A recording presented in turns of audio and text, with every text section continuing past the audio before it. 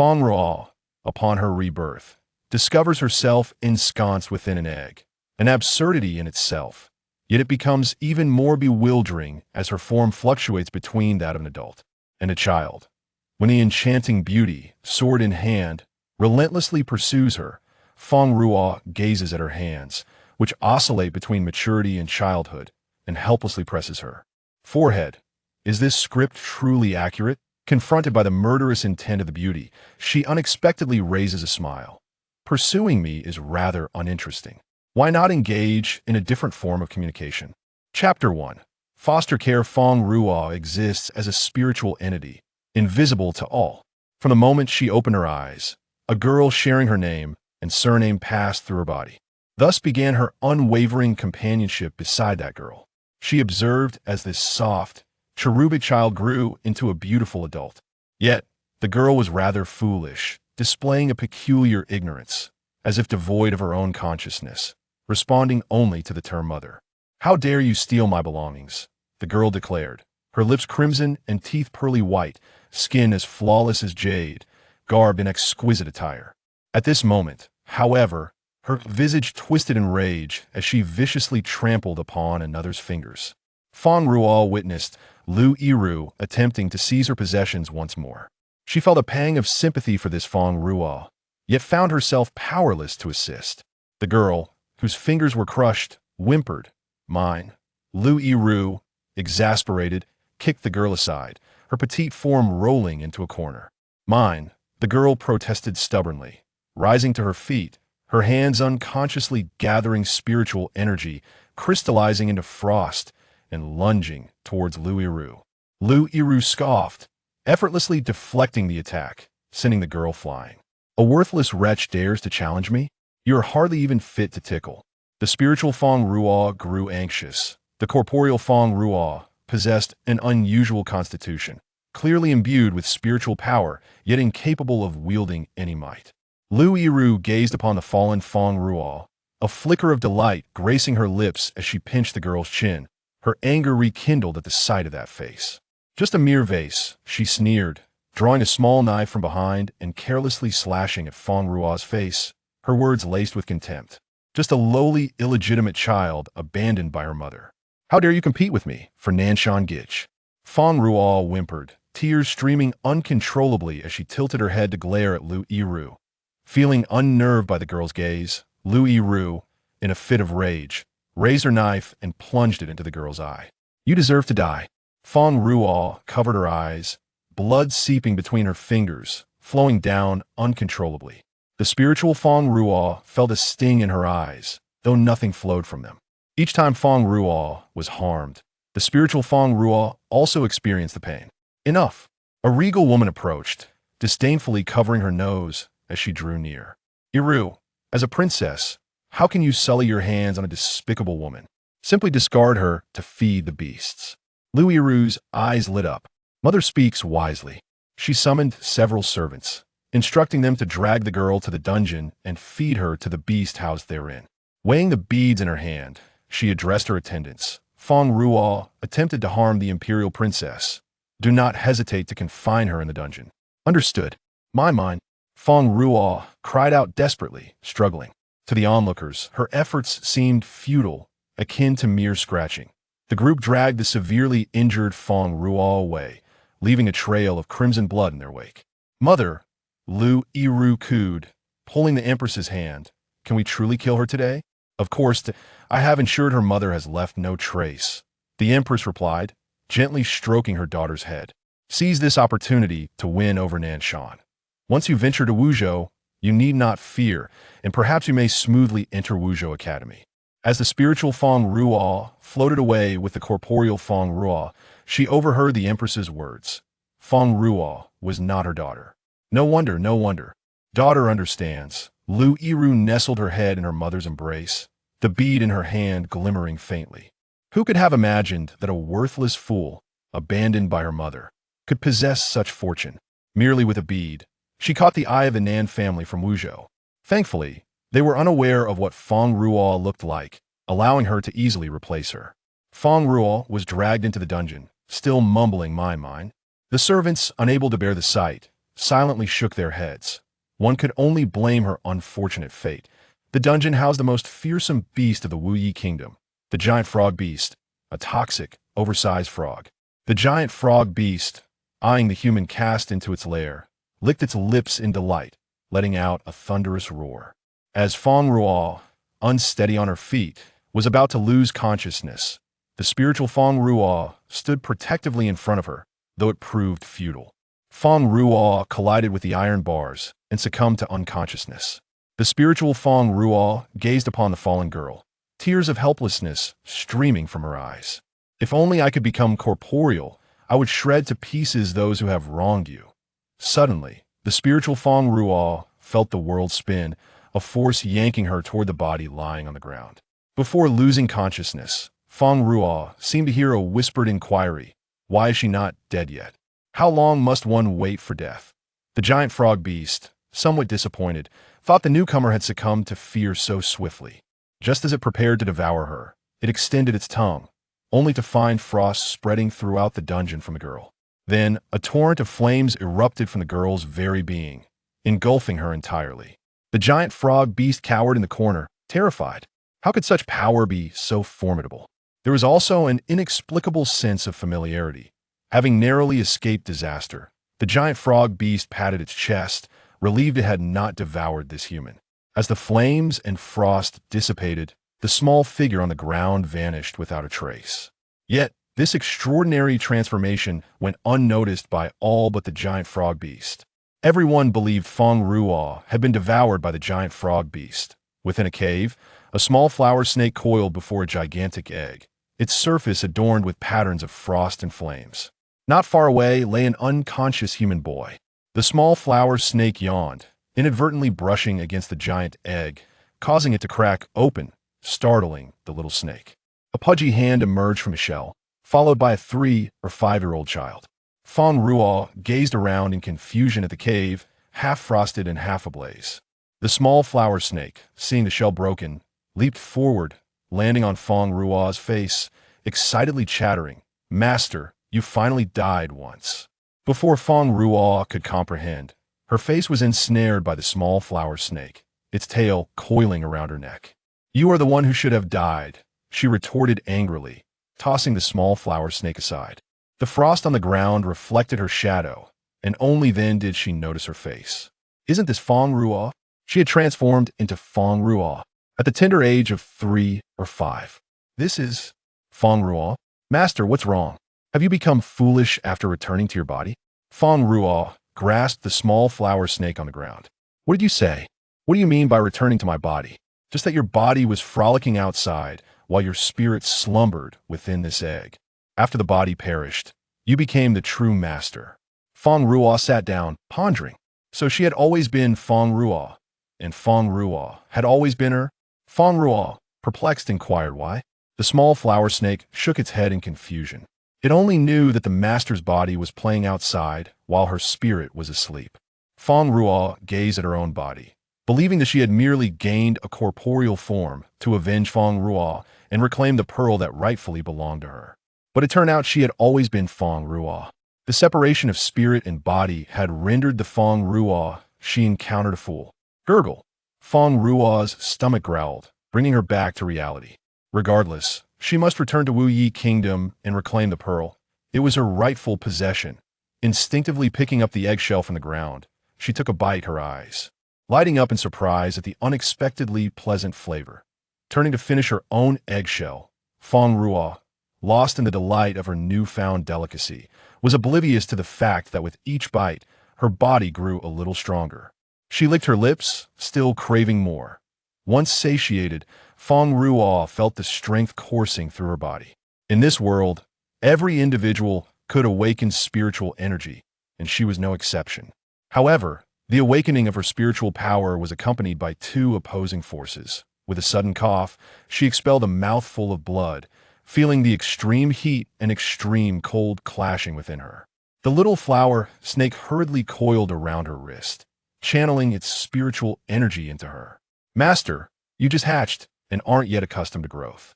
Why are you recklessly using your power?" The raging force within Fang Ruo was calmed. "Accustomed to growth? As she scanned her surroundings, she noticed there was indeed another person present, a young boy. Standing up, she realized she had taken on the appearance of a 14 or 15-year-old. Fortunately, her clothes had transformed along with her body. Otherwise, she would have been in quite the predicament. At her original age, she would have looked just as she did now. Approaching the boy lying on the ground, she marveled at his striking features. His fair skin, the remnants of blood at the corners of his mouth, and his blood-stained clothes contrasted with the steady rise and fall of his chest. He resembled a fallen beauty. Adorning his ears were delicate earrings featuring a lustrous light blue bead, engraved with flowing clouds, and below it hung a cascade of blue tassels. Unable to resist, Fang Ruo reached for the bead, unaware that she had sliced her fingertip, causing blood to drip onto the bead, which absorbed it entirely, emitting a blinding light. The boy's eyelashes fluttered as he grasped Fang Ruo's hand, struggling to open his eyes. Before he could see her clearly, she inadvertently knocked him unconscious. Staring at her shrunken hands, she was astonished to find herself transformed back into a 5 or 6-year-old child, sporting a guilty expression as she wriggled free from the boy's grasp and sprang up from the ground. "Oh no, oh no! I didn't mean to steal your bead!" Fang Ruo exclaimed in a panic, inadvertently biting her tongue. Had she known, she wouldn't have been tempted by its beauty. Why did she keep fluctuating between being an adult and a child? The little flower snake climbed on her shoulder, smacking its lips as it gazed at the boy on the ground. "Poor thing, just waking up only to be knocked out by you, master." "Aren't I your master? Why don't you speak up for me?" Fang Ruo puffed her cheeks, tugging at the little flower snake's face. After venting her frustration, she tossed the little flower snake to the ground, contemplating a hasty retreat as the snake cried out behind her. "Master, wait for me." As she exited the cave, she transformed back into her 15-year-old form and discovered that the surroundings were filled with trees. "Master, you forgot to wear this," the little flower snake exclaimed, bouncing onto her, its tail clutching a ring. 2 silver rings appeared in her palm, each intricately engraved with patterns of frost and flames. Fang Ruo examined the rings and inquired, "What are these?" I don't remember." The little flower snake twirled its tail above its head, having slept for too long and forgotten many things. It only recalled waiting for an egg to hatch, after which its master would appear, and they would return to that place together. Yet, her strength was still insufficient. They would have to wait a little longer.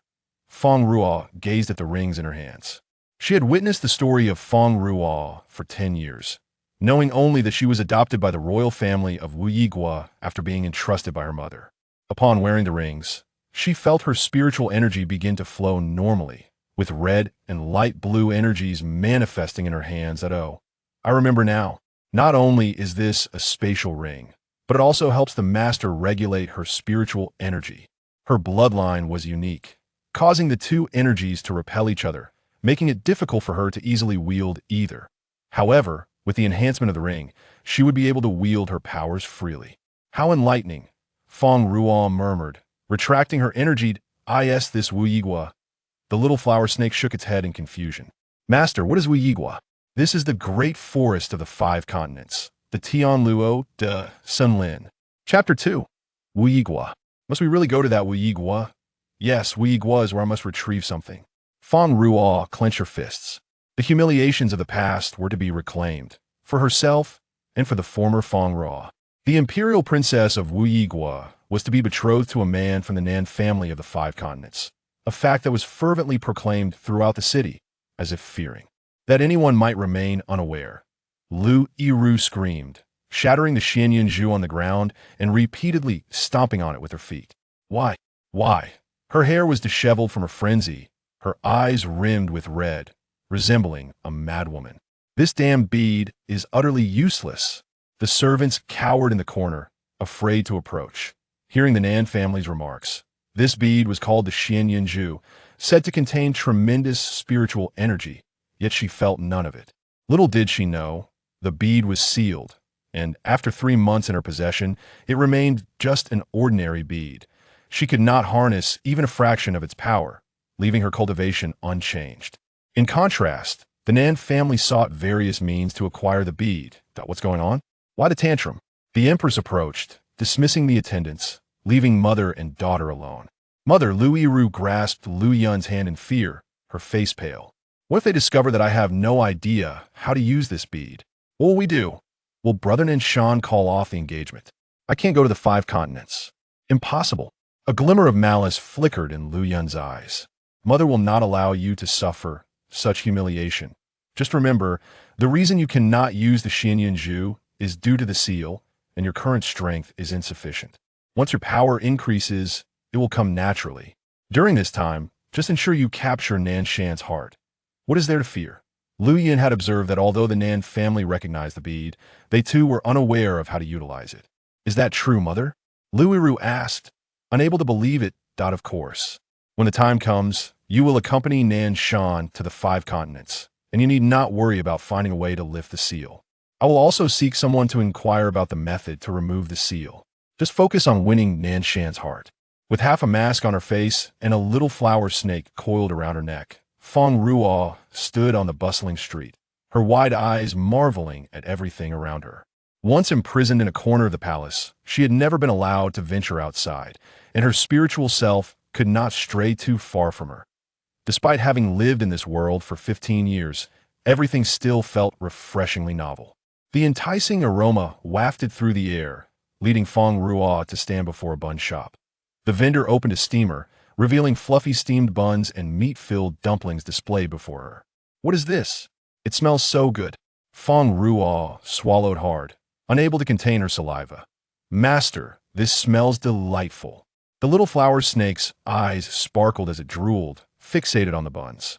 The vendor chimed in, Dear customer, these are freshly steamed buns and dumplings. Would you like two? Seeing the little flower snake, the vendor was unfazed, as many noble families kept spiritual pets. I want them. Fang Ruo exclaimed excitedly, reaching out, only to be stopped by the vendor. With a smile on his face, he said, Dear customer, that will be 6 low-grade spirit stones. Low-grade? Spirit stones? She recalled a servant who once delivered meals to Fang Ruo mentioning this term. This? A spirit stone materialized in her hand, its rich color radiating a greenish glow. The vendor's smile faltered, finally realizing she was a sheltered young lady from a wealthy family, and he did not dare to offend her, perhaps fearing her overprotection. Miss, this is a mid-grade spirit stone. Fang Ruo, with another hand, produced a spirit stone radiating a purple sheen. What about this? The merchant's expression shifted dramatically, hastily urging Fang Ruo to conceal it. It became evident to him that she was a sheltered young lady from a prestigious family. High-grade spirit stones were not easily found in such a modest locale. Here, a clear voice unexpectedly emerged from beside her as a hand stretched forth. Its owner, adorned in splendid garments, resembled a scion of a noble house. However, Fang Ruo found no pleasure in his gaze. Today, since fate has brought us together, allow me to treat you to a bun as a token of our meeting, he proposed. Fang Ruo cast a flat expression upon this individual, who, despite his handsome features, left her unimpressed. Yet, it seemed rude to disregard his offer of food. Oh, she responded, acknowledging him. How audacious. Our Nanshan Gongzi wishes to treat you, and this is your attitude? A servant behind him admonished Fang Ruo, pointing an accusatory finger at her. Nanshan stood quietly, refraining from countering his servant's words. Nanshan? The name echoed in Fang Ruo's mind. If memory served her right, it was this Nanshan family that had driven her to despair, seizing her precious pearl. Indeed, she had stumbled upon them without effort, saving herself the trouble of seeking them out. Nanshan stood with his hands clasped behind his back, appraising the woman before him. Although masked, her noble aura was undeniable. Coupled with the high-grade spirit stone she had displayed, Nanshan concluded that she was likely a runaway daughter from one of the 5 continents' esteemed families. The circulation of high-grade spirit stones was tightly controlled, either belonging to prominent families or concealed factions. Where do you hail from? Nanshan inquired. I cannot recall. I only remember that my name is a Ruo, Fang Ruo replied, shaking her head in confusion at a flicker of joy ignited in Nanshan's heart. Could it be that she had lost her memory? Then come with me. My Nan family will protect you, he declared, showing no intention of seeking her consent.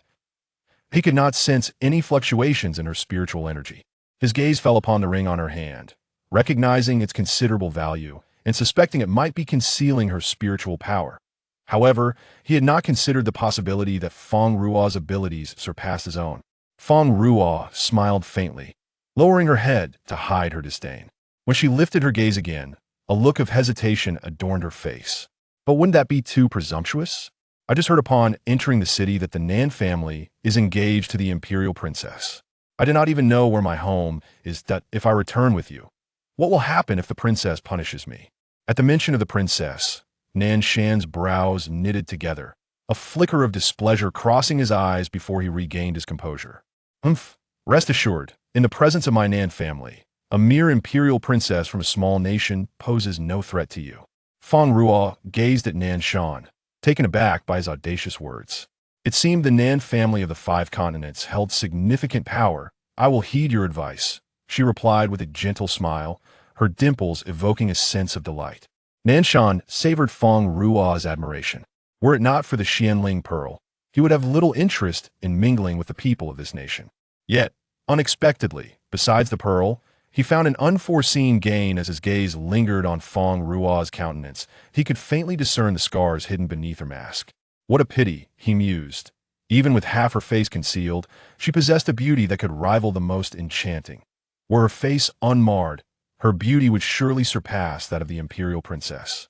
Fang Ruo followed Nan Shan back to their temporary abode. As she entered, an enticing aroma enveloped her senses, accompanied by a familiar voice that reached her ears. Brother Nan Shan, you're back. I specially made you some white fungus soup. Lu Yiru, beaming with joy, rushed towards Nan Shan, only to halt abruptly upon noticing Fang Ruo behind him. Her smile vanished, her steps faltering, her gaze momentarily bewildered. Impossible, Lu Yiru vehemently denied within herself, suppressing her displeasure. That wretched girl perished in the belly of the giant frog beast. She cannot possibly be here. Fang Ruo fixed her gaze intently on Lu Yiru, memories of past humiliations flooding her mind, suppressing the urge to confront her with a single blow. Chapter 3. Reunion with Lu Yiru. If she were to perish so easily, it would be too lenient a fate for her. Emerging from her cocoon, the torment of being wronged by Lu Yiru haunted Fang Ruo day after day, as she battled against the collision of her physical and spiritual energies, leading to countless breakdowns of her body. She had endured all this suffering for revenge, to reclaim her Xianling pearl. Brother Nan Shan, who is this person? Lu Yiru demanded, her finger pointing accusingly at Fang Ruo, her glare fierce. We are already betrothed. How can you bring another woman back with you? Lu Yiru shrieked, adopting the demeanor of a jealous shrew. Nan Shan found her behavior utterly distasteful. Merely being engaged did not grant her ownership over him, nor did it mean that others could not be near him. Enough, he interjected, his displeasure evident. She is merely my recognized sister. What pretense is this? It was said that the imperial princess was unparalleled in beauty, possessing intelligence and grace. Yet, it seemed she was merely a pretty face devoid of wit. Were it not for his desire for the Xianyun pearl, he would have little patience for this imperial princess. Brother Nan Shan, the princess suddenly realized her misstep, hastily grasping his hand. I did not mean it. I simply adore you too much. Nan Shan regarded the girl, her head bowed in a submissive manner, and ultimately did not shake off Lu Yiru's hand. Fine, I understand, he replied softly. Lu Yiru, before our marriage, it is best you do not meddle in my affairs. After we wed, I shall certainly treat you with utmost devotion. Lu Yiru's eyes brightened, her lips pursed. I believe you, Brother Nan Shan. As long as she could capture Nan Shan's heart during this period, she would not fear those wretched girls. She would be the rightful wife of Nan Shan. Take those elixirs I gifted you and cultivate diligently. If you can break the seal by our wedding day, it would be an added blessing, he added, tenderly patting Lu Yiru's hand. Upon learning that the seal of the Xianling pearl would only be lifted when Lu Yiru's rank as a spiritual master reached the 3rd tier, the Nan family had provided a batch of elixirs to aid in her cultivation. Now, with the assistance of these elixirs, Lu Yiru had reached the 8th level of spiritual master and was on the verge of breaking through to the 1st tier. The ranks of spiritual masters were divided into 9 tiers, with each tier culminating in the formation of a halo. The color of the halo represented different natural attributes, with gold, wood, water, fire, and earth being the most common. However, a fortunate few could attain special natural attributes, including purple lightning and white ice. Individuals would choose the attribute most suited to them for cultivation. Only a rare few could cultivate multiple attributes simultaneously. Fang Ruo, upon hearing this, rolled her eyes internally at Lu Yiru's gullibility. This grand performance could not unfold without her involvement. Brother Nanshan, Fang Ruo pinched the edge of his garment with her fingers, tilting her head and gazing up at him with pleading eyes, her fingers gently swaying. "I'm hungry." Though half-masked, her eyes sparkled with allure, enveloped in a mist of vulnerability. Her pitiful demeanor evoked sympathy. Instantly, Nanshan released Lu Yiru's hand, turning to Fang Ruo. "It was my oversight. Yiru, did you not prepare the white fungus soup? Ruo is hungry. Please feed her first." Lu Yiru protested. "No, Brother Nanshan, that was made especially for you. Look, I even got blisters from preparing it." She raised her hand, showing off her delicate skin dotted with red spots. Nanshan glanced at her dismissively, his patience waning. "A bit of ointment will suffice. As the imperial princess, why must you do menial tasks yourself?" Taking Fang Ruo's hand, he led her past Lu Yiru, a smirk playing on his lips as she passed by, not forgetting to offer a provocative smile. Lu Yiru, as a princess, had never encountered such blatant provocation, and her temper was understandably uncontrollable. "You wretched woman, you deliberately mentioned hunger to prevent Nanshan Gij from enjoying my tremendous soup." Fang Ruo, like a startled rabbit, cowered behind Nanshan, trembling with fear. "Nanshan Gij, the esteemed princess is so fierce. I am terrified. Perhaps I should take my leave." The little flower snake glanced up at its master, bemused by the exaggerated performance. Although Nanshan suspected that Fang Ruo might be feigning her fear, he chose to side with her. The distinction between an obscure young lady and a beautiful but brainless princess was clear to him. He recognized where the greater advantage lay. "Lu Yiru," Nanshan admonished, startling Lu Yiru, who felt her eyes welling with tears. "Nanshan, I am of the Wu Yi kingdom. How dare you speak to me in such a manner?" Having been a princess for over a decade, she was accustomed to being pampered and adored. The audacity of Nanshan to scold her was shocking. "You will regret this," Lu Yiru declared as she swept away. Nanshan rubbed his temples in frustration. This princess's volatile temperament was utterly exasperating. Nanshan Gij, Fang Ruo tugged at the hem of his garment, her demeanor pitiful. Meeting her gaze, Nanshan reached out to gently ruffle her hair, speaking with affection. "Do not fear. I am here." In that moment, Fang Ruo nearly vomited from the sudden tug on her hair, but she held back, thinking that if it weren't for the desire to annoy Lu Yiru, she would prefer Nanshan to keep his distance. "Thank you, Nanshan Gij." Though her mood was dismal, the thought of Lu Yiru's embarrassment brought a smile to her lips. "Ruo, with me by your side, you need not harbor any concerns." Nanshan was immensely pleased by Fang Ruo's reaction. A compliant and beautiful woman was far more intriguing than that foolish princess. However, until he obtained what he desired, he still had to indulge her. The elder accompanying Nanshan, after ensuring Fang Ruo was settled, began to lecture him. "Young master, today you acted rather recklessly. If you were fond of that girl, you should have brought her back discreetly. The princess currently favors you, presenting a prime opportunity for us. Do not delay our plans." The elder stroked his beard, his murky eyes observing the proud and noble youth. "Can we not simply seize the item directly?" The elder replied, "The Xianling pearl is sealed. If we cannot break the seal, bringing it back would serve no purpose." Nanshan's expression soured, yet he maintained his composure as he responded, "I understand." Rising to depart, he glanced back at the seated elder. "As long as we acquire the method to lift the seal, that will suffice, Elder Sui." Elder Sui smiled, remaining silent. With a scoff, Nanshan exited. Fang Ruo remained in her chamber, calmly attuning herself to the flow of spiritual energy within her. Two distinct attributes of spiritual power intertwined harmoniously within her, creating a miraculous coexistence, forming a sea of blue and red. How peculiar. Could it be due to the ring? My powers seem to be merging ever more seamlessly. Chapter 4. A midnight infiltration of the imperial palace. The little flower snake yawned and comforted. "That is certainly true. This power is inherently that of the master and should rightfully be utilized by them. Once the master's strength is fully restored, they will be able to return. I eagerly await that day. The little flower snake's cool body pressed closely against Fang Ruo's neck. Master, where are you going to change your clothes?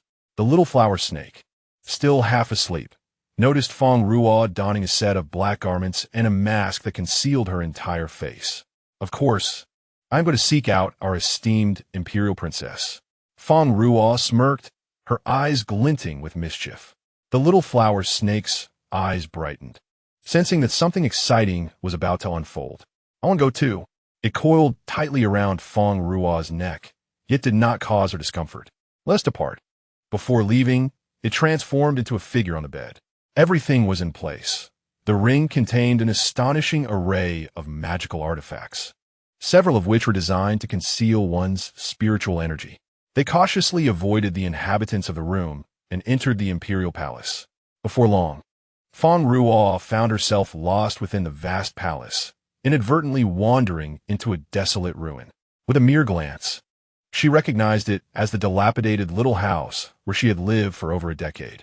After all, she had never ventured beyond her humble abode. The only time she had stepped outside was when Lu Yiru had dragged her off to feed the giant frog beast. Once she had known nothing, but now, things were different. A noise emanated from the corner, prompting Fang Ruo to quickly hide.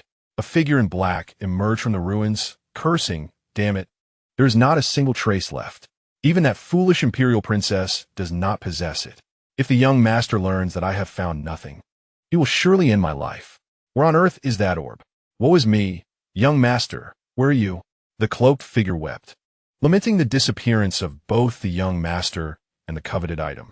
Fang Ruo inexplicably felt that the young master being spoken of was the young man she had encountered the other day. It must be said, he was indeed strikingly handsome. Yet they too were after the Xianyunju. However, the Xianyunju was currently in Lu Yiru's possession. Why then did this individual claim it was missing? She had witnessed Lu Yiru and her mother snatch it from her very hands. She needed to find Lu Yiru quickly to confirm the situation. Furious, Lu Yiru returned to the palace.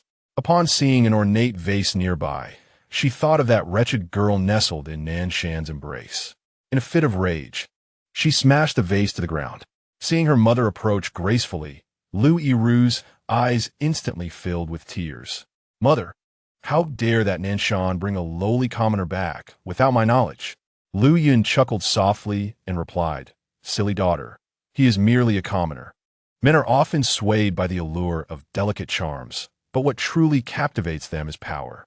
At that moment, Fang Ruo happened upon the conversation between the mother and daughter. Lu Yiru attempted to interject, but no more buts. The Xianyunju contains immense power. Today, I have uncovered some leads regarding it. I guarantee that soon, I will help you dispel the seal. Lu Yiru's face lit up with joy. "Really, mother?" Lu Yun smiled mysteriously. "Of course. I never anticipated that the wretched girl's mother would go to such lengths to seal her." Lu Yiru clutched the orb in her hand, a glimmer of light flickering within it. "Master, is that your item?" The little flower snake gazed at the dim Xianyunju, feeling a sense of familiarity, yet unable to recall where it had seen it before. Fang Ruo covered her eyes and remained silent. Since earlier, her eyes had been inexplicably warm.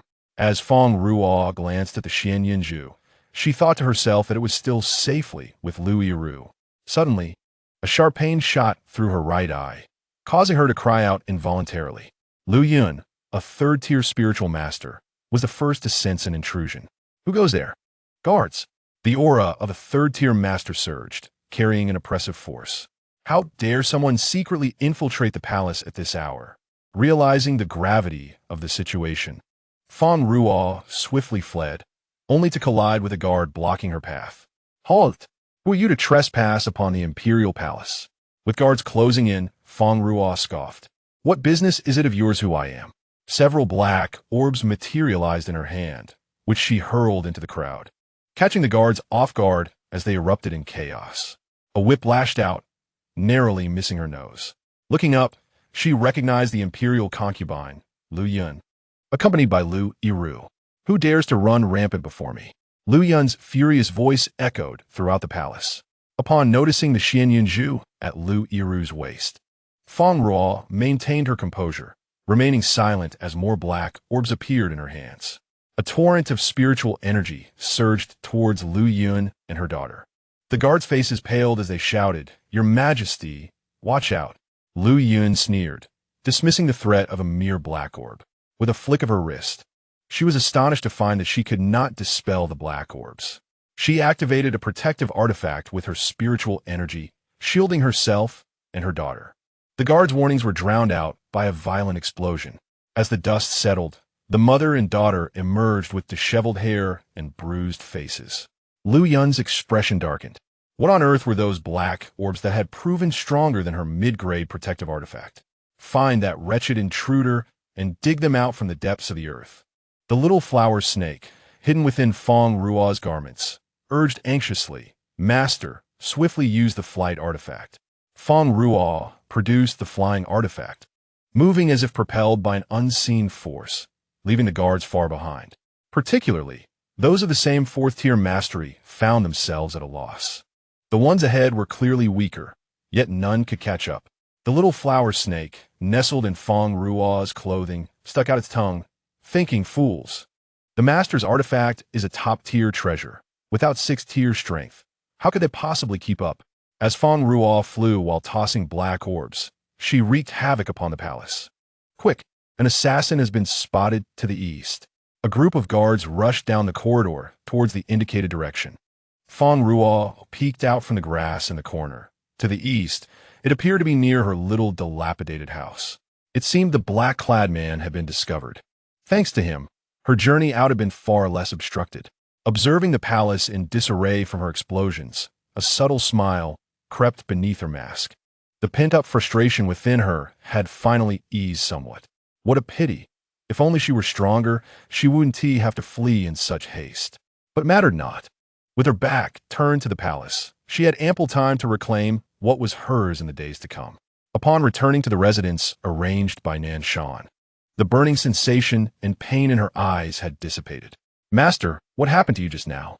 The little flower snake inquired with concern. "It's nothing. I just hurt for a moment," Fang Ruo replied, puzzled as she lowered her hand from her eyes. "Never mind, let us rest. The commotion today has given them plenty to occupy themselves with." Chapter 5. The Imperial Princess becomes a pig's head at the break of dawn. Fang Ruo lazily stretched her limbs. Last night had truly exhausted her, and just as she had finally managed to rest, the commotion outside roused her from slumber. Adorning her mask, she opened the door to find Nanshan standing before her, his raised hand awkwardly lowering. Feigning calmness, he said, "Ah Ruo, you are awake. Today, you shall accompany me as my maid into the palace to observe the situation." Fang Ruo blinked in confusion. "Brother Nanshan, what purpose do we have in the palace?" Following behind Nanshan, she feigned ignorance. Last night, an assassin infiltrated the palace, injuring the Empress and the Imperial Princess.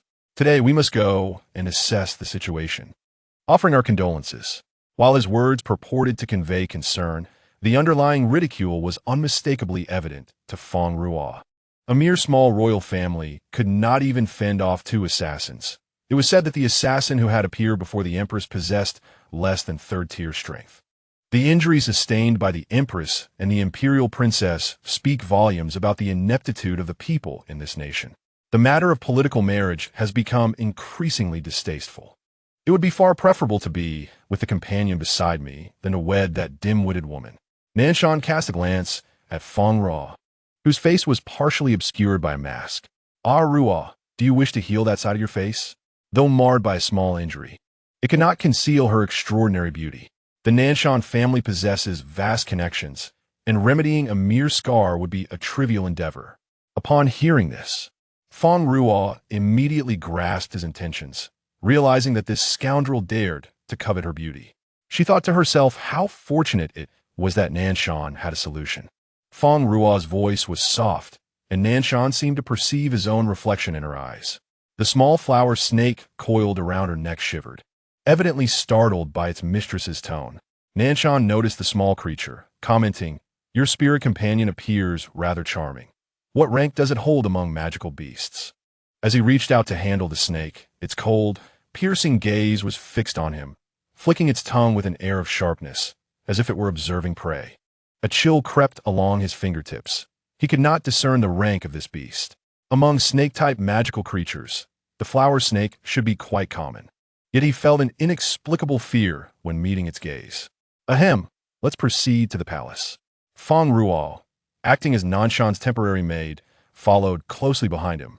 Truly only a figurehead with no actual duties. She obediently trailed behind Nanshan, curious to see how the Empress and Lu Yiru had fared. Last night, in her haste, she had barely had a chance to take a good look before fleeing. Upon entering the palace, the small flower snake around Fang Ruo's neck vanished. The Empress, veiled and with medicinal ointment applied to her face, welcomed Nanshan. Upon seeing Fang Ruo standing behind him, her expression shifted slightly. Young Master Nanshan, who is this? Nanshan introduced. This is my maid, Ruo. Fang Ruo greeted the Empress without performing a bow, saying, Greetings, Your Majesty, I am Ruo, Nanshan's maid. The Empress's expression soured at the apparent disrespect shown by Nanshan's maid. Yet, Nanshan showed no signs of reproach. Instead, he stood protectively in front of Fang Ruo, saying, Please do not take offense, Your Majesty. She is newly acquired and has yet to learn proper etiquette. I apologize on her behalf. With a wave of his hand, servants approached, carrying dozens of boxes. Upon opening them, each box revealed precious spiritual herbs and magical artifacts.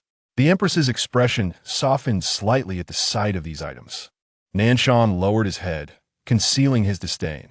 Clearly, the Empress of this small nation had never encountered such treasures and was easily pleased. Fang Ruo felt a sense of joy, listening as the small flower snake communicated with her, informing her that Lu Yiru was hiding behind the Empress's chair. Upon learning of Nanshan's arrival, Lu Yiru had initially appeared elated, but upon seeing Fang Ruo at his side, her expression had immediately soured. She was now concealed behind a screen, gnawing on her handkerchief. The Empress, despite being a third-tier spirit master and injured, was still far superior to Lu Yiru, who was merely an eighth-tier spirit master, not even reaching the first rank. The extent of her injuries was evident. Her hair appeared sparse, and her face was wrapped in bandages. It would be a disservice not to let Nanshan witness the fruits of her efforts from the previous night. With a mischievous thought brewing, Fang Ruo quietly positioned herself behind Nanshan. The small flower snake, now invisible, hid above, astonishingly unnoticed by those present. It seemed the small flower snake was more formidable than she had anticipated. Lu Yiru, fuming, gnawed at her handkerchief, mentally berating the brazen woman who dared to vie for Nanshan's attention. What a maid! Merely an excuse to linger by Nanshan's side. Infuriated, she contemplated stomping her foot, touching the bandage on her face. Last night, numerous spiritual herbs had been employed to restore the flesh that had been blown away. Yet, one night's time was far from sufficient for complete recovery. Her cheeks were swollen, and her eyes were squinted. If the former imperial princess had been a paragon of beauty, now she resembled an unsightly visage. Fang Ruo communicated discreetly with the small flower snake, which flicked its tongue, fixating on Lu Yiru below. This was the woman who had tormented her mistress. Today, it sought to avenge its master. Lu Yiru attempted to quietly slip away. Seizing the opportunity, the small flower snake darted down from its perch, causing Lu Yiru to stumble. Losing her footing, she fell forward. The veil that had concealed her face swept away by an unseen gust, landing on the ground. She cried, raising her head in anguish only to meet Nanshan's unblinking gaze, which bore traces of disdain. Nanshan turned his head, finding the scene offensive to his eyes. A cry of despair escaped the Empress as she witnessed her daughter fall. Of all places to land, Lu Yiru's face met the ground, exacerbating her already painful injuries. In a panic, she rushed down from her position, exclaiming, Child! A gentle breeze unexpectedly lifted the Empress's veil, revealing the pockmarked visage beneath. In her concern for Lu Yiru, Lu Yun had neglected to treat her own injuries from the previous night, leaving her face marred by the remnants of the blast. The once delicate and regal Empress now bore no resemblance to her previous beauty. In her haste, she slipped and fell, landing atop Lu Yiru. The already distraught Lu Yiru fainted from the impact. Fang Ruo observed this spectacle, feeling a twinge of regret. The instigator, the small flower snake, quietly reveled in the chaos alongside its master. Fang Ruo had not anticipated Lu Yiru's fragility, as she succumbed to unconsciousness before her fiancé in such a manner, shattering the proud imperial princess's defenses. She glanced at Nanshan, feigning shock at the tragedy. Heavens! The imperial princess has fainted. The empress urgently called for a healer, shouting, "Where's the healer? Quickly, summon the healer." Cradling Lu Yiru, she implored, "My child, do not frighten your mother. Wake up." Chapter 6. Tremors. Lu Yun, unable to maintain her composure, was reassured by the elder accompanying her, who hesitantly spoke, "Your Majesty, do not panic. The imperial princess will be fine." His words were clearly a mere verbal consolation. The elder's gaze fell upon the dull, lifeless bead at Lu Yiru's waist, resembling an ordinary glass orb. Lu Yun internally scoffed at the Nanshan family's actions. By the time the healer arrived, the empress had already ordered for Lu Yiru to be taken to her chambers. The healer, after examining the situation, exchanged an awkward glance with the empress. Nanshan and the others waited outside. The healer whispered, "Do not worry, Your Majesty. The imperial princess has merely been startled and is not in serious danger." The empress replied curtly, "Very well, you may leave." Once the crowd was dismissed, she gazed at her daughter lying on the bed, sighing, "Child, please open your eyes." The figure on the bed fluttered her eyelashes. "Mother, my face." Lu Yiru's tears welled in her eyes. Lu Yun stroked her daughter's head, saying, "Do not fear. Your mother is here." Outside, Fang Ruo's feet ached from standing, while the small flower snake had seemingly wandered off to play, unresponsive to her calls. Finding it difficult to remain, she called out, "Nanshan Gij." Fang Ruo understood that despite her own injury, her beauty remained captivating. Her time spent with Nanshan had made her acutely aware of how to move his heart.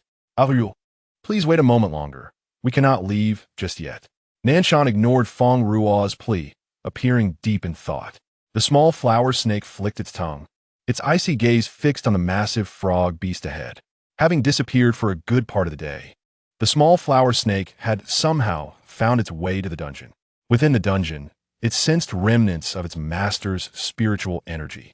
The enormous frog beast concealed itself in the corner, striving to diminish its presence. Its corpulent form overflowed from the confines of its cage. With its large, expressive eyes cast downwards, it dared not gaze directly at the diminutive flower snake before it. "What brings you here?" In the hazy recollections of the flower snake, a creature such as the giant frog beast ought not to inhabit this modest realm of Wuzhou. The giant frog beast, burdened with unspoken woes, was equally perplexed as to its presence in this place. Awakening from a long slumber, it found itself in an unfamiliar land, imprisoned for over a decade. Yet, instinctual fear emanating from its beastly nature rendered it speechless in the presence of the small flower snake. "Do you wish to escape?" The flower snake coiled around the bars of its cage. Flower snake, where have you gone?" echoed its master's voice in its mind. "No need to thank me." The flower snake glanced back at the giant frog beast before slipping away. As the oppressive aura dissipated, the giant frog beast finally exhaled in relief. Observing the dungeon that had ensnared it, it opened its mouth wide and unleashed a beam of spiritual energy upon the cage. The structure trembled, reverberating throughout the underground, concluding its daily ritual of destruction. Fine cracks appeared along the bars, precisely where the flower snake had just entwined. The giant frog beast's enormous eyes sparkled with joy. "Young Master Nan, the imperial princess is currently unwell and unable to receive guests. I hope for your understanding." Lu Yun adjusted her veil once more. Nanshan would have preferred not to see that unsightly woman at all, yet he maintained a courteous facade. "Then we shall wait until the imperial princess has recovered. Have the assassins from last night been apprehended? Perhaps my family should also dispatch some spiritual masters to assist the empress in capturing them. I have heard that the assassin is cunning and previously set fire to a small house in the east." The empress maintained her composure, expressing gratitude for the Nan family's assistance, but insisted that this trivial matter did not require their intervention. The ground trembled slightly, prompting Nan Shan to gaze curiously at the surface beneath his feet. The Empress's expression shifted, and she quickly dismissed the Nan family with a few words. A maid hurriedly approached with a report. What is happening in the dungeon? Replying to the Empress, the giant frog beast has been restless again, but we are unsure why its movements are so pronounced this time. The Empress gestured for her to step back. Keeping this giant frog beast poses a constant threat.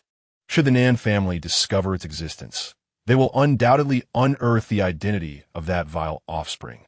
Lu Yin scoffed, her gaze sharp. The Nan family claims to assist at this juncture, but I suspect they are merely investigating the palace. And as for that detestable assassin, why do they have to choose that dilapidated house? 2 assassins, making a grand effort, yet they captured neither. Could these 2 be sent by that vile offspring's mother? No, that wretched woman has long since passed. It must be others from rival factions. Yet, that maid remained a concern, preoccupied with worries about Lu Yiru. She had not taken the time to observe the maid closely. Just a fleeting glance revealed a striking resemblance to that vile offspring. No wonder her daughter could not tolerate the presence of this maid by Nan Shan's side. Summon my trusted confidants, the Empress commanded, and investigate the maid from Nan Shan's household. It is better to mistakenly eliminate 1,000 than to let one slip through. She is merely a lowly maid. Her demise would suffice. Furthermore, the dilapidated house must remain a secret. The Nan family must never learn the true identity of the master of the Xian Yunju. Her daughter deserves the finest treasures of this world, and she will not allow a vile offspring to trample upon them. The ruined small house, however, had caught the attention of the Nan family.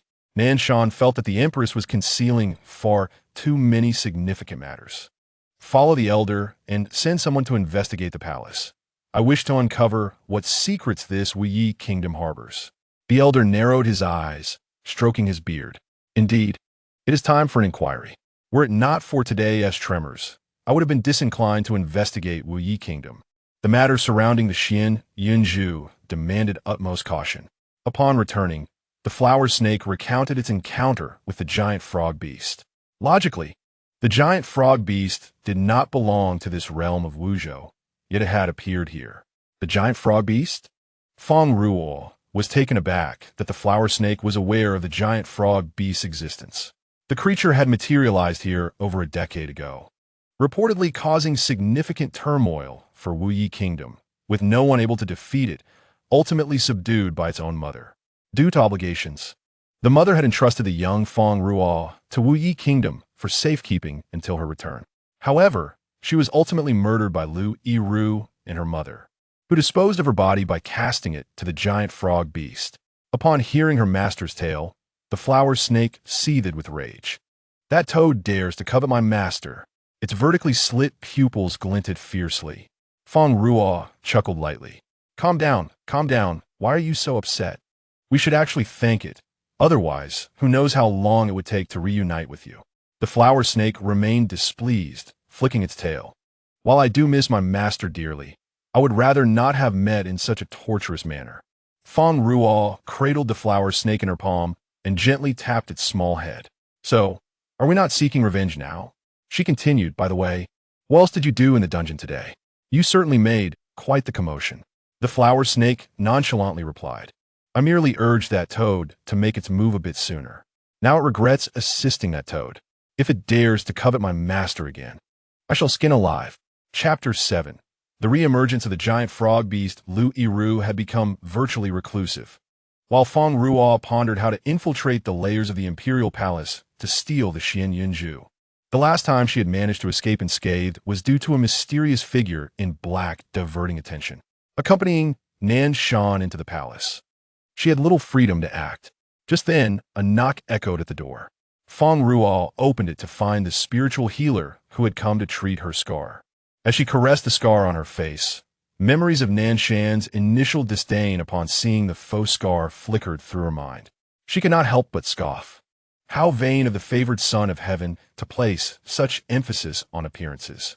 It was no wonder that since Lu Yiru's injury, she had not seen him meet with the imperial princess. Do not worry, my lady. Your scar will soon fade, the healer reassured her kindly, mistaking Fang Ruo's touch as concern over the scar's permanence. Had Fang Ruo known the healer's thoughts, she would have laughed aloud. Why would she fret over a mere faux scar? Even if it were genuine, she would not care. After applying the ointment, Fang Ruo donned her mask once more. The flower snake returned to inform her that the Nan family was investigating the unusual disturbances from that day. Thus, she resolved to lend the Nan family a hand. The existence of the giant frog beast could no longer be concealed. A glimmer of determination shone in Fang Ruo's eyes. Days later, the streets were rife with unease as rumors spread. The massive frog beast had reappeared. It was said that several magical creatures in the eastern forest had mysteriously vanished. Some claimed to have glimpsed the shadow of a colossal beast. Could it be the same? The elderly trembled as they spoke of this topic, recalling the calamity from over a decade ago, as though it were unfolding before their eyes. Such rumors inevitably reached the ears of the Nan family, who were already seeking information. Nanshan was taken aback. A gigantic frog beast? An underling reported, "It is said that over a decade ago, a giant frog beast appeared." The elder opened his murky eyes wide. The giant frog beast resides in Tianling continent. How could it appear here? His conviction that Lu Yiru possessed the Xian Yunzhu grew stronger. Elder, young master, I have discovered another matter. Over 10 years ago, a foreign woman subdued the giant frog beast, and she was accompanied by an infant. This infant was fostered in the palace, yet very few knew of her existence. Now she seems to have vanished. Could that burned-down small house be linked to this incident? Nanshan, as the scion of the Nan family, possesses a keen investigative acumen when it comes to uncovering the truth. However, we are still unable to ascertain the specifics of the matter. With a wave of his hand, Elder Sui gestured for the scouts to withdraw. Elder, in my opinion, it would be better to cancel the engagement and directly seize the Xian Yunzhu, he suggested. Yet, Elder Sui, seemingly wary of something, firmly refused, stating, "No, the betrothal must remain intact." Nanshan could not comprehend Elder Sui's concerns. After all, it was merely a Xian Yunzhu. Even if it bore a seal, could it truly not be undone? Nevertheless, the deception of the royal family could not simply be overlooked. A small flower snake perched on the rooftop, eavesdropping on the conversation within, flicked its tongue. In a flash, it departed from the rooftop. Upon receiving the news from the small flower snake, Nanshan and Elder Sui had already exited the premises. The time had come for her to showcase her prowess. The small flower snake coiled around Fang Ruo's neck as they concealed their presence and made their way towards the dungeon. With swift movements, they incapacitated the guard stationed outside the dungeon. Pushing open the door, they descended into the depths below. The massive frog beast resting in the dungeon opened its eyes. "It has been a long time, giant frog beast," a melodious voice chimed. The giant frog beast raised its eyes and recognized the human it once craved but could not consume. Habitually, it opened its mouth wide, releasing a terrifying aura. The giant frog beast stood frozen in place. Is that not the snake? In an almost instantaneous movement, it shrank back into a corner, trembling. The small flower snake exhaled sharply, letting out a cold huff. "So, you wish to devour my master?" it questioned. "You ought to consider your standing before daring to covet my master. I had even considered releasing you." "Enough, little flower," Fang Ruo interjected, not wanting to delay their plan. "You wish to leave, do you not?" The giant frog beast nodded vigorously, having longed for freedom but lacking the opportunity. It cursed the woman responsible for the powerful seal. "I will assist you in escaping, but you must do me a favor in return." The giant frog beast, brimming with arrogance, initially scoffed at the notion of assisting a mere human. The small flower snake shot at a fierce glare, causing the giant frog beast's spine to chill.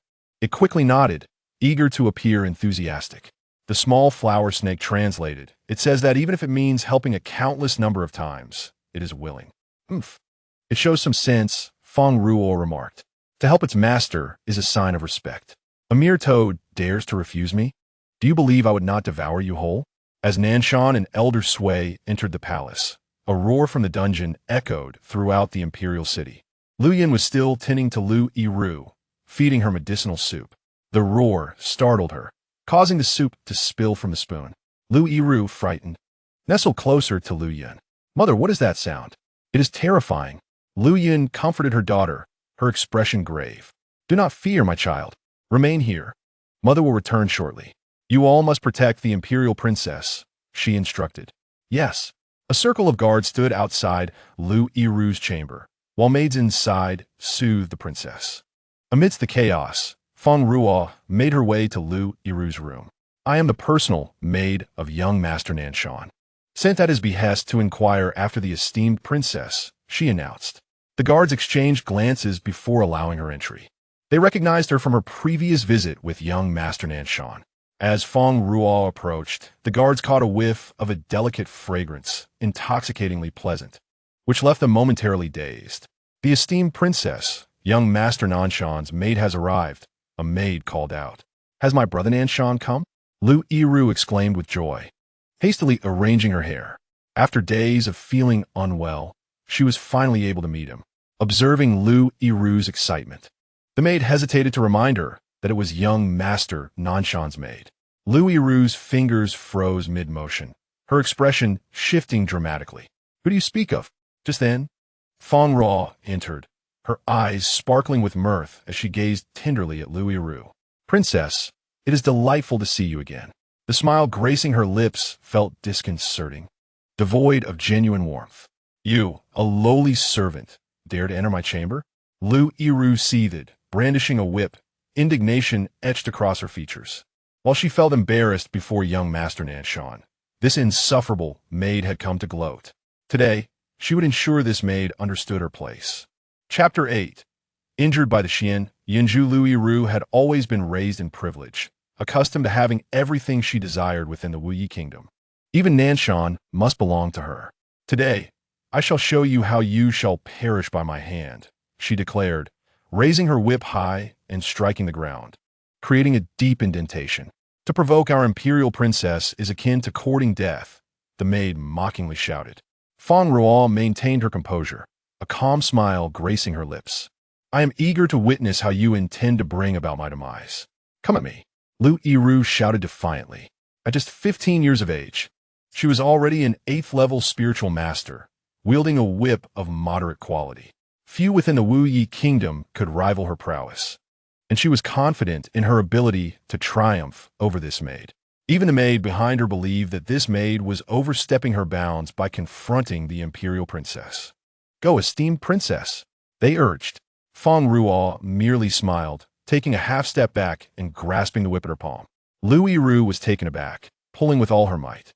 Yet, the whip remained immovable, as if it were unaffected by her efforts. "Why, esteemed princess, have you ceased your movements? Do you wish to gift me this whip?" Fang Ruo mused, inspecting the whip before sighing. What a pity, merely a moderate quality artifact. A surge of spiritual energy erupted from her being as she tightened her grip on the whip. Lu Yiru stumbled as the whip tore from her grasp, flying back towards her, its handle mere inches from her hand. Lu Yiru cried out, "My artifact!" Moderate quality artifacts were rare and valuable within the Wuyi kingdom, not easily possessed even by noble families. Lu Yiru's whip had been procured with difficulty by Lu Yun, making it exceptionally precious. "You dare!" Lu Yiru exclaimed in outrage. "How is this possible?" The maid behind her cowered in fear, collapsing onto the ground. She has already reached the first-tier spiritual master level. Lu Yiru, possessing innate 6th-level spiritual energy, had always been a prodigy, yet she was merely an 8th-level spiritual master at present. Fang Ruo scoffed. "In this world, countless prodigies exist. If 6th level qualifies one as a genius, what am I innate mastery?"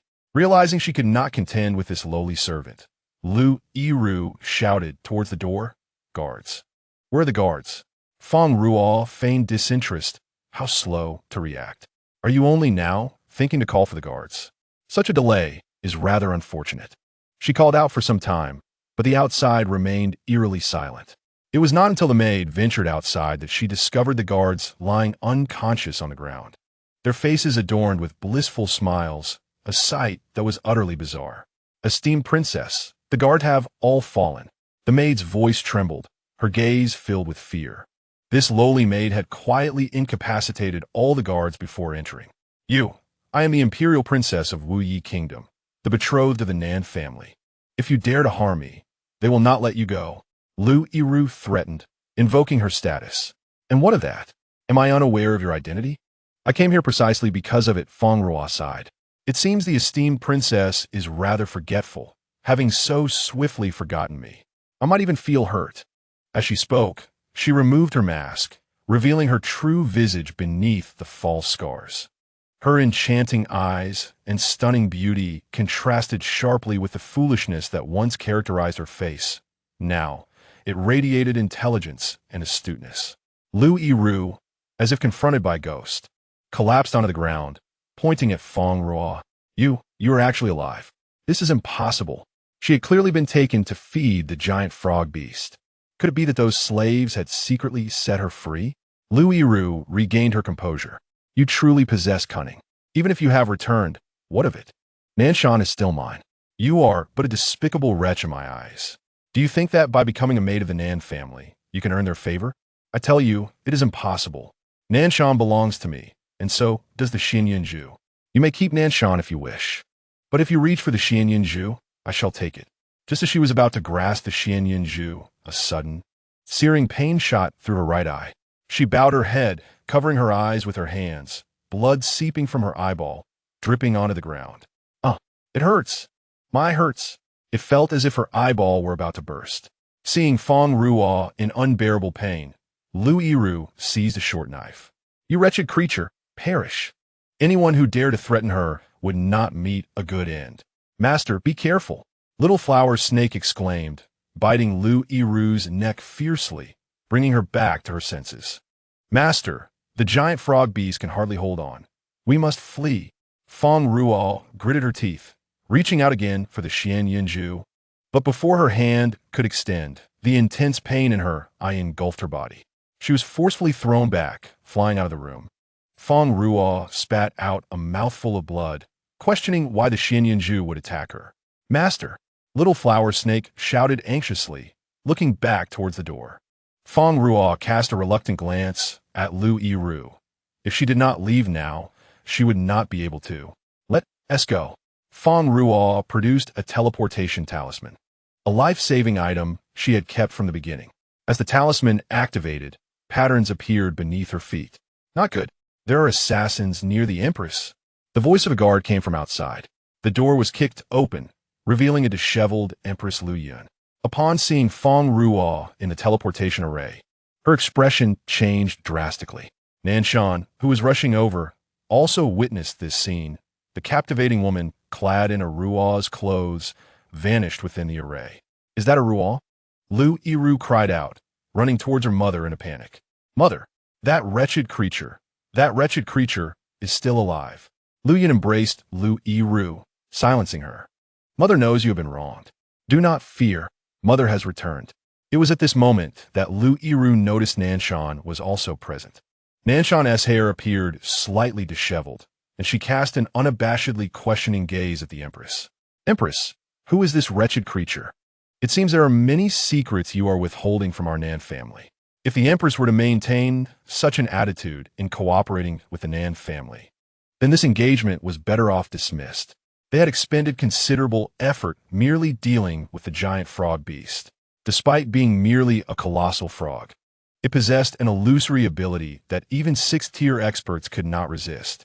The fact that such a dangerous beast was imprisoned in the dungeon without their knowledge had led to the deaths of several of their skilled members at the hands of the giant frog beast. Nanshan waved her hand, leading the Nan family members out of the imperial palace. Lu Yun, holding Lu Yiru, was at a loss. Lu Yiru remained stunned by the abruptness of the annulment. Chapter 9. The transformation of the body, the sounds of chirping birds, and occasional roars of wild beasts filled the air as she opened her eyes. Sunlight filtered through the gaps in the leaves, striking her face with an intense brightness. She raised her hand to shield her forehead, the dappled shadows falling over her eyes. A serpent's head appeared before her, glistening with tears. Master, you have finally awakened. Little Flower Snake's voice was filled with relief. Fang Ruo sat up, rubbing her head. How long have I been asleep? Gazing at the tranquil forest, she felt an unprecedented sense of peace, as if this place enveloped her in comfort. Perhaps 5 moons and 5 suns have passed. Little Flower Snake tapped its head thoughtfully. It has been 5 days and nights. Fang Ruo was astonished by how long she had slept. Looking up at the sun, she couldn't help but exclaim, "This is the Tian Luo Great Forest?" "Indeed, master. We have returned."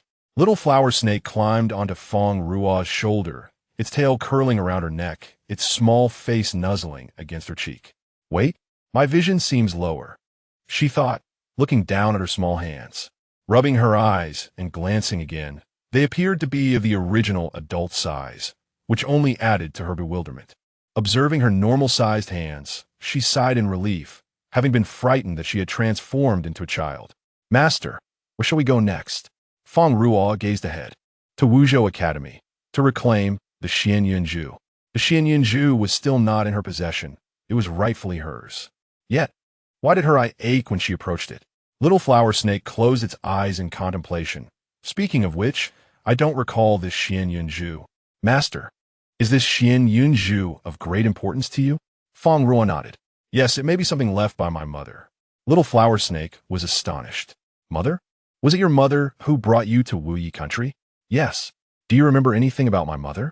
Little flower snake shook its head in confusion. In its limited memories, there was no figure of a mother.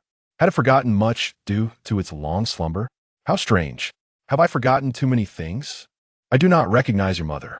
Fang Ruo gently patted Little Flower Snake's head. "It's all right. Let us set off." First, they needed to leave the forest, as it was perilous.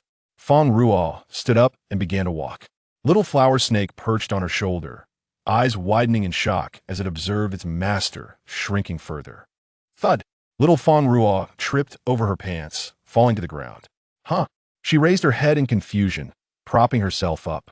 Her oversized clothing draped over her tiny frame, exposing her delicate shoulders. Her forehead flushed and her eyes reddened. With her round face and large eyes, she stared blankly at her reddened palms. Little Flower Snake slid down to the ground, lowering its voice to tentatively inquire, "Master, are you all right?" Little Fang Ruo's eyes glistened with tears as she calmly replied, "I am fine, Little Flower." Her voice sounded tender and pitiful, quivering slightly. Her arms, propping her up, trembled slightly, and yet tears flowed uncontrollably, splattering onto the grass below. "It hurts so much, Wu." Closing her eyes, she burst into tears. Initially, her cries were but whimpers, but they escalated into loud sobs, her head thrown back. Tears streaming down. Little Flower, my head hurts so much, Wu." "It hurts." Little Flower Snake stood frozen in shock, realizing its master had reverted to a child, not only in body, but in thought as well. The pitiful cries brought it back to reality, and it hurriedly comforted, do not cry, master. I will blow on it. It will feel better." Fang Ruo covered her forehead, her eyes glistening. "Really?" Little Flower Snake affirmed earnestly, "Indeed." Fang Ruo looked down as Little Flower Snake blew gently while soothing her. "Do not cry, master. The pain will go away." Bang! Fang Ruo transformed back into her original teenage form. The two stared at each other, one large eye meeting one small eye in awkwardness. Little Flower Snake exclaimed joyfully, "Master, you have returned to normal. Do you still need me to blow on it?" With wide, sparkling eyes, Little Flower Snake's innocence shone through. Fang Ruo's expression was somewhat peculiar as she recalled her earlier dramatics, helplessly placing a hand on her forehead. "No need. It wasn't that painful after all." Bang! Little Fang Ruo's eyes turned slightly red. "Woo, it hurts so much. I still want you to blow on it." As the Little Flower Snake prepared to blow, a sudden bang echoed, and Xiao Fang Ruo transformed back. She raised one hand to block the Little Flower Snake's mouth, while the other supported her forehead. "I am fine." The Little Flower Snake attempted to interject, but "No buts," Fang Ruo replied, turning around with a gentle smile that inexplicably made the Little Flower Snake feel a shiver beneath the surface. "I said it's unnecessary." Rising, she brushed off the grass and dirt from her clothes. Just as she took a step forward, bang, her body transformed back into Xiao Fang Ruo once more, and the step she had taken lost its steadiness, causing her to fall to the ground with a muffled thud. "Master!" The Little Flower Snake exclaimed in shock, rushing forward. There stood the master, defiantly lifting her head, tears glistening in her eyes, refusing to let them fall. I'm fine." Sitting there, still unable to revert to her adult form. Fang Ruo pulled out a set of children's clothing from her ring and donned it. A short-sleeve top paired with loose-fitting pants. Little flower, why am I still a child? You mentioned that becoming smaller was due to adaptation, but is this adjustment period truly so lengthy? The little flower snake replied, it seems that the master is too weak. Your spiritual energy is insufficient to sustain a normal adult form, hence the reversion to a child. A soft sob broke the silence, and the little flower snake turned to see its master with tears streaming down her face, stubbornly gazing at it and asking, and then? So, the little flower snake ventured cautiously with each word, glancing at its master. As long as the master grows stronger, you won't be so weak anymore. Weak? Fang Ruo seemed to have hit the emotional switch, her tears cascading down. You think I'm weak? A large tear fell, followed by a wail that reverberated through half the forest, startling the birds resting in nearby trees. In a corner of the forest, Feng Fian, having finally located the young master, rushed towards the elegantly clad man with striking features and an air of aloof beauty. The shadows trailing behind him seemed to be mere embellishments, accentuating his otherworldly allure, adorned with earrings that dangled luminous light blue beads. The delicate clouds swirling within them enhanced their clarity, while a cascade of tassels swayed gently. His masculine visage rivaled that of any fair maiden. Chapter 10. Fang Ruo Bei Yixing slightly turned away, causing Feng Fian to miss her leap and almost crash to the ground. With a swift pivot, she steadied herself. Young master, I have searched for you for ages. Bei Yixing offered a mere acknowledgement.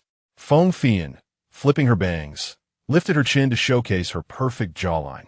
You have no idea what I encountered in Wuye country these past few days. I was chased by a throng of people, and even the emperor and empress, with a giant frog beast locked in the dungeon, nearly bewitched me. I barely managed to escape. Humph. At the end of her tale, she added a playful huff. Yet sensing a lack of the usual cold gaze from him, she ceased her antics and observed Bei Yixing, who appeared lost in thought. Young master? Feng Fian waved her hand in front of him.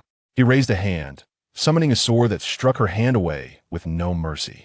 Have you found the Xian Yinju? He asked, tilting the tassel by his ear. Feng Fian regained her seriousness. I did find one, but I cannot confirm if it is the Xian Yinju, for it differs from the ones I have encountered before. Had you accompanied me, you would have recognized it at a glance. Currently, that bead is in the possession of the Imperial Princess Lu Yiru, and I have heard they have already departed for the 5 states. Then let us return and investigate further. Bei Yixing twirled the tassel.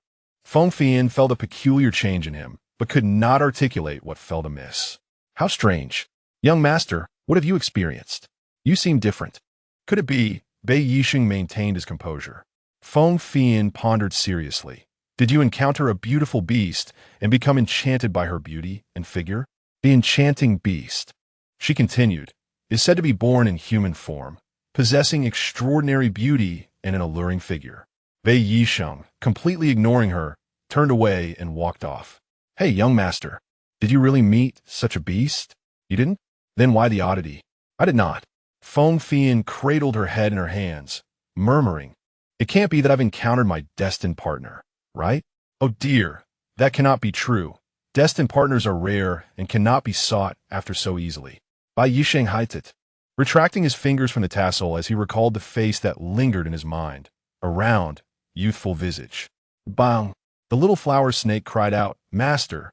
Covering her ears instinctively, she could no longer endure the thunderous cries that erupted from her master post-transformation. Fang Ruo bravely lifted her head. I am fine. I'm merely tripped. Master, at least dry your tears before speaking, the little flower snake remarked, relieved that her master was no longer weeping. We must be strong. Good children should not cry easily. Fang Ruo, hearing this, responded, Good children do not cry. Ugh, tears welled in her eyes. I do not wish to be a good child. I refuse. The little flower snake rolled its eyes and fainted. It must be the most unfortunate beast to accompany a master whose cries could render it unconscious. Fruit from the trees fell, landing directly into Fang Ruo's open mouth as she wept. The sweet fruit melted instantly, flooding her with abundant spiritual energy. Her short sleeves morphed into a high-waisted top, and her pants transformed into shorts. Bang! Fang Ruo returned to her adult form. Oh! The cries ceased abruptly, upon witnessing her master restored to her original appearance. The little flower snake wept with joy, as if the sky itself had turned a brighter blue and the air fresher. Master, you have finally returned. The little flower snake leapt into Fang Ruo's embrace. What a trying time it had endured. Fang Ruo smiled awkwardly. Thank you for your patience, little flower. Looking up at the fruit in the trees, she added, however, thanks to this fruit, I believe I have discovered how to maintain my adult form. As long as I replenish sufficient spiritual energy, I can sustain my adult state. Yet, both Fang Ruo and the little flower snake soon discovered the downside. This method of replenishing spiritual energy could only last for 3 hours. Regardless of how potent the energy source consumed, after 3 hours, they would need to ingest more to maintain their form. As the pair wandered hopelessly through the forest, Fang Ruo stumbled again. The little flower snake turned in terror, relieved to see its master still in her adult form. Just then, bang! The little flower snake realized it had celebrated too soon. Before Fang Ruo could even begin to cry, a voice from the grass grumbled, "Oh dear, that fellow stepped on my foot." An old man emerged from the underbrush, his white hair disheveled and tangled with twigs and leaves. His eyes dull as he gazed at the exquisitely carved child before him, astonished. Before he could comprehend, Fang Ruo transformed back into her child form with a bang. The old man rubbed his eyes, and once more, she shifted to Fang Ruo. With her pockets emptied of fruit, she found herself unable to revert to her adult form. Could it be that I'm finally losing my sight and misjudged? The old man pondered, while Fang Ruo began to cry uncontrollably. I do not want to be a child. Woo-woo. The old man adjusted his glasses, instantly identifying the source of the problem. Oh my, in this day and age, someone transforms into a child due to a lack of spiritual energy. How remarkable, truly remarkable. The old man, having lived for so long, found himself encountering such a situation for the first time. He patted his long robe, rubbed his hands together, and smiled as he said, "Little one, since fate has brought us together, why not become my disciple?" He had originally ventured into this forest to find a student, but instead found himself lost. To his surprise, he stumbled upon a remarkable child, and realizing that he had no connection with his previous target, he decided to take this little one under his wing. His amiable demeanor bore an uncanny resemblance to that of a kind-hearted trickster. Although Fang Ruo had shrunk in stature, her wits remained intact. "No, you must be trying to deceive me," she protested. Despite possibly lacking an articulate expression, the old man assured her, "I, Qing Lufu, am a man of integrity." He coughed lightly, having patted his chest a bit too forcefully. With a flick of his eyes, he performed a sleight of hand. "Look, what is this?" He extended his hand, and with a flourish, a lollipop appeared. Xiao Huasha, the little snake, was left speechless. It was merely a lollipop taken from a spatial ring, and its master was not easily fooled by such tricks. "Ah, lollipop!" exclaimed Fang Ruo, her excitement momentarily disarming Xiao Huasha. "Master, open your eyes and see clearly. It's just something taken from a spatial ring," the little snake admonished its owner sternly. However, the child, enchanted by the old man's little ruse, paid no mind to the chattering snake, perceiving it as merely naive. With a swift gesture, she sent the bothersome snake flying. The old man squinted at the little snake that had been swatted away and continued his coaxing. "Look, what is this?" Fang Ruo's eyes sparkled with excitement, as if she beheld a rare treasure, another lollipop. Qing Lufu smiled slightly, seizing the moment. "So, would you like to become my disciple?" Fang Ruo, with an innocent and beautiful smile, gently replied no. Her rationality regained control. "Humph, old man, do you think a mere piece of candy can sway me?" Qing Lufu was taken aback. Why was she not following the script? Despite this, Fang Ruo's gaze remained fixated on the lollipop in his hand.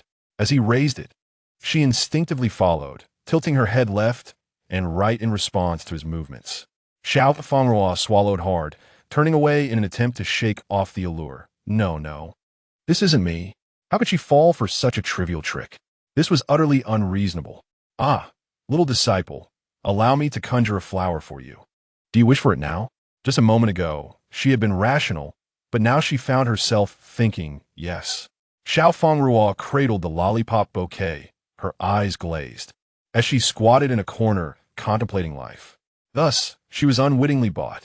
Qing Lufu did not forget to offer Xiao Huasha a lollipop as well. The little snake, with a lollipop coiled in its tail, comforted, Master, this situation is merely temporary. Once your spiritual energy is abundant, you won't need to worry. Children will be children. After all, it then took a bite of the lollipop, exclaiming, ah, this human food is truly delicious. Qing Lufu chuckled, stroking his beard. Ah, obedient disciple. Children should be carefree. Do not be shy. Come, let us venture forth and find a way to remedy your physical condition.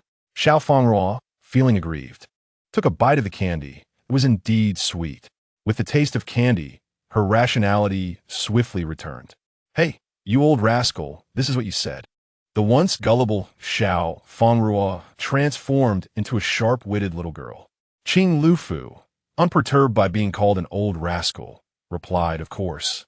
But it will be more pleasant if you call me master. Fang Ruo turned her head away defiantly. Humph. Qing Lufu snatched the candy from her mouth, his expression turning adorably bewildered.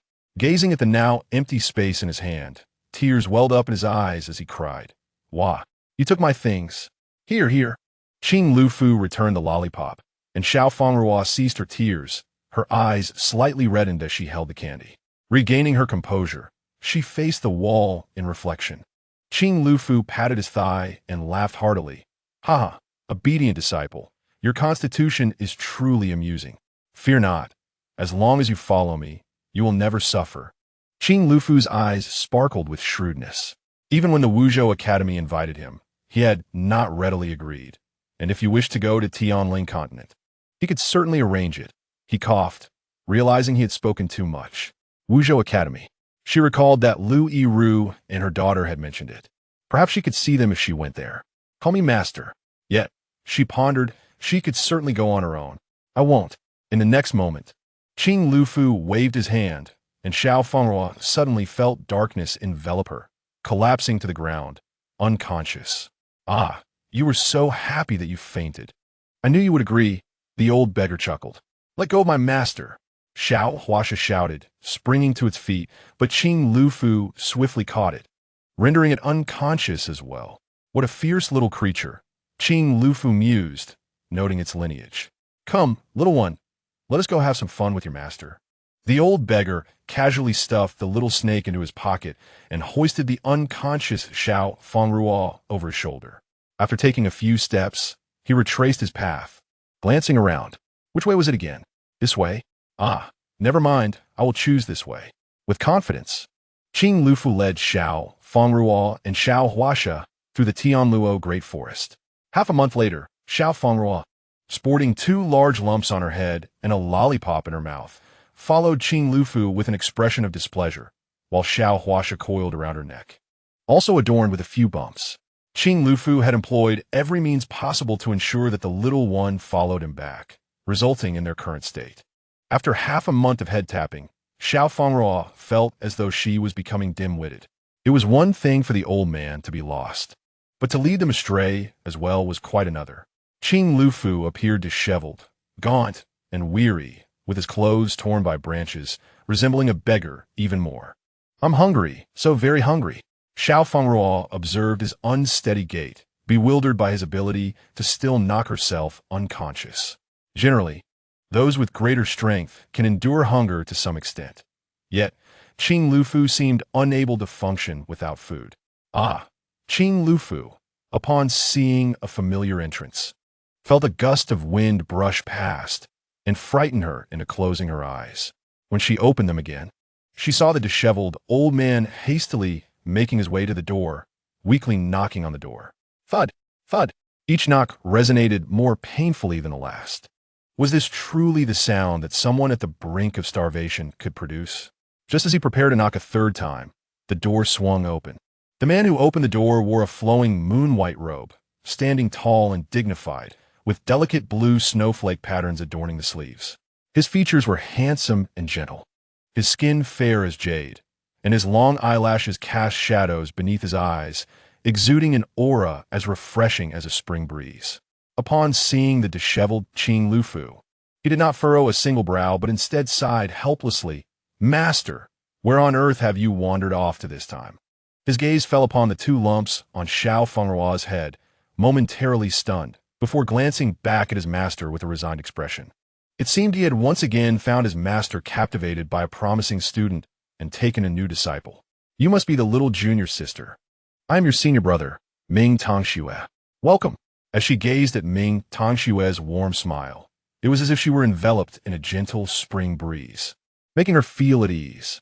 For the first time, she thought that this master was quite likable. Ming Tongxue produced a handkerchief and approached Fang Ruo, gently kneeling down to wipe away the dirt from her face. "You must have had a difficult journey. Come inside with me, shall we?"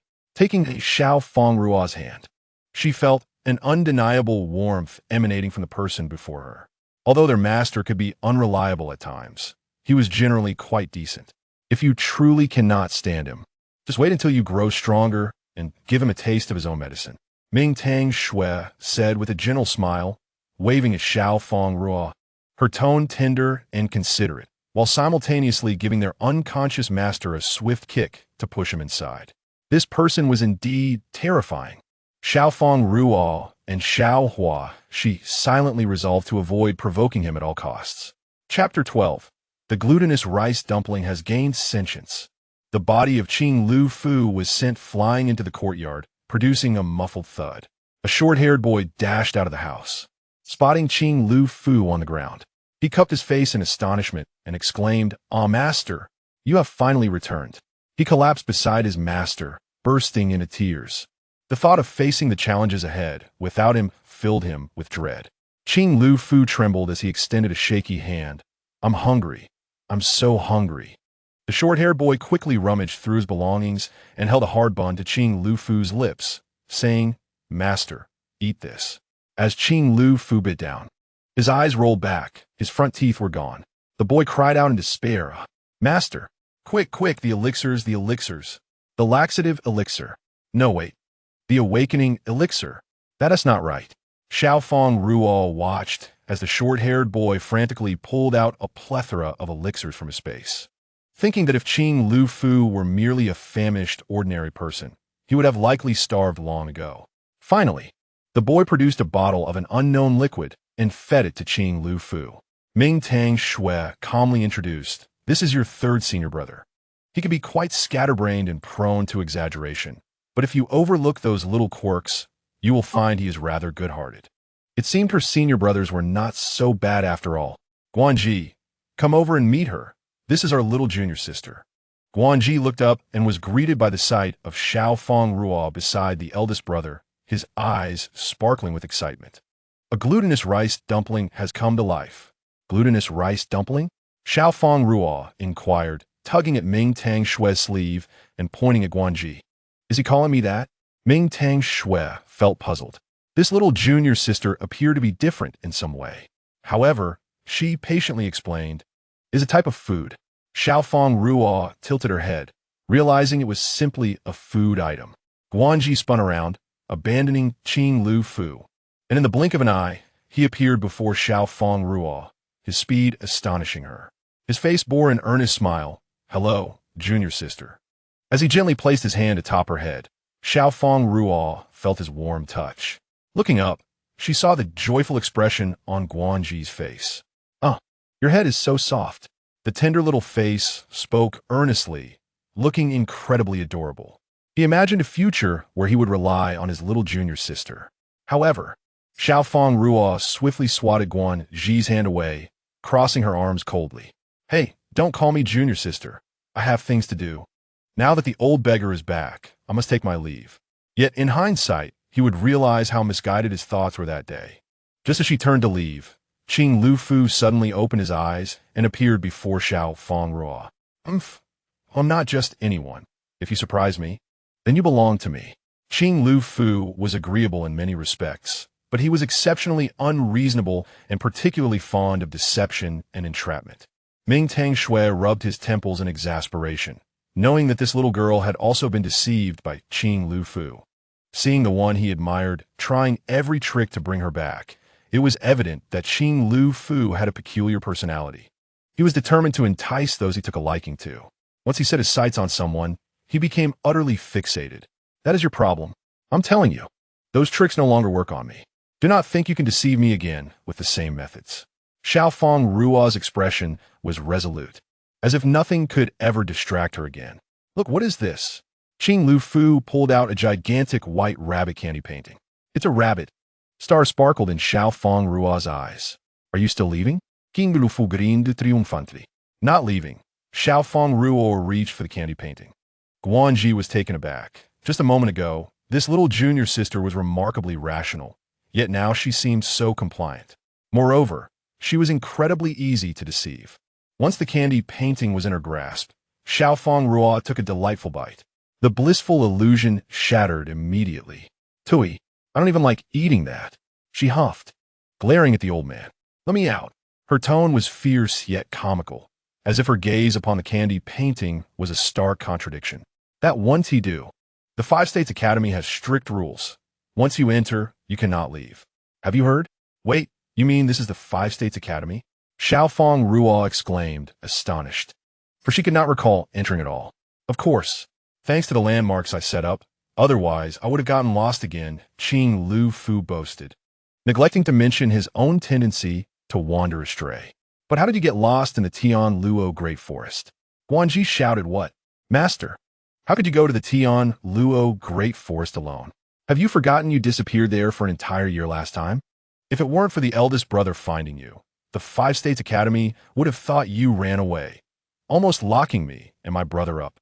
Qing Lu Fu was notoriously directionally challenged, yet he had an unfortunate penchant for wandering off alone, making things quite challenging for his disciples. Oh, that was just an accident. I lost the teleportation talisman. Qing Lu Fu awkwardly shifted his gaze. Ming Tang Shui shot him a sidelong glance and said sternly, Master. The eldest disciple's voice deepened, causing Qing Lu Fu to lose his spirit instantly. Eldest disciple, you are becoming increasingly unlikable. After Qing Lu Fu fell silent, Ming Tang Shui turned to Fang Ruo, saying, since Master has accepted you as his disciple, from this day forth, you shall be our little junior sister. Guanji chimed in, yes, little junior sister. Now that you are here, stay with us. Though Master may be unreliable, he is still quite good-hearted. Initially, he had been reluctant and had insisted on leaving, but after spending some time together, he gradually warmed to their master. Fang Ruo pondered for a moment and nodded. Ha ha ha. Now, that is a good disciple of mine. Qing Lu Fu waved his hand, attempting to pat Fang Ruo on the shoulder, only for her to deftly evade him. This agile maneuver surprised both Ming Tang Shui and Guanji, knowing that even a mere ordinary strike from a master at the 8th tier should not be so easily avoided. Ming Tang Sus Mai Lai Di. Realizing why Master was so adamant about taking this girl as his disciple, she was indeed a little prodigy. By the way, Master, Wani said that since you are back, you should pay her a visit. Not going. Qing Lu Fu immediately rejected at the mere mention of a name. Guanji added, Wani said that if you don't go, you will face the consequences. A chill ran down Qing Lu Fu's spine, causing him to stomp out in frustration. I'm so annoyed. The 5 States Academy is the epicenter of the 5 continents, gathering countless talented individuals and heroes. She needed to familiarize herself with the surroundings to act effectively. Moreover, she must seize the opportunity to cultivate and shed her childish appearance. Chapter 13. The fated one. The appearance of a child was not conducive to her future endeavors. Even her emotions were easily swayed. She could not rely on candy to maintain her composure every time. Fang Ruo bitterly crunched the candy in her mouth as she contemplated. Guanji kindly reminded, little junior sister, eating too many candies will give you cavities, you know? Fang Ruo simply replied. Ming Tang Shui chuckled softly. This little junior sister was truly delightful. Guanji, you should return to alchemy while I accompany my junior sister to register her information. Every student entering Wuzhou Academy must log their details, and should Fang Ruo be accepted as a disciple by Qing Lu Fu, she will automatically be added to the student roster of Wuzhou Academy. Fang Ruo appears to be merely 3 or 4 years old and is likely to be the youngest student registered at Wuzhou Academy, dressed in a new outfit. Her hair was adorned with 2 small buns tied by Ming Tongxue. The two set out together. Upon stepping outside, Fang Ruo was taken aback, as if she had not passed through the same door upon her return. Ming Tongxue, noticing the confusion in her eyes, explained, "Master often employs formations and teleportation talismans, and over time has developed a penchant for carving his own paths, albeit with time limitations. The route you just traversed was one that Master devised for convenience, to avoid detection from the Academy's personnel." Fang Ruo, perplexed, inquired, "Why must he sneak out? Can't he depart openly?" Ming Tongxue smiled at her and replied, "Because Master is someone who has been sought after for quite some time at the Academy. He fears that if he were to abandon his duties, it might create complications." Fang Ruo pouted, questioning the extent of the old man's prowess. Standing at the edge of a cliff, they gazed down at the magnificent structure below. Outside, a precipice loomed, beneath which stood an opulent teaching building bustling with activity, while magical beasts soared through the air, occasionally carrying individuals who admired the landscape from their backs. Wuzhou Academy attracted a myriad of extraordinary talents, including some practitioners skilled in beast taming. "Come, let me take you down," Ming Tongxue stated without waiting for Fang Ruo's response, bending to cradle her in his arms. The petite girl felt remarkably light in his embrace, while a small flower snake peeked out from Fang Ruo's pocket. Curiously observing the scene below, they arrived at Huiyao Hall, where the level information for Wuzhou Academy students was recorded. It was the day for new students to undergo level assessments, and a long queue formed outside. Each newcomer needed to undergo a rebirth test to determine their power level. Waiting in multiple groups, Ming Tongxue, clad in a moon-white academy uniform, instantly drew the attention of the crowd. The senior students responsible for managing the line showed him great respect. At Wuzhou Academy, uniforms were divided into 2 types: the black outer court uniform and the moon-white inner court uniform. The inner court was sparsely populated, with each student receiving one-on-one guidance from faculty, enjoying ample resources. Their presence was rare in the outer court, making Ming Tongxue's appearance all the more sensational. "Junior, pardon my intrusion," Ming Tongxue said, holding Fang Ruo with an apologetic expression. The managing junior, visibly nervous, stammered, Ming Senior, please go ahead." The new students were incensed at this perceived injustice. Why should he cut in line? It's utterly unfair. Indeed, how can Wuzhou Academy still treat people so differently? The previously anxious manager, upon hearing the complaints, quickly adopted a stern demeanor. "What are you all arguing about? If you're dissatisfied with Wuzhou Academy's rules, you may leave at any time." This serious attitude starkly contrasted with his earlier nervousness. "Helan continues to protect Senior Ming," someone nearby jested. Helan smiled, "Of course. Senior Ming is my idol. I must defend him." In other words, Ming Tongxue was the idol of the majority at the academy. Other newcomers whispered and mocked the one who had spoken out. "No wonder he comes from a small place. He doesn't even know what an inner court disciple is."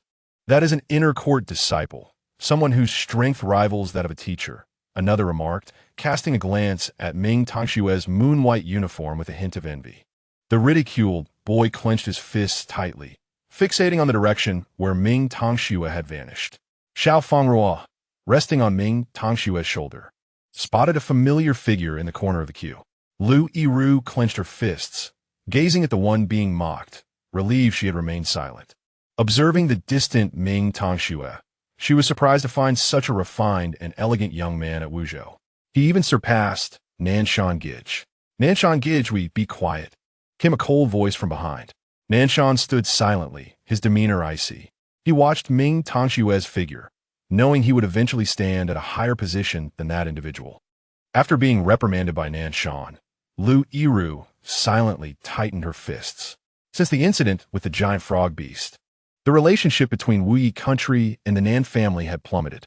That wretched child was still alive. The thought of their face filled her with rage. Nanshan Gij must have seen that wretched child's face, which was why he was cold towards her. It was clear he had turned his affections elsewhere. Yet he still took his frustrations out on her. As an imperial princess, she had never endured such humiliation. It was all that wretched child's fault. Should she encounter them again, she would undoubtedly eliminate them. However, Lu Yiru's lips curled into a slight smile as she awaited the level assessment at Wuzhou Academy. Now that she had entered, that wretched child was likely unaware of her whereabouts. Ming Tongxue entered the testing room, cradling Fang Ruo, and nodded at the testing instructors. "This is my junior sister. I kindly request your guidance."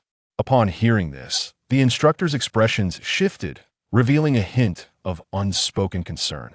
The head instructor adjusted his glasses, saying, "Ahem, Tongxue, your master has taken on another disciple, hasn't he? This little one should be well behaved, I presume." Ming Tongxue smiled. Of course, the previous junior brothers were rather mischievous. "I ask for your understanding." Hearing this, Fang Ruo wondered if all of the old man's disciples were troublemakers. That should be fine, the instructor thought. Observing the small girl who seemed soft and adorable, she likely wouldn't cause too much trouble. He sighed in relief. "Now, little one, think of your most desired goal, and then place your hand here." Fang Ruo closed her eyes, calming her mind as she gathered her strength. Two streams of blue and red spiritual energy intertwined around her, encircling her. The large sphere before them displayed numbers steadily rising until reaching level 1, grade 9. The expressions of those surrounding them changed drastically, while even Ming Tongxue's gentle countenance revealed cracks of surprise. Each individual's spiritual energy evolves into different colors as they deepen their cultivation, with each hue representing a distinct type. For instance, red signifies fire, while blue represents water, beyond the commonly known 5 elements of gold, wood, water, fire, and earth. There are also other unique spiritual energies, such as purple for lightning and white for ice. By the time a spirit master reaches level 3, their suitable type generally becomes established, and some may even intentionally cultivate within a specific type of spiritual technique. However, it is exceedingly rare for 2 types of spiritual energy to manifest in stark contrast. At a certain location within Wuzhou Academy, an elder was reporting a situation when the cup in the young master's hand shattered unexpectedly. Bei Yisheng, whose beauty rivaled that of a woman, abruptly rose. "Master, what about this proposal?" The elder stammered, drenched in cold sweat. The unusual spiritual energy that Bei Yisheng sensed appeared and vanished in an instant. "It's nothing," Bai Yisheng replied coolly. "You may leave. We shall discuss this later." He rubbed his temples in agitation, his mind consumed by the face of that small child. "Master," having just dismissed the teachers from Wuzhou Academy, Elder Emo entered the room. Upon seeing the light refracted from the jewels adorning his young master's earrings, he asked, "Your Highness, have you found her?" Every main family of the Wanyu clan has a destined person who inexplicably stirs the emotions of the family members. "No," Bai Yisheng replied, dismissing the elder and closing the door. After he had been injured and unwittingly entered that cave, he had lost consciousness, and upon awakening, he found himself in a different world. Upon observing the child, who appeared to be merely 3 years of age, before she could utter a word, she was struck unconscious. A mere glance was sufficient for him to discern that she was his fated companion. Yet who was she? Was she the serpent, the egg, or perhaps someone entirely different? Nevertheless, such inquiries were of little consequence. What truly mattered was that she had already forged a pact with him. Bei Yisheng furrowed his brow, his fingers brushing against his earlobe, where a gem glimmered faintly. "Once I locate you, I shall end your existence." The voice resonated clearly within the room, imbued with a sense of determination. The elder remained oblivious to the fact that the prince's thoughts mirrored his own. Bei Yisheng would never permit the emergence of a being that could disrupt his tranquility and hinder his cultivation. He had no intention of allowing such entities to influence his destined partner. Ming Tongxue gazed down in confusion at the spiritual energy emanating from her fingertips, excitedly directing it towards the individual at the center. "Is it ready?" Fang Ruo opened her eyes, and in an instant, the surrounding spiritual energy dissipated. "Yes, it is ready." The teacher observed the information suspended in mid-air, swallowing hard. At merely 3 years of age, she had already attained the 1st level, 9th rank. Her future was indeed limitless. The small flower serpent silently rolled its eyes, thinking how unfortunate it was that this person had chosen to intrude upon its master's heart. Feeling somewhat fatigued, Fang Ruo yawned, as if the preceding events had drained her significantly, oblivious to her teacher's words. Otherwise, she would have leaped up to assert that she was not merely a 3-year-old child. Senior brother, I am tired. Ming Dang Su em dat xiao fang zuo, who nestled against his shoulder, ready to succumb to slumber. Bidding farewell to the teachers, they departed from the Huiyao Hall. Just as they stepped outside, a colossal shadow descended from the sky, a powerful gust of wind stirring up a cloud of dust. A magnificent azure bird flapped its wings, landing before the two. The surrounding crowd was thrown into disarray, with the senior students managing the group, issuing stern warnings. It is the Qing Niao. Senior. Helan called out anxiously to Ming Tang Shue's retreating figure. Within the 5 provinces, a plethora of races existed, with beast clan cultivators being the majority. The azure bird before them was one such creature. The Qing Niao was a proud magical beast within the 5 provinces academy, known for its aloof demeanor and disdain for human interaction. Swift as the wind, it could traverse 100 miles in the blink of an eye. Powerful and willful, it preferred solitude and seldom graced the presence of humans. Occasionally, it would emerge to correct the disturbances caused by human noise. Its piercing cry echoed through the skies, casting a disdainful glance at the timid humans, before eyeing Ming Tang Shui and turning away with a huff, as if it had encountered something unclean. The Qing Niao extended one of its wings, gesturing towards Fang Ruo, indicating its back while proudly raising its head, as if to say, "Little one, do not dawdle. Climb aboard." How curious it was that this azure bird, known for its aversion to humans, seemed to be catering to the tiny child. The onlookers murmured in disbelief. Ming Tang Shui regarded Fang Ruo with a hint of astonishment. The Qing Niao would not typically present itself for human favor. Today, however, it had not only appeared, but also invited Fang Ruo to ride upon its back. The small flower serpent, upon seeing the Qing Niao, let out a disdainful snort, deeming the creature unworthy to flaunt its arrogance before its master. Fang Ruo, tucking her hands into her pockets, gently pushed the serpent's head back inside. Chapter 14. The Qing Niao. Fang Ruo lazily lifted her gaze to regard the Qing Niao, then turned her head away, seeking comfort against Ming Tang Shui. The Qing Niao remained frozen in place, astonished that a mere child could ignore its presence. Did this little one have any inkling of its formidable power? The small flower serpent chuckled, finding the audacious bird amusingly presumptuous in its attempts to gain the master's attention. The Qing Niao emitted incredulous chirps, proclaiming its nobility as the most esteemed magical beast within the academy. "You dare disregard me?" It squawked. The small flower serpent scoffed. "This presumptuous bird dares to disturb my master's rest." The Qing Niao glared, incredulous that a mere earthworm would dare speak to it. The crowd tensed, fearing calamity. For the tales of the Qing Niao's temper were well known among new students. It was said that it would occasionally discipline disobedient students. "O heavens, ancestral spirits, grant me safe passage into the 5 provinces academy. Do not let me perish before I even enter." "Look, what does that little one have in her pocket?" someone whispered. Silence. The imposing presence of the Qing Niao rendered the onlookers unable to raise their heads. From a distance, Lu Yiru could only discern a vague and imposing figure alongside the massive azure bird. Such fortune she had. The Qing Niao, disgruntled, questioned why this small earthworm was in proximity to its cherished little girl. Having roamed the 5 provinces academy for years, it had only just begun to sense a connection it cherished. It could not tolerate the presence of another magical beast before it. "Begone, little worm," it squawked, extending its talon, aiming to dislodge the pestering creature. Ming Tang Shui raised his hand in caution. The Qing Niao's movement abruptly halted midair upon catching a glimpse of Fang Ruo's impatient gaze, her eyes radiating displeasure, sharp and frigid, mirroring a pair of eyes buried deep within his memories. The initial sharpness of the Qing Niao's call softened, adopting a more conciliatory tone. Ming Dang Su, possessing a modicum of understanding of beast language, could glean the shifts in the Qing Yao's emotions from its vocalizations.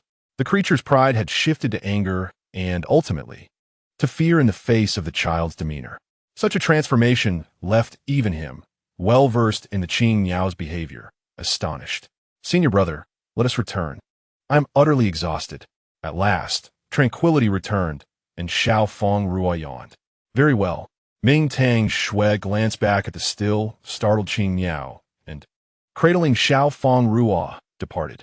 The small flower serpent could not resist one last jab at the pompous bird. "You deserve it, you arrogant creature."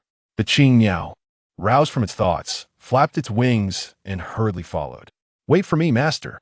Goodness, the Qing Yao has grown so large. Once the bird departed, the unseen pressure dissipated. Laughter erupted among the new students. "Indeed, we owe it all to Senior Ming. It is thanks to him that we witnessed the Qing Yao today." Is Senior Ming really that formidable? Of course. He is an inner courtyard disciple. How could he not be impressive? I too aspire to enter the inner courtyard. Lu and Chong declared confidently, basking in the attention of his peers. Having secured 5th place among the new students, he felt assured of his future in the inner courtyard, provided he remained diligent. However, someone had managed to gain admission to the 5 Provinces Academy by mere luck. It was possible they might be expelled during the upcoming assessment. The crowd turned to follow Lu and Chong's gaze, landing upon a thin, small young man.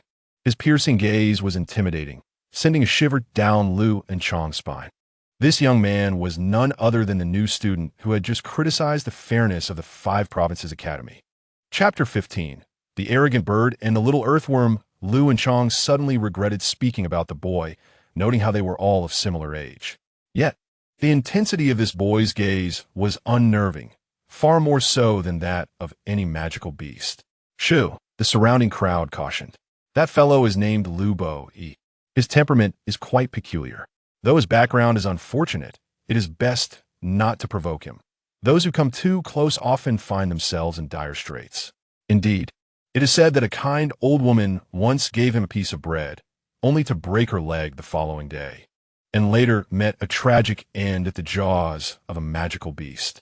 "Do not speak of him. He is looking our way." Lu Bo Yi cast a cold, scrutinizing glance at the group, discussing him before striding directly into the testing chamber. He, Lu Bo Yi, is destined to become the best. When that time comes, let all those who speak ill be silenced. The news of the Qing Yao's appearance in the Hui Yao Hall quickly spread throughout the Wuzhou Academy.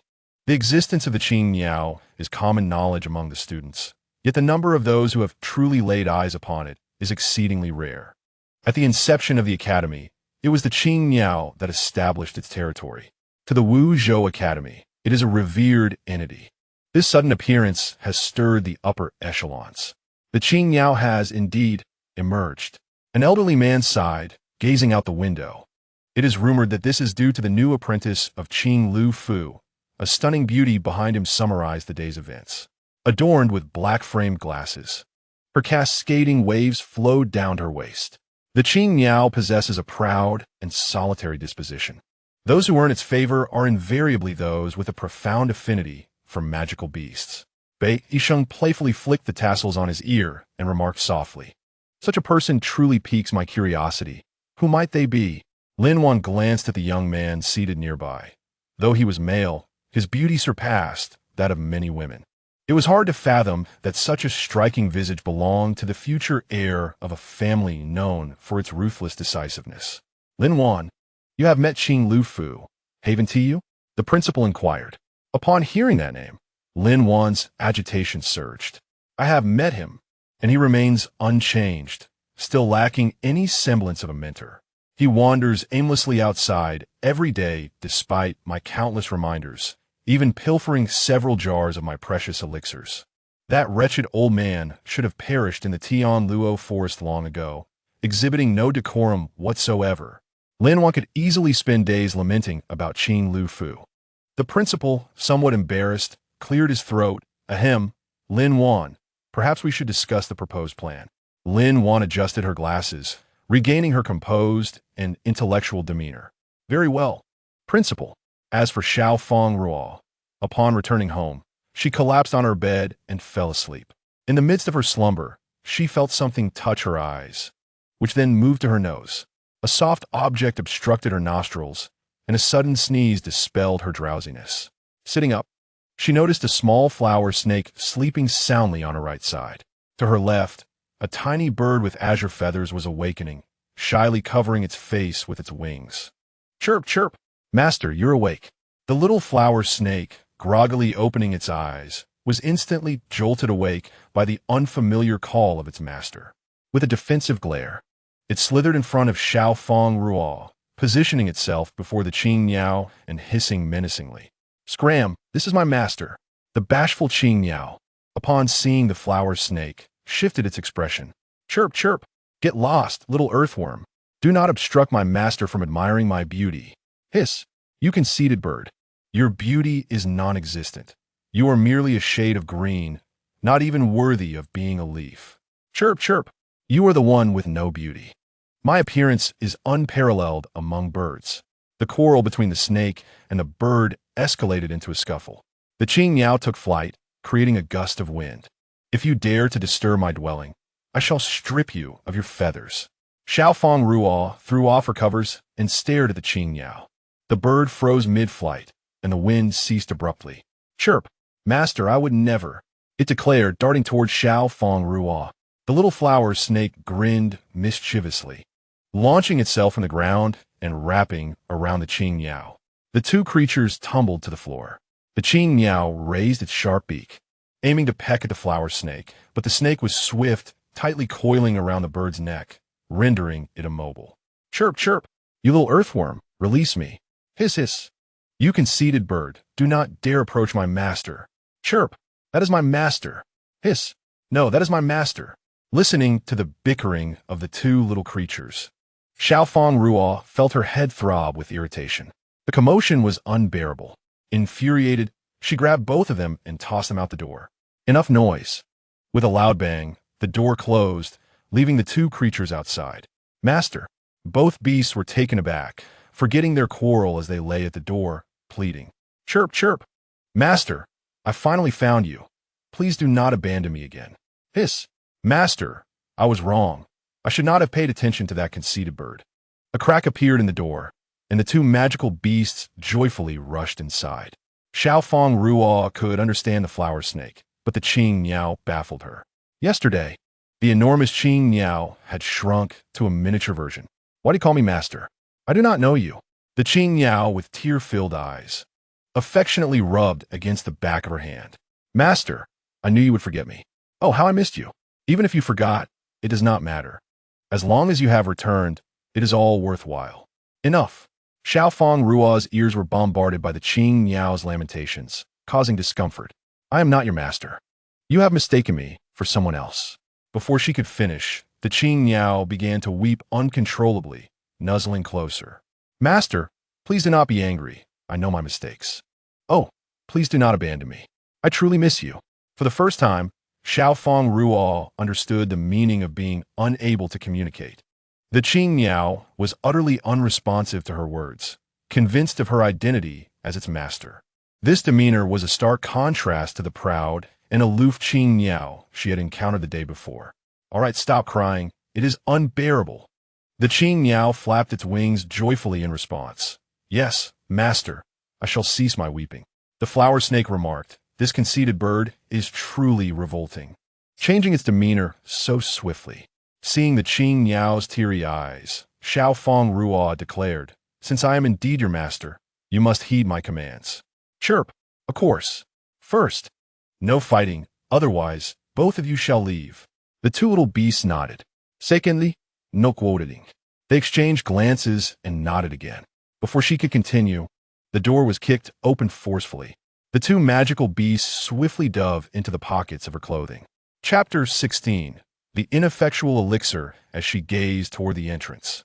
Qing Lufu appeared, arms laden with an assortment of jars and bottles. He strode into the center of the room and, with a resounding crash, dropped them all to the ground. My dear apprentice, look at the marvelous treasures I have brought you. With hands on his hips and chest puffed out, Qing Lufu awaited praise from his little disciple. Fang Ruo glanced at the dusty bottles strewn about the floor. Rolling her eyes at Qing Lu Fu, she remarked, "Old man, where did you scavenge this rubbish? My dear apprentice, open your eyes and take a good look. This is not mere junk." He proudly tugged at his beard. "These are all precious treasures I have painstakingly gathered for you." Pointing at the items on the ground, he exclaimed, "Ineffectual elixirs, originally known as spirit-reviving elixirs." The name was deemed unappealing by its creator, who whimsically dubbed them ineffectual elixirs instead. "These are all exquisite specimens of the ineffectual elixir." Huh? Qing Lu Fu rubbed his eyes and pointed at the Qing Miao, shouting, "What is this foolish bird doing here?" The Qing Miao, furious, took flight and pecked at Qing Lu Fu's head. "Chirp, you're the foolish one, huh? Huh, you thick-skinned old man." "Qing Miao," Fang Ruo called out, and only then did the bird return, still aggrieved. Just then, Guanji, still groggy from sleep, caught a familiar scent of medicinal elixirs wafting through the air. As an alchemist, his sense of smell for potions and herbs was exceptionally acute. Following the aroma, he approached the door and immediately recognized the familiar jars and bottles.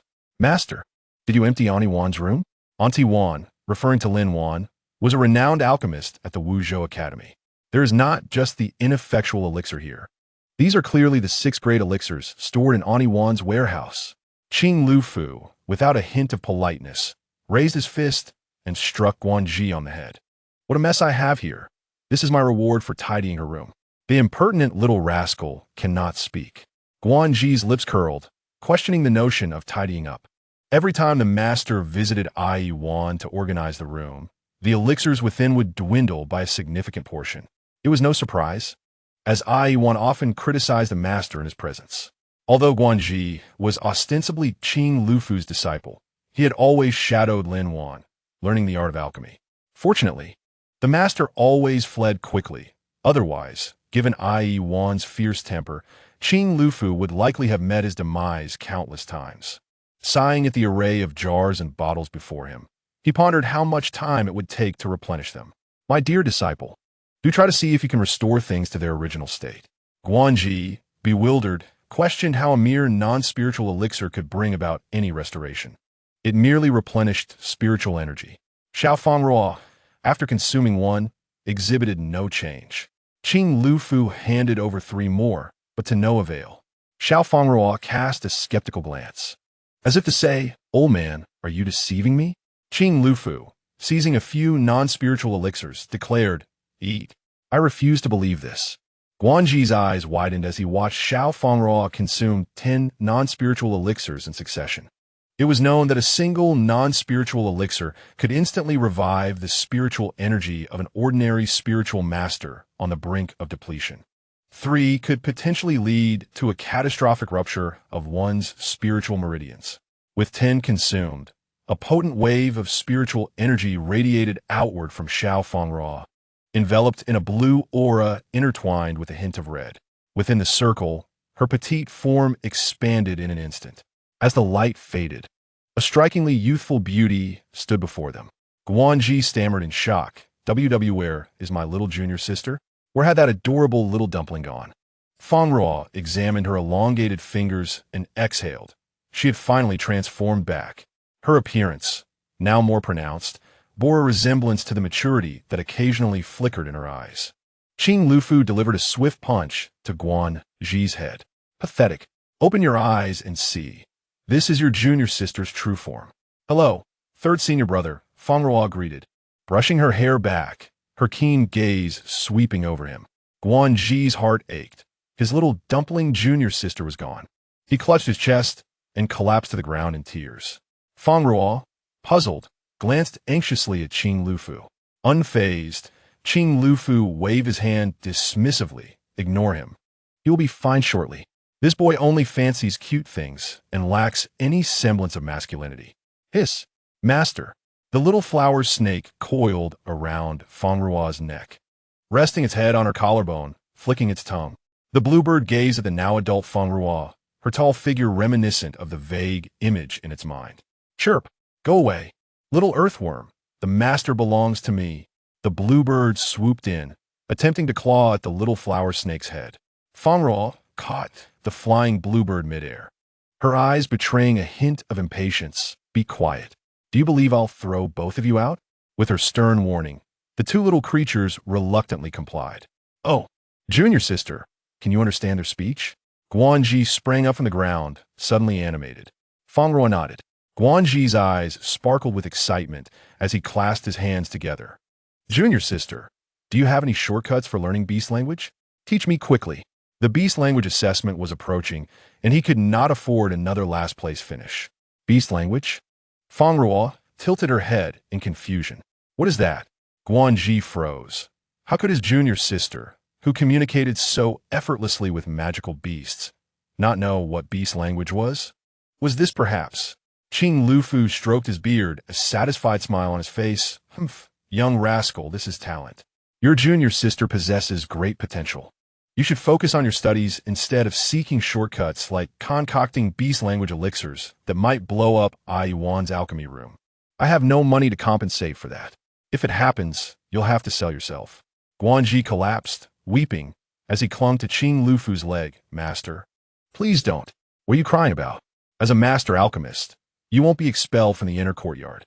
Qing Lufu lifted his foot, dragging Guanji out of the room as if he were merely a featherweight. This is so embarrassing. Get lost. As my disciple, what is there to be embarrassed about? You have no face to lose anyway. Out, out, out. It's precisely because I have no face that I'm even more afraid of embarrassment. Listening to the exchange between master and disciple, Fang Ruo gleaned an understanding of Qing Lufu's usual demeanor. It was no wonder the bluebird had just called him shameless. Just as the two emerged, Ming Tongxue happened to return from outside. Upon seeing Fang Ruo in the courtyard, her expression momentarily froze. Junior sister. There was no hint of confusion in her tone, only certainty. Senior brother. Ming Tongxue's eyes revealed astonishment. Yet she remained convinced that the person before her was indeed Xiao Fang Ruo. Senior brother recognized me. Fang Ruo found it remarkable, for Guanji had not identified her so quickly.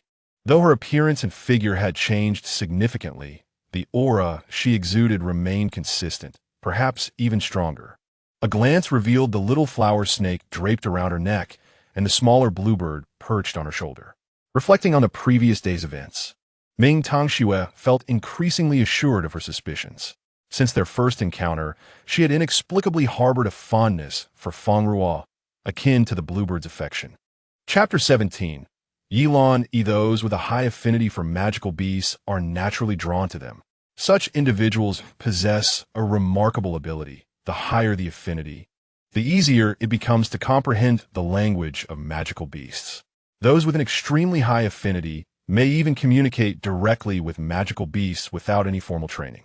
Often, magical beasts will show a greater preference for individuals with a high affinity.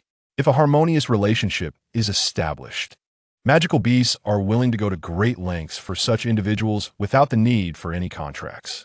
Oh, the eldest disciple has arrived. After a brief outing, Qing Lufu still carried Guanji on his foot. Master, Ming Tongxue greeted Qing Lufu, her gaze drifting to Guanji, who seemed to be pricked by needles.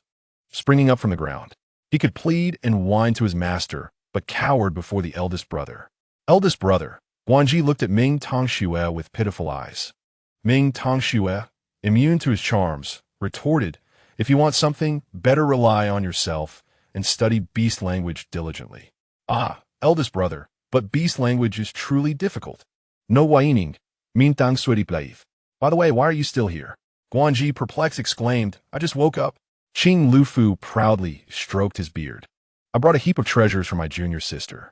Ming Tongxue rubbed her temples in exasperation.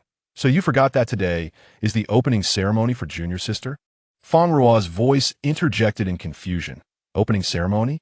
The trio exchanged glances, as if silently questioning. Did you not mention it? Ming Tongxue cleared her throat, ahem. The new student entrance test concluded yesterday, and the opening ceremony is the following day. I neglected to inform you. Let us go. We still have time if we leave now. Fang Ruo took a step forward, only to feel an unusual sensation and look down to see her form gradually diminishing. She reverted to her 3-year-old self. The bluebird soared above, while the little flower snake took the opportunity to burrow into Fang Ruo's pocket. My little dumpling junior sister is back. Guanji squealed with delight, cradling the small Fang Ruo. Qing Lufu glanced at the sun, noting 3 hours. It seems your issue won't be resolved so quickly. Little Fang Ruo softly remarked, "It's all right. As long as I become strong enough in the future, this won't happen again. And third senior brother, please put me down. I want to walk on my own." Guanji held onto little Fang Ruo. "No, junior sister. Let third senior brother hold you too." Fang Ruo sought Ming Tongshue's assistance, who, with no choice, picked her up and set her down, pushing Guanji aside. "All right. Junior sister has spoken. If she doesn't want you to hold her, you should behave." Xiao Fang Ruo, with her short legs firmly planted on the ground, steadied herself and began to walk. She lifted her foot to step over the threshold, only to stumble and fall flat. Her small feet flipped upwards. "Jiu, master, are you all right?" Xiao Fang Ruo struggled to prop herself up, exclaiming, "I'm fine." Xiao Huasha remarked, "Master, at least hold back your tears before you speak." Ultimately, Ming Tongxue carried Xiao Fang Ruo to the auditorium for the new student ceremony. Xiao Fang Ruo's eyes were red, and she was still chewing on a piece of candy, justifying it as a means to maintain her composure. The new student enrollment ceremony required all new students and current disciples of the Inner Academy to attend. The Inner Academy disciples donned moon-white uniforms, standing out conspicuously among the crowd. Upon seeing Ming Tongxue carrying Xiao Fang Ruo, someone jested, "Senior Ming, is this the little junior sister who captivated the Qingyao during the new student assessment?" Xiao Fang Ruo turned to see a charming junior sister, Luo Xianxian, a third-year student and summoner. Students from the Inner Academy typically spent 5 years in the institution, and by the 5th year, most were out on missions. Ming Tongxue, now a 4th-year student, was addressed as Senior Ming by anyone who encountered him. The incident of the Qingyao appearing during the assessment had spread throughout the academy. After all, it was a Qingyao. What a remarkable bond with a magical beast to elicit such an appearance. This was undoubtedly a first in the academy's history. Luo Xianxian exclaimed in astonishment, "Wow, Senior Ming, your little junior sister looks just like a glutinous rice dumpling, absolutely adorable." She reached out to pinch Xiao Fang Ruo's round cheeks, but was stopped by Ming Tongxue. Luo Xianxian giggled, "Senior Ming, your protective behavior resembles that of a doting father towards his daughter. Our little junior sister isn't your daughter, is she?" Onlookers turned to examine Xiao Fang Ruo and Ming Tongxue, and perhaps due to a psychological effect, they indeed found some resemblance between the two. "Do tell, who is the mother of our little junior sister? The one who stole Senior Ming's heart and keeps those undesirable women at bay?" Faced with Luo Xianxian's rapid-fire imagination, Ming Tongxue found it nearly impossible to clarify. "Luo Xianxian," he called. She waved her hand dismissively. "Oh, Senior Ming, I was just joking. Your third junior brother is far more entertaining. Speaking of which, where has he gone?" "He was taken away by Aunt Wan. If you wish to find him, feel free to do so." Luo Xianxian quickly retracted her neck, shivering at the mention of Aunt Wan. No, Senior Ming. I just remembered that I have matters to attend to. Farewell. By the way, that annoying Yilani has returned. Do be cautious." Her voice and figure swiftly vanished into the crowd. Xiao Fang Ruo watched Luo Xianxian depart, pondering who Yilani was. She had already met her senior brothers and her master, all present. Upon hearing Yilani's name from Luo Xianxian, she distinctly sensed a shift in Ming Tongshue's demeanor. "What's wrong, little junior sister?" Ming Tongxue noticed Xiao Fang Ruo gazing up at him. "Yilani, do you dislike him?" Upon her question, Ming Tongxue fell into an unusual silence before nodding. "I detest him very much." A sudden sneer pierced the air. Xiao Fang Ruo felt a wave of heat approaching rapidly. Turning, she was met with a pair of dark red vertical pupils, exuding an overwhelming sense of aggression and hostility, as if she could be consumed at any moment. Frowning, she revealed her displeasure.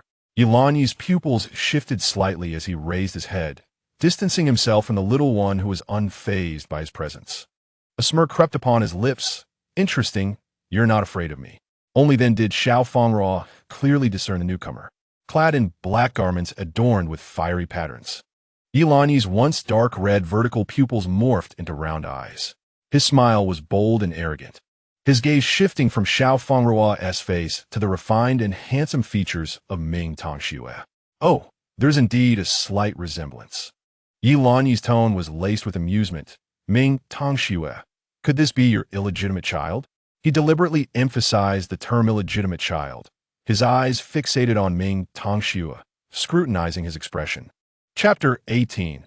Second brother Yi Lanyi. The crowd cautiously distanced themselves from the trio. Yi Lanyi, one of the dragon clan of the beast race and heir of the Wuzhou flame domain, was among the most exceptional talents in Wuzhou. The dragon clan, a noble lineage of the ancient beast races, retained its esteemed status to this day. A fully formed dragon could compel others to kneel with merely a glance. Yet, here was Yi Lanyi, gazing intently at his fragile little junior sister. He showed no courtesy even towards his senior brother, confirming the rumors of his ruthless and merciless nature. The anticipation of Ming Tongshue's mask shattering was met with an unwavering calmness, which only served to irk Yi Lanyi. Suddenly, Fang Ruo spoke. Hey, I'm a girl. Even if I were an illegitimate child, I'd be an illegitimate daughter. Uncle, if your eyesight is poor, perhaps you should seek treatment instead of embarrassing yourself. The crowd was taken aback. This little junior sister was audacious enough to confront Yi Lanyi directly. The last person who dared to do so was nowhere to be found. Would Yi Lanyi retaliate against this young girl? After all, she was his little junior sister. Yet, Yi Lanyi had previously assaulted both Ming Tongxue and Guanji. Although he had never won against Ming Tongxue, Guanji, a mere alchemist, posed no threat. Yi Lanyi raised his hand, and the onlookers braced for an attack. You dare insult my eyesight? The crowd awaited Yi Lanyi's next move, but after a prolonged silence, he simply uttered a single line. Senior brother, this person must be foolish. Let us leave. Fang Ruo smacked her lips, realizing her candy was nearly finished. Indeed, Ming Tongxue affectionately ruffled Fang Ruo's hair in agreement. Yi Lanyi fronted. Hey, Ming Tongyu, this can't truly be your illegitimate daughter, can it? Ming Tongxue, though outwardly courteous and polite, maintained a distance from everyone. Over the years, he had never shown such genuine tenderness towards anyone. Little junior sister, keep your distance from him. Be wary, his foolishness may be contagious. Understood, senior brother. Fang Ruo obediently replied, nestling against Ming Tongshue's shoulder while glancing back at Yi Lanyi, her hand brushing her neck.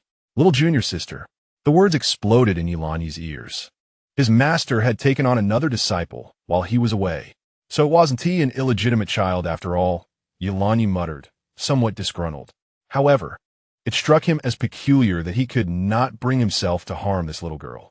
Yi Lanyi's reputation for brutality was not unfounded when Fang Ruo had retorted. He had indeed contemplated striking her, severing that delicate neck. Yet, at the moment his killing intent surged, he abruptly lost the desire to act. It was as if he could not bring himself to harm her. How strange. Yi Lanyi tilted his head, observing his hand. The sound of cracking bones echoing in the air. Having just returned to the academy, Yi Lanyi was unaware that the Qingniao had appeared in the Huyao Hall for his newly accepted little junior sister. Only after learning this did he come to a sudden realization. Those with a high bond with magical beasts not only garner their favor, but also earn the goodwill of the beast race. Originally, magical beasts were considered part of the beast race, yet at some point, people began using the term magical beast to refer to those with lower intelligence within the beast race. Conversely, the more intelligent magical beast species were designated as the beast race. Today, the term beast race often referred to those born human, but possessing pure magical beast bloodlines. During the new student ceremony, the inner academy's disciples sat facing the newcomers, with the petite Fang Ruo standing out distinctly among them. The inner academy selected students every 2 years. Upon entering Wuzhou College, there exist but 3 pathways to become an inner courtyard disciple. First, one must challenge and triumph over senior disciples already within the inner courtyard. Second, one can become a disciple of Qing Lufu. Third, one may defeat the disciples of Qing Lufu. The principal reiterates this statement annually at the freshman orientation. As the 2-year selection period for the inner courtyard approaches, I eagerly anticipate your performances, striving to gain early entry into the inner sanctum, for it embodies the true essence of Wuzhou College. The route of becoming a disciple of Qing Lufu is nearly insurmountable. It is said that Yulanyi, in his pursuit of this honor, presented 10 spiritual mountains and an abundance of rare spiritual flora, enduring a grueling 3-year endeavor before finally gaining entry into Qing Lufu's tutelage. Who possesses such wealth to lavish upon their offspring in hopes of them becoming a disciple? Such offerings could easily fund several Wuzhou colleges. Is it permissible to challenge any disciple of Qing Lufu? Lu Bo raised his hand to inquire.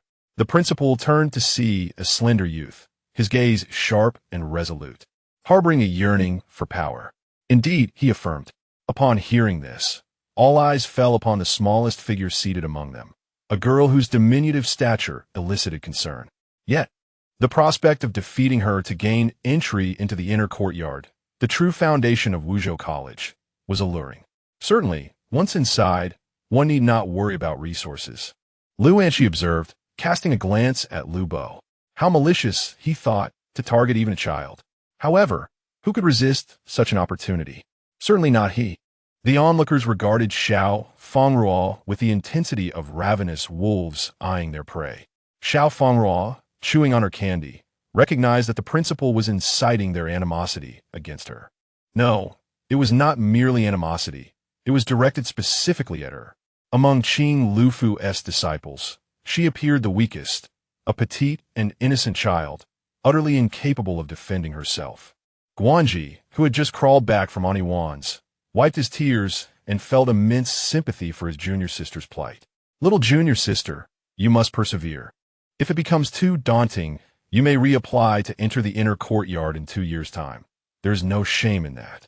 He recalled the multitude who had bullied him, a defenseless alchemist, and the hardships of the past surged within him, deepening his empathy for his junior sister, who had only just begun her journey. Third senior brother, have you ever lost? Fang Ruo inquired, savoring her lollipop. Guanji brushed his unruly hair back. Speaking with a feigned sorrow, on that tempestuous night, a figure wielding a cold, massive sword approached me, mercilessly confronting this fragile alchemist. Enough of that. Ming Tongxue covered Guanji's mouth. Though he is an alchemist, his strength is formidable. Despite the tragic outcomes of his battles, he has never been defeated. On the contrary, in every match, his opponents fell victim to his traps. Those who succumbed to poison would collapse unconscious, while those ensnared by illusions would exit the stage at their peak.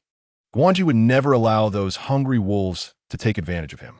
Fang Ruo smiled. If third senior brother has never lost, how could I possibly be defeated?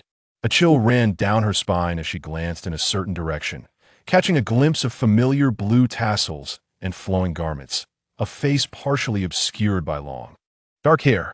That person bore an uncanny resemblance to the unconscious youth from the cave. Surely, he was not seeking revenge against her. A wave of unease washed over Fang Ruo, prompting her to quickly avert her gaze.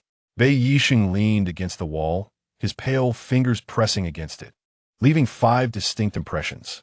It is indeed her, he mused, the one who dared to forge a contract with me during my unconsciousness, the so-called fated one. Upon returning to her room, Fang Ruo collapsed onto her bed, feeling utterly exhausted. The little flower snake slithered up to her face, and the azure bird perched beside her. To avoid causing a commotion during the freshman ceremony, both the flower snake and the azure bird remained in her room.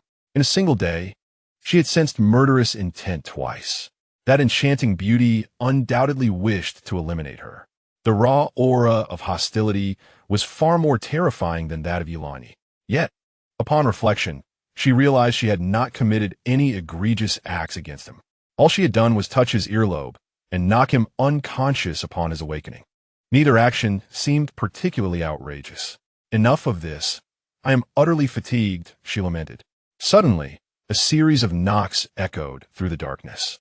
The surroundings were shrouded in an inky fog, obscuring her view of the path ahead and any means of retreat. In this murky environment, all she could see was her own silhouette. Absent were the little flower snake and the chattering azure bird. Lowering her gaze, she noticed her hands had reverted to their adult form. The black mist enveloped her fingers, as if consuming them, merging with the surrounding shadows. Clenching her fists, She took solace in the sensation of her hands before a sound pierced the silence. A blue light flickered in the oppressive darkness. Without a moment's hesitation, Fang Ruo dashed toward it, reaching out as if grasping that light would suffice. Just as her fingers were about to make contact, the light eluded her grasp by mere inches. The black mist dissipated, and Fang Ruo abruptly opened her eyes. Beneath the shroud of darkness, the moon cast its ethereal glow upon the exquisite, slumbering visage of the young man, resembling a fairy tale beauty in repose. The youth lay on a chaise lounge, the soft moonlight enveloping him in a gentle hue. Realizing she was perched atop him, her fingertips nearly brushing against the gemstone dangling from his earlobe, she felt a breeze waft through the window, stirring her long hair, which brushed lightly against the young man's fingers resting on his abdomen. What was happening? The young man suddenly furrowed his brows, startling Fang Ruo into retreating hastily, only to collide with a nearby table. Ouch!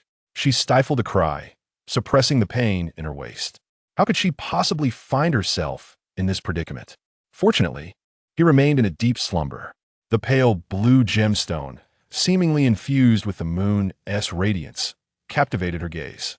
Upon seeing the gem, she finally confirmed that the figure she had glimpsed earlier was indeed him. And that murderous intent? Xiao Fang Ruo's hand instinctively brushed against her nape. Truly, he was a stunning beauty. Gazing at his striking features, she couldn't help but admire the unparalleled beauty before her. The young man stirred slightly, causing Fang Ruo to jump in fright, caught between the impulse to flee and the desire to remain still. After a moment of silence, he showed no signs of awakening. Quietly, she turned away, realizing she must leave swiftly. Should she be mistaken for an assassin, her fate would be dire. Stepping onto the windowsill, she cast a final glance at the young man on the chaise. His eyelashes fluttered gently, prompting a change in Fang Ruo's expression as she swiftly braced herself against the window and leapt down, vanishing into the moonlight. A strand of her hair was caught by the wind, landing softly on Bei Yixing's hand. As he opened his eyes, the space once occupied by Fang Ruo was already devoid of her presence. He looked down at the hair resting on his hand, pinching it between his fingers. The pale blue gemstone shimmered faintly, as if responding to the momentary breeze. Is someone there? Bei Yixing's gaze sharpened, an icy glint flashing through his eyes. The room still held the lingering essence of another presence. When had his vigilance waned so? He had not even noticed someone had entered, and yet had slept so soundly. The strand of hair vanished in an instant, leaving no trace behind. After confirming nothing had been taken, he approached the window, placing his hand upon the sill, gazing at the world beyond. His hand rested exactly where Fang Ruo had touched, his expression grave as he contemplated the sudden escape of the young girl. The building she turned away from had receded into the distance until it was no longer visible, allowing her to finally pause. In the faint light of dawn, Fang Ruo discerned that the architecture here bore an uncanny resemblance to that of Wuzhou College. Passing by a sign, she caught a glimpse of the characters Wuzhou, and her tightened heart gradually began to relax. However, was this truly the college? The towering trees on either side allowed only fleeting rays of light to pierce through the dense foliage, casting indistinct beams. As sensations stirred within her, she glanced at her hands and noticed that she had transformed back into her younger self. A sound echoed from the end of the path, prompting young Fang Ruo to move toward it, arriving at a partially open door. Inside, voices were engaged in conversation, and her face radiated joy as she reveled in the flattery of those around her. Lu Anxiang, so you're the youngest son of the Lu family. One person greeted enthusiastically. The Lu family was a prestigious lineage, a dominant force in Jiangzhou. I heard your father gifted you a spirit mountain for your birthday. Is that true? Lu Anxiang feigned indifference, stating, of course, but that gift is merely the most ordinary of things, nothing worth boasting about. Just treat me like any other student. Rumors swirled that Nan Feng of the Nan family was engaged to a princess from a small nation. Was this news authentic? The elite families of Wuzhou were always of great interest, yet they typically regarded ordinary folk with disdain. However, Lu Anxiang was different. He welcomed all, and as long as one aligned with him, he would befriend them. Naturally, The crowd began to inquire about Lu Anxiang, their curiosity unabated. He pondered. There was some truth to it, but whether the engagement was finalized was beyond his knowledge. The crowd gasped, leading to the inference that the rumor was likely true. I heard that the princess is stunning. I truly wish to see her, someone exclaimed. Indeed, and I hear her talents are remarkable as well.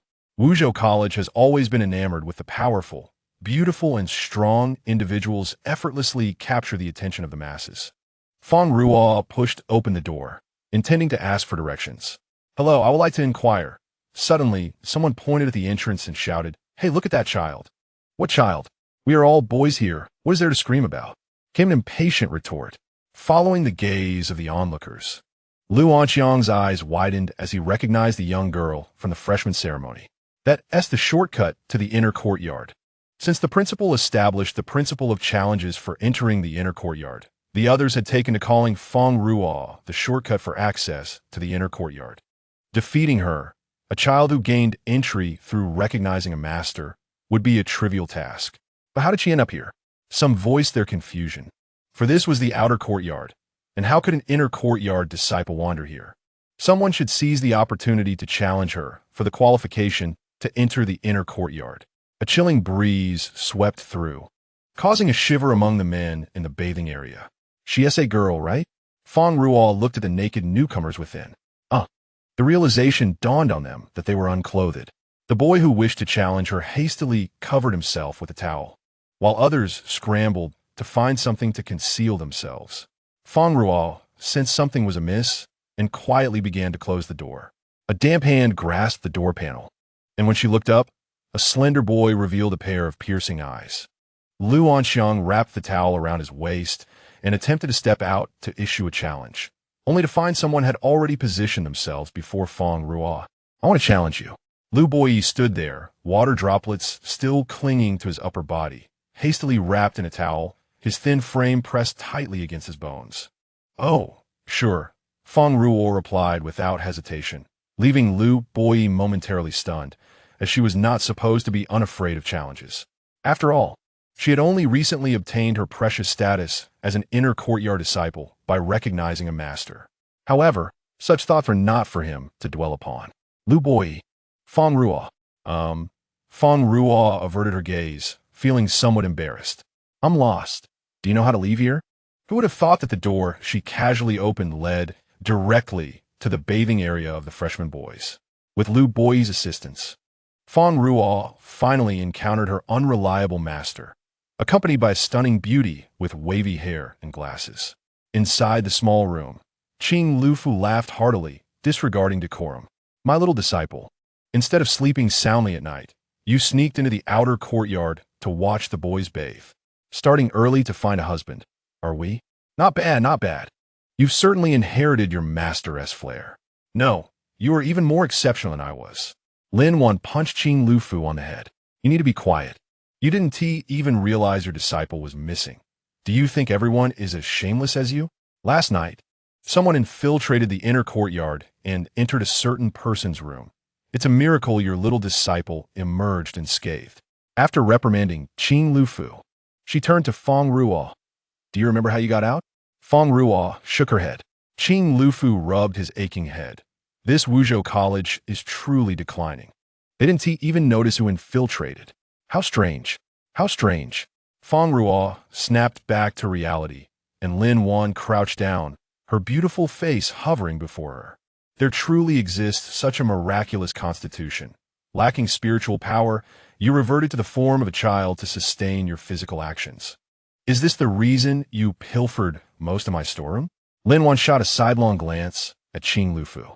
Qing Lufu, unable to meet her gaze, looked away and stared at the ceiling, exclaiming, Oh, I only took a little. Besides, didn't Guanji replenish it all for you? So Guanji was the one handling the trouble for Qing Lufu. No wonder Guanji had appeared listless these days. It turned out he had been concocting pills. Fang Ruo's large, expressive eyes gazed at Lin Wan, filled with a blend of innocence and charm. Don't be afraid. I am your master's good friend, Lin Wan. You can also call me Aunt Wan. Gently, she tucked a strand of hair behind Fang Ruo's ear. Fang Ruo nodded and softly greeted, Hello, Aunt Wan. Lin Wan smiled warmly, her demeanor indicating her delight. All right, for the sake of this child, I'll 1T hold it against you. Lin Wan addressed Fang Ruo, while Qing Lufu interjected, Aunt Wan is the most skilled alchemist in the college. With her assistance, your physical condition can be resolved sooner. At the very least, it will allow you to maintain your adult form for a longer duration during the challenges. The news of Fang Ruo receiving a challenge quickly spread throughout the college. Some scorned Lu Boyi for bullying a little girl, while others envied his rapid grasp of opportunities, considering her merely a first-tier, fourth-level child. Winning should be exceedingly easy. Child? What child? Guanji was blocked by classmates inquiring about his little junior sister's predicament. Upon hearing her referred to as a child, he immediately retorted, "My junior sister only appears this way due to physical reasons. It's such a pity for such a lovely little dumpling. Aren't you worried your junior sister might lose and be sent to the outer courtyard?" A female voice chimed in from behind. Guanji turned to see the audacious speaker, incredulous that they would curse his adorable junior sister. What is there to worry about? That's my little junior sister. Luo Xianxian smiled brightly. I see. You have quite a bit of faith in your junior sister, Guanji. Guanji exclaimed in alarm, retreating hastily.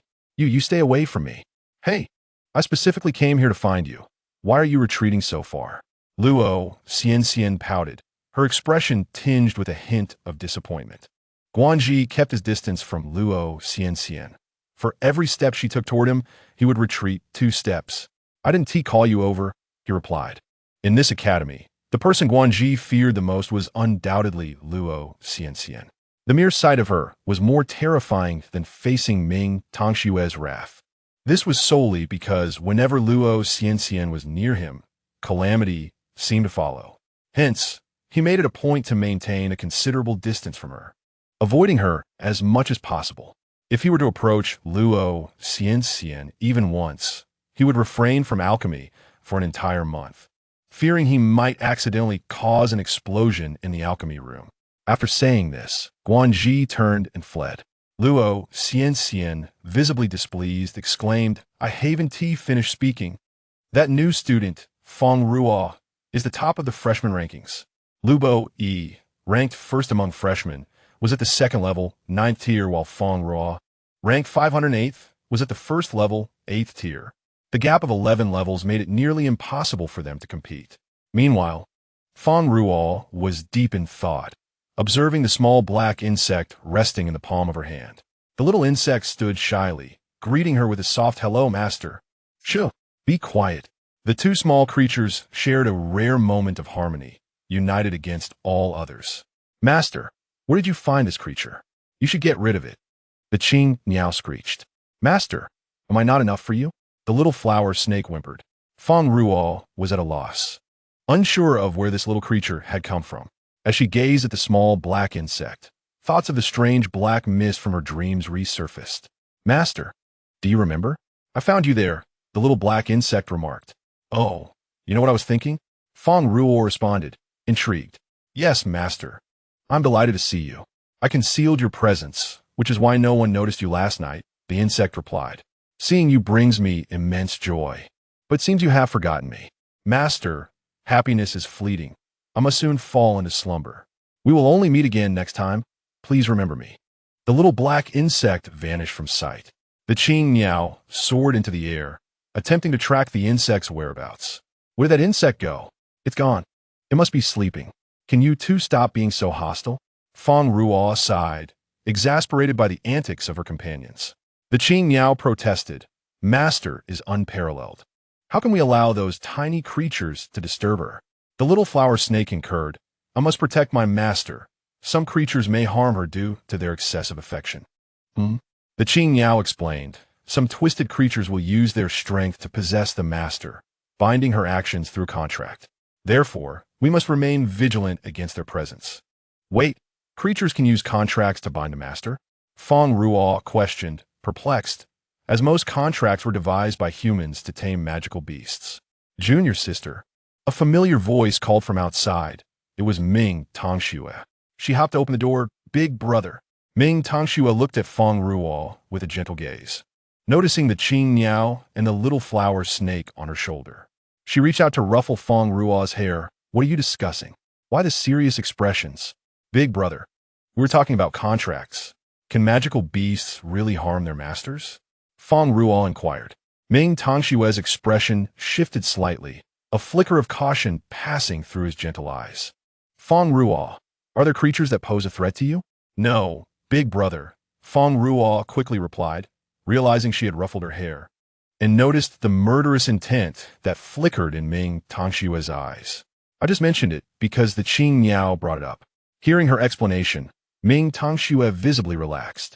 The Qing Niao, confused as to why Fang Ruo hadn't been more forthright, was about to reveal everything when the little flower snake discreetly covered its mouth with its tail, imprisoning it in its embrace. The two little creatures often quarreled, leading Ming Tongxue to assume they were merely at it again, so he chose not to intervene. He squatted down to meet Fang Ruo's gaze, his eyes reflecting her image. Embracing her tenderly, he gently stroked her back.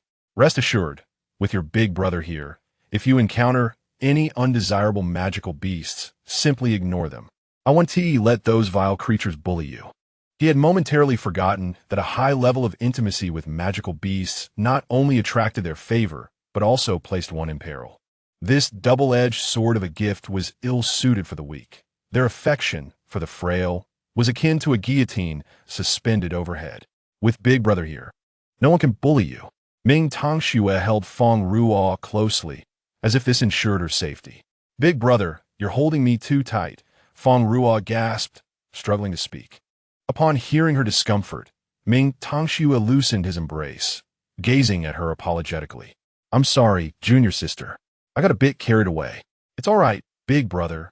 She reassured him, patting his shoulder earnestly. I am your junior sister and can certainly protect myself. Perhaps it was Fang Ruo's adorably earnest demeanor that conveyed an unexpected maturity. Ming Tongxue chuckled softly. Junior sister, you must strive to become a formidable adult. From Qinglu's account, Ming Tongxue had already learned of the circumstances surrounding Fang Ruo. The Qing Niao widened its eyes, communicating with the little flower snake. You foolish snake. Let go of me. I must reveal the truth about that insect. The little flower snake shot a glance, then, without hesitation, knocked the Qing Niao unconscious. The Qing Niao, who had lived for countless years, had battled innumerable foes, both magical beasts and human prodigies, never imagining it would one day fall to a small, seemingly inconspicuous snake. At the moment of unconsciousness, for words echoed in its mind. So embarrassing for a bird. Should other Qing Niao learn of this, it would surely be the subject of ridicule. Perhaps the clan leader would even strip it of its feathers to serve as public humiliation, branding it with the label of disgrace. Ming Tongxue was astonished that the Qing Niao had succumbed to a seemingly ordinary little flower snake. Although the Qing Niao had shrunk its body, it did not diminish its prowess. His gaze toward the little flower snake grew more serious. Among the magical beasts he knew, none of the serpents could rival the Qing Niao. Was this little flower snake perhaps a mutated beast? Hey, what are you staring at, you little brat? The little flower snake hissed. Ming Tongxue was taken aback. The snake had just insulted him. It's you I'm calling a little brat. Ming Tongxue was hearing a magical beast's words so clearly for the first time. Little flower, how dare you insult my brother? Fang Ruo exclaimed, kicking the little flower snake away. The little flower snake, rubbing its sore body with its tail, retorted, Master, he is a little brat. I've lived for hundreds of years. Now it was Fang Ruo's turn to be astonished. She had always assumed the little flower snake was of similar age to her. Gazing at the snake's tiny form, could it really be hundreds of years old? Fang Ruo's astonished expression was unmistakable, and the little flower snake quickly grasped her thoughts. Master, I speak the truth, it declared. Not all snakes grow into giant pythons. Our kind has always been this small. Fang Ruo couldn't help but imagine a swarm of tiny little flower snakes, standing before gigantic Qing Niao. Suddenly, she understood the origin of the Qing Niao's nickname for the little flower snake. It indeed resembled a little earthworm. It matters not, dear Shimmy, for I harbor no anger. The lives of magical beasts are generally quite prolonged, rendering humans akin to mere children in their eyes. Ming Tongxue smiled silently. the corners of her mouth curving upward. Upon hearing this, Fang Ruo turned to the little flower snake and declared, "I shall forgive you this time. Should you repeat such folly, I shall not hold back, for this is my Xixiao." The last statement was particularly emphasized. The little flower snake lowered its head, appearing contrite. As if it understood, a shadow enveloped the little flower snake. "Is it you who has enabled me to comprehend your words?" it inquired. The little flower snake immediately lifted its head, pride radiating from its demeanor. "Of course. I, Xiaohua, can let anyone hear me if I wish. I possess great prowess." "Then, dear Shimmy, I shall rely on you," Ming Tongshu said earnestly. The little flower snake, with its simple heart, genuinely cared for Fang Ruo. Although the bond with magical beasts was not insignificant, it did not allow for complete understanding of their speech. The little flower snake harbored its own secrets. The little flower snake replied with haughtiness, "Humph, I need no reminders. My master is capable of protecting herself. Is it true that you have accepted Lu Boyi's challenge?" Ming Tongxue recalled the ultimate purpose of her visit here. Fang Ruo nodded. Lu Boyi is the top freshman this year, possessing impressive strength and talent. To triumph over him would indeed be a formidable task. Ming Tongxue analyzed seriously, having encountered that boy whose gaze was chillingly fierce. Such a child must have endured significant trials to be so fixated on power. It stands to reason that his persistent challenge towards Fang Ruo is aimed at swiftly entering the inner court to attain that qualification. But he is merely a second tier, level 9. Why should I lose? Fang Ruo questioned, bewildered. Ming Tangsha, gazing into her innocent eyes, found it difficult to reveal that she was, in fact, 11 levels weaker than him. Claiming victory seemed utterly implausible. "Indeed, my master shall not be defeated," Ming Tongxue asserted. "On the challenge platform, only summoners may bring their contracted beasts. Spirit masters are not permitted to do so." Fang Ruo remained perplexed. "Who said I possess a contracted beast?" Her gaze fell upon the little flower snake and the azure bird. "Are they not?" The little flower snake explained, "Xixiang, my master has not made a contract with me." It shook its head in exasperation, lamenting how humans were constrained by such contracts, asserting that a master need not necessarily have a contract with their beast. Fang Ruo is a pure spirit master, devoid of any contracted beasts, while the little flower snake and the azure bird are merely companions by her side. Coughing slightly, though astonished, Ming Tongxue, being a senior with considerable experience, quickly regained her composure. Regarding the challenge platform, Fang Ruo waved her hand dismissively and climbed onto her bed. "Rest assured, Xixiang, I am confident I shall not lose."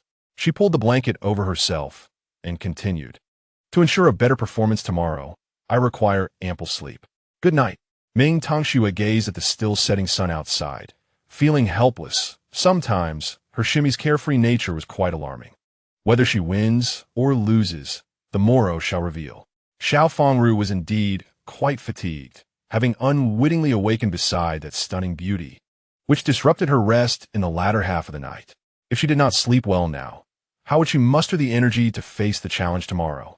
She merely hoped she would not be transported to some peculiar place. However, encountering the beauty would undoubtedly bring her joy. In her dream, darkness enveloped her once more. "Master, where do you intend to go?" came the voice of the little black insect. "I shall seek her." A clear male voice resonated from a distant light point. "But master, that person's aura has vanished. I will find her. Wian, remain here and wait for us. Once I locate her, I shall bring her back." "But I understand, master. I await your return. Please do not forget me." Chapter 22. The Challenge Platform Master? Have you already forgotten me? Bei Yisheng awoke with a start, gasping for breath. Disoriented in a world consumed by black fog, hearing a voice strikingly similar to his own. Another dream. Wian, what is that? It seemed to be the name of the black fog. Bei Yisheng experienced a splitting headache, the dream's voice eerily resembling his own, evoking both reality and dread. Young master, great news, great news." Feng Fian burst through the door, his loud voice soaring to the heavens. Bai Yisheng's headache intensified. He glared gloomily at Feng Fian, who seemed oblivious to the tension and continued to speak. "Let me tell you, Qing Lufu's new apprentice is set to duel someone. It is said the opponent is just a little child. That Lu Boi truly knows how to seize opportunities, challenging this little fellow before anyone else. Feng Fian's incessant chatter drifted in Bei Yisheng's ears, and piecing together his fragmented words, he gleaned the situation. Qing Lufu's apprentice must be that little one. Bei Yisheng rose from his bed, retrieving the garments hanging nearby, and made his way to see. Just as Feng Fian was about to invite him to accompany, he was astounded to hear Bei Yisheng himself extend the invitation. "We're off, young master," Feng Fian exclaimed, trailing behind Bei Yisheng. "Young master, do you know this Qing Lufu's apprentice?" Initially, Qing Lufu had wished to take you as his disciple. Honestly, how could someone as formidable as our young master be mentored by a criminal like him? Feng Fian lamented, clutching his head in frustration. Bei Yisheng halted, his gaze darkening. "Feng Fian, mind your words. Qing Lufu is always a respected elder. Should this be overheard by others, it would lead to serious repercussions." Feng Fian clapped a hand over his mouth, realizing he had spoken out of turn. "I apologize, young master. Let us proceed," Bei Yisheng signaled to Feng Fian, who dare not look up, biting his tongue. As Bei Yisheng departed, Feng Fian slapped his mouth, chiding himself for his inability to control his tongue. On the challenge platform, Lu Boi had arrived early, donned in a yellow outer court uniform. The youth stood with arms crossed, eyes closed, back straight, exuding an air of confidence. The crowd swelled in concentric circles. Although everyone understood that Lu Boi was assured victory, given the 11-level difference, it was still thrilling to witness the spectacle of a newcomer ascending to the inner court, defeating Qing Lufu's disciple. Even the teachers had come to witness this event, and many students from the inner court were present as well. "Why are so many inner court students here?" The bewildered freshman whispered to a companion. The companion adjusted his glasses, glimmering with wisdom. "You are unaware, are you? This dates back several years. The phrase Qing Lufu's disciple has become a magical incantation, an enduring legacy of the top 3 seats in the inner court. Should you encounter a disciple of Qing Lufu, prepare to kneel." It was said that prior to Ming Tongxue, Qing Lufu had a remarkable senior disciple who showcased exceptional talent at the Wuzhou Academy, leaving all peers in his shadow. This left a significant impression on both teachers and students, which was only exacerbated when, due to unforeseen circumstances, Qing Lufu expelled him from sect. The shadow of that incident was nearing its end. A few years ago, Qing Lufu had successively taken in Ming Tongxue, Yilaning, and Guanji as disciples, all of whom were extraordinary talents. They once again dominated the inner court, consistently occupying the top 3 positions. But isn't Guanji a pill master? Pill masters are typically weak and unable to fend for themselves. How could they possibly occupy the top 3 in the inner court? The bespectacled youth smiled mysteriously, declaring that this was precisely why Qing Lufu was formidable. Even the most delicate alchemist, when in the hands of Qing Lufu, transforms into a terrifying weapon. Both the instructors and students of the Inner Academy were eager to witness the prowess of this new disciple of Qing Lufu, curious to see how she would measure up against her illustrious seniors. Why had Fang Ruo not yet arrived? The sun had already risen. What was the hurry? Was it not too early for the proceedings? Nanshan observed the young man on the stage, unable to fathom how he had lost to an unknown spirit master, who had even dared to challenge him before he could do so himself. Watching the opportunity slip away, his discontent grew fiercer. The elder truly had a penchant for making him bring along this dim-witted imperial princess into the Wuzhou Academy, tarnishing the reputation of the Nan family. Lu Yiru's expression darkened. Ever since sensing Nanshan's attitude, her own disdain for him had intensified. She desired her own Xian Yunju, yet had to endure his disdain. Her mother was right. Once they entered the Wuzhou Academy, there were countless men superior to Nanshan. A scion of a noble family should not be outshone by an unknown pauper. He lacked the qualifications to be her partner. Her ideal companion must be of the highest caliber. Through her inquiries, Lu Yiru had learned that Ming Tongxue, despite her extraordinary talent and striking beauty, hailed from humble beginnings as an orphan. In stark contrast, Yi Lanyi was of noble lineage. a member of the Beast clan and heir to the Dragon clan in the Five Continents Flame domain. Only such an exceptional individual was worthy of her status as the imperial princess of Wu Yi country.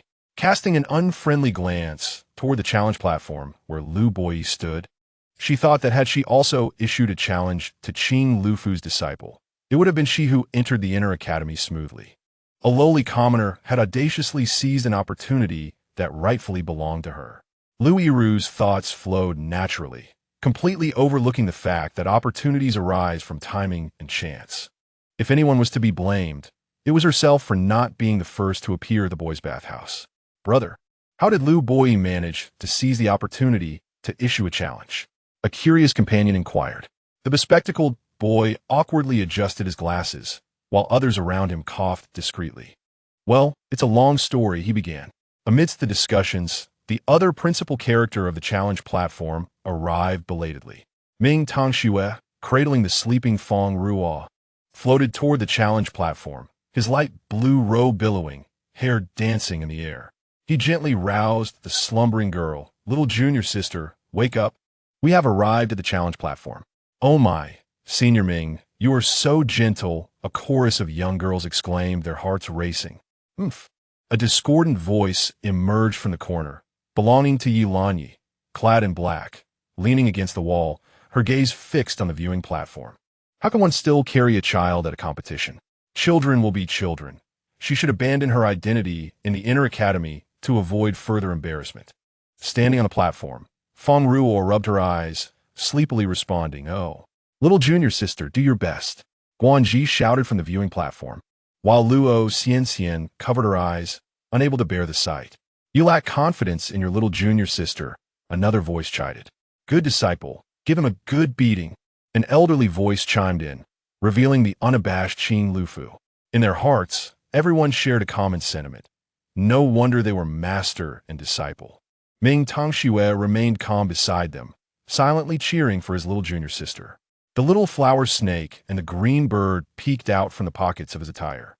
Observing their master on the platform, Fang Ruo took a step forward, only to trip and fall. Bracing herself, she climbed back up, her eyes reddened as she stubbornly declared, I'm Fine. The little flower snake remarked, Master, at least wipe away your tears first. Lu Boyi stepped forward. Fang Ruo, now that you are on the challenge platform, I will not consider your age or status. Fang Ruo wiped her tears, retorting, Humph, what is there to worry about? I'm not a 3-year-old child. Laughter erupted among the crowd, finding her adorably charming. Little did they know, Fang Ruo spoke nothing but the truth. Those aware of the reality observed in silence. Then I shall not hold back, Lu Boyi declared, gathering his spiritual energy, an overwhelming force radiating from his small frame. Fang Ruo, the name detonated in Lu Yiru's ears, prompting her to finally scrutinize the little girl on the challenge platform. A surge of spiritual energy erupted, creating a whirlwind that left Fang Ruo standing still, seemingly at a loss for how to respond. She is not moving. Could it be that she is too frightened to fight back? Someone lamented, disappointment evident in their voice. They had waited for so long, only for the match to conclude in an instant. Yet, as the gust subsided, they realized she had not budged an inch. You are indeed quite impressive. Therefore, I too must showcase my true abilities. Fang Ruo rummaged through her belongings and produced a delicate lollipop. Ah, excuse me, she stammered, her earlobes flushing with embarrassment as she instinctively unwrapped it and popped it into her mouth. Laughter erupted from Luo Xianxian, who could no longer contain herself. A child is indeed a child. Lu Boyi concentrated, realizing that the previous whirlwind was merely a test of Fang Ruo's strength. In terms of prowess, he would treat every opponent with the utmost seriousness. To his surprise, Fang Ruo exceeded his expectations. Prepare yourself, Lu Boyi commanded, his fist clenched as he stepped forward, disappearing from his original position.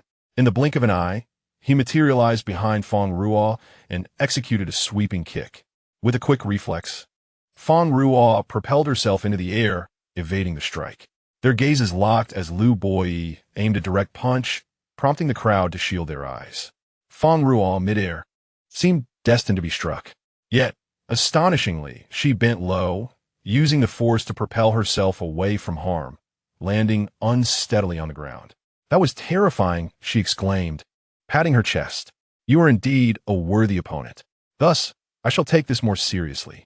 Fang Ruo produced a small vial filled with a dark potion, glancing at it before recognizing a familiar face. "What is that?" Murmurs of shock spread through the crowd as they realized she intended to consume a drug to secure victory. A sly smile crept across her face. Lu Boi was taken aback by the child's fervor for triumph. "You!" On the viewing platform, Guanji angrily hurled an object at the speaker who had just criticized Fang Ruo. "You call that taking drugs? My little junior sister needs that to replenish her energy due to her frail constitution. Only you lot require such substances. Speak ill of my junior sister again, and I will concoct a poison to take you down." Ming Tongshue's fist connected with Guanji's head, forcing him to apologize. The startled speaker stammered, "No, it's fine." Just then, Lin Wan delivered a swift kick that sent Guanji flying, grasping his ear. "Your intentions are unworthy. Are you attempting to sever your future?" she scolded. The teacher behind them overheard and whispered to Lin Wan, "Keep it under wraps. My reputation cannot be tarnished through you." Just as the teacher was about to intervene, the crowd erupted in astonishment at the challenge platform. After consuming the potion, Fang Ruo was enveloped in a surge of spiritual energy, raising a cloud of dust and obscuring the spectator's view. As the energy dissipated, the once small girl was replaced by a tall, elegant young woman, Fang Ruo. Her long hair flowed behind her, and her once round face now appeared exquisitely refined. Her fitted attire transformed into a high-waisted ensemble, revealing a slender waist. Extending her hand with confidence, she smiled. "I look forward to your guidance, Lu Boi." Chapter 23. The glutinous rice dumpling has transformed as Fang Ruo reappeared before the crowd. The previously lively challenge arena fell into an eerie silence. The little girl had blossomed into a stunning beauty. What? Lu Yiru's gaze was filled with astonishment. The moment before Fang Ruo was enveloped in spiritual energy, the ambiguous smile they shared now revealed its meaning. That little child basking in the glory of Qinglu's sect was indeed Fang Ruo. Until now, she had only known Fang Ruo as the little disciple of Qinglu's sect. She had never paid attention to the person behind the name. The scornful term she often used to describe Fang Ruo now seemed ironic, as this lowly creature had become a disciple of a teacher from Wuzhou Academy. She had stepped into the inner courtyard ahead of others, becoming the envy of many as a prodigy. What thoughts crossed your mind upon witnessing this, Lu Yiru? Fang Ruo cast a provocative glance at the onlookers, allowing her gaze to linger on Lu Yiru for a few moments. This nonchalant look only served to infuriate Lu Yiru further. How dare this lowly creature provoke her? Mindful of the eyes around her, Lu Yiru suppressed her simmering anger, her gaze venomous as she fixed it on Fang Ruo. One day, she vowed, she would crush this lowly creature beneath her feet.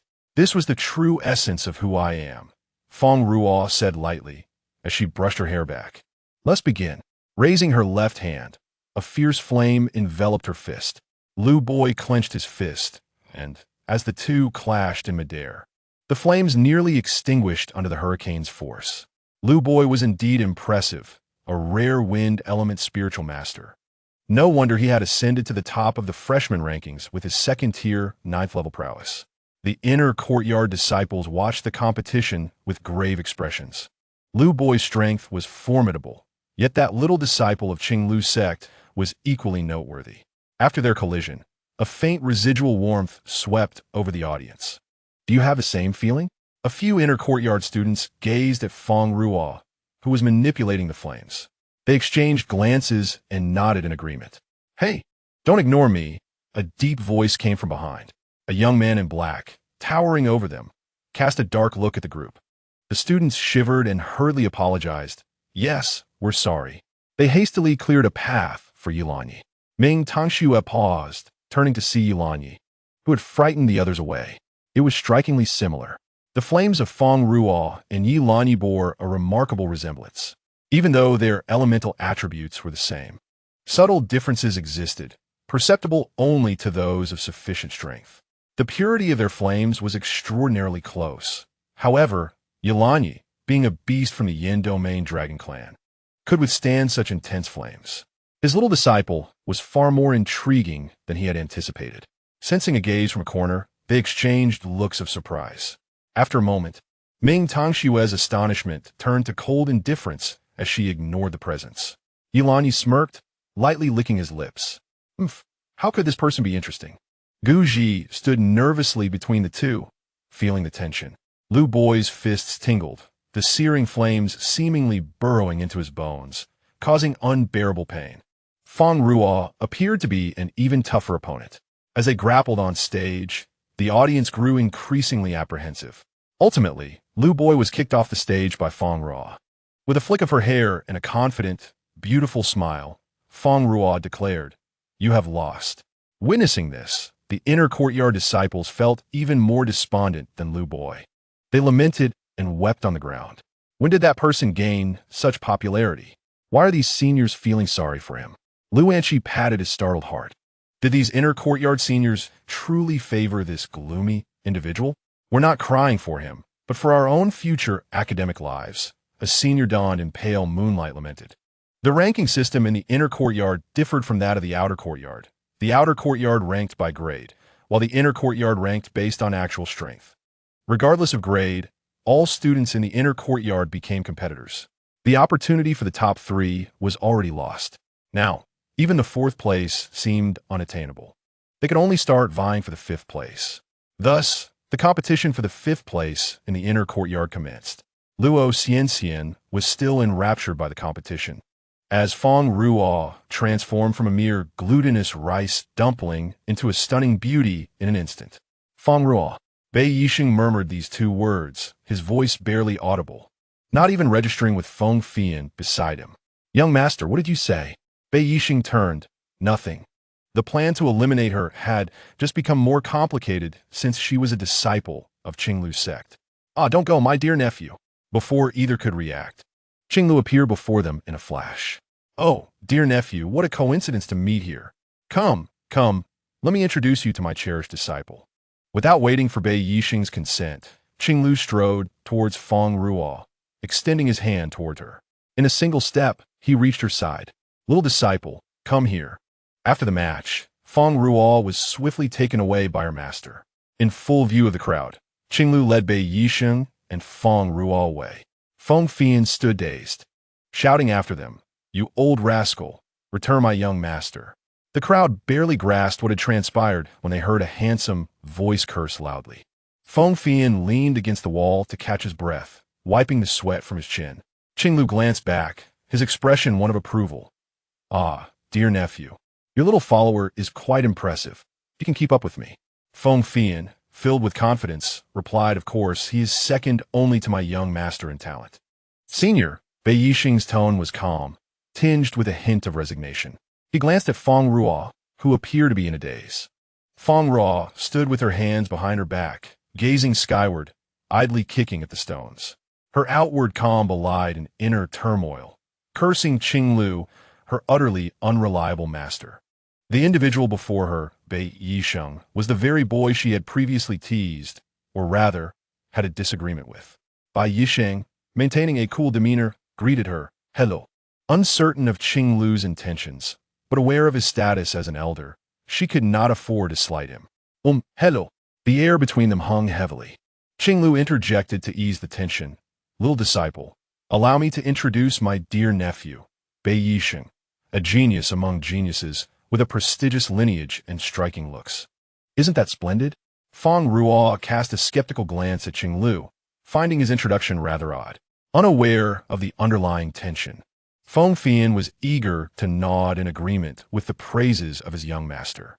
Indeed, his young master was extraordinary. Chapter 24. An uncharacteristic display, quietly. They praised Qinglu's discerning eye in their hearts.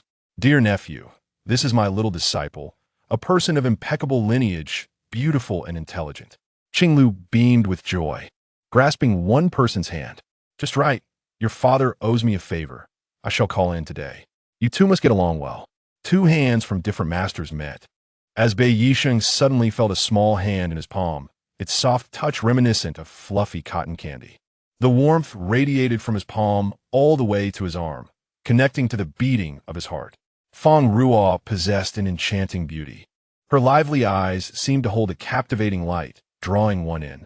Bei Yisheng detested the notion of a destined partner from the presence of such a person.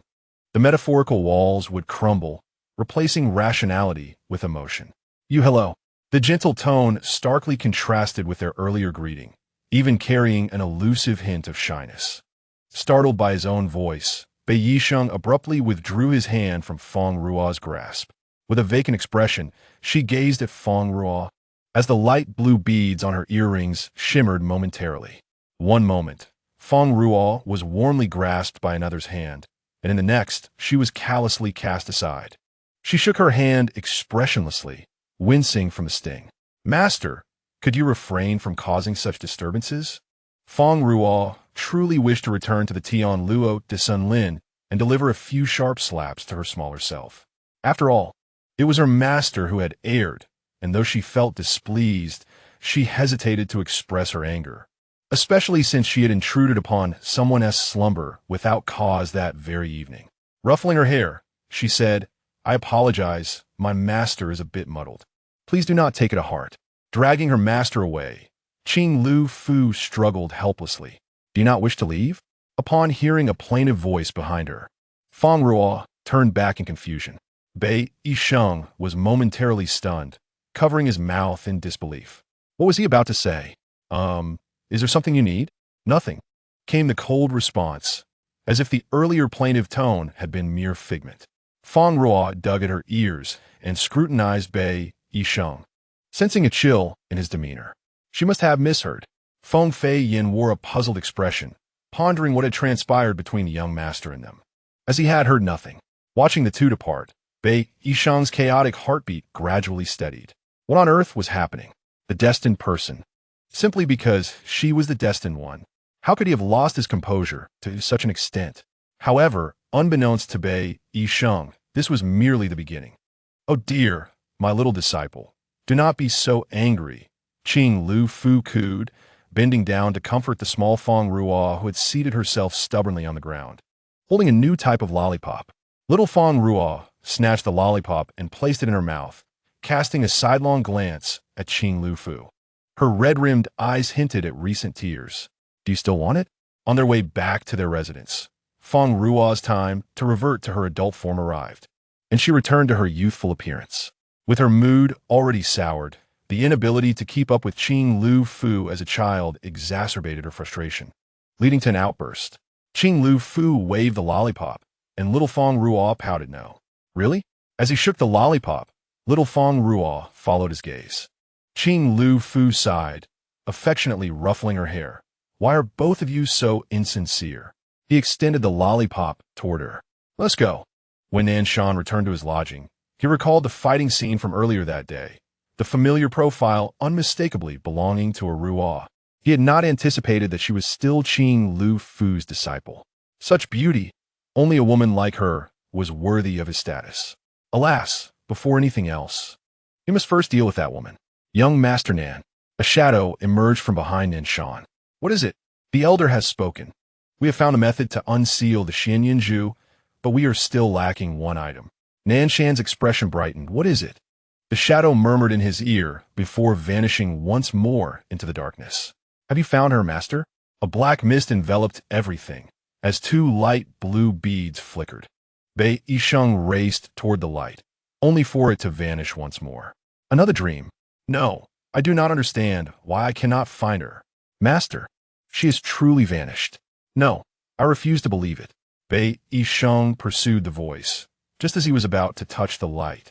He abruptly awoke in his bed. In the soft morning light, he saw little Fang Ruo sitting by his window, tugging at her clothing. "Hi, hello there." Little Fang Ruo awkwardly greeted, wondering how she had ended up here. Upon opening her eyes, she found the beauty with tightly shut eyes staring back at her. Originally intending to sneak away, she had barely risen when the beauty on the bed stirred awake. Bei Yisheng's gaze was frigid as he commanded, "Get down." Startled, little Fang Ruo trembled and tumbled off the bed. Before long, Bei Yisheng had donned his attire, and outside the door, Feng Fei Yan's voice boomed, "Young master, I'm coming in. Without waiting for response, he opened the door, entering with ease. Upon opening the door, he spotted little Fang Ruo on the floor. "Ah, young master, there's a ghost," Feng Fei Yin exclaimed dramatically, drawing the attention of those outside. "What ghost?" Lin Wan adjusted her glasses and, upon seeing the figure on the floor, recognized it as Qing Lu Fu's disciple, Fang Ruo. "Fang Ruo, how did you end up here?" Little Fang Ruo wore a bewildered expression. "Aunt Wan, I do not know." Lin Wan continued. "Surely you did not sneak in here because you were infatuated with our Bei Yisheng? That old man has led you astray." Little Fang Ruo protested. "I did not." Feng Fei Yin, who had been listening intently, suddenly exclaimed, "Oh, I remember. Last time, you ended up in the boys' bathhouse by getting lost, and Lu Bo challenged you. You actually like that?" Little Fang Ruo stomped her foot in protest. "I told you, it was an accident." Lin Wan replied kindly, all right, Aunt believes you, but you cannot neglect your studies. You still have classes to attend." Though the academy was not strict in managing disciples of the inner court, the standards for academic assessments were exceedingly high. One misstep could lead to expulsion from the inner court. Currently, with her unstable spiritual power, Fang Ruo could only maintain her childlike form, and even with the aid of elixirs, could only temporarily revert to an adult appearance. If she were to undergo the assessment in the secret realm, the disadvantages would be too apparent. "I understand, Aunt Wan," little Fang Ruo replied obediently. "By the way, your master has arranged for someone to assist you with your training. You must learn well from them." "Huh?" Lin Wan noticed the dazed look on Fang Ruo's face, realizing that the unreliable old man had said nothing to his young disciple. She could only wonder if this child was fortunate or unfortunate to be under Qing Lu Fu's tutelage. Dazed, little Fang Ruo followed Lin Wan's instructions and arrived at a spacious training ground. Within the arena stood a man clad in black, unmistakably her supposed coach. This was clearly her so-called second senior brother. Yilan Yi's crimson-slit pupils leisurely scrutinized Fang Ruo, as if observing a minuscule insect. "Ah, you have arrived," he remarked, his gaze unrestrainedly appraising her. Clearly human in appearance, her delicate and diminutive form was undeniably human from any angle. Fang Ruo frowned, her expression betraying discontent. She did not appreciate such scrutiny, feeling a sense of offense. "Is there something you need?" Had she known this person was Yilan Yi, she would not have come. Was Qing Lu Fu's mind muddled? Fang Ruo's tone was icy, and despite the significant height difference between them, she felt an odd sensation of being looked down upon by Yilan Yi. Interesting, Yilan Yi muset, momentarily taken aback at the sight of the little pudding before him, before returning to the present, finding it somewhat amusing that such a small girl could instill in him a sense of trepidation. Truly vexing. "Let me see what distinguishes you." Yilan Yi's voice was low, reminiscent of a beast's growl, his piercing crimson-slit pupils sweeping over Fang Ruo as he clenched his fist. A surge of red spiritual energy rushing upwards from his feet, sending his black hair aflutter. "Are you insane?" Fang Ruo snapped, incensed. "You raise your hand against a mere child." A fireball flew past her, striking the ground behind her and creating a small crater. "Oomph." Yilan Yi's gaze remained frigid as he unleashed another fireball, incinerating the stone floor and leaving a moderately sized pit. The flames burned with an alarming intensity. Fang Ruo stared at the crater behind her, unable to fathom the rudeness of the individual before her. "Why do you, a fully grown adult, always present yourself as a child? Are you feigning pity?" Yilan Yi understood that humans often shower their offspring with love and affection. One only needs to recall Qing Lu Fu's shameless antics to amuse the child to grasp this sentiment. Even the rational Ming Tang Shui was deceived by such a fragile facade, displaying a tender expression towards this little being. This demeanor was not one I willingly adopted. Another fireball hurtled forth. Xiao Fang Ruo rolled aside, clutching her short legs. Another fireball came, and she bent down, her diminutive legs proving remarkably agile at critical moments. Yilan Yi's fireballs traveled with great speed, yet for reasons unknown, they consistently missed the small figure in the center. "What exactly is your relationship with Ming Tang Shui?" Within Xiao Fang Ruo's evasive movements, Hints of Ming Tang Shui's silhouette could be discerned. This tactic was a lesson imparted by Ming Tang Shui to help Fang Ruo navigate the challenges of the platform. Why are you silent? Yilan Yi's tone bore a hint of ire. Fang Ruo, speechless, was too preoccupied dodging fireballs to respond. Does Yilan Yi possess any intellect? What could he possibly share with Ming Tang Shui, if not a mere brother-sister relationship? Perhaps Fang Ruo's disdainful gaze was too overt, further aggravating Yilan Yi. It was indeed vexing. She was merely a diminutive creature relying on her exterior charms. As Fang Ruo evaded a fireball, she observed the destruction left in its wake with astonishment. Why was Yilan Yi's speed so lackluster? Was he merely toying with her? Moreover, the heat of the flames did not strike her as particularly terrifying. In contrast to Fang Ruo's bewilderment, Yilan Yi was even more astounded. How could his flames fail to inflict even the slightest harm upon her? Not even a hair was singed. Even if she also wielded fire-type spiritual energy, she cannot possibly be immune to its damage. Within this academy, the only individual capable of mitigating fire-type spiritual energy damage was the anomalous ice-type Ming Tang Shui.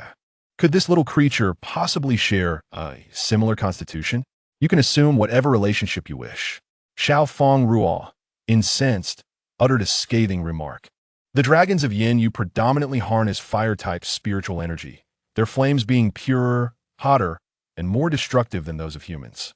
Their tempers are as volatile as their flames.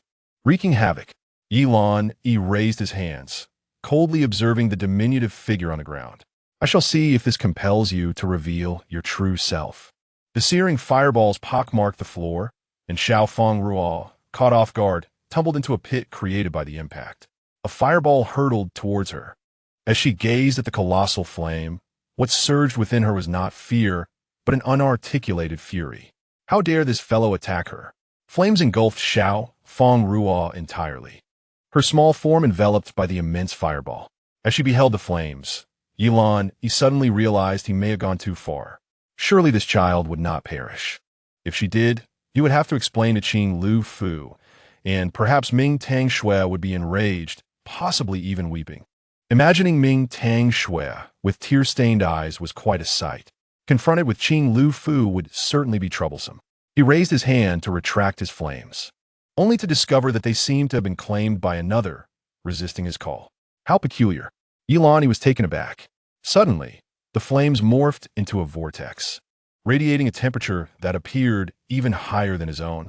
Ultimately, they were absorbed entirely by Fang Ruo, who stood at the center of the fire.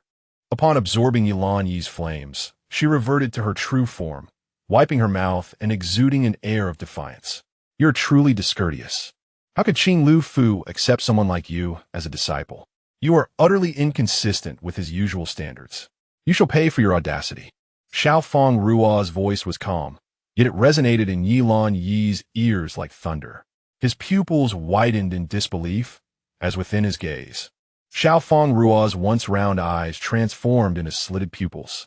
She dabbed the blood from her mouth with her thumb, licking her lips.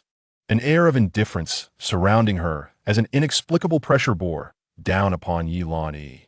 His expression shifted to one of extreme discomfort as he knelt on one leg, straining to rise and lift his head.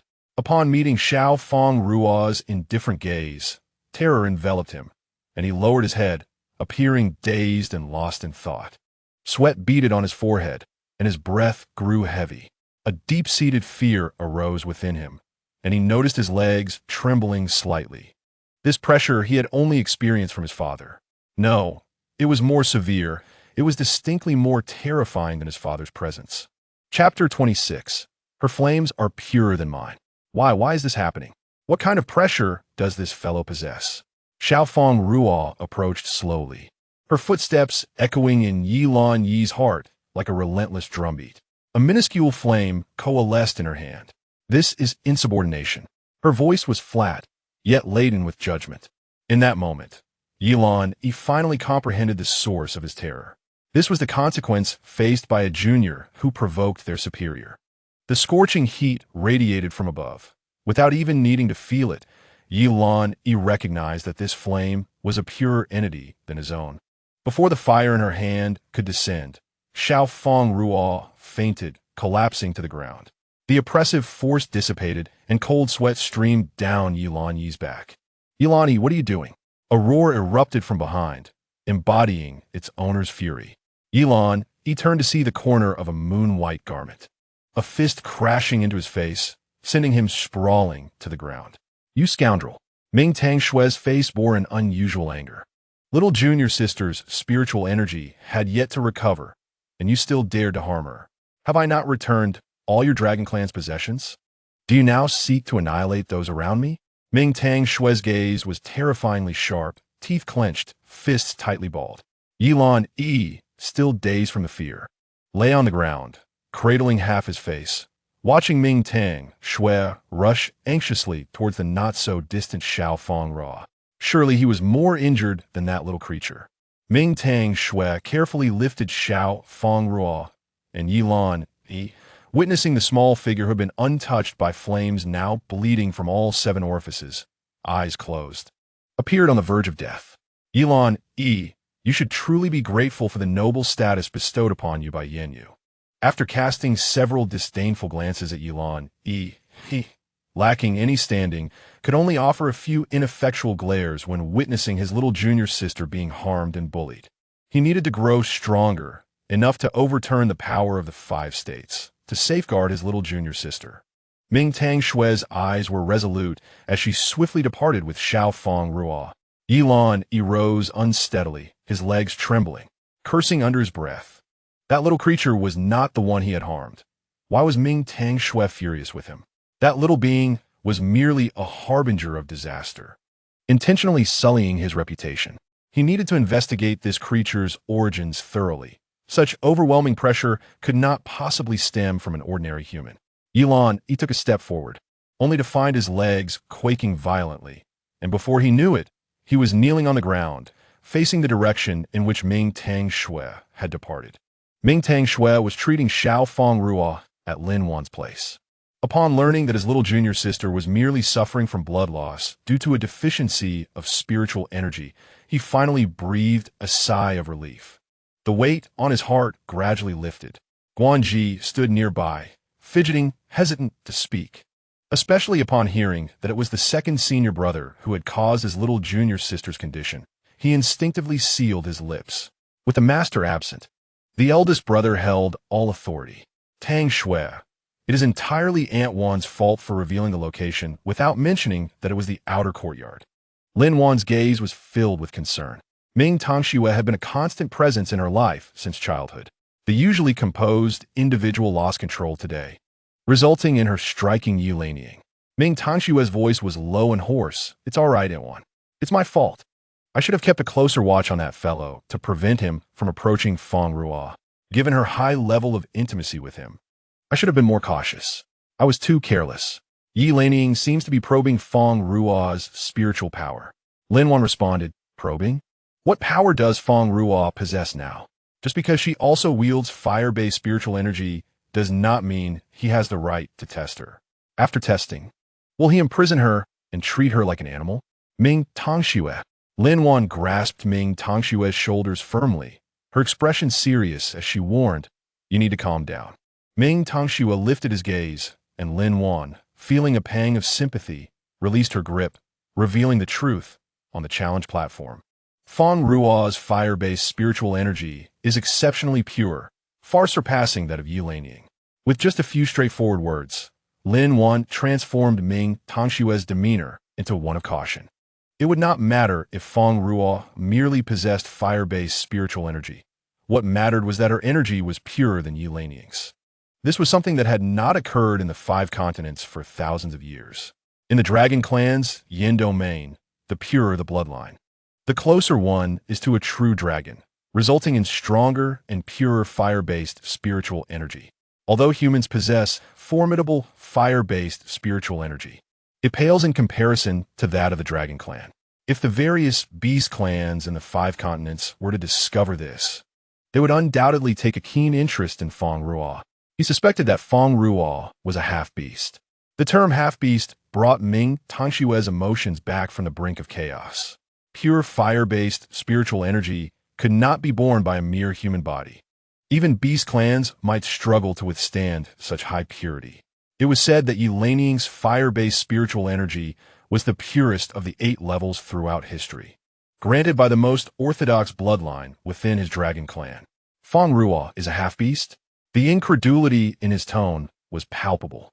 Unfortunately, no, Lingguan clarified. I have examined her, and Fang Ruo is indeed a true human. Xiaohua, what secrets does your master possess? Lin Wan turned to the little flower snake that had been crawling on Xiao Fang Ruo's belly. The little snake, deep in thought, propped its chin up with its tail. I don't really know. I slept for quite a long time and forgot many things. Suddenly, the Qing Miao flew in and pecked at the little snake's head. Then why do you call me Stinky Bird? The memory of this nickname filled Qing Miao with indignation.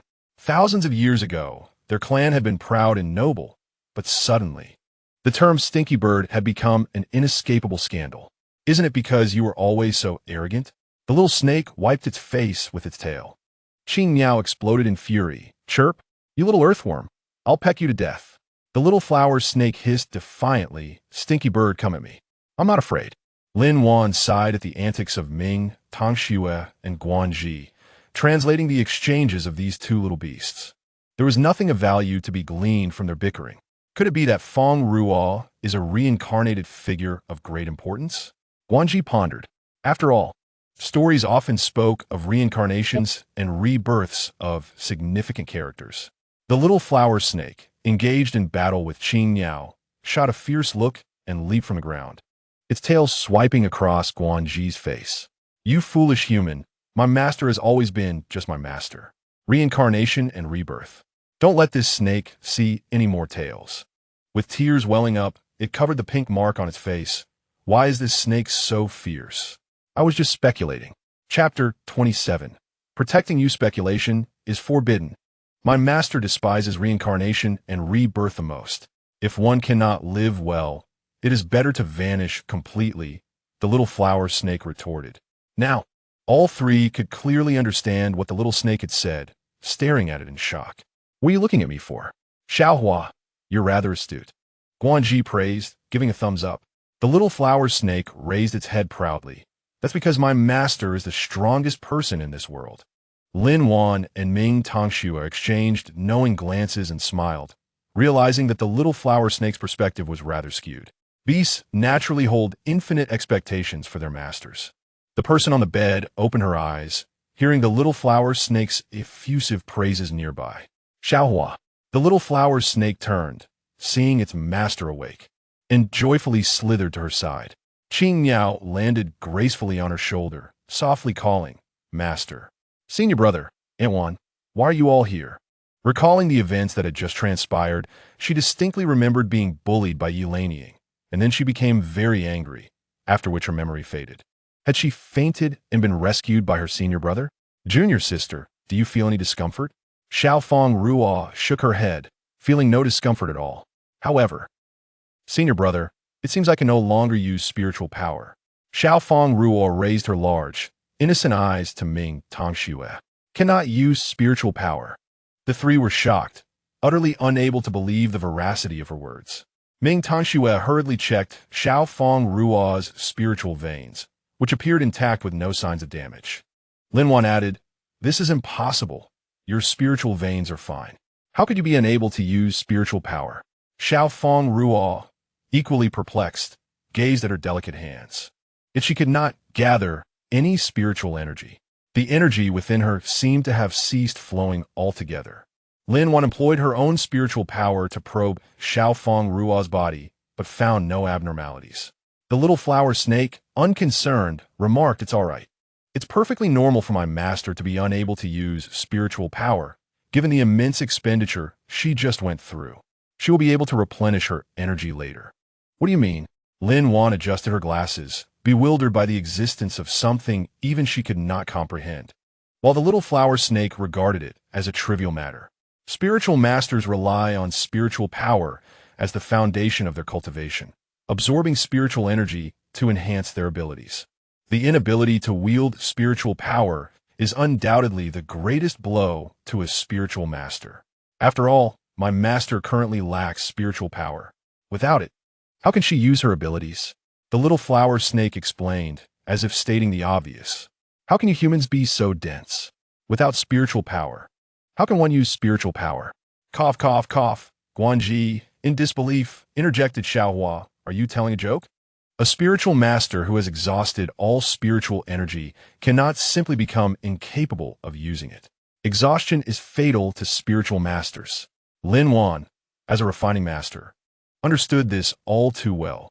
Having experienced severe depletion of her own spiritual energy due to alchemy, she knew that exhaustion meant death. Not a state of inactivity like that of Fang Ruo, who appeared unbothered. Because my master's body is special. Ugh, you humans just don't get it. I'm done talking to you.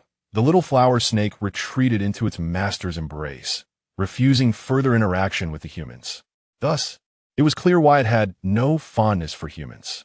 The three turned their curious gazes toward Qing Niao, who looked around before decisively burrowing into Xiao Fang Ruo's pocket, hiding its tail snugly. It was fortunate enough to find its master, who knew what other events might unfold. Forget it. Today's events will remain confidential. I will fetch some non-spiritual pills to help replenish her energy, Lin Wan resignedly decided, realizing she needed to consult some resources. This unique constitution was certainly too peculiar.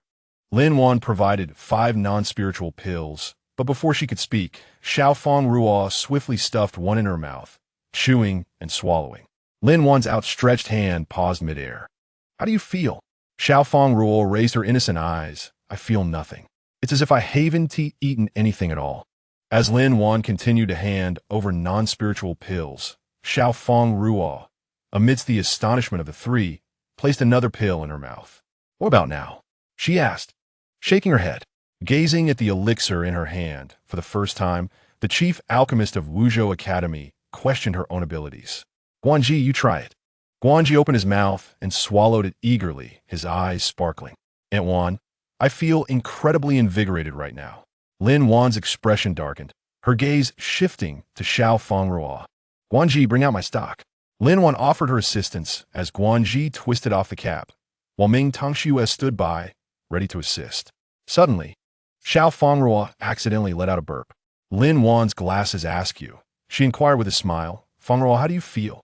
After a moment of contemplation, Xiao Fang Ruo raised both arms, exclaiming, I feel stronger.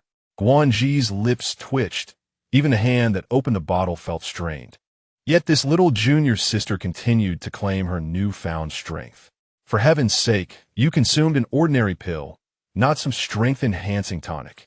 Lin Wan observed Xiao Fang Ruo quietly, then kicked her out the door, ultimately convincing herself it was not her fault but rather the girl's.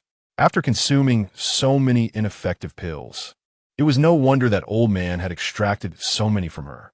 This girl was clearly a bottomless pit for elixirs. Standing outside, Xiao Fang Ruo was not lying.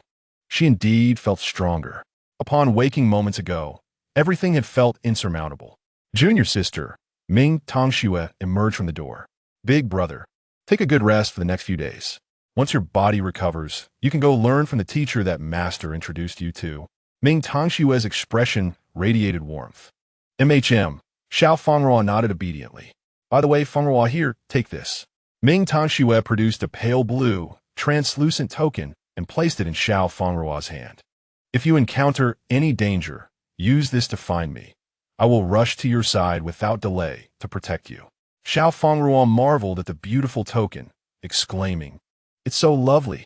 Then keep it safe. Seek me out in times of peril. As Xiao Fang Ruo gazed at Ming Tongxue, she sensed a hint of inexplicable sorrow in his eyes, as if they implored her not to reject him. It felt as if her refusal would render him incapable of holding back tears. Thank you, big brother, I will. MHM. A gentle smile graced his face, dispelling all shadows, as if everything could evolve toward a brighter future. Chapter 28. Professionals. The training schedule in the Outer Academy was stringent, with every student fearing to lag behind and be eliminated from the academy. Since the start of the semester, 34 students had already been expelled. Goodness, is Lu Boy a freak? Lewin couldn't help but voice his thoughts, his envy palpable. That SA teacher from the academy. None of us could last more than 10 exchanges in a spar with him. Yet, Lu Boyi had withstood the onslaught and even injured the teacher. A display of strength that was truly enviable. Bang! On the 15th exchange, Lu Boyi was kicked off the stage. Not bad. You're even stronger than I expected. The teacher on stage remarked with admiration. Although his spiritual power skills were limited, his battle experience was unparalleled among the students. His indomitable spirit made him stand out as exceptional. Next, Lu Yiru. As the voice of teacher, Jian rang out. The students below buzzed with anticipation as Lu Yiru ascended the stage. Teacher, please guide me. Clad in the academy's yellow uniform. Lu Yiru's delicate features and graceful demeanor distinguished her as an imperial princess. Wow, is that the imperial princess from Wuye Kingdom? She is truly stunning. Forget it. She's engaged to Nan Shan from the Nan family. Someone beside them shattered the fantasy. Hearing the praise made Lu Yiru smile, but upon hearing Nan Shan's name, her expression nearly faltered. These people actually believed she still had ties to that man. He was someone who couldn't even match her prowess. She was currently ranked 7th among the new students, while Nan Shan had long fallen out of the top 10. Such an incompetent man didn't he even deserve to have his name associated with hers. Blue spiritual energy enveloped Lu Yiru, forming ripples akin to water. By the 10th exchange, Lu Yiru was defeated. Being a girl, teacher Jian did not kick her off the stage outright. Very good. If you maintain this pace, there's a chance for you to enter the inner academy. Teacher Jian cast a look of approval at Lu Yiru. The mention of the inner academy made Lu Yiru's heart skip a beat. That was indeed the inner academy. Thank you, teacher. Once she entered the inner academy, she would trample that despicable fellow beneath her feet. Today's competition concludes here. The list of those entering the secret realm has been finalized. Don't be disheartened if you did not qualify. You still have opportunities to enter other secret realms. Before announcing the list, I would like to introduce a new partner. Fang Ruo stepped forward from behind teacher Jian.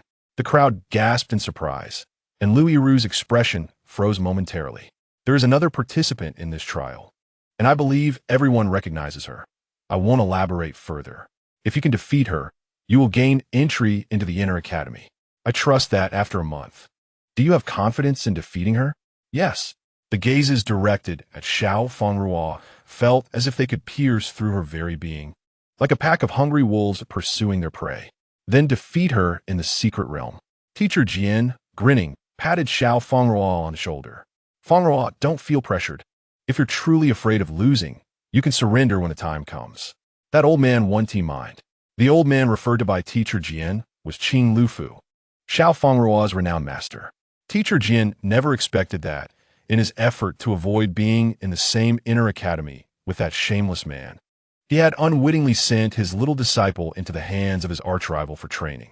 Such behavior toward his apprentice was truly unkind. This time, he would ensure that his student dragged his apprentice down from the inner academy. Perhaps the senior brothers had not anticipated that their unreliable master would send his little disciple into the hands of his sworn enemy for training. An hour earlier, Big Brother. Has the junior sister gone to the outer academy? Guanji carefully placed the freshly concocted elixirs into bottles. Newly refined elixirs needed to be stored in special bottles to preserve their effects perfectly, so Guanji always focused intently during this process. Big Brother. He glanced at the book in his hand. I wonder when Master became so close with the teachers in the outer academy. Guanji prepared to transfer the elixirs into the bottles. Qing Lufu was notorious within Wuzhou Academy. Only the principal and Lin Wen would engage with him, while others viewed him as a rival. Ming Tongxue closed the book and lifted his gaze. It seems that teacher Jianmo Ran is in the outer academy. Upon hearing this, Guanji abruptly turned his head, causing the elixirs in his hands to drop to the floor as he exclaimed, "What did you say?" Teacher Jian disbanded the crowd and pulled Lu Boyi aside. "A month ago, we met on the challenge platform. Long time no see." Lu Boyi greeted stiffly, his gaze toward Fang Ruo still sharp, now tinged with an air of determination. Fang Ruo's expression dimmed. Long time no see.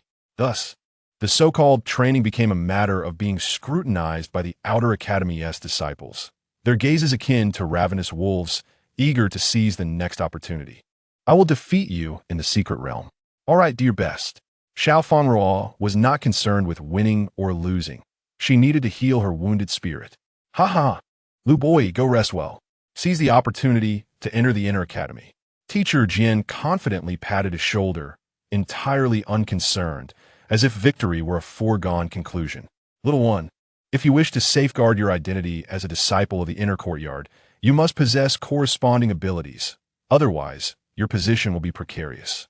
I understand. Fang Ruo lifted her head, proudly raising her chin in reply. Her eyes were calm, devoid of any fear. Jian Moran found this amusing. This little one was far more entertaining than he had initially anticipated. Alas, Fang Ruo slipped from Jian Moran's line of sight. The gaze of that fellow was more terrifying than those who sought to defeat her, as if, in the next moment, a wave of fervent attention would be drawn towards her. She was, quite simply, a professional in inciting animosity. What merit did she possess to attract so many? Fang Ruo, a familiar figure, stepped forward. The young girl wore an arrogant expression, holding her head high as she looked down upon Fang Ruo. You are indeed fortunate not to have been devoured by the giant frog beast and to have come this far.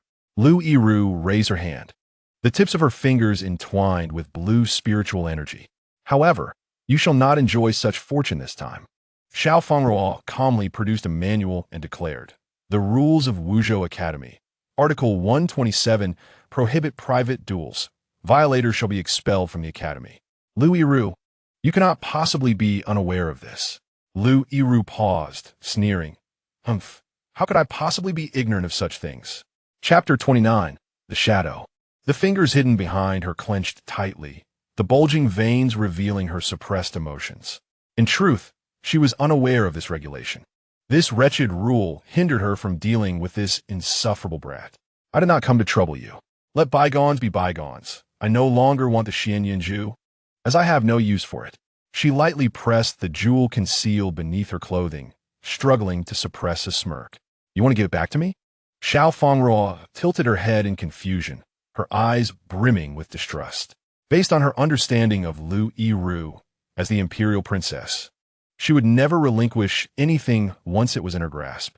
To her surprise, Lu Yiru indeed pulled out the jewel from her bosom and laid it before her. Though her expression was reluctant, Fang Ruo was certain that it was indeed her Xianyunju. Is it truly being returned so easily? Lu Yiru's expression was impatient. Do you want it or not? Yet, her outstretched hand remained unmoving in the air.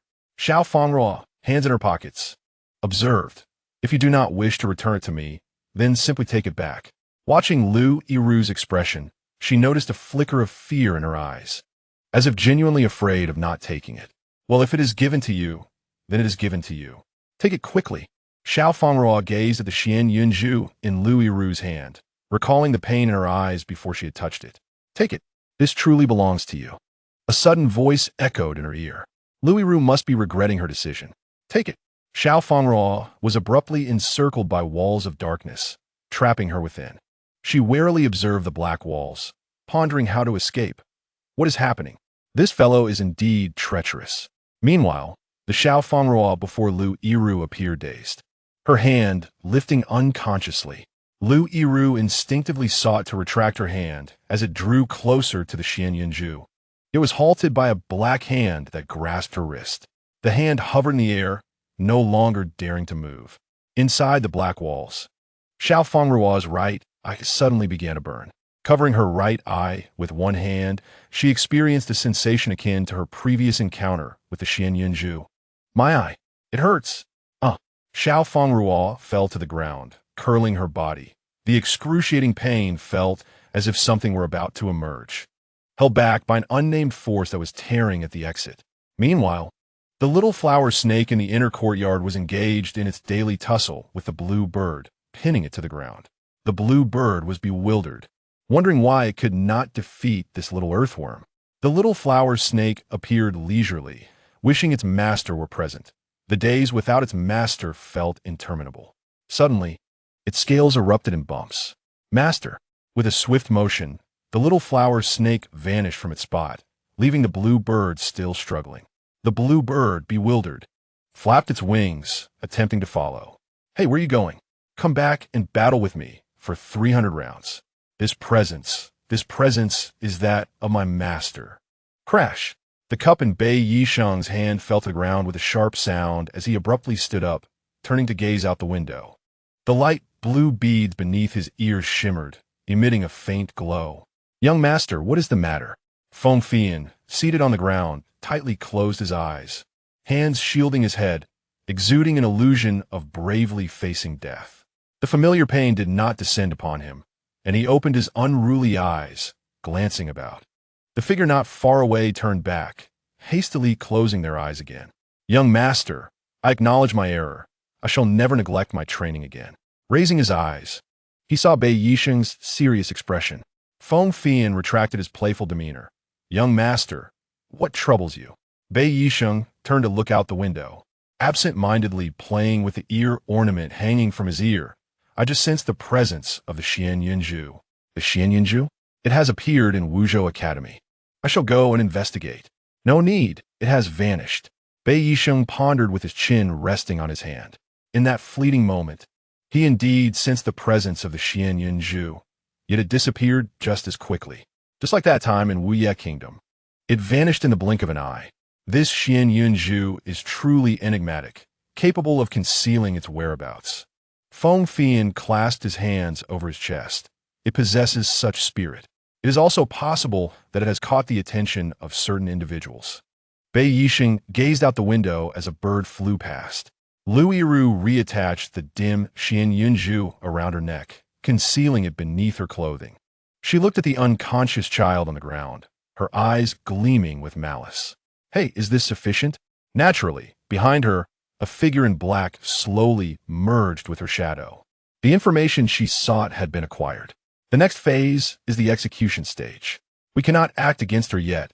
Wait until the trial. If you wish to grow stronger and become a king above all, you must obey. Otherwise, the consequences will be beyond your capacity to bear. Depart quickly. That entity is approaching. Upon finishing, the shadow completely vanished into the darkness. Lu Yiru cast one last glance at Fang Ruo, her gaze seemingly eager to devour her. Consider yourself fortunate. I shall collect your wretched life at the trial. After the two departed, Fang Ruo raised her hand to cover her eyes. Cough, cough, cough. Contact with the Xianling Zhu causes unbearable pain in my eyes. Why? When it is clearly my possession, did it not react when I kept it close before? Yet now it inflicts such agony. Master, the little flower snake arrived swiftly, reaching the outer courtyard in an instant. Little flower. At this call, Fang Ruo succumbed to unconsciousness. After an eternity, Fang Ruo awakened, though it felt as if she had not truly awakened. Before her appeared a massive jewel, smooth and reflective, mirroring her adult self. The jewel shimmered, and as she raised her hand to touch its surface, it felt like a thin membrane, gently rippling. Her fingertip effortlessly penetrated the jewel's interior. As she leaned closer, a sudden force drew her into the jewel, landing her in an embrace. Looking up, she saw a chin and powerful arms enveloping her tightly. Hello. Husky voice murmured, You have come. Opening her eyes, she found herself tightly embraced by her senior brother, who, upon seeing her awaken, wore a face of pure joy. Senior brother, the little junior sister has awakened. It is unfortunate. The younger apprentice has rolled her eyes back. Chapter 30. The transaction. Ming Tongxue released her tightly clasped hands around her, while Fang Ruo patted her chest, finally catching her breath. She was genuinely terrified that if she awoke even a moment later, she would be swept away by the affectionate embrace of her senior brother. Little apprentice, has that fellow Jian Moran been bullying you? Ming Tongshue's voice echoed from behind, courtesy of Guanji. Fang Ruo quickly realized that the Jian Moran mentioned by Guanji referred to teacher Jian. After pondering for a moment, she replied, Not really, just... She recounted her earlier experiences in detail, leaving both of them with subtle expressions on their faces. Guanji cleared his throat and said, Although he is quite pitiable, little apprentice, you must not yield. Ming Tongxue added, Teacher Jian and our master were once rivals, having frequently faced defeat at our master's hands. Naturally, this bred resentment in him. Moreover, his former disciples have consistently been outmatched by us, which only adds to his bitterness. Eventually, He was so infuriated by a remark from our master that he chose to leave the inner courtyard and teach students in the outer courtyard instead. Curious, Fang Ruo asked what the master had said. Today, teacher Jian appeared as if he wished to channel all his hatred towards himself. The two senior brothers exchanged glances, deciding it would be unwise to share such information with the little apprentice. It was far too unhealthy.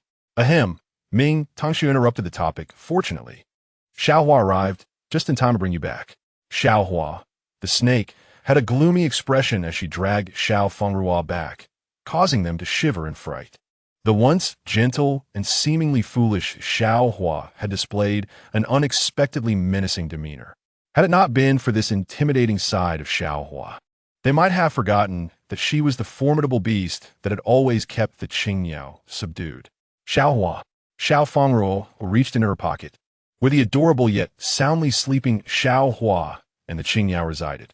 The slumbering Xiaohua appeared soft and harmless, while the Qingyao seemed to have fallen asleep alongside her. This was surprising, given their usual bickering. Ming Tangshu gently rubbed Fang Ruo's head and said, "Rest well. The opening of the secret realm is imminent. Preparing thoroughly will prevent you from being bullied." Guanji nodded in agreement. "Indeed, your primary focus now should be on this secret realm. You may find yourself at the mercy of many." Moreover, Guanji looked at Fang Ruo with an air of mystery. The academy has a significant plan to select some students to travel to Ling Tian continent. The first place winner of this secret realm will secure one of the earliest spots. So you must strive to excel and accompany your senior brothers. Both Guanji and Ming Tangshu were guaranteed participants heading to Ling Tian continent.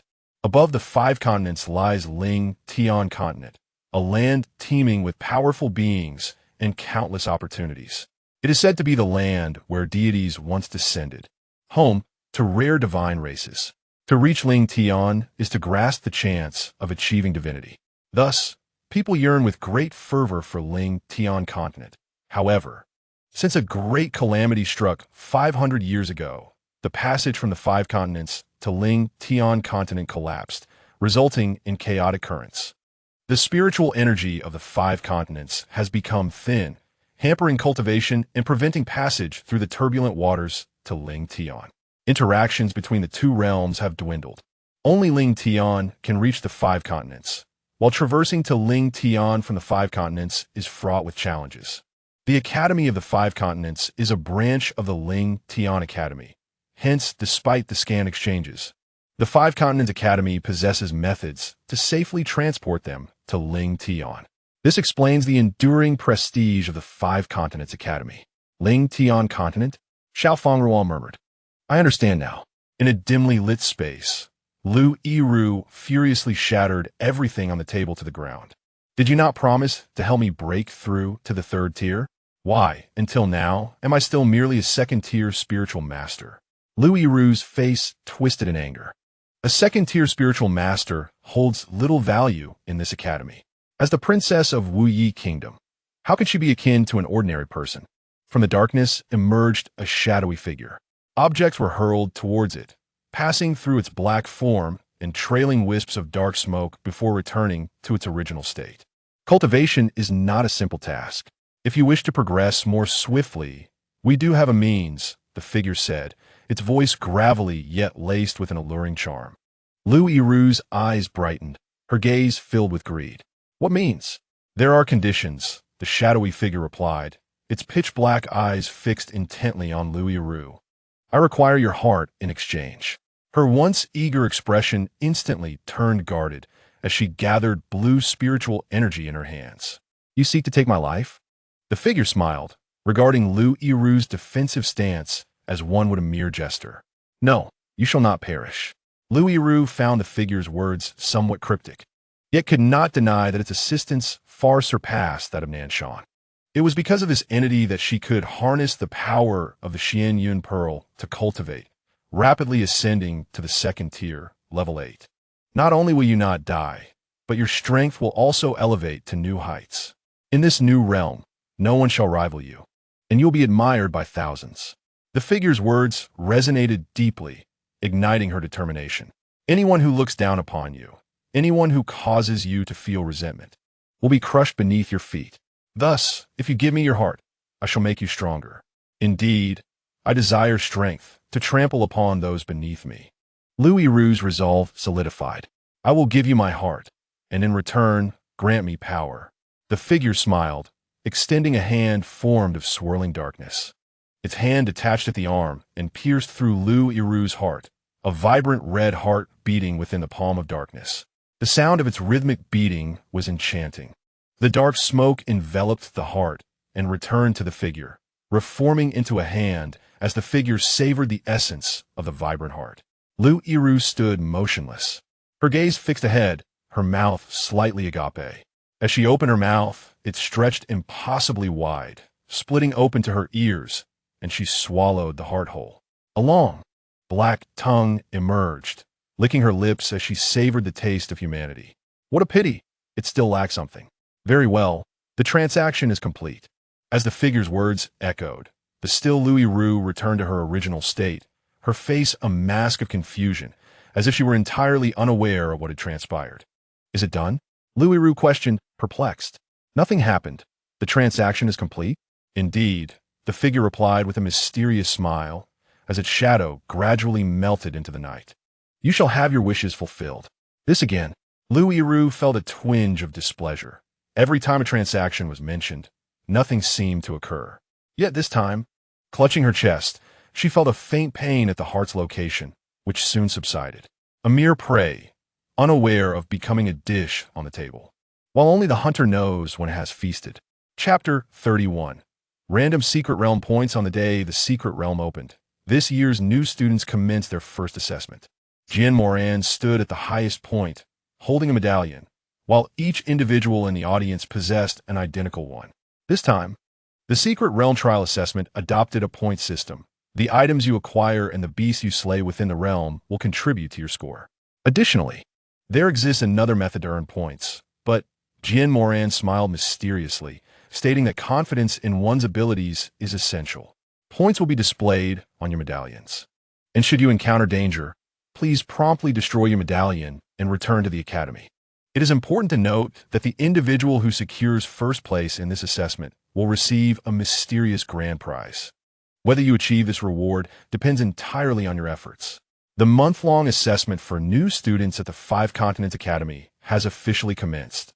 Each student clutched their medallion as beams of light suddenly shot up from the ground, causing the students to vanish into the beams.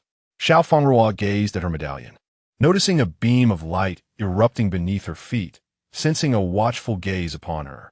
With a fleeting glance, his gaze ultimately settled on Nanshan, who was intently observing the token in his hand. Suddenly, a chill crept down his spine, and before he could discern its source, he vanished from his original position. Nanshan tightly clutched the token, reflecting on the words spoken by the elder the previous night, before disappearing into a beam of light. On the stage, Bei Yisheng noticed Fang Ruo lifting her head. His gaze gradually fell upon Nanshan from the Nan family, a slight frown forming on his brow. There was something distinctly different about Nanshan within the gathering of new students, as they were all transported into the secret realm. A series of luminous screens rose in the air, displaying the students currently within the secret realm. Quickly, record this scene of their entrance into the secret realm. Jian Moran eagerly urged the staff, then reclined contentedly on a lounge chair, sipping juice while relishing the unfortunate spectacle of the new students' initial foray into the secret realm. Did Jian Laosher not mention that the locations for entering the secret realm are random?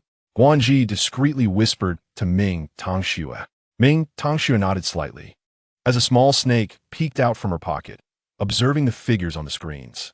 A bluebird, hidden in her other pocket, peered out displeased, with a tuft of messy feathers atop its head, casting sympathetic glances at the unfortunate new students. Jian Moran's ability to bond with his master, despite being ostracized by others, had its reasons. Ming Tangxue focused intently on the screens, while a youth clad in black stole a glance before withdrawing his gaze. Heavens! I never thought I would see Ming Tangxue and Yi Lanin in the same frame. Despite sharing the same master, their relationship had been strained since the new student trials. Shoo! Don't let Yi Lanin hear you. Be careful, He despises anyone who mentions him and Ming Tongxue in the same breath. Why are they here? To serve as guardians, of course. To prevent excessive mishaps among students, upperclassmen serve as guardians during the assessments, ensuring the safety of certain students. In the blink of an eye, Fang Ruo found herself in a new location, suspended in midair. What is happening? Her body plummeted rapidly. Her hair, ties, swept away by the wind. A scream echoed through the skies. Lu Anxiang sat on a soft patch of grass, digging at his ears and gazing at the sky. Who is screaming so loudly? Could it be some unfortunate soul transported high into the air or into a beast den? As he surveyed his surroundings, Lu Anxiang felt that the older students had exaggerated the terrors of the secret realm. To successfully navigate the assessment, he had prepared meticulously. Yet the entry points were entirely random. The unfortunate ones could end up falling for days from great heights, or being transported into beast caves, swamps, or even right in front of a feeding magical beast. Yet, despite his extensive preparations, none had been of use. Lu Bo opened his eyes, a foul stench nearly causing him to retch. A shadow loomed over him, sending chills down his spine. He quickly ducked and rolled. A massive maw had just devoured the spot where he had appeared. Upon closer inspection, he realized it was a feeding magical beast. Had he not possessed years of instinct for danger, that bite could have cost him his life. Lu Yiru opened her eyes to find half her body sinking into a dark, foul-smelling mire. She attempted to cover her nose, only to discover her hands were also coated in a murky sludge. Gritting her teeth against the nausea, she utilized her water-based spiritual energy to extricate herself from the mire, all the while feeling queasy. Nanshan opened his eyes, acutely aware of a piercing gaze upon him, rendering him motionless. The silence around him was pierced only by a hissing sound. This secret realm was indeed fraught with peril. Lu Anxiang stood up, looking up at the boundless blue sky. As he took a step forward, he stumbled over something. Ouch, what is this? How dare it trip me? He pushed aside some grass to reveal a smooth fruit. The token flashed white, and the fruit vanished, replaced by the number 250 on the token. Wow, what is this fruit to yield such high points? The grass fruit, a type of spiritual fruit, was rich in spiritual energy and delicious, yet only grew in the elusive Feng Fei grasslands, making it exceedingly rare. This secret realm is truly remarkable, Lu Anxiang thought, delighted to have discovered such a treasure. Outside the secret realm, Jian Moran sulked, resting his chin on his hand. This kid has far too much luck, being transported to the Feng Fei grasslands. Many cast envious glances his way. It had been years since anyone had appeared in this fertile region. The Feng Fei grasslands were unpredictable, shifting their territory with the winds, and many had searched for years without finding even a trace. Yet this boy stumbled upon such a vast expanse. Guanji bit his hand in frustration, tears brimming in his eyes, lamenting the unfairness of it all. Why does he get to encounter such a bountiful area right away? By the way, where's that girl? Quickly, switch to show me her little apprentice. Jian Moran commanded the staff to change the scene. Ming Tongxue remained focused, while Guanji quietly wiped away his tears. Bei Yisheng twirled an earring, lifting his gaze.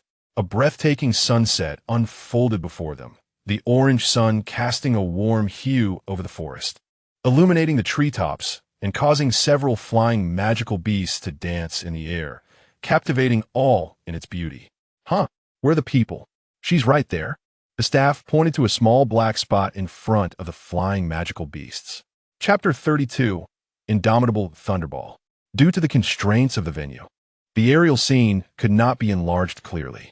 All they could see were 3 or 4 magical beasts with large mouths, flying towards the small black dot. This is too tragic. Guanji couldn't help but cover his eyes, unable to bear the sight. Little junior sister is truly in a dire predicament. For 3 to 4 years, others were typically transported to midair. Fang Ruo was at an unprecedented height, enveloped in a circle of red spiritual energy. She descended with her arms crossed, her expression impassive.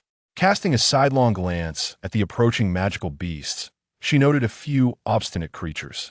Raising her right hand and spreading her fingers, the red energy circle expanded, sweeping past the magical beasts with intense heat. The beasts were instantly transformed into roasted birds. Another one coming to their demise. When will I reach the ground? Outside the secret realm, spectators watched the new students showcase their abilities. Over the course of 8 days, their strengths became evident, with the top few scores pulling ahead significantly. First place, Lubo rightfully earned his title as a formidable solo warrior, his gaze sharp and decisive in slaying magical beasts. Second place, Nanshan gathered a group to collectively earn points. Fifth place, Lu Yiru demonstrated skill, though most of her points were gifted by others, while many accepted the standings of the top few as deserved. Upon seeing Lu Anxiang in 6th place, they could only curse. What extraordinary luck! Just by tripping, he finds a spiritual fruit. A mere fart could slay a magical beast. And a nap results in a beast core dropping into his token. The next day, he awoke to find his points inexplicably increased. In previous years, those in the top 10 had braved deep pools and tiger dens, yet here was someone merely picking up the scraps. Many felt a pang of sympathy for the one who fought magical beasts in midair, but ultimately failed to acquire any cores. For 5 days, Fang Ruo fell before inadvertently landing in the lair of a magical beast, where she was pursued for 3 days. Exhaustion overwhelmed her. Once the effect of the speed talisman she had used wore off, it vanished into thin air. Resting against a tree stump, she noticed her lower body slowly sinking. What is this? Looking down, she saw that the dark, murky swamp had already engulfed her ankles. A swamp, summoning her fire elemental energy. She struck her hand and grasped a nearby branch with her whip, pulling herself free. With a thud, Fang Ruo transformed back in her childlike form. Little Fang Ruo gazed at her tiny fingers, realizing time was running out. Leaning against the tree, she reflected on her experiences over the past 8 days. Fortunately, she had brought ample amounts of the Lingdan. In her small form, movement was cumbersome, and her capabilities were significantly restricted, even if she consumed Lingdan without pause. After 3 hours in her adult form, she would require another 3 hours to cool down before she could consume it again. Otherwise, her time as an adult would be drastically reduced. Unless absolutely necessary, Lingdan should not be consumed carelessly. Surely, there would be no more unexpected events. Little Fang Ruo looked up at the sky and mused. Hiss, hiss, hiss. I have found you. Before she could turn, the voice of the enormous serpent from the pit she had fallen into echoed. Little Fang Ruo jumped up, pointing at the serpent's head and shouted, Hey, it has been 3 days. Are you not tired? The giant serpent flicked its tail, its black body and yellow slit pupils fixed intently on her. Since you are an oath-taker, why have you harmed my wife and offspring? What oath-taker? I have not even seen your wife and children. Why do you accuse me of harming them? Hiss, hiss, hiss. You humans are untrustworthy. The king should never have trusted you. Consumed by rage, the black giant serpent opened its massive jaws, unleashing a beam of elemental energy straight toward the swamp. Little Fang Ruo's small face contorted in despair. She was merely a child. Why was she being treated this way? My poor junior sister, sighed the elder brother outside the secret realm. The onlookers saw little Fang Ruo emerge from the swamp, only to be pursued by the black giant serpent moments later. Their dialogue had gone unnoticed amid the chaos. Xiaohua, the small snake, looked at the scene, feeling something was amiss. Bei Yisheng observed the little figure on the screen, deftly evading the serpent's attacks. Wow, young master, this little one is quite formidable. Feng Fei Yin stared at the screen in astonishment, her mouth agape. However, she found it peculiar that she needed to consume Lingdan to become an adult. Feng Fei Yin, come here. Feng Fei Yin shifted her gaze, attentively listening to Bei Yisheng. Damn, cursed little Fang Ruo under her breath. Which scoundrel had stolen this creature's egg? I told you I did not harm your wife and children. Can you please calm down? The giant serpent thrashed about, its power surging. A 6th-tier magical beast. Little Fang Ruo's eyes widened in disbelief. This mindless serpent was actually a 6th-tier beast. If she did not flee, she would undoubtedly perish at its hands. The giant serpent swung its tail, moving so swiftly that it left only an afterimage. Little Fang Ruo raised her hand to defend herself, and the ring on her finger emitted a brilliant light, shielding her as she collided with the tree behind her. The tree, so large that it required several people to embrace, was suddenly severed in half, and little Fang Ruo opened her eyes to gaze at her ring. Just now, it was the ring that had protected her. Some magical artifacts are imbued with protective measures by their creators, enhancing their durability. It seemed that the serpent's impact had triggered the ring's self-defense. Ouch, but hitting the tree still hurt. Little Fang Ruo popped a candy into her mouth, stifling her urge to cry. You despicable humans, you betray your oaths. Today, I will make you traitors pay the price. Right?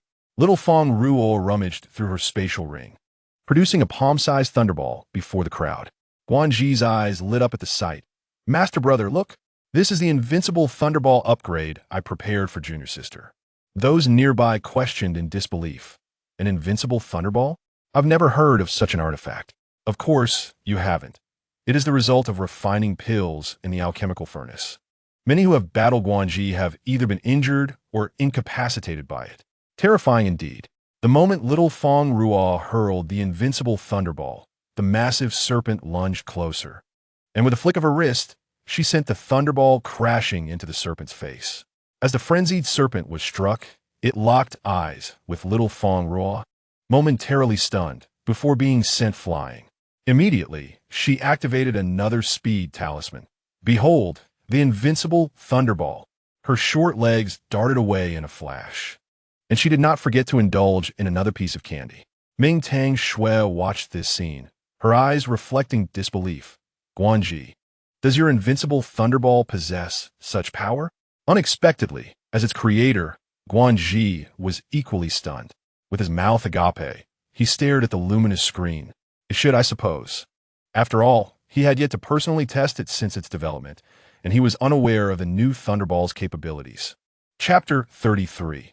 The Child of Luck. The giant serpent rolled its eyes and fainted. Little Fang Ruo hastily escaped. Hesitating for even half a second would be a disservice to herself.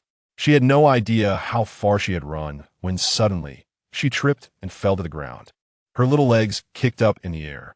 Lu Anqi groggily rose from the ground, stretched, yawned, and rubbed his eyes. Upon seeing the charming disciple of Qing Lu Fu, Fang Ruo, exclaimed, Lu Anqi knelt and slid to little Fang Ruo's side, enthusiastically taking her hand. What a coincidence! No one else wanted to team up with me. Lu Anqi lamented. Although he usually had good rapport with others, for some inexplicable reason, those who had promised to accompany him during the trials in the secret realm had vanished without a trace. Finally encountering someone from his sect, he felt immense excitement after having seen so many magical beasts. At last, he had found a person. Little Fang Ruo winced at the impact to her knee. She shook off his hand, peeled a lollipop, and popped it into her mouth. Her reddening eyes gradually returned to normal. What do you want? Little Fang Ruo asked coldly, retracting her hand and crossing her arms, looking quite adorable. Could I join you for a bit? Lu Anqi clasped his hands, eyes shut in earnest supplication. Little Fang Ruo regarded him suspiciously, her guard raised. The greatest taboo of traveling together is trust. Who knows if he might stab her in the back later? Rest assured. Lu Anqi vowed, raising his right hand. I swear that if I, Lu Anqi, ever harm Fang Ruo in any way, may heaven strike me down. A flicker of energy illuminated them both, sealing the oath. The Lu family is renowned for their integrity. Once they swear an oath, breaking it will result in backlash. A family that can make casual vows come true is the most trustworthy partner within the 5 states. By the way, I can also share some of my points with you, since I have quite a lot. He pulled out his token, ready to transfer points to her. Before Fang Ruo could react and stop him, the token at his waist was snatched away. Lu Anqi, seeing Fang Ruo's token, exclaimed in shock, Good heavens! How do you only have 20 points? He scrutinized the token, unable to believe it belonged to Fang Ruo, his eyes wide with astonishment. Little Fang Ruo snatched her token back. Thank you, kind sir, but I won't be needing your few points. She impatiently lifted his chin, closing his mouth, and also, shut your mouth. How could you have an opinion with only this few points? Lu Anqi snapped back to reality, hurriedly denying, No, I didn't. The gaze fell upon the token. Scratching his head, merely surprised. After all, he had done nothing, yet his points were so high. Given that Fang Ruo had even defeated Lu Bo Yi, who was undoubtedly stronger than himself, it seemed unreasonable for Fang Ruo to possess such a meager score. The onlookers outside the secret realm instantly grasped Lu Onxiang's underlying thoughts upon witnessing his awkward demeanor. However, from their vantage point, they could only sympathize with Fang Ruo, who had at least accumulated 20 points. Interestingly, these 20 points were obtained from a tiny avian magical beast that had inadvertently been crushed by the falling Fang Ruo, yielding a beast core. The beast cores from the heights were either incinerated by her fire-type spiritual energy or had vanished into oblivion after plummeting. Most of the remaining cores fortuitously found their way into Lu Onxiang's token. Master brother, surely this is a stroke of luck. Guanji covered his face, peeking through his fingers with one eye. Little junior sister was truly unfortunate. Meeting someone who had effortlessly acquired his beast core was one thing, but the disparity in their fates was striking. One enjoyed luck, meandering leisurely through the forest without encountering any high-level magical beasts, while the other, unfortunate, had endured 5 days of falling, only to land in the den of a 6th-tier beast, fleeing for 3 days. Jin Morin sipped his juice, contemplating that luck was indeed a facet of strength. Observing Qing Lufu's disciple in such a predicament, he felt no need to intervene and continued to recline contentedly. Change it for me. Let me see what my promising student is doing. With a wave of his hand, the staff promptly switched to Lu Bo Yi's light screen. Jin Morin was quite pleased with Lu Bo Yi's performance, as he remained composed even when facing a 2nd-tier swift wolf. Given this child some more time, he would undoubtedly become one of the future luminaries of the Inner Academy. However, as he gazed at the light screen, his brow furrowed slightly. Lu Bo Yi's eyes, filled with a menacing aura, exuded an air of lethal intent in every move. This child harbored too much malice. Armed with a spear, Lu Bo Yi's eyes flickered with hostility as the swift wolf bared its fangs, saliva mixed with blood dripping to the ground. Its blue eyes glaring fiercely at the minuscule human before it. Raising his spear, spiritual energy coiled around it, forming a fine blade of wind. He had already mastered the art of intricately applying his spiritual energy to his weapon to amplify its lethality. The spear lunged toward the swift wolf's throat, causing the creature to instinctively retreat, sensing impending doom. Yet, Lu Bo Yi swiftly turned in midair, thrusting the spear into the wolf's foreleg. The swift wolf howled in agony, leaping up on one leg and delivering a kick that sent Lu Bo Yi sprawling several meters away. The swift wolf, realizing that further entanglement would be detrimental, swiftly turned to flee. Lu Bo Yi rose from the ground, pursuing it. "Hey, can you stop following me?"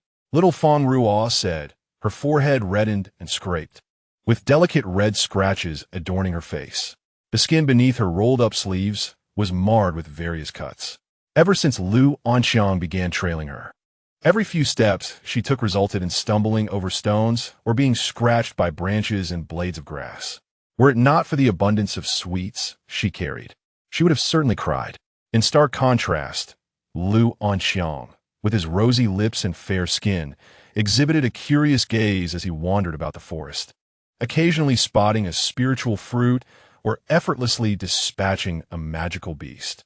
He resembled a privileged young master, and the only unfortunate aspect of his experience was having overindulged in spiritual fruits a few days prior, resulting in an upset stomach. Lu Onxiang, feeling embarrassed at the sight of little Fang Ruo's predicament, averted his gaze. Fang Ruo, would you like a spiritual fruit?" He slowly produced a spiritual fruit from his pocket. The fruit was large with a thin skin, revealing tender, juicy flesh beneath. Little Fang Ruo glanced at her own meager spiritual fruits and wondered why this fellow had such splendid ones when they were all picked from the same tree. Strangely enough, this fruit had somehow ended up in her pocket. She hadn't noticed it at first. Hee. Lu Onxiang scratched his head sheepishly. Little Fang Ruo's expression darkened. "Speaking of which, after walking for so long, I'm feeling a bit hungry. I wish I could have a meal of meat." Suddenly, a robust, swift wolf burst forth from the underbrush, colliding with a tree and collapsing unconscious. Outside the secret realm, The crowd witnessed the unfolding scene. Fang Ruo, would you like some meat? Lu Anxiang poked the unconscious swift wolf, likely having succumbed to blood loss from the violent impact. Little Fang Ruo rubbed her stomach. Indeed, she was somewhat hungry.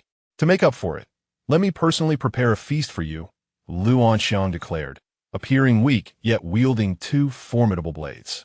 With one swift stroke, he dispatched the swift wolf, extracting its beast core and offering it to little Fang Ruo. She squatted by the injured foreleg of the wolf, contemplating the wound. When a beast core suddenly appeared before her, she shook her head in refusal. Unfazed, Lu Anxiang pocketed the core into his token. What's wrong? Lu Anxiang set up a fire pit, skewering the sliced meat. Lu Anxiang, why did you choose to accompany me? Little Fang Ruo inquired.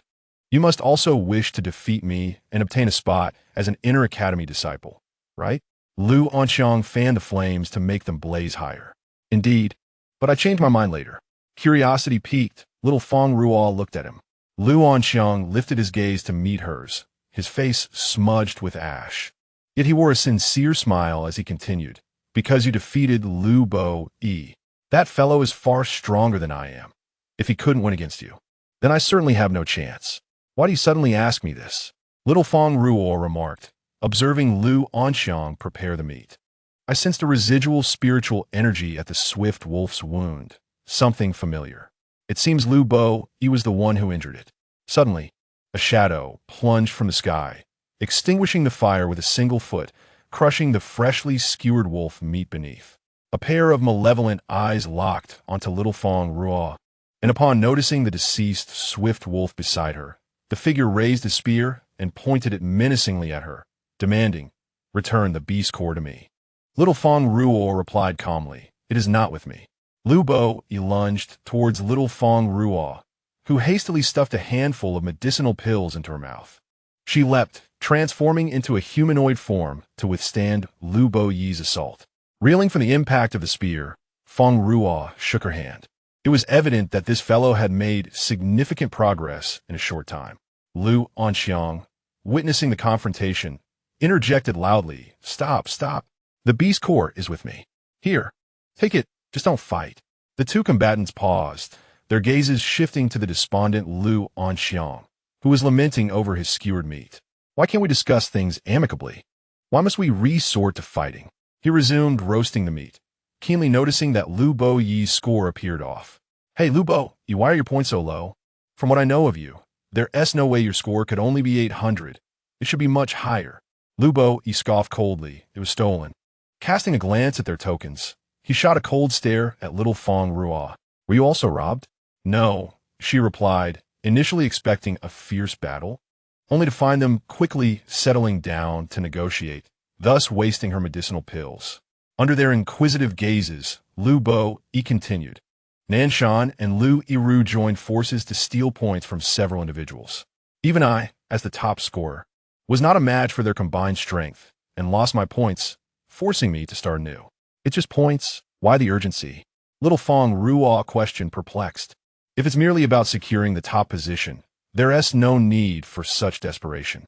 Upon hearing her words, both of them exchanged glances filled with unspoken emotions. Lu Anxiang, with difficulty, replied, "Do you not understand? In this secret realm assessment, if you place in the bottom 10, you will be expelled. Moreover, the mysterious grand prize this time is far more precious than any magical artifact." As Lu Bo gazed at the crackling bonfire, the flames danced in his eyes. "I cannot leave the academy. Moreover, I must make those who stole my points pay the price." His fingers clenched tightly on his knees. Lu Anxiang struck his fists together, suggesting that since others had conspired to seize their points, they should join forces to reclaim them. As the saying goes, an eye for an eye. His eyes sparkled with anticipation as he awaited the responses of the two. Lu Bo looked at Lu Anxiang, then at Xiao Fangruo, and nodded. Xiao Fangruo agreed, feeling that her unique constitution made it unsafe to act alone. "The meat is ready. Let us eat," Lu Anxiang exclaimed cheerfully, holding up the meat while observing the now shorter Fangruo. "Why have you shrunk again?" "Mind your own business. I won't hold anyone back," she retorted, taking the meat and beginning to gnaw on it. Lu Bo expressed his gratitude as he received the roasted meat, causing Lu Onxiang to shiver. "Someone is looking for you," he remarked, glancing at Fang Ruo, Nanshan, and Lu Yiru. She realized, understanding that it was no surprise they sought her out. Lu Yiru would eagerly approach her, wishing to tear her apart. Nanshan was likely collaborating with Lu Yiru to find her. What tricks could they be up to? "Shall we head to Wu Lin next?" Lu Bo suggested, drawing a small dot in the dirt with a stick. "Why?" the two asked in unison. Lu Bo furrowed his brow. "Our trial's secret realm simulates the Tian Luo Great Forest, and there's a Wu Lin in this area. Currently, it's the blooming season for the Bai Wu flower, and many students will go to pick it. With it, our points could double. Did you not know?" Upon entering the secret realm, Lu Onxiang and Fang Ruo had encountered no one, meandering leisurely as if strolling through their own courtyard. While Lu Bo had been relentlessly battling countless magical beasts and students without a single day of reprieve, the usually reticent Lu Bo found himself at a loss for words for the first time. "Hey, I suggest you give up your struggle. Why are you so persistent?" A towering man approached, a sinister smile on his face as he looked at the battered duo on the ground. The boy covered his wound, retreating, while the girl clung tightly to her brother, wary of the approaching figure. "You are despicable, Wu Yan. We are still classmates. How can you harm us like this to aid outsiders?" "Despicable?" Lu Yiru's melodious voice was innocent, her beauty captivating. "You've misunderstood. We merely achieved the most advantageous collaboration here. What is so despicable about acquiring what one desires through legitimate means? Right, brother Wu Yan?" Her eyes sparkled, and Wu Yan felt a warmth in his chest, enamored as he agreed. Indeed, Lady DG is correct." Lu Yiru flicked her hair back, revealing her fair neck, causing Wu Yan to stare in a daze. A hint of disdain flashed in Lu Yiru's eyes, but quickly vanished. After her transaction with the shadow that day, her strength had indeed increased significantly. However, the trials in the secret realm proved arduous. Fortunately, she had a fool like Wu Yan to utilize. Once she secured first place and obtained the mysterious reward, she would cast him aside. Wu Yan snatched the tokens from the two, presenting them to Lu Yiru like a treasure. "Lady DG." Although Lu Yiru found Wu Yan's crude demeanor distasteful, his respectful and humble attitude greatly satisfied her vanity. "Well done." After receiving the tokens, she transferred most of the points to her own, carelessly tossing the meager remainder to Wu Yan. Wu Yan cleared his points, inhaling the lingering fragrance from where Lu Yiru had just held the tokens, his expression one of obsession as though he had obtained a rare treasure. The siblings regarded Wu Yan's expression with an involuntary sense of apprehension. Chapter 35. Seeking Wu Yan appeared earnest, yet his actions were truly alarming. After several individuals were transported, he and his sister finally sighed in relief. "Brother, do these people not fear their actions being discovered by the teachers?" He Ping Ping expressed her frustration at having her points stolen so easily. "Let it go. The teachers can't possibly monitor every student. And there's no rule against taking points," he sighed, closing his eyes. The absence of action from the guards implied the legitimacy of their behavior. It was merely their own inadequacy. After Lu Yiru and her group collected their points, they walked for a while before reuniting with Nanshan. Lu Yiru wore an arrogant expression, openly displaying her displeasure towards Nanshan. Casting a glance at the lecherous Wu Yan behind her, she resolved to endure a little for the sake of obtaining the Bai Wu flower. Nanshan approached expressionlessly, ignoring the discontent evident on her face. "Any news?" he inquired, focused solely on his interests. "None." They were discussing the long-missing Fang Ruo, who had seemingly vanished without a trace. It had been nearly half the allotted time since her disappearance. "Do you truly wish to find your sister, Aru?" Lu Yiru scoffed, crossing her arms in mockery. To endure such humiliation for a girl. And now, even her subordinates require my assistance to deal with her. Nanshan frowned, his displeasure evident as he retorted, "You should worry about yourself instead. How can my family allow me to remain engaged to such a foolish woman? A woman worthy of me would be one who could capture the admiration of Qing Lu Fu." Regrettably, that individual had caught the eye of the elder. Lu Yiru watched Nanshan's departing figure, vowing that once the secret realm trial concluded, she would ensure everyone revered her. Hey, can you truly help me kill Fang Ruo? Lu Yiru stood still, her expression menacing. Of course, as long as you follow my instructions. The shadow beneath her feet flickered, and upon closer inspection, it did not match Lu Yiru's. Go for it, you too. I'm here to cheer you on. Shut up. A large and small figure engaged in a fierce battle with a magical beast. Lu Bo's gaze icy, while Xiao Fangruo, candy in mouth, wore a serious expression. The garments of the two were stained with various substances, matted with blood, while Lu Anxiang, standing a short distance away, remained untouched by the splatters. Even the small area he occupied was pristine. Seizing the opportunity, Xiao Fangruo thrust a fire into the beast's mouth, causing its body to explode from mouth to torso, revealing a smooth beast core between them. Lu Bo wiped the blood from his face as he rose from the mud. He was accustomed to hardship, but had never encountered such misfortune. Xiao Fangruo claimed the beast core, for they had decided its ownership from the outset. The two turned to Lu Anxiang, simultaneously declaring, "Stay away from us." After the three traveled together, Lu Anxiang appeared to possess extraordinary luck, contrasting sharply with the misfortunes of the other two. "Wait for me. I don't know why this is happening," Lu Anxiang hurriedly called out, maintaining a distance of 4 or 5 steps behind them. "Has anyone ever told you that walking with you brings bad luck?" Xiao Fangruo asked bluntly. Lu Anxiang scratched his cheek, his face awkward. Yes, but I swear I haven't done anything wrong, and you can have all the good things I find." The two silently regarded Lu Anxiang, choosing not to speak. While Lu Anxiang was cheerful and always willing to share his good fortune, in stark contrast, the duo found themselves perpetually unlucky, whether falling into mud pits or being struck in the face by branches during battles with magical beasts. Honestly, my luck isn't that great either. For instance, if I want to know about the movements of others, no one would deliver that information to me personally. At that moment, a pair of individuals, a man and a woman, approached, supporting each other, their expressions reflecting a flicker of surprise upon seeing the three. "What are you still doing here?" He Pingping glanced at Lu Boi and said, "Lu Yiru and Nanshan have all gone to Wulin, waiting for the Bai Wu to bloom." The atmosphere fell silent in an instant. Lu Boi and Xiao Fangru exchanged a silent glance. Lu Anxiang exclaimed, "No way. Someone really came to deliver a message." He had observed the disheveled appearance of the two, covering his injured waist, and managed to speak with difficulty.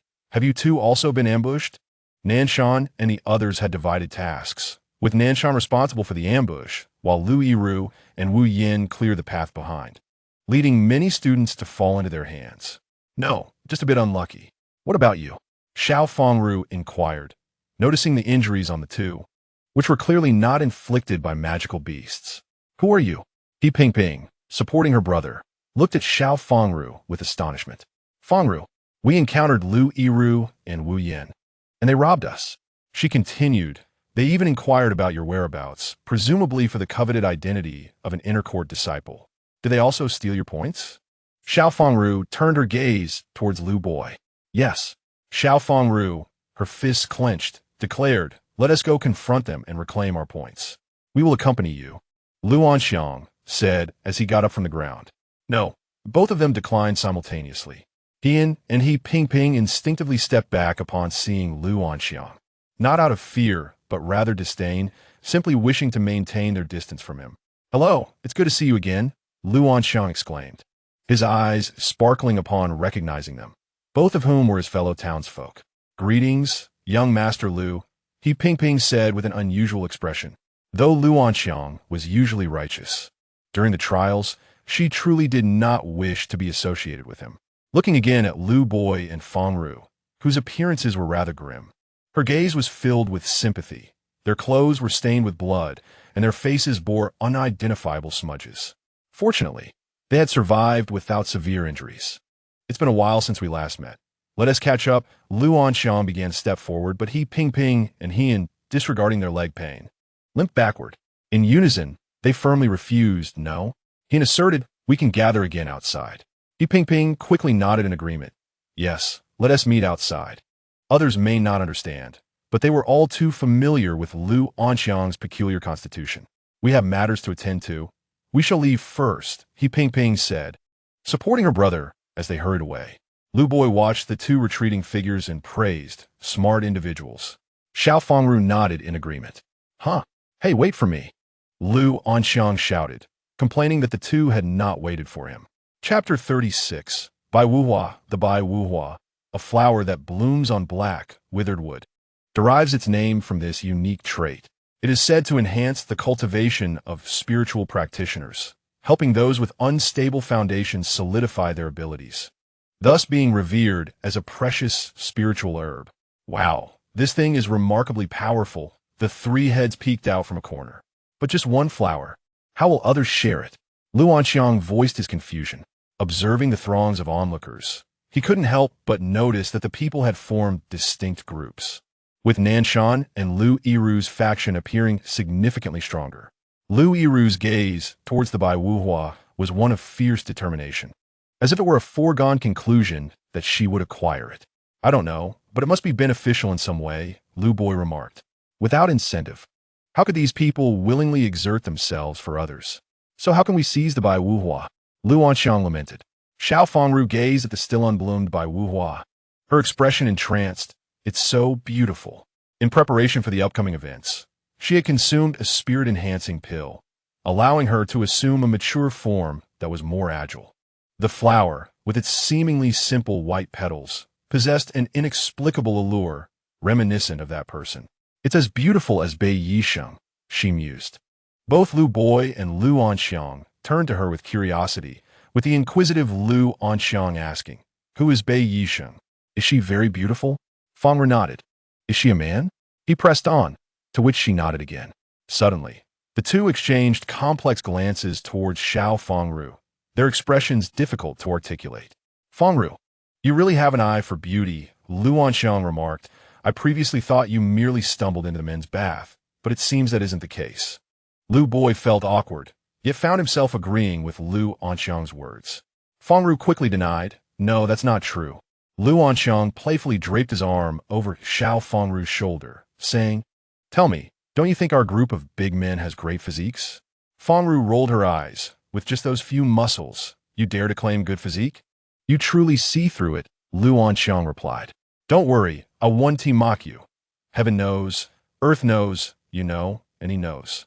He wore a knowing expression, adding, "Should I share some of my treasures with you? You like men?" Lu Anxiang bristled. "I merely admire their robust muscles. I don't like men." The teachers might be watching through the screen, Lu Boi interjected suddenly.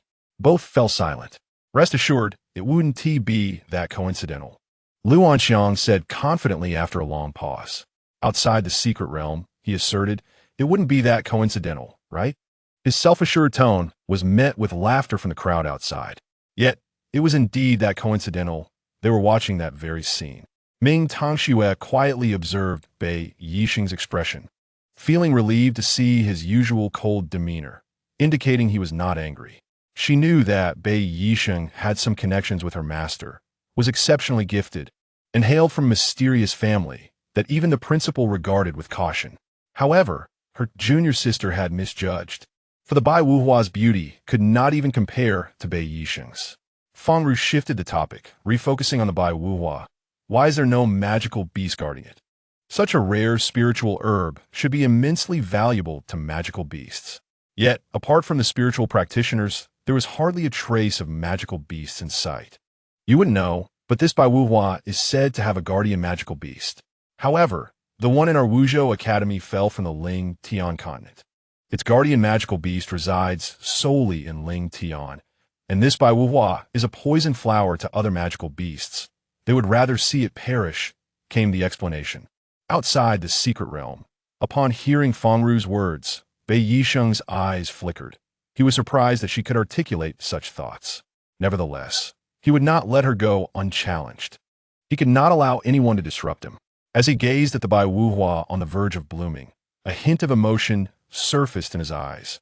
Astonished that the Bai Wuhua, which had accidentally fallen here, could be tamed, blooming in a land that was not its own. Reflecting on the once dormant Wulin of the Ling Tian continent, a sardonic smile crept across his lips. Xiaohua suddenly stretched her neck, staring blankly at the black tree. The land, known as Wulin, only housed a solitary black tree, with a tender white flower poised to bloom, awaiting the benevolent gaze of its master. The Bai Wu Hua is actually going to bloom here, Xiao Hua murmured in disbelief, pondering what she had missed over the years and why it was here. Lu Yiru scanned the crowd below, searching for a particular figure, but found nothing. Where is that wretched creature? Didn't you say she wouldn't miss the blooming of the Bai Wu Hua? A shadow replied. What are you so anxious about? My words have never been wrong. She will undoubtedly come, as this is of utmost importance to her. Master, Fang Ruo looked around, sensing Xiao Hua's voice. Master, it's me, Xiao Hua. Xiao Fang Ruo was astonished. They were currently in the secret realm trial. How could Xiao Hua still contact her? Xiao Hua, Master, you must obtain this by Wu Hua. Consuming it will resolve your current deficiency in spiritual power. Truly, Fang Ruo gazed at the blooming flower with fervent eyes. A gaze so intense that even Lu Anxiang and Lu Boi could not overlook it. If you desire it, I can assist you, Lu Boi expressed indifferently. His interest in the Bai Wu Hua non-existent, as he had only one objective in mind. What do you want? Fang Ruo inquired directly. Points. Deal. Without hesitation. Fang Ruo agreed, not even asking how many points were required. Lu Anxiang was taken aback. After all this time spent together, why mention points? Do you not wish to claim the first position? Lu Boi retorted, leaving Lu Anxiang momentarily speechless. Of course, everyone wanted to be first. Yet, why not engage in a conversation since we are here? Amidst their discussion, they were unexpectedly discovered. Lu Yiru stood before them, sneering. Is this not Lu Boi? How pitiful you appear, like a stray dog. Has it only been a short while since we seized your points, and you have already fallen into such despair? After enduring the trials of time, Lu Anxiang remained impeccably dressed, with only a hint of dust along the hem of his garments. In stark contrast, the other two appeared rather disheveled, resembling beggars on the street. Nan Shan approached, witnessing Fang Ruo's dismal appearance, devoid of the elegance he had observed during their first meeting. The only semblance of familiarity was in her captivating eyes. Chapter 37, Battle. Lu Yiru scoffed coldly, displeased with Nan Shan's demeanor. Striding forward to whisper in his ear, Nan Shan, I trust you do not wish to jeopardize our collaboration at this juncture. Casting a disdainful glance back at her haughty expression, Nan Shan averted his gaze in disregard. Wu Yin, Lu Yiru turned angrily to the person behind her, instructing, Retrieve her token for me. Wu Yin glanced at Fang Ruo, whistling, At your command, princess. His gaze lingered on Lu Yiru for a moment before reluctantly shifting away. Feeling the intensity of his unabashed stare, Lu Yiru felt a wave of discomfort. Hey, it seems my esteemed princess is displeased with you. Wu Yin clenched his fist. Speaking menacingly, Fang Ruo raised her eyes, her lively gaze capturing Wu Yan's attention, momentarily stunning him with her beauty, though he deemed it paled in comparison to the princess. Prepare to face my attack, Wu Yin declared, golden light shimmering around him as he thrust his fist towards Fang Ruo. Remaining composed, Fang Ruo raised her hand, enveloping her fist in fire-based spiritual energy, leaping and spinning to strike with her elbow. Wu Yin, relying on his golden energy to enhance his strength, dismissed her petite frame's assault. Upon witnessing her elbow, a mocking glint flickered in his eyes. Fang Ruo let out a cold laugh as red flames enveloped her arm, striking Wu Yan's face, twisting his expression from derision to shock. His body flew through the air in an elegant arc. Wow! Lu Anxiang exclaimed in perfect timing. Wu Yan's astonishment was evident as he touched his scorched face, unable to fathom what had transpired. The searing pain and blood trickling to the ground were undeniable. Golden energy, reputed for its superior offensive and defensive capabilities, had been breached by Fang Ruo's single punch. Wu Yan's expression contorted with disbelief. He had been injured by a mere girl. Rising from the ground, his eyes glinting with malice, he vowed, You dare to harm me? You shall pay dearly for this. Fang Ruo flicked her wrist, twirling the ring on her finger, seemingly oblivious to the disparity between them. You are merely a first-tier Wu Yin, yet in that very moment, a second-tier spiritual master's aura descended, overwhelming all the students present. Fang Ruo smiled. Who said I was merely a first-tier?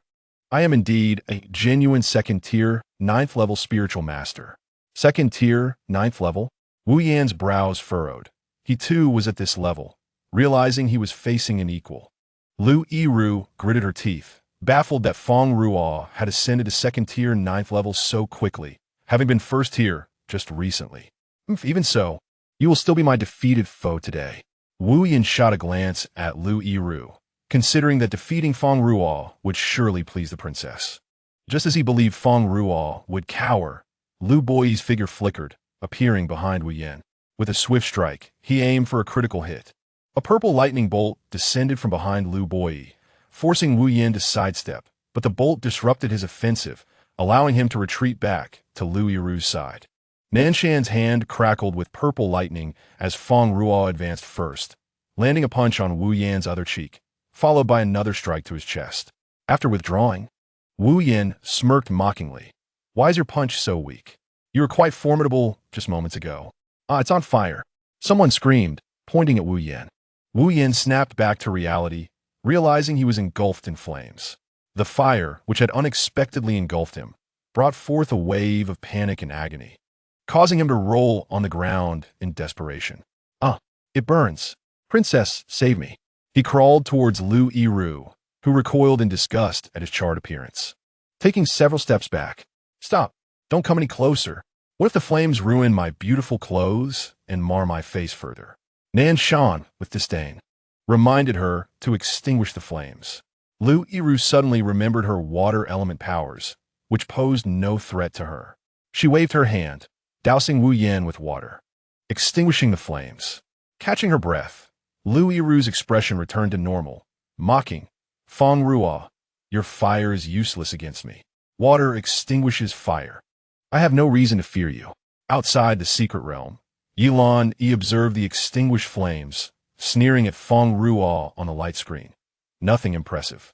Wu Yan shakily rose, casting a glance at Lu Yiru, who scorned him with harsh words. Useless. Wu Yan lowered his head, apologizing. I'm sorry, princess. I will do better next time. Witnessing Wu Yan's submissive demeanor, Lu Yiru's earlier irritation dissipated. It is best this way. Lu Yiru pointed at Fang Ruo. You wretched girl. Today I challenge you. Do you dare to accept? Why should I accept your challenge? Fang Ruo scoffed, her dismissive attitude only inflaming Lu Yiru's fury further. If you defeat me, the Bai Wu Hua will be yours. Unfortunately, the Bai Wu Hua is destined to be mine. Lu Yiru smirked inwardly. Today, she would show everyone what true genius is. Lu Yiru, our only goal is the Bai Wu Hua, Nan Shan interjected, attempting to prevent Lu Yiru from complicating matters. Reflecting on the elder's teachings, he gazed at her lively eyes, feeling conflicted. Lu Yiru, enraged by Nan Shan's interference, swatted his hand away.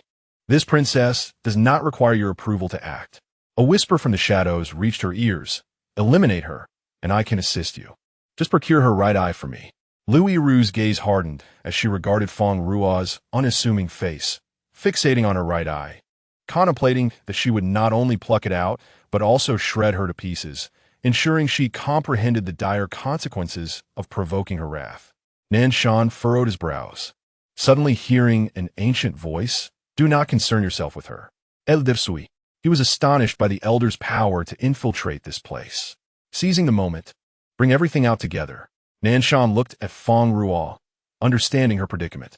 Fang Ruo observed Lu Yiru, brimming with confidence, uncertain of what hidden cards she possessed to be so assured.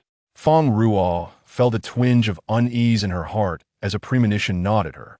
Her instincts had always been remarkably accurate.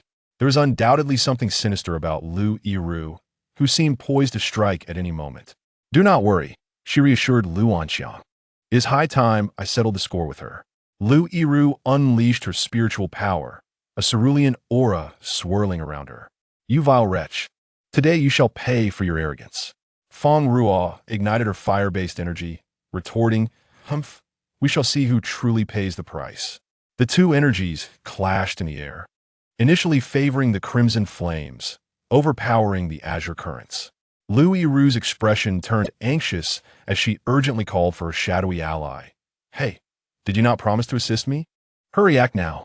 Chapter 38. The unusual Lu Yiru Fang Ruo's expression shifted as the blue energy suddenly morphed, as if controlled by an entirely different entity. A shadow surged forth from the point where their energies converged, racing towards Fang Ruo. A chilling presence coursed from her palm up her arm, rushing towards her eyes in an instant. Ah! A scream echoed, and outside the secret realm, the spectators only heard Fang Ruo's final cry before the luminous barrier shut down. What happened? Is there an issue with the barrier? Why did the visuals vanish so abruptly? Ming Tongxue and Guan Ji were startled and vacated their positions. Guardians? Quickly investigate. Teacher, we cannot enter, someone reported, realizing the teleportation array and the secret realm were no longer linked. What is going on? Dianmun demanded loudly. The staff member, drenched in cold sweat, replied, Teacher Jian, the barrier of the secret realm has suddenly become impenetrable. What? Elder Mo rose from the platform, his resonant voice reverberating throughout the venue. Everyone, please remain calm. We have dispatched personnel to address this issue. Ming Tongxue glanced around, noticing that Bei Yixing had mysteriously vanished. Within the secret realm, Fang Ruo clasped her eyes, the searing pain causing her to break into a cold sweat. Lu Anxiang and Lu Boyi shielded her, with Lu Boyi casting a frosty glare at Lu Yiru, brandishing his spear and demanding, What have you done? Lu Anxiang attempted to help Fang Ruo, but hesitated, asking, Fang Ruo, are you all right? Lu Yiru watched Fang Ruo's agony with delight. I have done nothing, merely a standard contest. It is her own inadequacy that has brought her shame. With the matter concerning Wu Ye settled, she felt a sense of retribution fulfilled. You think you can contend with me over possessions? Both status and the Xianling pearl belong to me. Now, I shall eliminate you and claim a true Xianyunju. Fang Ruo covered her right eye as blood oozed between her fingers. You wish to kill me? Perhaps you should first clarify your spiritual power. Lu Yiru's smile faltered, her countenance turning cold as she regarded Fang Ruo. You are defiant even at death's door. Clenching her fists, she wondered if Fang Ruo had discovered something. Nanshan pressed his fingers to his ears, hearing Elder Chang's voice return, this time laced with urgency. Nanshan, hurry, extract her eyes. Witnessing Fang Ruo's distress, he felt regret for her once vibrant gaze. Summoning a flicker of purple lightning, he advanced, but was met with a whirlwind created by a spear. As Lu Boyi confronted him, to lay a hand on Fang Ruo, you must first contend with me. Having encountered many treacherous tactics, Lu Boyi gleaned from Lu Yiru's words that Fang Ruo possessed something these nefarious individuals coveted. He harbored a deep loathing for those who sought to seize his possessions. Lu Yiru sought to advance, but Lu Anxiang stood protectively in front of Fang Ruo. Hey, do not disregard my presence. Wuyan, Lu Yiru shouted to the man behind her, who had been scorched in a char. Your Highness, I have done so much for you. Might you reward me? Even charred, Wu Yin's lecherous gaze remained unabated. Lu Yiru frowned. Then ensure you restrain those two and do not allow them to impede me. Your reward will come in due time. Wu Yin grinned, his grotesque smile nearly causing Lu Yiru to retch. With Wu Yin and Nanshan obstructing the troublesome duo, Lu Yiru rushed to Fang Ruo, seizing her collar. Fang Ruo, racked with pain and seemingly drained of her power, could not muster any strength. With her hand clawed like a talon, she wore a triumphant expression tinged with malice. The shadowy figure had indeed not deceived her. There was a genuine method to suppress Fang Ruo. Fang Ruo, you cannot defeat me. She raised her hand to strike. A shadow enveloped the combatants. A massive black serpent materialized before them, its jaws wide as it beheld Lu Yiru and Fang Ruo. Lu Yiru was sent flying, while Lu Boyi and the others nimbly evaded the impact. Amid the chaos, Lu Boyi thrust his spear into Nanshan's arm. Lu Anxiang remained unharmed, swiftly immobilizing Wu Yin, and was subsequently thrown aside alongside Lu Yiru. It is a 6th-tier magical beast, Lu Anxiang shouted. How could there be a 6th-tier magical beast in the secret realm? Typically, the beasts within the secret realm were vetted by instructors. Those deemed excessively powerful were either expelled or dealt with to prevent students from facing higher-tier beasts without any means of defense. The enormous serpent clutched the unconscious Fang Ruo within its maw. It turned its head, its vertical pupils fixated on Nan Shan. A chill ran down Nan Shan's spine. The serpent bore an uncanny resemblance to the magical beast he had encountered upon entering the secret realm, the only difference being its larger size. He had employed numerous tricks to escape that encounter, and now it had reappeared. The giant serpent seethed with rage. Recognizing the despicable humans who had grievously harmed its friend and injured its mate, such transgressions could not go unpunished. With a powerful sweep of its tail, it unleashed an overwhelming pressure. Nan Shan knelt, powerless to avert his gaze as the serpent's tail approached him. Lu Yiru struck down coughed-up blood, casting one last glance at Fang Ruo, held captive within the serpent's jaws before losing consciousness. Yin, though in pain, remained conscious and sought to assist her. However, he noticed shadows coiling beneath Lu Yiru, creeping up her attire and staining her skin. Suddenly, Lu Yiru opened her eyes, now marred with darkness. As she gazed at Fang Ruo in the serpent's mouth, a sinister smile gracing her lips. Lu Yiru raised her hand into a fist, causing the serpent's body to stiffen, its eyes darting in confusion. What is this human's aura? Why has it become so terrifying? Gradually, Lu Yiru elevated her hand, and the serpent began to lift off the ground. Releasing Fang Ruo, she fell from the air. Lu Yiru's attention was diverted, allowing the serpent to break free from its bindings and escape. Oh, my king, I am sorry. I failed to protect her. I shall seek your forgiveness in person. After the serpent fled, the oppressive aura remained, growing even more intense. Upon witnessing Lu Yiru's darkened eyes, Lu Boyi's emotions surged, yet he found himself utterly immobilized. Lu Yiru seized Fang Ruo by the collar, raising her hand toward her eyes. Suddenly, Fang Ruo opened her eyes, grasping Lu Yiru's hand. Who are you? Though the figure before her bore Lu Yiru's visage, the aura emanating from her was entirely different, cold and sinister. Lu Yiru smiled. Ah, you are awake. Alas, it is a pity. Even awake, you can do nothing. She raised her hand toward Fang Ruo's right eye. Black energy surged towards the eye. Fang Ruo was compelled to widen her eyes, excruciating pain radiating from her right eye as if something were burrowing from within. Chapter 39. Disappearance. The remaining individuals were pinned to the ground, catching glimpses of Fang Ruo being choked by Lu Yiru. Lu Yiru's grip tightened around her throat, causing Fang Ruo's face to flush from the struggle for breath. A spherical object gradually emerged from her eye, slowly detaching from her gaze under the pull of the black energy. Lu Yiru released her grip on Fang Ruo's neck, holding the deep azure bead and laughing heartily. Ha ha ha. At last, I have found it. It truly was a challenge for you to conceal it so deeply, even using your own body as a seal to hide the trace of Xin Yinju. She glanced mockingly at the feeble Fang Ruo lying on the ground. Even hidden so profoundly, it was still uncovered by me. Lu Yiru's visage twisted into a fearsome grimace as a wave of murderous intent surged forth from her hand. Now, you shall sleep peacefully here. Fang Ruo closed her right eye tightly as blood flowed uncontrollably from her wounds, struggling to rise to her feet. Although she could not comprehend Lu Yiru's words, the clash of white-blue spiritual energy against blue energy emanated a chilling aura that froze the latter. Lu Yiru, unable to sustain her stance, hastily withdrew her hand but was still injured by the spiritual force, causing the surrounding suppression to dissipate with that strike. Upon witnessing the icy spiritual energy emanating from Fang Ruo's hand, Lu Bo-yi was momentarily astonished. Can a single person possess two types of spiritual energy? Lu Chang's voice resonated from behind, articulating Lu Bo-yi's thoughts. Observing the standoff between them, the chilling aura from the white-blue energy constantly reminded them of the truth. It belonged to the realm of ice, a variant of both ice and water attributes. The frigid essence carried a purity not inferior to her original fire attribute.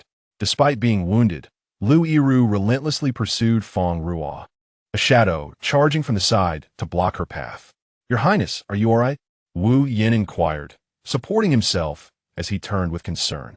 Lu Yiru wiped the corner of her mouth and coldly replied, "I am fine. Just a mere child who is yet to mature. I shall see how. With the enhancement of Xianyunju, you intend to defeat me." As she spoke, she produced another dim bead and placed it beside the deep azure one that had just been extracted from Fang Ruo's eye. The two beads, one large and one small, were enveloped in black spiritual energy as Lu Yiru ascended, encircled by the core of the spiritual force. "Quickly stop her. She is awakening Xianyunju." A youthful voice rang out. A figure darted forward, Feng Fei Yin wielding a sharp sword, cleaving towards the spiraling spiritual energy above. Unfortunately, only a small breach was created before it was swiftly filled. "Step aside," he commanded, the blue tassels dangling from his ear, accessories fluttering as his long lashes lifted to reveal a pair of keen, exploratory eyes. His voice, cold as a blade, resonated in the air, captivating all who heard it. The agile figure leapt to the sky, rupturing the black vortex and casting a disdainful glance at the astonished onlookers within.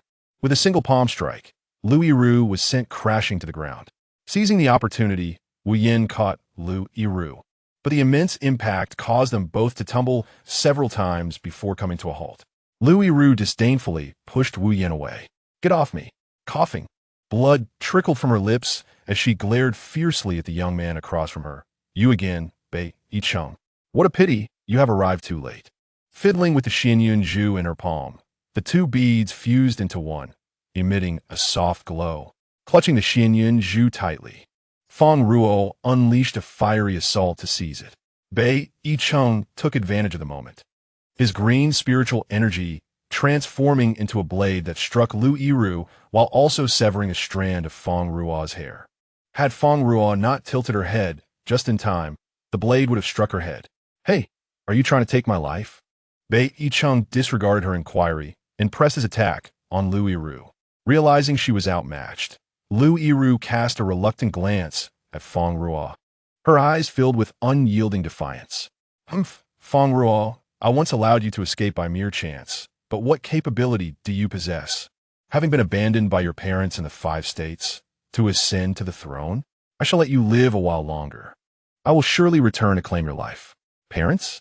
Fang Ruo was taken aback, realizing this false Lu Yiru was aware of her family. "Wait, you know my parents?" Lu Yiru regarded Fang Ruo's expression of curiosity with pity. "How truly unfortunate. I shall await you in Ling Tian continent." Black mist rose from Lu Yiru's feet, enveloping her entire being, as Wu Yin seized the opportunity to grasp her hem. "Your Highness, please take me with you." The two vanished from the sight of the onlookers. Nanshan watched Lu Yiru disappear, the familiar aura of spiritual energy leaving him in shock. His mission remained unfulfilled, and Xianyunju had been found and taken by Lu Yiru, breaking the seal. At that moment, the long-absent voice of Elder Sui echoed once more. "Nanshan, what has transpired?" Elder Sui's voice betrayed his agitation and urgency. Nanshan replied, "Xianyunju has been taken by Lu Yiru." "How is that possible? How could that princess possess such power?" "Wait." Elder Sui fell silent for a moment before concluding, "Forget it. Return at once." Before Elder Sui could finish, his voice abruptly cut off, and a shadow loomed overhead. Bei Yicheng gazed down coldly, while Feng Fei Yin held a sword to Nanshan's throat. Nanshan would never forget the beautiful youth with dangling tassels looking down at him with indifference. His voice calm, yet chilling. "Speak. Who are you? What are you talking about?" Nanshan maintained his composure. Bei Yicheng's glance pierced through him, as if perceiving the essence of all lies, rendering them null and void before him. In that instant, Nanshan understood he was in grave trouble. He had been exposed before he could even react. Bei Yicheng commanded his men to imprison Nanshan. Fang Ruo stood still, gazing in the direction Lu Yiru had vanished. Once again, it was Ling Tian continent. Suddenly, Bei Yicheng turned around, and the two faced each other unexpectedly. His expression was one of bewilderment, seemingly caught off guard by Fang Ruo's presence behind him. With a cold demeanor, he approached her calmly. Fang Ruo opened one eye to observe him. He stood expressionless, lost in thought, and eventually withdrew a handkerchief from his pocket, displaying a hint of dissatisfaction. Here, wipe this. Fang Ruo looked at the handkerchief in surprise, then back at Bei Yicheng. Actually, if you don't want to give it, you need not force yourself. Bei Yicheng, realizing his thoughts had been seen through, frowned slightly, suppressing his impulse to eliminate her, and tossed the handkerchief directly at her face. He merely felt a fleeting pity for her current state and was too lethargic to take action. After leaving, Bei Yicheng lowered his gaze to adjust his tassels. Fang Ruo clutched the handkerchief, retreating to the side, wondering if she had indeed provoked him. Lu Enchang, hiding behind Lu Bo Yi, quietly remarked, "That boy is exceptionally handsome. Such exquisite features," he thought. It was remarkable that he could even be seen. The young man exuded an air of nobility and elegance, each gesture a testament to his upbringing. Indeed, and he's quite dangerous, Lu Bo Yi mused, having momentarily lost his composure upon seeing the figure. However, the lethal intent that had filled his previous attack was unmistakable. If it were him, he would never wish to stand against such an individual. Chapter 40. The black spirit Lu Enchang stroked his chin, scrutinizing the petite Lu Bo Yi. Lu Bo Yi frowned. If anyone else dared to look at him like that, he would have shot them dead. "Is there something you need?" Lu Enchang remarked. "I've realized, actually, Lu Bro, you're not too shabby yourself, just a bit on the smaller side and shorter." He gestured to indicate Lu Bo Yi was half a head shorter than him. Lu Bo Yi replied solemnly, "What does that matter? I'm only 13. I can still grow." Lu Enchang stood in shock, exclaiming, "What? 13? Impossible, you must be joking." He pointed at Lu Bo Yi, then at himself. He was already 17, yet this kid was only 13. Wait, he was even more adept than Lu Enchang. Despairing, Lu Enchang covered his face, lamenting, "Oh heavens! Why are all the geniuses surrounding me?" After the trial concluded, 2 individuals were missing, Nan Shan and Lu Yiru. However, the Academy explained that the 2 had encountered a 6th-tier magical beast, the giant serpent, and sustained severe injuries, necessitating their transfer to the inner courtyard for treatment. While the crowd was initially astonished by this news, they gradually forgot it. What surprised everyone even more was that the first place was not taken by the young genius Lu Bo Yi, nor by the attention-grabbing apprentice Fang Ruo, but by the extraordinarily fortunate Lu Anxiang.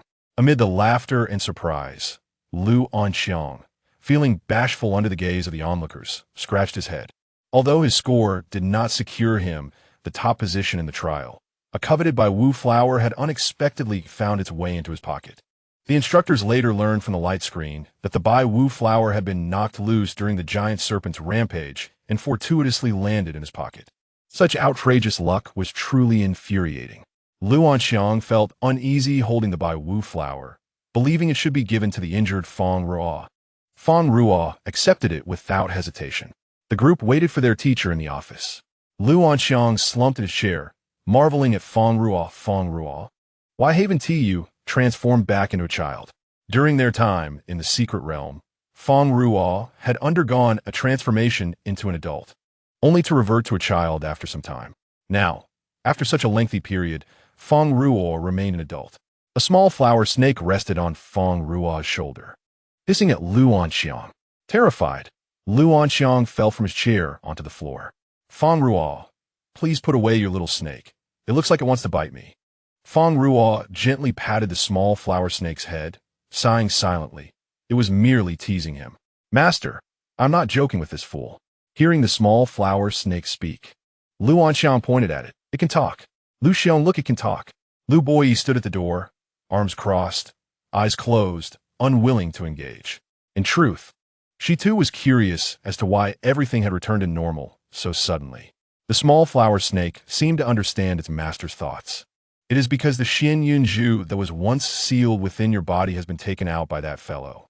With a creak, the door swung open, revealing an elderly man accompanied by Bei Yishen and Ming Tongxue. "Greetings, everyone. You have all arrived." The principal greeted the 3 warmly and kindly. "Allow me to introduce. This is Bei Yisheng, the representative from Ling Tian Academy on Ling Tian Continent. And there is Ming Tongxue, whom I believe you are all quite familiar with." The name Bei Yisheng triggered memories for the 2, bringing to mind the name Fang Ruo had mentioned during their time in the secret realm. "Indeed, he is quite handsome," Lu Anxiang blurted out, causing Lu Boyi to nearly mistake his thoughts for words spoken aloud. Upon realizing it was Lu Anxiang, the fool, Fang Ruo covered her face. Feeling awkward, after a moment of silence, Lu Anxiang finally realized he should cover his mouth.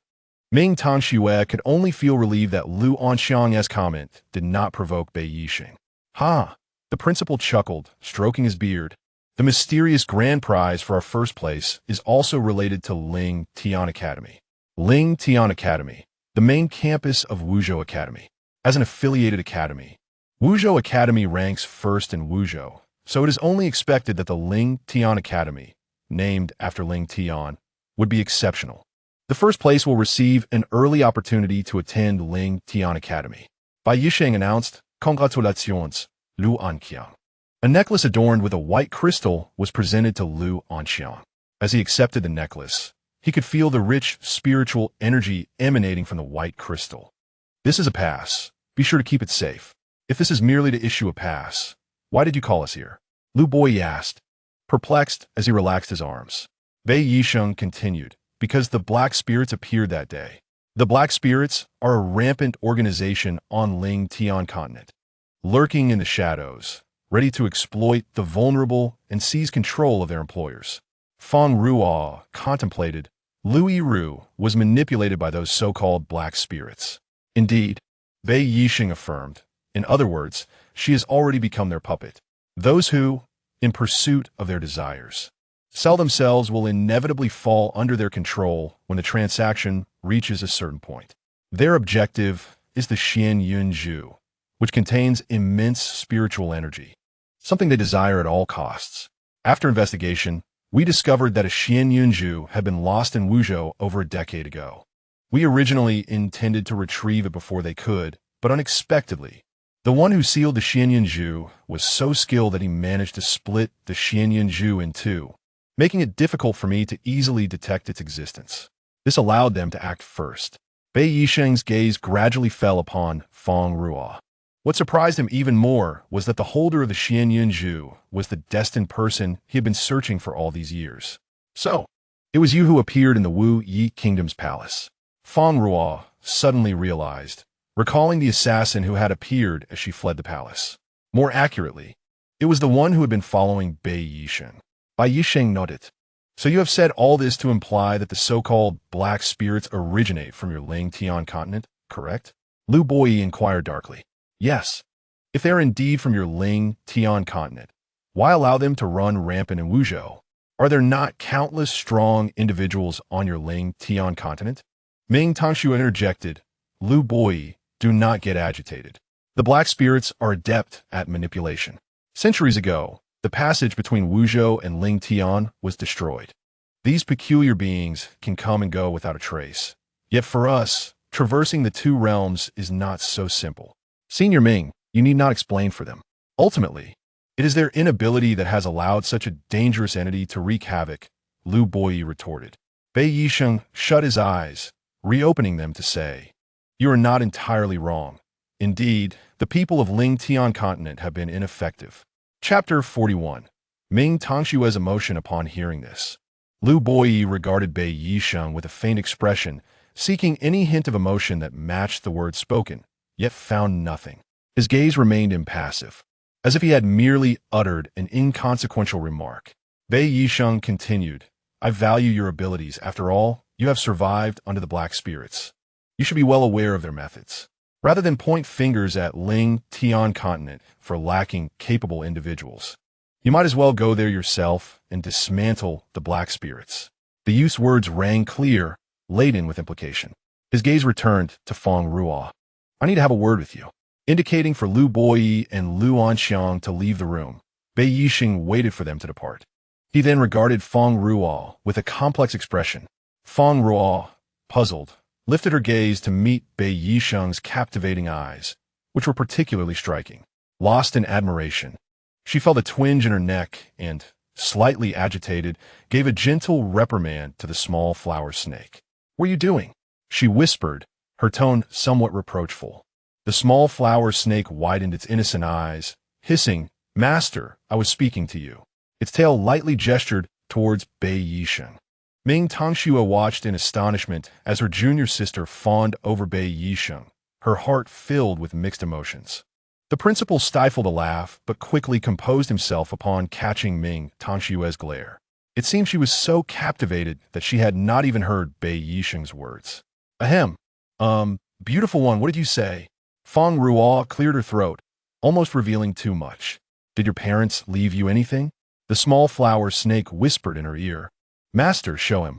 Fang Ruo twirled the ring on her hand, revealing 2 rings intricately carved with frost and flame patterns. Upon seeing the 2 rings, Ming Tongxue's eyes narrowed slightly. After observing them closely, she noted that they bore a slight difference from the symbol she recognized. Pardon me. Bei Yisheng reached out to take the frost-patterned ring, examining it closely. Setting the ring down, his slender fingers, with well-defined knuckles and smooth nails, glowed with a delicate pink hue beneath. That will suffice. Fang Ruo returned the ring to her finger, yet the originally distinct patterns faded back to an ordinary appearance. May I take my leave? Bei Yisheng nodded, and with the principal's approval, Ming Tongxue led her little junior sister away, exiting the office together. As Ming Tongxue observed the ring in her hand, she couldn't help but inquire, Little junior sister, may I witness your ice elemental spiritual power? Fang Ruo raised her hand, revealing a white-blue aura before their eyes. Not pure white, but tinged with a gentle blue. Without the need for verification, Ming Tongxue realized that the purity of this ice elemental power far surpassed his own. News of her utilizing ice elemental power during a crisis spread swiftly, and many were aware that she possessed both fire and ice attributes. Having prepared himself to face the fire elemental power that exceeded Yi Lanin's purity, he was still profoundly shaken when he witnessed it firsthand. Have you ever been to Yinyu and Hanyu? Ming Tongxue's voice trembled slightly. His gaze fixated upon Fang Ruo, a stark contrast to his previous gentleness. Where's that? Fang Ruo asked, puzzled, wondering why her senior brother bore such an expression. Especially as she observed the indescribable emotion on Ming Tongxue's face. The sorrow in his eyes seemed ready to spill over, concealing a deep-seated resentment. Senior brother, have they bullied you? Ming Tongxue was momentarily taken aback, forcing a smile. Why would you think that? Because, senior brother, you appear quite unhappy. With one eye injured, Fang Ruo gazed quietly at him, as if all pretense had been seen through by her eyes. Ming Tongxue remained silent, merely smiling as he reached out to ruffle her hair. Little junior sister, you should return and rest well. Allow your injury to heal. Fang Ruo nodded and departed, faintly hearing her senior brother mumbling behind her. Fortunately, what was he fortunate about? That he had no ties to the Yinyu and Hanyu he mentioned? Ming Tongxue watched Fang Ruo leave, her disappearing silhouette causing him to remain in a daze for a long while. The similar emblem on the ring momentarily unsettled him, and an uncontrollable killing intent nearly engulfed him. He looked down at his palm, where the flesh differed from the surrounding area, being deeper in hue. The piece of flesh he had once carved away had long since been replaced by new growth. Yet, the pain and humiliation it had once inflicted seemed deeply etched within his very bones. He wished to forget, yet found it impossible. Surely, he was overly concerned. How could his little junior sister be associated with that sort of person? Ming Tongxue propped his forehead with his fingers, attempting to console himself. What sort of person? A loud, arrogant voice interrupted from ahead, and the familiar figure in black appeared before him. Hey, what's wrong with you? Yi Lanin stood in front of him, extending his hand toward the one who was propping his forehead, maintaining his usual arrogant demeanor. Ming Tongxue brushed aside his hand, a frosty expression settling on his face as he coldly replied, Do not touch me. This is none of your concern. Yi Lanin, displacet, Sikofut, Hey, Ming Tongyu. Even if it's because of Yin Guan's return, you need not take your anger out on me. Upon hearing the name Yin Guan, Ming Tongxue's expression shifted slightly. Yi Lanin seized upon this change, continuing to press. That guy's been away for so long, and he finally decided to come back, probably having accomplished something significant and increased his strength. Just kneel before me and say, I was wrong, and I'll help you deal with him, ensuring he doesn't bully you. What do you say? Ming Tongxue avoided Yi Lanin, striding away and dismissing him with two emotionless words, boring, were it not for his other obligations. Yilanin would have rushed forward to reprimand him. He had generously shared information, only to be ignored and left behind. TCH, not at all as charming as he was in our youth. Turning away, Fang Ruo held a small flower snake in her palm, while her other hand caressed its smooth body. Before she could free her hand to open the door, Guanji rushed in with disheveled hair, as if he had just emerged from a cauldron, covered in black, save for his remarkably white teeth. An irate green bird followed closely behind. Sorry, Zingdaye, Pilasis spade me. Upon seeing the long-lost little junior sister, Guanji's eyes brimmed with tears as he hid behind her. Little junior sister, you're finally back. Oh, please save me, this green bird has gone mad. Chirp chirp, you damned human, how dare you disturb my rest? I shall peck you to death. Before it could reach Guanji, Fang Ruo, with the small flower snake in her palm, looked at Guanji in confusion. The furious green bird's expression changed in an instant, its chirps turning sweet. Chirp chirp, master, you have finally returned. The small flower snake's eyes glinted fiercely as it leapt from Fang Ruo's palm, its tail smacking the green bird's face. Smack! The green bird crashed against the door, losing consciousness and its eyes rolling back, sliding down to the floor. Chapter 42. The personal maid of the young master of Han Yu, the small flower snake, gracefully returned to Fang Ruo's hand, proudly raising its head. The green bird, furious, scrambled up from the ground. You little worm, how dare you interrupt my intimacy with my master? I shall peck you to death. The small flower snake stood its ground, and the two began a playful scuffle at the entrance of the room. Fang Ruo observed her second senior brother's disheveled state and asked, Second senior brother, what happened to you? Guanji sighed and began to recount his troubles. Little junior sister, you are unaware that when the master returned, he immediately got drunk and even blew up Aunt Wan's alchemy room. Many of the medicinal pills stored there were also destroyed, and now I'm trying to figure out how to repay the debt. Who would have known that an accident would occur while opening the furnace? The ancestral bird was also caught in the explosion. After committing such mischief, their master vanished without a trace. Guanji's eyes were filled with resentment as he clenched his fists. Once I find that damned old man, I shall skin him alive. Every time he returns, he leaves behind such a mess. Remembering the green bird's soot-covered figure and its recently grown feathers blown away, it was no wonder the green bird was furious. You've worked hard, second senior brother, Fang Ruo consoled. The master has caused trouble, and as his disciple, you must clean up the mess. But since it's so strenuous, why not take a break and not pick up this burden for the master? Fang Ruo shrugged her shoulders, suggesting that it would be easier to simply not get involved. Guanji paused, then slapped his hands together, right? But he scratched his head, pondering, the master isn't doing it on purpose. I'm also an alchemist. So helping the master clean up this mess is also a form of training for myself, which is quite good. Haha. By the way, little junior sister, has your eye healed? I have some nourishing items you could try. He then pushed open the door, continuing, the secret realm trial actually encountered 6-tier magical beasts. They didn't handle it well at school. You should return and rest properly. Upon opening the door, they were met with a scene of devastation. Guanji sheepishly scratched his head. Little junior sister, you're not tired, are you? It seems like this place isn't suitable for resting. Fang Ruo sighed. Second senior brother, I'm not sleepy. Really? When the senior brother returns, I will definitely be scolded. So this is how shabby Ming Tangshue's place is? A man in white appeared from behind, his moonlight blue attire seeming to blend seamlessly with his form. His silver hair accentuated his snow-white skin, and his blue eyes resembled precious gems embedded in his face with silver-tipped lashes.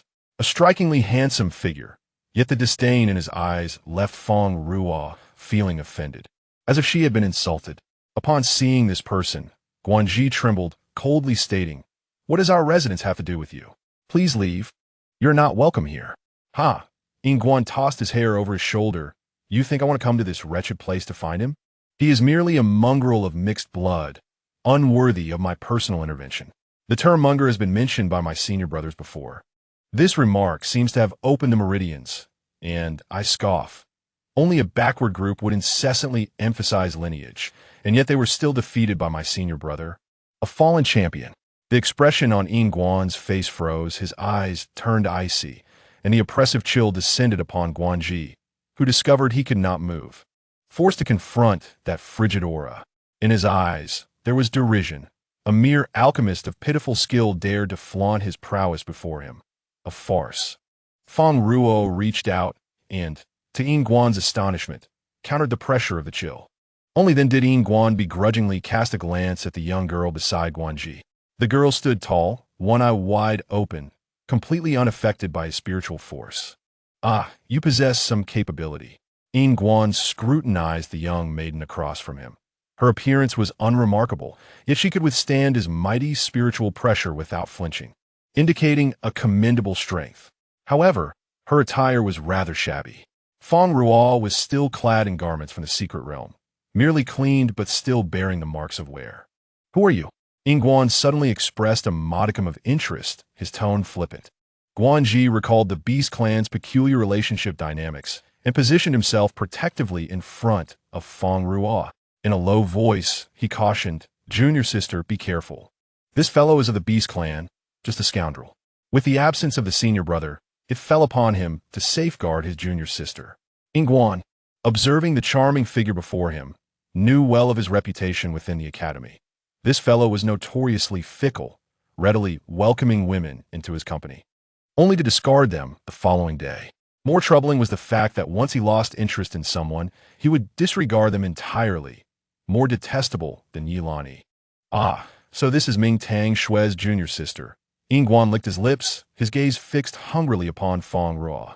What does Ming Tang Shue possess that is so admirable? Little girl, you'd be better off with me. Apart from the cold domain's young mistress, I can offer you anything your heart desires. Such as what? Fang Ruo inquired, arms crossed, intrigued. Guanji, flustered, interjected, "Junior sister, do not listen to him. This scoundrel is nothing but a fraud." Yin Guan, confident and undeterred, proclaimed, "I grant you the opportunity to become my personal maid." Fang Ruo's expression was indescribable. Fortunately, she had yet to eat anything, or she would have surely regurgitated her meal. With utmost seriousness, she addressed Guanji, second senior brother. "I believe you have misjudged the situation." Pointing at Yin Guan, she continued, "This is nothing but a fool and a scoundrel. Next time, be more specific in your descriptions. Who granted him the audacity to think he could win me over with the prospect of being his maid? Is he devoid of common sense?" Yin Guan, unfazed, did not regard the rejection as worthy of anger. The girl simply did not yet comprehend how rare an opportunity it was to become his personal maid. "Your current refusal is inconsequential. I shall reserve this opportunity for you temporarily. I will await your response in a month's time." He cast a flirtatious glance at Fang Ruo, his smile perfectly timed, causing her to feel that he was unworthy of the moon-white attire he wore. How could someone so shameless exist? Guanji shouted angrily, only to be gently tapped on the shoulder, abruptly silenced. "You." Cough, cough, cough. Qing Luofu appeared behind Guanji and the others. "Guanji, calm yourself. As an alchemist, one must learn to maintain composure." "Master," Guanji thought he had found a savior. "Quickly deal with this fellow. He is making advances towards junior sister." Qing Luofu patted Guanji's shoulder again, and Guanji fell silent, staring wide-eyed at Qing Luofu in disbelief. "Did I not say remain calm?" Chapter 43. Encountering the Great Beauty. Guanji gestured threateningly. Fang Ruo patted Guanji's other shoulder, shaking her head, "Second senior brother." Only then did Guanji regain his composure, casting a glare at Qing Luofu, shifting to place Fang Ruo between them, his chest heaving with agitation. "Teacher Qing, your disciple seems to lack manners." Yin Guan's demeanor softened slightly as he regarded Qing Luofu, bowing slightly. "After all, I was summoned here by Teacher Qing." Upon hearing this, Guanji erupted in rage, gesticulating wildly, ready to strike Qing Luofu, and had Fang Ruo not held him back, his fist would have landed squarely on the man's face. "Ha ha!" Qing Luofu laughed. "My disciple is still young and inexperienced. Do not take offense, young master. Alas, this shabby place is indeed too simplistic." "Young master of the cold domain, We shall discuss matters another day. Qing Luofu issued an eviction order. Qing Luofu, a hint of anger flickered across Yin Guan's face. He had specifically come to this dismal place to find him, and yet he dared to ask him to leave. Young master, what troubles you? Qing Luofu inquired cheerfully, showing no fear. Instead, Yin Guan felt an inexplicable pressure weighing down upon his shoulders, as if the remnants of the chilling aura had been swept away. Do not forget our agreement. Yin Guan's anger subsided, yet his expression remained grim. The man before him was capricious, not someone he could afford to offend. So he suppressed his discontent. Qing Luofu pretended to clean his ears, feigning ignorance, ushering his disciple inside. Come on, come on. The master is utterly exhausted. These young ones truly are trying. As the door closed, Yin Guan watched the trio vanish behind it, his displeasure evident. Did they truly believe themselves to be something significant? My transformation depends on the assistance of this old man. A hint of helplessness crept into his voice. Who could have imagined that his transformation into the true dragon would face complications, a matter even the clan elders could not resolve? Yet Qing Luofu solved it with a mere wave of his hand. Taking advantage of that assistance, Qing Luofu had also pilfered something vital from the cold domain. Had he known the cost of that aid would be so steep, he would have rather perished than allow that scoundrel to benefit. Filled with resentment, he turned to leave. As he closed the door, Qing Luofu stared in shock at the now dilapidated house, crying out, "Ah, my house! What has happened? My poor abode!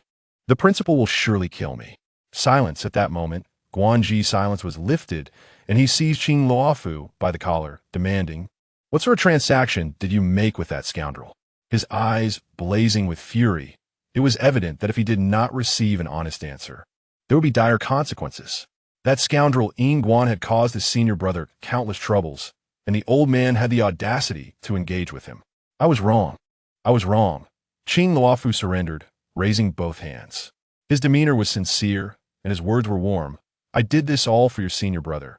I had no choice. Upon hearing the mention of his senior brother, Guanji's anger softened somewhat. Casting a doubtful glance at Qing Luofu, he released his grip on the collar. Is that true?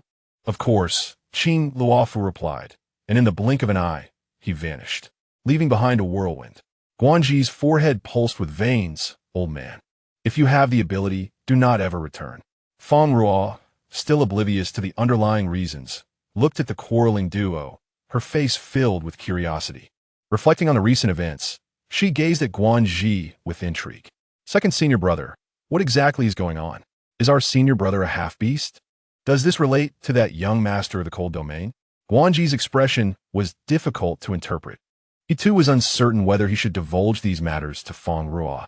1,000 words condensed into a single statement. Junior sister, do not mention the name of that scoundrel Yin Guan in any circumstance, especially in front of senior brother. The situation is exceedingly complex. What matters must not be raised in my presence. Ming Tang, Shui, suddenly entered, her eyes landing on the ruined house. A wave of headache washed over her as she pressed her forehead. Guanji, I am here. He turned around in trepidation, swallowing hard. Senior brother, you have returned.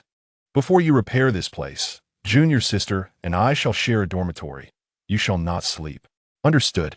Guanji stood tall, not daring to show even a hint of negligence. Standing at the threshold, Guanji anxiously observed her senior brother, fearful that he might detect traces of the wretched individual who had once been here. Fang Ruo gently patted her foolish second senior brother's back, assuring her that the lingering chill had long been dispelled by their master. As an inner courtyard disciple, Fang Ruo was supposed to reside in the dormitory, but due to her status as a disciple of Qing Luofu, she enjoyed the privilege of living in a separate abode. Master, master, wait for me. A little flower snake, its tail curling around a faintly fluttering bluebird, slithered over. Fang Ruo bent down, extending her hand, and the little flower snake coiled around her palm, nearly tossing the bluebird away. Had it not been for Fang Ruo's quick reflexes, the bluebird would have suffered further injury. The instigator hung lazily around Fang Ruo's neck, yawning and resting on her shoulder. She placed the bluebird into her pocket and continued on her way. The night seemed to descend with remarkable swiftness. As she walked along the academy path, Fang Ruo gazed up at the dusky sky, feeling an unsettling strangeness. The sun had still been high in the sky when she left. How had dusk arrived so quickly? Little flower, does the night fall too swiftly? Yet, no familiar voice responded. A touch to her neck revealed that the little flower snake had vanished. Searching her pocket, she discovered that the bluebird was also mysteriously absent. What could be happening? The surroundings remained unchanged, still the Wuzhou Academy, but now it was dusk. Had she once again fallen victim to the black spirit's trap? Warily surveying her surroundings, she spotted someone reclining on a bench not far away. Taking cautious steps closer, she recognized the familiar attire. As she approached, the adornments in the person's ear confirmed her suspicions. It was Bei Yisheng.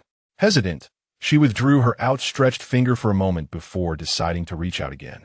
Leaning in, she caught a whiff of a captivating fragrance emanating from him. How could a man possess such an alluring scent? She gently tugged at a portion of his garment, shaking him lightly. "Hey, wake up, handsome! Wake up!" The figure before her had a few strands of hair cascading across his cheek, and the sheer beauty of his visage momentarily left her spellbound. Fang Ruo often found herself entranced by such beauty, believing that he was not meant to dwell among mortals, but rather should occupy a high seat, clad in resplendent garments. Untarnished, gazing down upon the world with disdain. Unconsciously, she reached out to poke his cheek. The poke elicited a flutter of his eyelashes, and his eyes slowly opened, revealing a dazed expression. "You?" The air around them suddenly thickened with an electric tension. Fang Ruo's eyes narrowed as she retracted her hand, narrowly avoiding a blade of spiritual energy that sliced through the air. Stumbling backward, she nearly lost her balance. "You are Fang Ruo." The tone was assertive, leaving no room for doubt that the person before him was indeed Fang Ruo.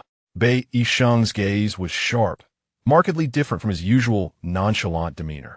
It was filled with vigilance and a hint of murderous intent. Even after recognizing Fang Ruo, that murderous aura only intensified. The chilling malice evoked memories of the perilous encounter in the secret realm, when Bei Yisheng had nearly taken her life with a single strike. This man truly wished to kill her. "You should not have appeared here." Bei Yisheng raised his hand, a surge of spiritual energy emanating from him. And Fang Ruo felt an overwhelming force bearing down upon her, a sensation she had never experienced even while facing a sixth-tier giant serpent. He appeared youthful, yet his power evidently surpassed that of a sixth-tier giant serpent. "You should not be in my presence."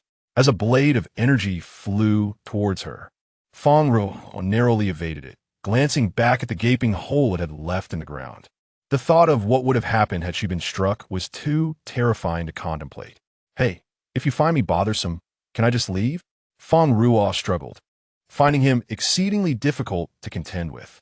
A sharp pain shot through her right eye, the wound from the secret realm still unhealed. "Humph." Bei Yisheng suddenly appeared before her, gripping her throat and lifting her off the ground. The sensation of suffocation set in as her feet dangled in the air. "Damn it, Bei Yisheng, let go of me." His nails dug into her flesh, and Bei Yisheng frowned, one hand pressing against his chest. "Why do I feel so uneasy?" Fang Ruo, unable to fight back, struggled to keep her eyes open, catching a glimpse of something crystalline sliding down the side of his face. "Damn it," she thought, feeling the pressure in her chest intensifying. "I haven't retrieved the Xian Yunju yet. My parents, right? And the little flower snake and the bluebird, they're still waiting for me." In a blur, black mist engulfed Bei Yisheng, and Fang Ruo lost her support, collapsing to the ground and gasping for breath. "You should die." The voice of Lu Yiru erupted in her ears as two fingers lunged towards her eyes. "Ah!" Fang Ruo cried out, clutching her eyes as if something was flowing out. "Master." She looked up, sensing the urgency in the voice of the little black insect. "Master, little flower." Fang Ruo raised her hand, lifting the little creature that had been resting on her face, its soft and slippery texture immediately confirming its identity as the little flower snake. What is happening? As it turned dark, the little flower snake trembled. "Master, what are you saying?" The bluebird flapped its wings before her, its eyes devoid of any response. Ming Tang Shui arrived, speechless, standing still. Young master, young master. Feng Fei Yin burst through the door with a loud crash, his expression tense. Bei Yisheng awoke from his slumber, the beads adorning his ear glinting, his head throbbing painfully as he pressed a hand against his forehead. It seemed he had dreamt of Fang Ruo. Rubbing his temples, he confronted the agitated Feng Fei Yin. Nan Shan is missing. After being captured, Nan Shan had been confined within a barrier personally set by Bei Yisheng, further strengthened by the principal's enchantments. However, just moments ago, someone reported that Nan Shan had vanished. Feng Fei Yin conducted his own investigation and discovered traces of the Black Spirit. The Black Spirit. Bei Yisheng's gaze turned icy as he examined the collected evidence. A cup on the table shattered without warning. Young master, there is something else. Feng Fei Yin observed Bei Yisheng's expression. Before Nan Shan disappeared, a team reported an intrusion and, upon pursuit, discovered that Miss Fang Ruo had been injured in the eye by the Black Spirit. Could it be that Miss Fang Ruo truly is a child of those two races? Feng Fei Yin recalled the legends circulating in Ling Tian continent, where the spiritual eyes of that race posed a significant threat to the Black Spirit. Bei Yisheng interrupted Feng Fei Yin. We cannot jump to conclusions yet. Let's go see her. The current evidence pointed towards his suspicion. Yet many factors still existed that could undermine this conclusion. Junior sister, how are you? Ming Tang Shui crouched down cautiously. Senior brother, I am fine. I simply cannot see for the time being. Fang Ruo smiled nonchalantly, which only deepened Ming Tang Shui's guilt. If I had left with you, you would not have. Even if you had left with the master, it would not have stopped their actions. A small black insect appeared from the void, landing on Fang Ruo's shoulder. However, Ming Tang Shui could not hear this. As time seemed to freeze the moment the little black insect emerged. Fang Ruo sensed that when Wu Yin appeared, the surrounding space seemed to shift. The bluebird glared at the insect in fury. You filthy worm, I will devour you. The little flower snake lashed its tail, sending the insect crashing against the ceiling. The bluebird pressed its face against the ceiling, weeping, I'm sorry. This is my nature. I can't control it. Wu Yin spoke. When I sensed the Black Spirit approaching, I pulled the master into the space, but they still managed to succeed. Fortunately, you arrived in time to prevent greater harm from befalling the master. Why is your space so strange? In that space, she had encountered the intent to kill from Bei Yisheng. Wu Yin fell silent, seemingly searching for a way to explain. I apologize, master. I cannot explain. Tilting its head, two small, dark eyes glanced at the descending bluebird before continuing. Fear not. I shan't hold your rudeness against you. After all, your kind, the Qingyao, are known for their strength rather than intellect. The little green snake, upon hearing this, nodded in agreement. Little did they know, Wu Yin turned to them and remarked, possessing strength yet lacking self-awareness, even after living for many years, you still fail to learn, Xiaohua. You are not much better than the Qingyao. It seems that years have made you forget your responsibilities. The two small creatures were taken aback, wondering what right this sudden newcomer had to criticize them. In unison, they exclaimed, Hey, who are you to say that? Wu Yin dismissed them with a flick of its head, affectionately nuzzling Fang Ruo. Master, even if these creatures are unreliable, with me around, there is no cause for concern. Wu Yin, do you know why they sought to harm my eyes? Wu Yin gazed into its master's vacant eyes, where traces of those individuals lingered on her exquisite face. It is because they suspect you may be the offspring of certain individuals. However, master, as for your so-called parents, you shall discover the truth upon your return to Ling Tian Delu. A wave of spiritual energy from outside caused it some discomfort. Someone is approaching. I must take my leave. It would be wise for you not to keep my affairs to yourselves. It is still too early. With a disdainful glance at the two little creatures, Wu Yin spoke a few more words before departing. The space returned to normal, leaving the little green snake and the bluebird in silence. Cursed be it. Why could they not resist the urge to hear more of its words? Senior brother, you have performed admirably. Did not Ant One just say this is merely temporary? Chapter 45. Intent to kill. No sooner had the words left his mouth than Ant One entered with Bei Yisheng and Feng Fian. Fang Ruo stared blankly in their direction. sensing that the powerful figure with restrained spiritual energy was slowly approaching her. It was Bei Yisheng, whom she had encountered in that space. He looked at Fang Ruo and momentarily lost his composure. Why did she resemble the Fang Ruo from his dreams so closely? Seeing her blind, a flicker of discontent arose within him. Had he been by her side, she would not have been harmed. No, that was not right. Bei Yisheng pressed his forehead, casting another glance at the person lying on the bed. How could he entertain such thoughts? He had not anticipated that the so-called destined person would influence his rationality. It was evident that she was simply too weak. Yet he also blamed himself for not fortifying the barrier, which allowed that dark spirit to take advantage. Feng Fian found it curious that the young master suddenly stood still, even pressing his forehead. Was he suffering from a headache due to the dark spirit? He approached Fang Ruo, who could feel the man's spiritual energy drawing closer.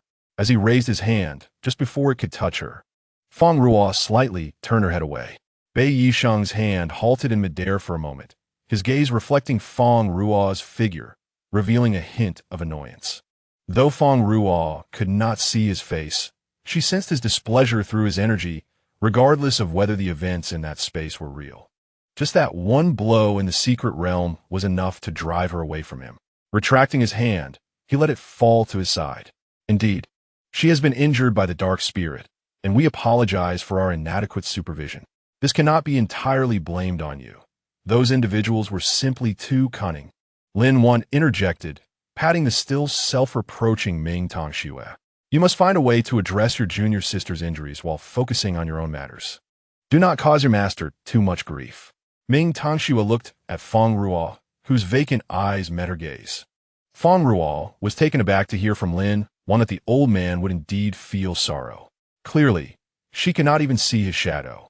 Lin Wan accompanied Bei Yisheng to the door, and he turned back to glance at the two siblings inside the small room. There were only a man and a woman present.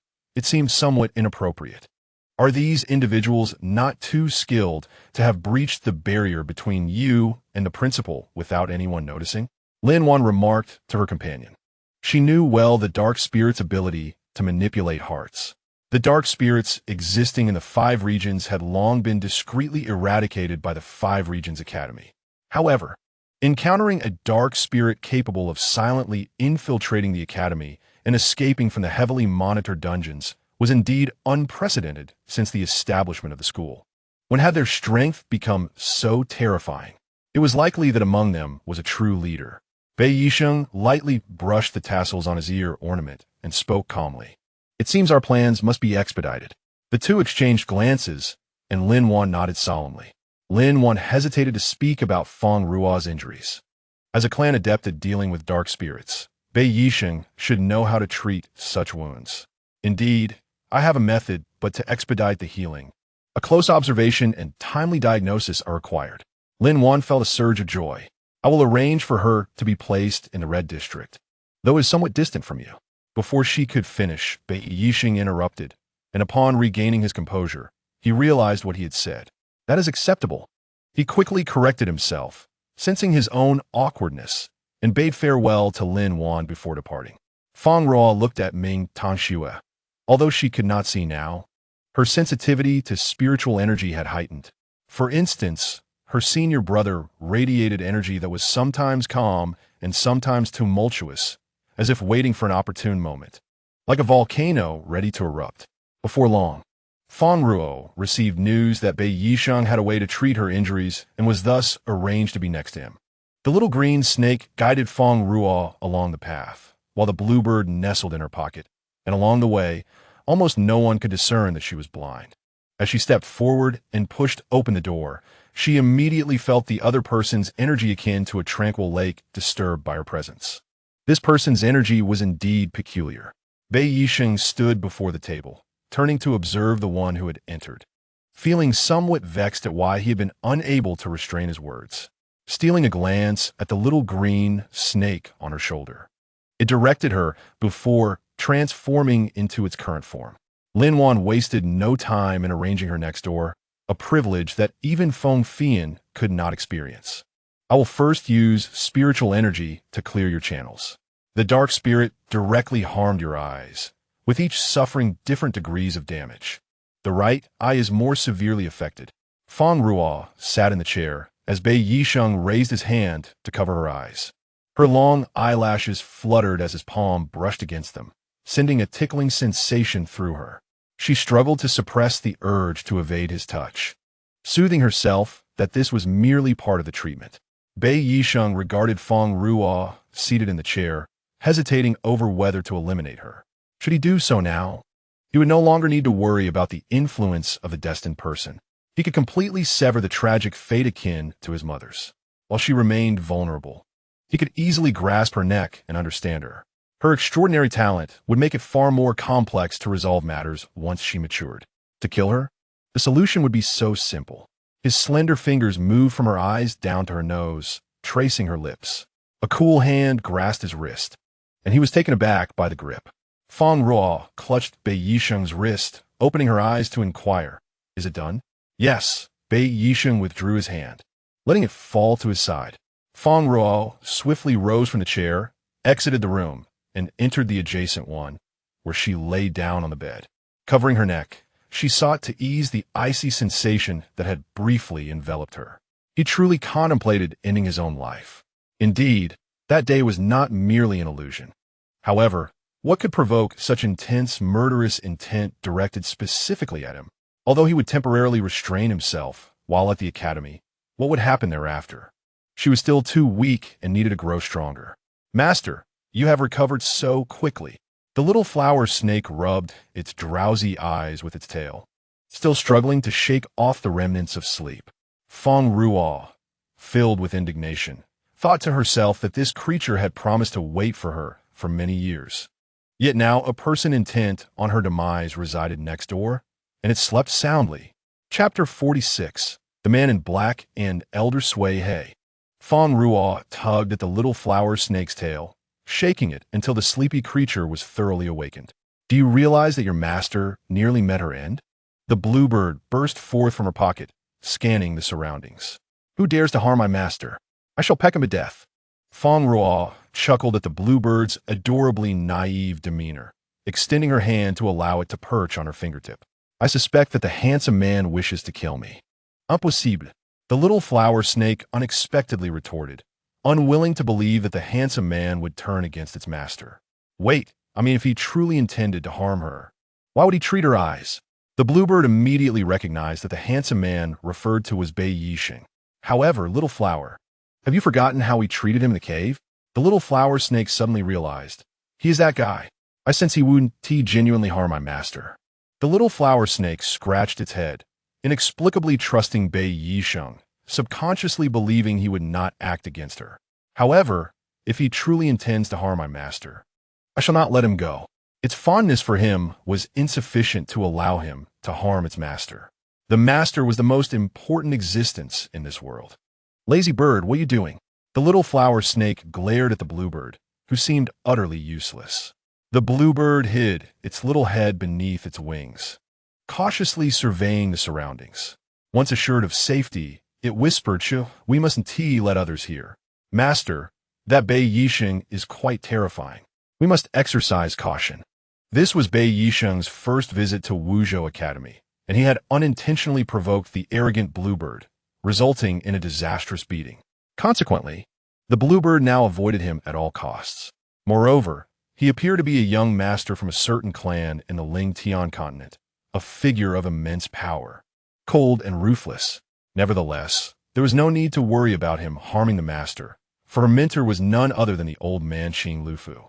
In that case, my mentor proves quite useful in critical moments. Indeed, even Bei Yisheng would need to address Xing Lufu as senior. Sometimes it was a relief to have a powerful backing. The master's support was, by extension, its own support. It eagerly anticipated the day when its master would take it back to the Ling-Tian continent, introducing her to the Bluebird clan, allowing them to see the remarkable person that was its master. Yet, what kind of person was the master? It seemed to have forgotten. Fang Ruo observed the two little creatures on the bed, drifting into dreams, and soon lay down beside them, succumbing to slumber herself. The murderous intent emanating from Bei Yisheng was a matter of utmost vigilance. She did not wish to lose her life before reclaiming her Xianling pearl and uncovering her true identity. Lu Yiru lay on the ground, slowly opening her eyes to find a scarred man before her. "Ah, get away, you ugly monster!" She unleashed her spiritual power, forcefully sending Wu Yin flying. Wu Yin remained composed, only slightly turning his head as Lu Yiru slapped him, yet there was no trace of the former obsession in his eyes. He seized Lu Yiru's wrist, his gaze cold and fierce. "Master, she has awakened," Wu Yin announced to the man in black. The man in black, draped in a dark cloak, appeared to be shrouded in swirling black mist, revealing only his eyes, the rest obscured. He held the Xinyun pearl, glowing with a bluish hue, examining it closely. Casting a glance back, he continued to scrutinize the object in his possession. Another shadow approached, gradually transforming into an elderly man, revealing himself to be Elder Sui of the Nan family. He held a person, none other than Nan Shan. "You are Elder Sui," Lu Yiru exclaimed. Disbelief etched across her face. Elder Sui glanced at Lu Yiru, then addressed the man in black. "It has been tested. She lacks the power of that clan." The man in black clenched his hand, enveloping the Xianyun pearl in his dark palm. "Impossible. According to our investigation, she can only be the child of those two." He smiled knowingly, turning to Elder Sui. "Perhaps it is due to her mixed bloodline that she has not inherited her mother's exceptional spiritual eyes. Regardless of the outcome, it is favorable for us. I am genuinely curious why you did not eliminate that girl outright to eliminate future troubles." Elder Sui furrowed his brow. Having considered this himself, another force intervened on her behalf. "Not Bei Yisheng." Elder Sui interrupted the man in black's speculation. The man in black widened his eyes, then regained his composure. Mere minor characters. Our immediate priority is to collect all the Xianyun pearls." Lu Yiru could not comprehend the conversation between these two, only realizing that Elder Sui and the man in black were in cahoots. "Wu Yan, release this princess," Lu Yiru commanded loudly. Wu Yan's displeasure was apparent, yet he did not act, awaiting his master's words. The man in black looked down at the fierce-looking Lu Yiru and smiled. "Compared to those, I have discovered something rather amusing." As the terror filled Lu Yiru's eyes, the man in black slowly advanced. Fang Ruo opened her eyes, greeted not by the morning sun, but by the blazing sun overhead. "Oh, has she begun dreaming again?" She examined her hands. In the water's reflection, she saw herself clad in white garments. Her eyes a pale, golden hue, black hair cascading, standing in a desolate meadow, gazing blankly ahead. A roar erupted as a crimson dragon emerged from the lake, spreading its wings and shaking off droplets of water that splashed onto Fang Ruo's face. Following closely, a silver dragon surfaced beside it, its scales shimmering with a blue glow. The two dragons turned their heads, their dark red and light blue slit pupils reflecting her form. In that reflection, she appeared divine and elegant, transcending the mundane. Their gaze seemed to convey a welcome. Upon opening her eyes, she could see rays of light. After a week of treatment, there was some improvement, though clarity remained elusive. According to Bei Yisheng, the overwhelming power of the Black Spirit made elimination difficult. Nevertheless, she was now gradually able to perceive her surroundings. The only downside was that for an entire week, she had been trapped in this same dream.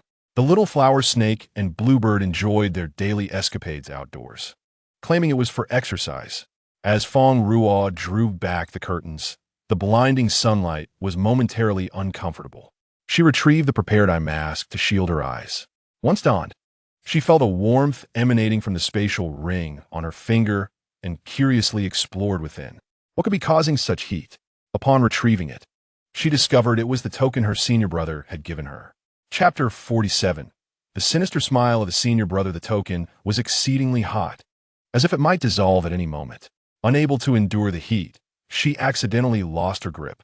Instead of falling to the ground, the burning token flew out the window. A sense of foreboding washed over Fang Ruo. Bracing herself against the window ledge, she leaped down in pursuit of the token. She chased the token through the narrow path, over stone benches, a thin layer of frost gathering on her hands. Finally, she grasped the token, and cheers of encouragement resonated from within the nearby building. A fleeting glimpse of a familiar figure caught Fang Ruo's eye. She hurriedly followed, positioning herself behind the tall figure who stifled a cough with a hand over his mouth. Does she xion? With her eyes covered by a white veil. The worry etched in her brow was unmistakable. What troubles you? Ming Tang Shui turned, the fury in her eyes yet to dissipate. Fang Ruo halted, taken aback by the unexpected gentleness that flickered in Ming Tang Shui's gaze. With a hint of astonishment, she regarded him. Ming Tang Shui narrowed his eyes slightly, scrutinizing the young girl before him, before breaking into a smile. "Ah, it's my little shimmy. Is your vision any better?" For reasons unknown, Fang Ruo felt a trace of mischief lurking in Ming Tang Shui's eyes at that moment. "Yes," she replied, lifting her gaze to meet the familiar warmth of her de Shi Xiao. "What is wrong?" "Nothing." Ming Tang Shui averted his eyes. "I have matters to attend to. I must take my leave." His departing silhouette was marked by an urgency. Where did that scoundrel Ming Tang Shui run off to? A dark figure burst through the door, colliding with Fang Ruo, who stood at the entrance. "Hey, where did you come from? Can't you watch where you're going? Maybe you should just gouge out your eyes." Yilani brushed off his clothes with disdain, as if they had been soiled. Stumbling back a few steps, Fang Ruo rubbed her sore shoulder. Through the fabric barrier, she shot Yilan a cold glance. He raised an eyebrow. "You truly are blind." "Hey, move aside." Yilan stretched out his hand to push Fang Ruo, but halted when his palm was just a breath away from her.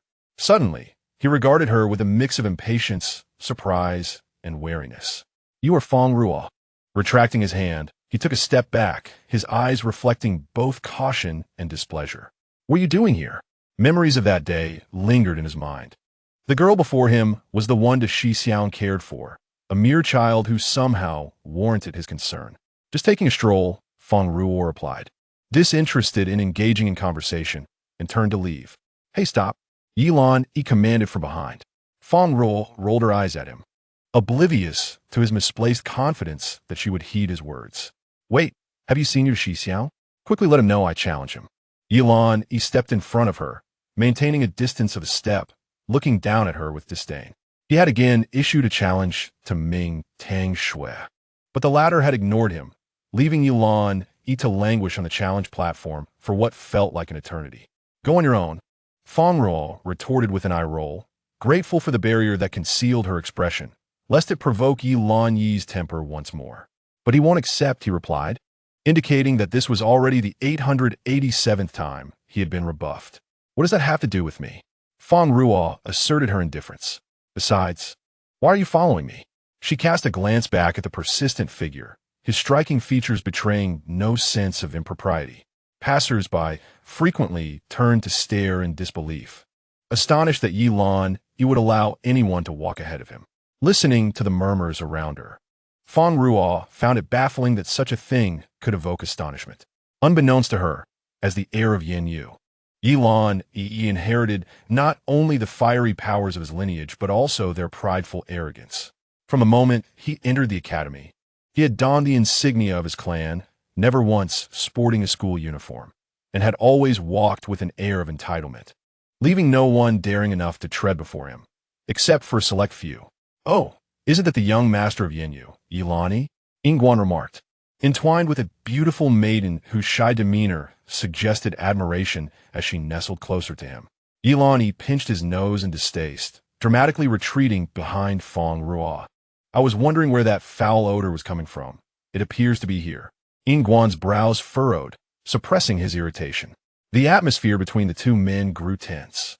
On the brink of conflict, the relationship between Yin Yu and Han Yu had always been fraught, often punctuated by minor skirmishes.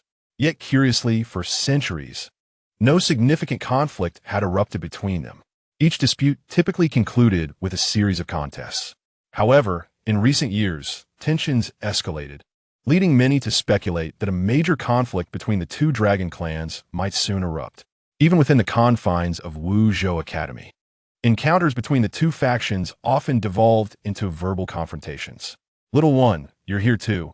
Ingguan's gaze fell on Fang Ruo, still holding his beautiful companion, whose waist he pinched, prompting her to squeal in protest. "Young master, you're hurting me," she whimpered, her cheeks flushed. The contrast between the striking beauty of the woman before him and the delicate maiden in his arms stirred a sense of dissatisfaction within him, leading him to unceremoniously discard the latter to the ground. The maiden, caught off guard, fell with a thud, her palm grazed and bloodied. Confusion clouded her eyes, as if she could not comprehend why she had been treated so callously. Fang Ruo, have you considered my proposal? Upon hearing this, Yilan Yi's eyes ignited with fury, questioning her loyalty. Despite his disdain for this unexpected little shimmy, he would not tolerate her entanglement with someone from Hanyu. I am not foolish, Yingguan smirked, knowing all too well that the mere mention of the Hanyu young master's name would draw attention, especially with the enticing offer he had presented. Of course, I cannot agree. His smile widened. Yingguan was taken aback. How could you refuse such a tempting offer? I will give you another opportunity to speak. Would you care to become my personal attendant? The maiden, having regained her footing, overheard the young master offering such a significant advantage to the blind girl, and her eyes glinted with envy. Not everyone could become the young master's personal attendant. It was a privilege not to be taken lightly. You're quite the fool. Yilan Yi couldn't contain his laughter. Whoever suggested that being a personal attendant is something to barter with? Had Yingguan become increasingly dim-witted? My apologies, little shimmy.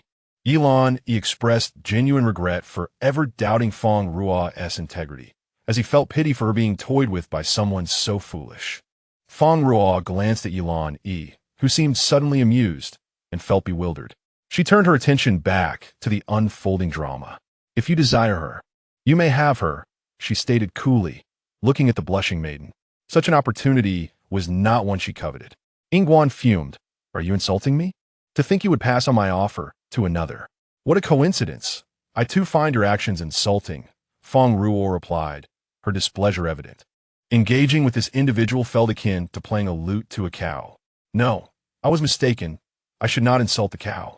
Yingguan stood firm, unleashing a wave of powerful energy directed at Fang Ruo.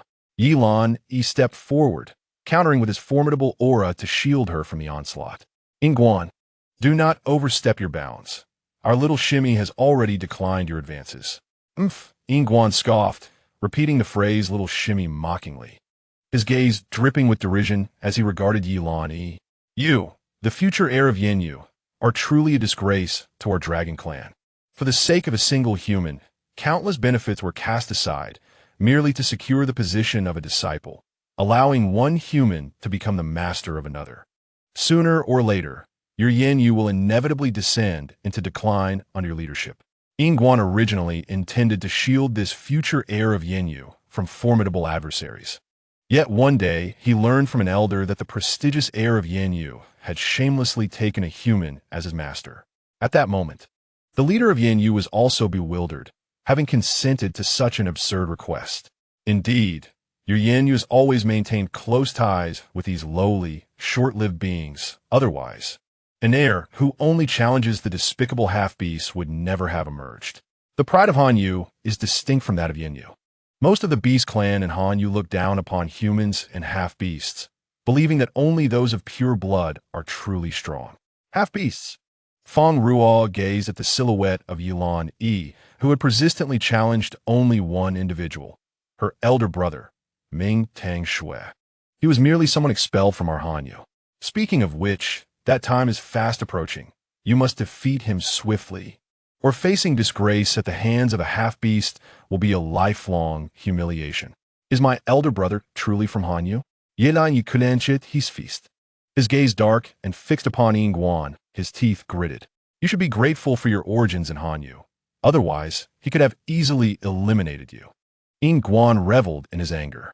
However, my elder brother is the strongest, surpassing both you and me.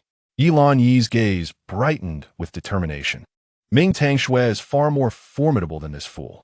Fang Ruo, astonished, scrutinized his expression, convinced of its authenticity. To hear such praise for her elder brother from this individual was unexpected. During their first encounter, he had been quite aggressive. Not only did he refrain from mocking her elder brother with Yingguan, but now he was defending him. Stubborn, with a dismissive wave, he turned to leave with his companions. How narrow-minded. Yilan Yi's fist tightened, veins bulging on the back of his hand. What did he mean by that time?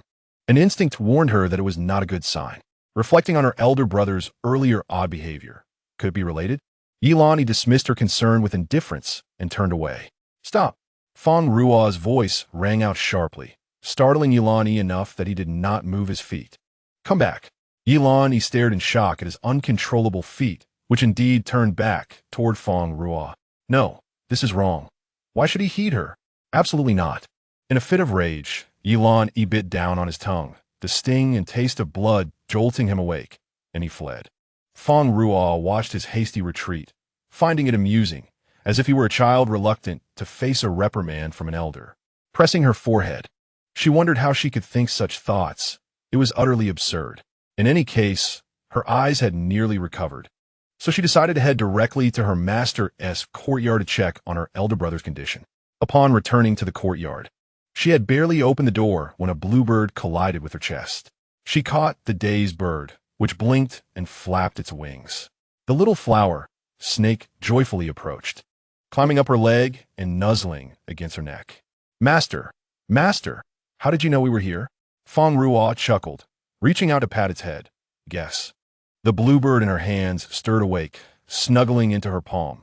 Master, I missed you so much. The little flower snake's eyes widened, and the bluebird's affectionate gestures abruptly halted.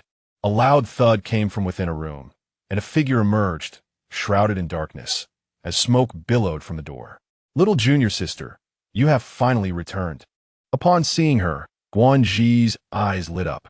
Oh, you have no idea of the hardships I have endured these past few days. I depleted my savings to restore this courtyard, only to find everyone absent, and Master has vanished, hiding from debts, while even the occasionally returning elder brother terrifies me. Have you seen elder brother? Guanji scanned the surroundings. I have. Guanji's expression turned anxious as he gripped Fang Ruo's shoulders. Shaking her. Elder brother hasn't he done anything to you, has he? Did he strike you? Stop. Fang Ruo freed herself from Guanji's grasp. Did elder brother hit you? Guanji's mouth moved, whispering, well, not exactly. It's a bit strange. Elder brother used to have a temper, but recently he seems to become angry more easily, and his expressions are unlike his usual self. Little junior sister, I suspect elder brother has been possessed. Perhaps another body suddenly appeared in his, claiming it as their own. Our gentle and exceptional elder brother must have been envied and coveted. Chapter 49, Challenge Order. Thankfully, Fang Ruo could not hear Guanji's inner thoughts, or she would have retorted that such imagination was unnecessary. So, you really were hit by elder brother, right? Fang Ruo's eyes sparkled as she probed. Where did he strike you? She inquired further. Guanji's expression shifted, a blush creeping across his face as he pressed his lips together in silence. Casually turning his head, he discreetly touched his backside. Fang Ruo lowered her gaze and then slowly raised her head. The two elder siblings exchanged glances. Guanji grit his teeth, silencing any inquiries from his little junior sister. Stop it. Don't say anything. Guanji had grown up, having only been slapped on the head by elder brother before. This was the first time he had been struck on the backside, and that too with a hand. The previously gentle and reserved image of elder brother shattered in Guanji's mind. Leaning against the doorframe, he rubbed his sore backside, recalling that elder brother had seemed to chuckle afterward. He must have laughed. Fang Ruo's eyes widened, pondering the truth behind the third brother's words. Really? Really? Guanji nodded with closed eyes. Fang Ruo supported her head in thought. A slap on the backside seemed inconsistent with elder brother's usual demeanor. Moreover, there was that fleeting smile she had witnessed today, which also fell out of character. How peculiar. Fang Ruo mused, and Guanji, hearing her words, eagerly chimed in. Exactly. I told you this is highly illogical. After I mentioned it to Master, he simply walked away. He actually left. He usually cares most about elder brother. Previously, if elder brother missed a meal, Master would come to inquire. If something odd appeared on his body, he would go to great lengths to find a renowned physician for elder brother. Yet now, Guanji's eyes welled with tears, and he produced a handkerchief to wipe them away, glancing at Fang Ruo, awaiting her questions. Hurry, speak. Receiving the cue, Guanji continued to weep. Yet now he spends every day with those from Hanyu. Have those from Hanyu not harmed our elder brother enough? What exactly did Han Yu do to elder brother? Fang Ruo had heard this more than once. What was the connection between Han Yu and elder brother? Alas, you do not know. Our elder brother is actually a half-beast born from the union of a Han Yu beast and a human.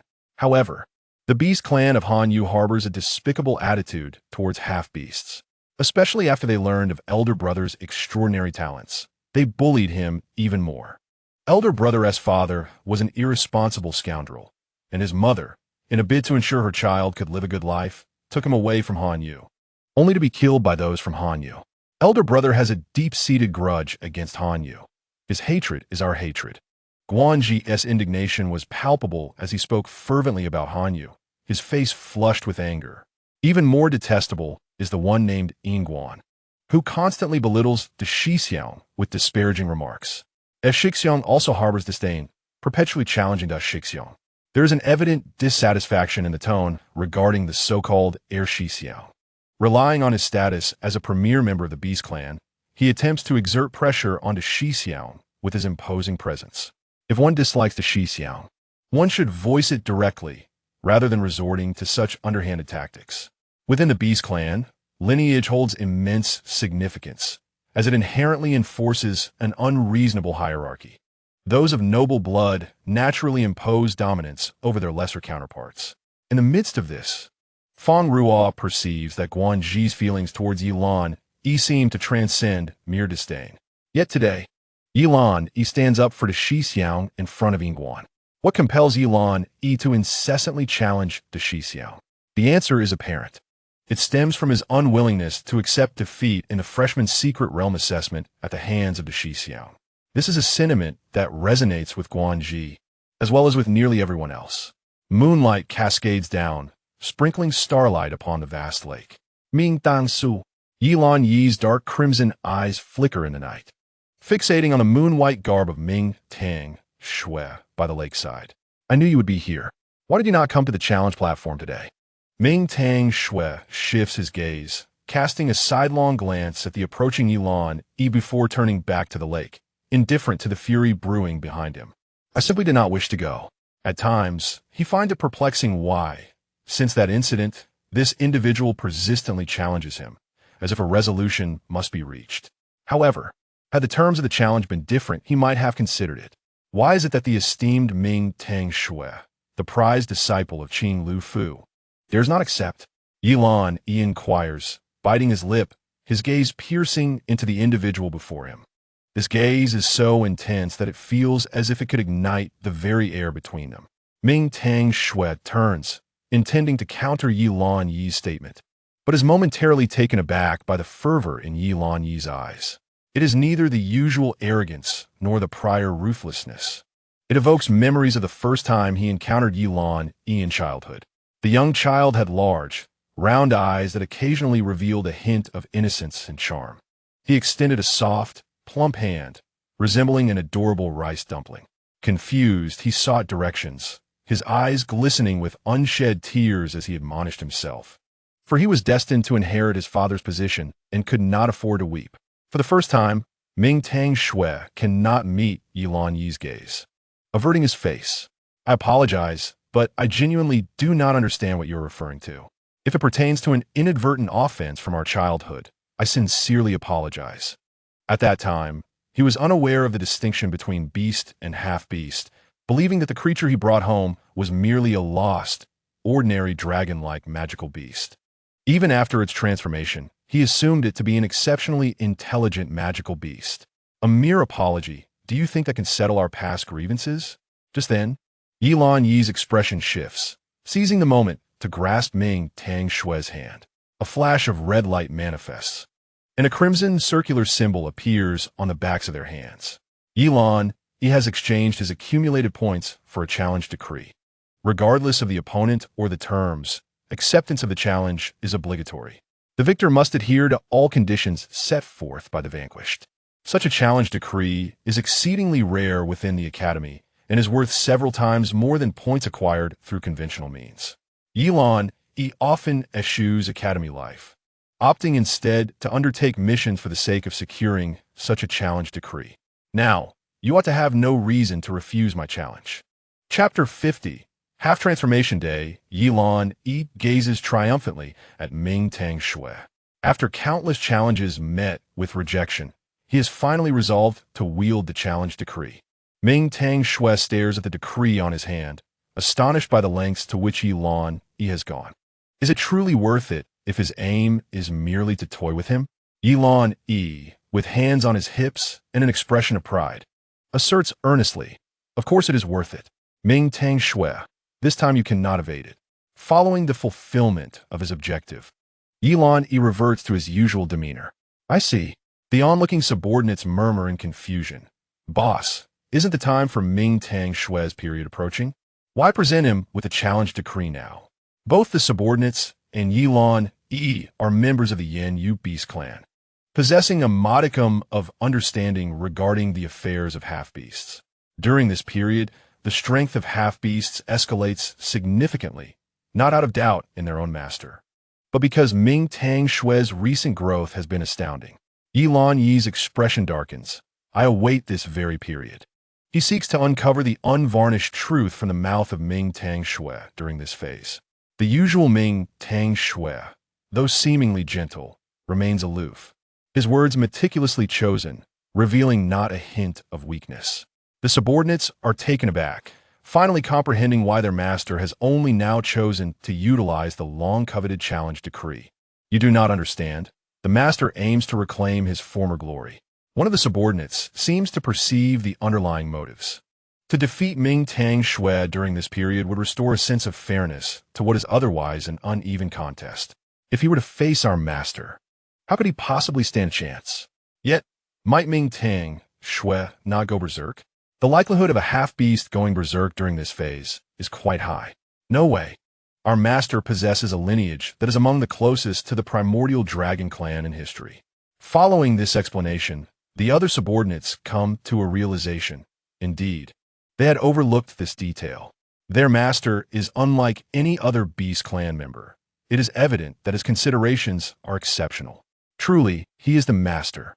Yilan Yi pays little heed to the speculations of his subordinates, for regardless of the outcome, as one of them previously remarked, even in the face of unforeseen circumstances, he can still subdue Ming Tang Shui. This contest is undoubtedly his to win. Ming Tang Shui gazes at the challenge decree on his hand. You see, it still refuses to let go of the past, much like the cold domain, which will not relent in its pursuit of you and your deceased mother. A murmuring voice echoes in his mind, causing Ming Tang Shui to furrow his brow in irritation. It is maddening. The voice in his mind gradually fades, but becomes increasingly clear. The night is enchanting. After a long absence, Qing Lu Fu sits at a stone table under the moonlight, sipping wine, while opposite him is the long-haired Lin Wan. Lin Wan glares at him, disdain evident in her voice. "Hey, Qing Lu Fu, did you come to mooch off my fine wine?" While she speaks, her hands pour the wine with remarkable skill. "Alas, have you been excessively vexed lately?"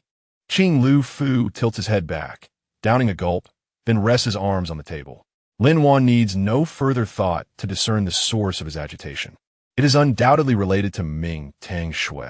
For years, he has treated Ming Tang Shui as if he were his own son. Were she not familiar with Qing Lu Fu, she might suspect he had secretly fathered a child. To think he would engage in dealings with the loathsome denizens of the cold domain for the sake of Ming Tang Shui.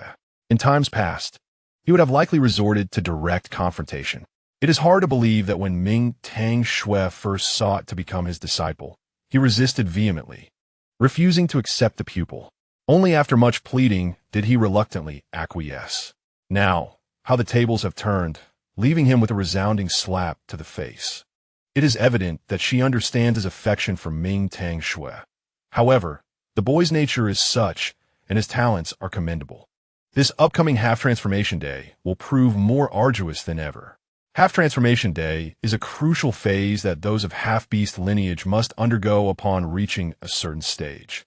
Owing to the overwhelming strength of the beast clan, the power of the beast clan within one's body gradually strengthens with personal growth, ultimately consuming the human aspect that once belonged to them. Once engulfed by the force of the beast clan, one transforms into a monstrous being, neither human nor beast. However, if one manages to retain a semblance of humanity during this process, they may become immensely powerful, mastering the strength of the beast clan to perfection. Yet, historically, half-beasts have either been unable to become spirit masters or possessed only feeble spiritual power, failing to cultivate any significant mandala. Instances akin to Ming Tongxue are exceedingly rare. As a half-beast, he is indeed a standout among spirit masters. The previous half-transformation days were barely suppressed by Qing Lufu, but now it seems futile. Thus, I ventured into the Hanyu, hoping this object might aid him. Qing Lufu produced a small, silver-blue horn, its tip a pale blue that faded to near white as it descended. Do you believe, Yilan, he can suppress Ming Tongshue's power?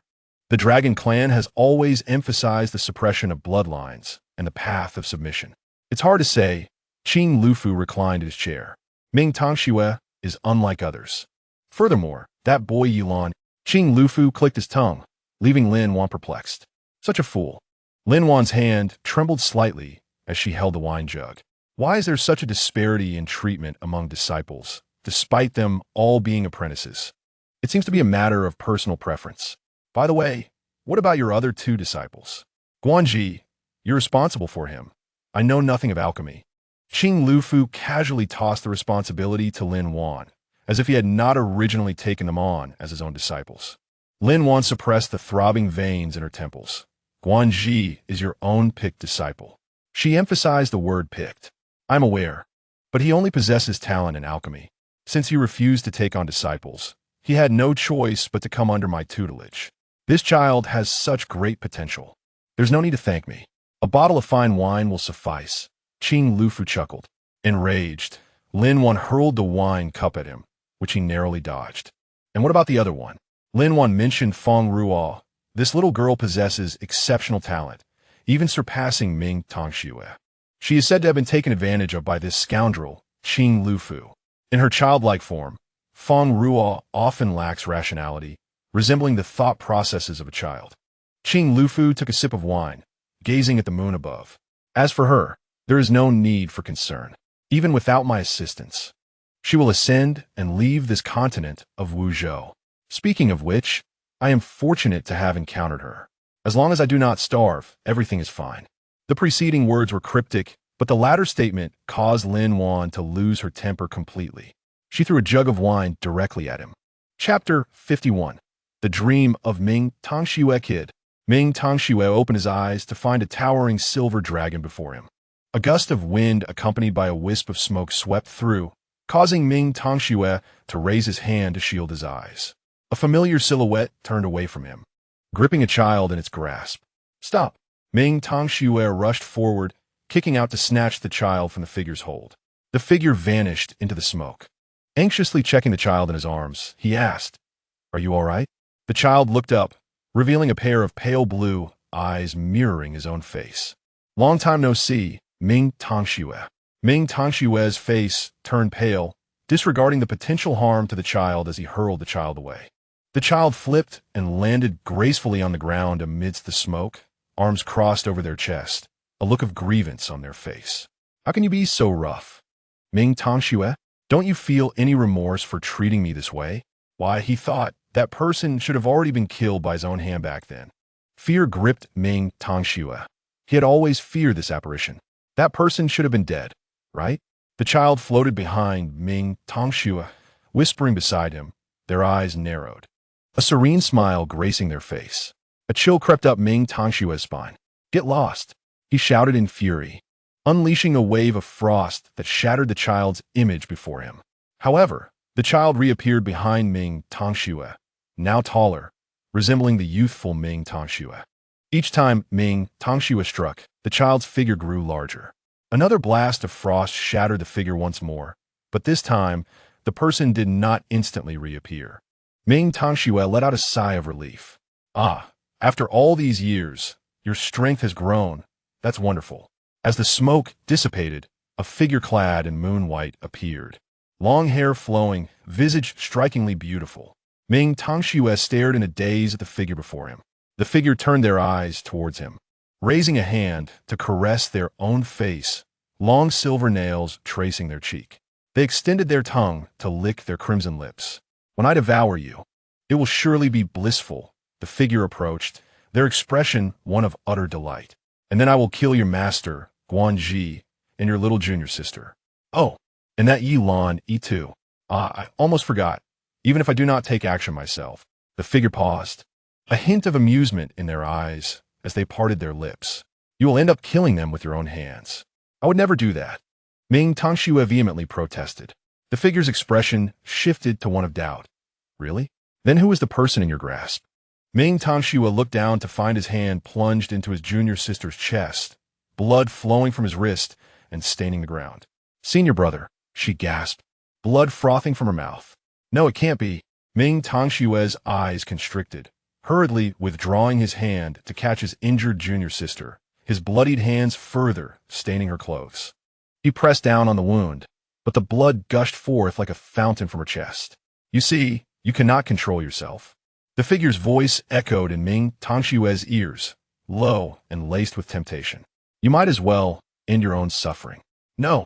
Ming Tangxue woke with a start. The light streaming through the window and the sounds of two small beasts frolicking outside reassured him that all was well.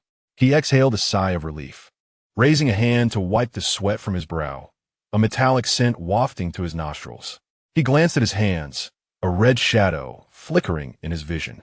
His hands remained clean, devoid of any crimson stains. He changed into a fresh set of clothes. His nightgown hung on the rack, soaked with sweat. The conspicuous red challenge token on the back of his hand indicated his obsession with earning points, consistently accepting various tasks without anticipating he would ever exchange for this challenge token. The conditions for the duel were matters known only to the two challengers. Securing his belt, he recalled Yi Lan Yi's conditions, thinking it truly insane. He pushed open the door to find the little flower snake and the bluebird still in playful combat. Upon Fang Ruo's appearance, the bluebird, with a bald head, flew towards her, looking quite pitiful, while the little flower snake leaped from the ground, sending the bluebird flying. It elegantly landed on Fang Ruo's shoulder, raising its head proudly. Fang Ruo chuckled helplessly. Little flower, be a bit gentler with the bluebird. At least don't go after its head. The little flower snake retorted, Master, I didn't lay a hand on it. I'm a snake. I have no hands. The bluebird looked pitifully at Fang Ruo, who responded, Little flower, you can't mess with its feathers anymore. The little flower snake buried its head in Fang Ruo's neck, its voice muffled, understood. When its feathers grow back, I will pluck them all at once. Fang Ruo's eyes were slightly recovering, still covered with a strip of cloth. Hearing the door open, she looked over, her voice brightening. Senior brother. Seeing her senior brother unchanged, Fang Ruo felt a significant weight lift from her heart. Clutching the ring on his index finger this morning, the token gifted by his senior brother was once again fervently warm. Fortunately, his senior brother is currently in good condition. Noticing the circular mark on his senior brother's hand, he was about to inquire when Guanji unexpectedly appeared between them. Senior brother. Guanji's eyes sparkled, instantly recognizing that the figure before him was indeed his usual senior brother. I am Guanji, Ming Tangshui replied with a gentle smile. Upon seeing that familiar smile, Guanji finally released his anxiety. Focus on refining alchemy. Guanji nodded, but as he lowered his head, he caught sight of the challenge token on his senior brother's hand. Senior brother, he exclaimed, what is going on? Who issued you this challenge token? The challenge token, which could be exchanged for a fortune in points, was a staggering commitment. Who could possibly be so affluent as to sacrifice so much just to challenge his senior brother? This person must have been accepting tasks year-round. Ming Tangshui glanced at the mark on his hand and replied solemnly, it was your second senior brother. Upon hearing the unfamiliar term second senior brother, Guanji's mind momentarily failed to comprehend. What do you mean, second senior brother? His jaw dropped in astonishment, dislocating from sheer surprise. Fang Ruo looked over, bewildered to see Guanji so shocked. Ignoring his pain, Guanji waved his hands in a flurry, struggling to express his uncontrollable thoughts. Eventually, due to their perplexed expressions, he hastily relocated his dislocated jaw back into place. Chapter 52. The The little flower snake transforms into an egg Yalan. He was capable of such things. Guanji's incredulous expression, paired with his exaggerated words, suggested that Yalan he had engaged in some unsavory conduct. Previously, he had merely anticipated that fellow's absence from the academy for 3 days and 2 nights. In hindsight, it was clear that he had gone off to accept tasks. What grudge could he possibly hold against his senior brother that would compel him to such extremes merely to provoke a challenge? This was utterly incomprehensible. For the first time, Guanji fell silent, his expression grave as he fixed his gaze on Ming Tang Shue's back. Could it be that he and his senior brother harbored some deep-seated enmity that could only be resolved on the challenge stage? Senior brother, what are the conditions for your challenge? His curiosity was insatiable. Ming Tang Shui pressed down on Guanji's head. Have you completed your task? In other words, why was he so concerned about his senior brother's affairs? Raising his eyes, he found Fang Ruo blocking his path. Fang Ruo had no tasks. Her only obligation to learn from Jianmo Ran had concluded. Ming Tang Shui, are your eyes healed? Fang Ruo silently lowered her head, fiddling with the feathers of the Qing Yao. Senior brother, your well-being is far more important than any task. Besides, I have been busy for so long that I deserve a rest, Guanji declared, clinging to Ming Tang Shui's leg. My master said that one must balance work and rest. Ming Tang Shui covered his forehead. Senior brother, what is wrong with you? Guanji raised his head, confused by the situation. He then distinctly felt the leg he was clinging to lift slightly, an ominous premonition washing over him. Yet moments later, it seemed as if nothing had occurred. The little flower snake paused, its gaze unwavering as it watched Ming Tang Shui. The aura from just a moment ago felt oddly familiar. Ming Tang Shui's voice grew urgent, his eyes clouded. Get up quickly. Guanji timidly scrambled to his feet. The ring resting behind Fang Ruo began to grow warm, the challenge token that Ming Tang Shui had handed to her glowing within. Senior brother, Fang Ruo softly called. Only then did Ming Tang Shui's eyes regain their clarity. He looked at Guanji, feeling a pang of guilt, realizing he had nearly used his spiritual power to kick him aside. As an alchemist, if Guanji were struck by such force, he could potentially sustain serious injuries. Glancing at Fang Ruo, he recalled the actions he had taken in his dreams. He had already lost consciousness once. This time, he could not afford to lose control again. Ming Tang Shui turned his head aside. I will take my leave. The two watched as their senior brother hurriedly departed, leaving Guanji seated on the ground. Looking dejected, little junior sister, do you think senior brother will change? He asked, his voice trembling with emotion as he continued. I heard that if a half-beast cannot endure half a day of transformation, they will become a monster driven by the beast clan's instincts. Little Fang Ruo clenched her fists. Senior brother will be fine. The little flower snake glanced between Guanji on the ground and its master, puzzled by why both appeared so unhappy. Hadn't such things happened long ago? Yet, how had its master responded back then? It seemed it could not recall. The little flower snake held its head in pain, a sharp throb disrupting its thoughts, causing it to tumble from Fang Ruo's shoulder. Fang Ruo reacted quickly, catching the little flower snake. Little flower, what is wrong? Little flower stared blankly at her master's anxious face. What was the matter? Her master seemed very distressed. Was this what sadness felt like? Why was her master sad? Her head ached, and her body felt sore. Long ago, Little Flower had lived in the forest, surrounded by countless magical beasts, coexisting with myriad life forms. Her master had sat there, waiting for someone. Perhaps it was a man, a remarkably handsome man. Qing Yao watched the little flower snake, now unconscious, and quickly explained to her master. Master. Qing Yao flitted around Fang Ruo's ear, chattering. This fellow is about to advance. Advance. Guanji found it astonishing. Typically, this little flower snake was timid, merely engaging in playful skirmishes with Qing Yao, yet now it was on the verge of an advancement. He had always known magical beasts had rapid cultivation speeds, but this was rather insulting. The little flower snake curled its body, enveloped in spiritual power, and in mid-air, transformed itself into an egg. The little flower snake returned to Fang Ruo's hand, now resembling an egg. Qing Yao pecked at it from the left and right, finally covering its mouth to express its thoughts. This eggshell is rather hard. More than that, Fang Ruo was concerned about what had triggered the little flower snake's advancement. She gathered the egg, the ring growing increasingly warm, glancing at the dazed Guanji. If he were to learn of his senior brother's current state, the second senior brother would surely grow even more anxious. Second senior brother, I will take my leave, Guanji nodded, having intended to say the same. After watching little junior sister depart, he returned to his tightly closed room. Scattered across the floor were countless ancient texts, alchemical formulas, and discarded elixirs. Picking up a single page from the ground, he thought this must be useful. During this time, he had been concocting a formula to alleviate the symptoms of half-day transformation, scouring numerous texts, trying various methods to administer it to his senior brother. Yet, none had proven effective. Senior brother, Guanji, clutched the paper tightly. I will not allow anything to happen to you. I will surely find a way to alleviate your symptoms. Qingniao, have you seen senior brother? Fang Ruo called out. But upon emerging, the traces of her senior brother had vanished as if erased. They could not be found anywhere. Qingniao soared through the air, shaking its head as it returned to the ground. Master, Ming Tang Shui seems to have deliberately concealed the traces of his departure.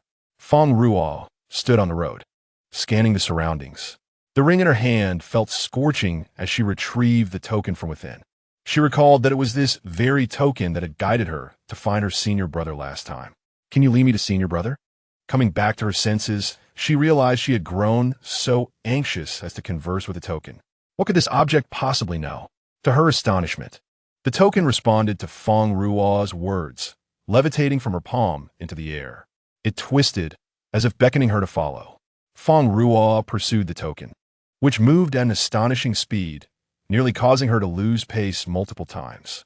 Qingniao spread its wings and let out a cry, revealing its back. Master, hop on. Fang Ruo glanced over and leaped onto Qingniao's back, which swiftly caught up with the token, following the Lingpai, soaring through the skies. On that day, the people of Wuzhou Academy beheld the long-lost Qingniao once again taking flight. Faintly discernible was a figure upon its back, adorned in moon-white inner courtyard attire.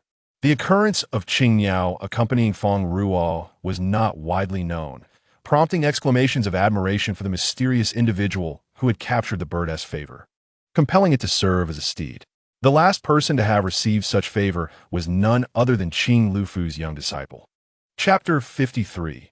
The unruly senior brother, had they been more observant, they would have recognized that the figure seated upon the bird's back was indeed Qing Lufu's disciple. Master, Qingniao cried out. Fang Ruo grasped the bird's plumage and leaned forward to gaze below, where she spotted a familiar voice standing by the lake. Ming Tang Shui. With that, she leaped directly from Qingniao's back. The bird let out a cry, spiraling downwards, shimmering in azure light, before transforming into its smaller avian form to follow Fang Ruo. Kneeling on the ground, Fang Ruo stirred a whirlwind of dust. Before she could utter a word, the individual opposite her turned, their eyes glinting with a chilling light. Their gaze was disheveled, muttering to themselves, "Why, even at this juncture, do you refuse to let us go?"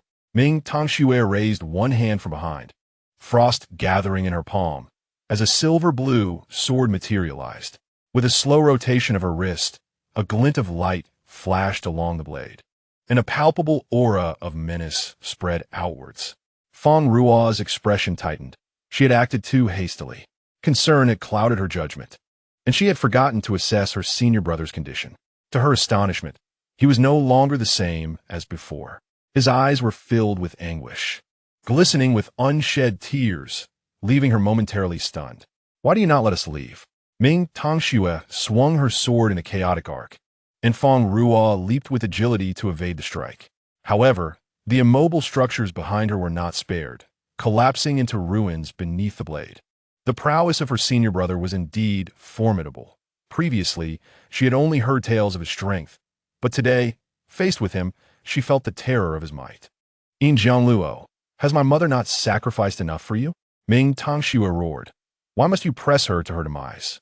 A single tear fell, landing on the ground and crystallizing into a vast expanse of ice. The surrounding trees and waters transformed into blocks of ice under its spread. Fang Ruo unleashed her fire-based spiritual energy, only to find it utterly ineffective against the frost. Attempting to flee, her feet became ensnared in the freezing grip. Panic surged within her as a surge of white spiritual energy enveloped her feet, restoring her freedom. A solid arm encircled her waist, pulling her backwards. A strand of hair drifted into her view, and the familiar scent of someone behind her wafted in. Looking up, she beheld that flawless jawline. With the shimmering beads cascading beside her ears, the tassels fluttering.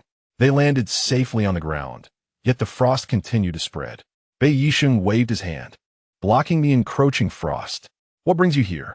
Fang Ruo exclaimed upon seeing Bei Yisheng, her hands instinctively moving to the back of her neck. No wonder she felt a chill there. It was the person bent on taking her life who had arrived. "The patient has fled. As a physician, I find this quite vexing," Bei Yisheng remarked, casting a fleeting glance at Fang Ruo. Fang Ruo, inexplicably unable to meet his gaze, muttered under her breath, clicking her tongue. The individual opposite her lunged forward, sword raised high. With no time to dodge, Bei Yisheng seized her wrist, and before Fang Ruo could comprehend the situation, her body was thrown backward, her center of gravity lifting off the ground. She was flung away. Thud! Fang Ruo crashed to the ground, her fingers twitching. It was evident that this man had long harbored intentions to kill her. Bei Yisheng turned back, a flicker of surprise crossing his otherwise expressionless face. "Are you all right?" He observed his hand, realizing he had not exerted much force. Fang Ruo scrambled to her feet, brushing off the dust from her face, forcing a defiant smile. "Young master, if you wish to kill me, please do so swiftly. I am delicate and cannot withstand such torment." Upon hearing the word kill, Bei Yisheng's hand, previously resting behind him, instinctively clenched into a fist. "I apologize," he said. "Next time, I shall be gentler." Fang Ruo spat out a mouthful of blood. "What do you mean by being gentler next time?" "Be careful," she thought, as Ming Tongxue charged at them once more, his gaze fierce, as if his opponent were a sworn enemy. Bei Yisheng's strength was remarkable. Under Ming Tongxue's onslaught, he showed no signs of being overwhelmed. Instead, he countered with ease. He raised his hand, realizing that the half-beast in a semi-transformed state was more troublesome than he had anticipated.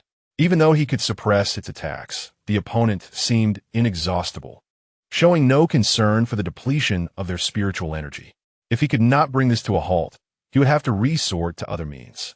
Ming Tongxue lifted his sword once more, the aura of frost surrounding him intensifying. Fang Ruo inhaled sharply. Even the air she breathed felt sharp with the sting of frost. Ming Tongxue vanished from his previous position, while Fang Ruo clenched her fists, her fiery spiritual energy erupting. "Your spiritual energy disparity is too vast. Your flames may not be effective," Bei Yisheng warned, blocking her path. Although fire counters ice, in the face of overwhelming power, such feeble flames were no match for ice that spanned vast territories.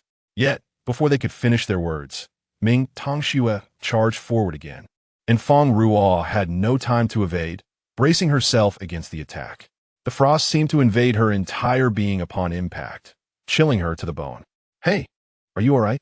Fang Ruo turned, her lips pale and trembling as she rubbed her arms.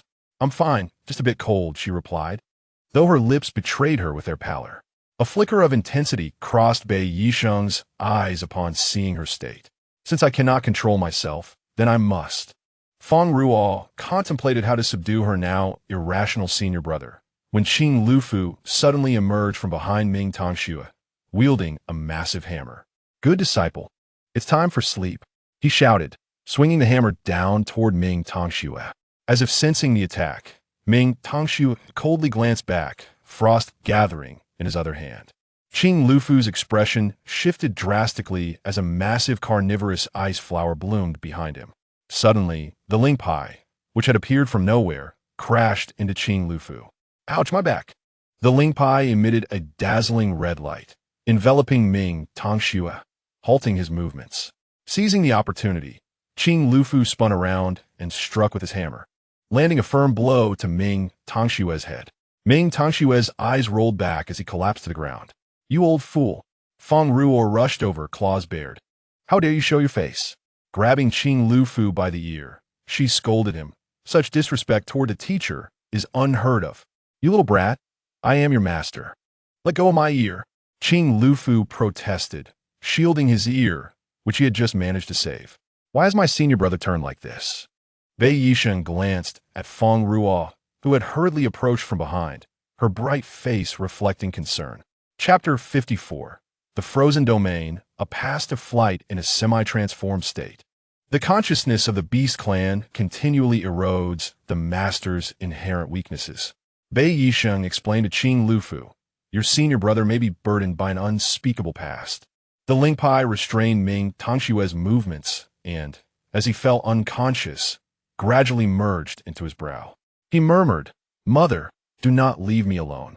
The child, appearing frail at 4 or 5 years old, possessed startlingly bright blue eyes.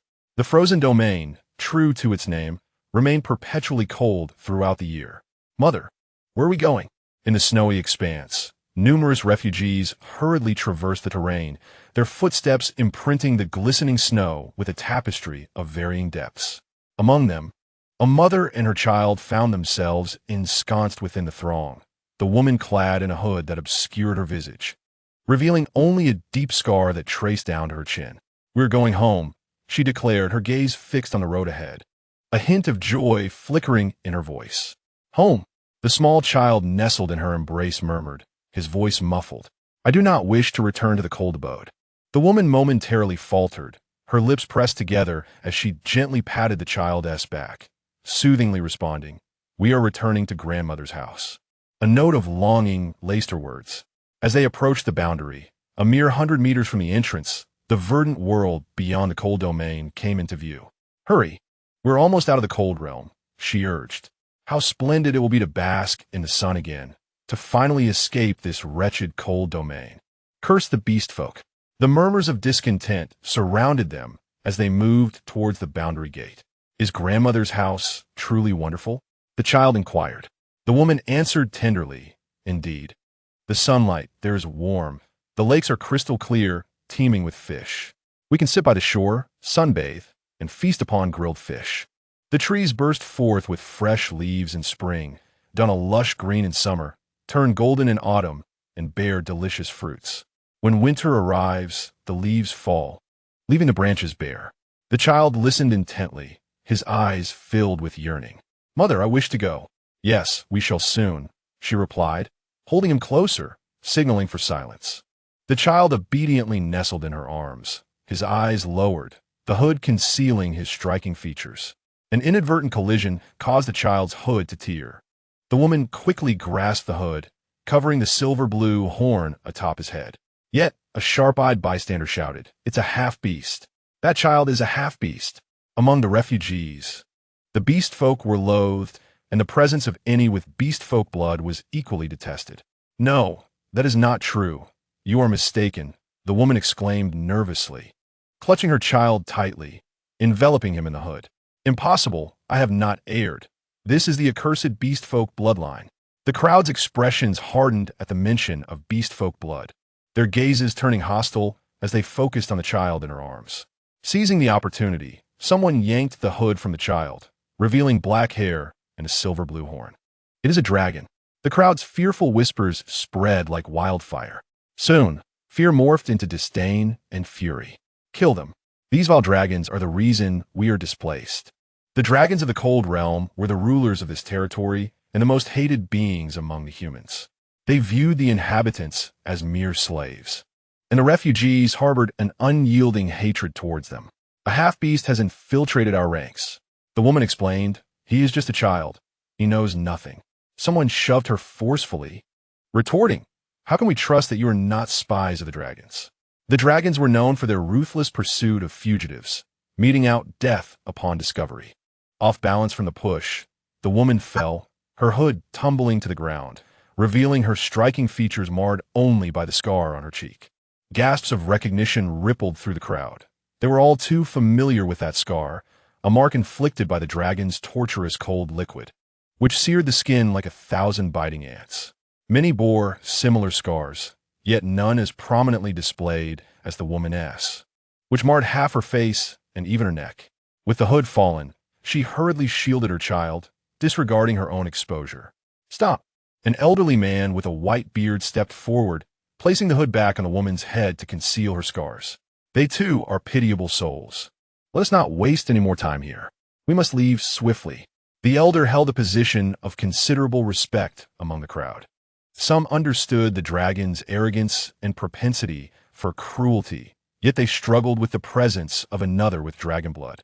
"This woman may pass, but the child cannot," a man declared sternly. "Mother," the child clung more tightly around her neck in fear. "Enough. This child is merely a half-beast. Do you intend to bully a child, as those beast folk do?" The elder cast a sympathetic glance at the child. "His life may be more fleeting than yours. Half-beasts do not easily survive." The woman implored, "I only wish to leave with my child. Even if it means death, let us perish on lands beyond the cold realm." She knelt before the man, her expression grave. Even in death, she could not bear the thought of her child perishing on this frigid land. "As long as we leave here, anywhere else will suffice." The man was taken aback by her resolve. "Since we are almost free, why not live well?" As the man turned away, the other refugees followed suit, departing in a great throng. A glimmer of relief crossed the woman's face as she lifted her child and moved slowly towards the gate, believing that once they crossed, they would be home. Yet, mere steps from the exit, a frost descended upon the entrance, accompanied by the roar of dragons. "The dragons have discovered the fleeing refugees. Show no mercy. Run. The dragons are coming." The woman looked up at the colossal dragon above, her gaze falling upon the man in the lead.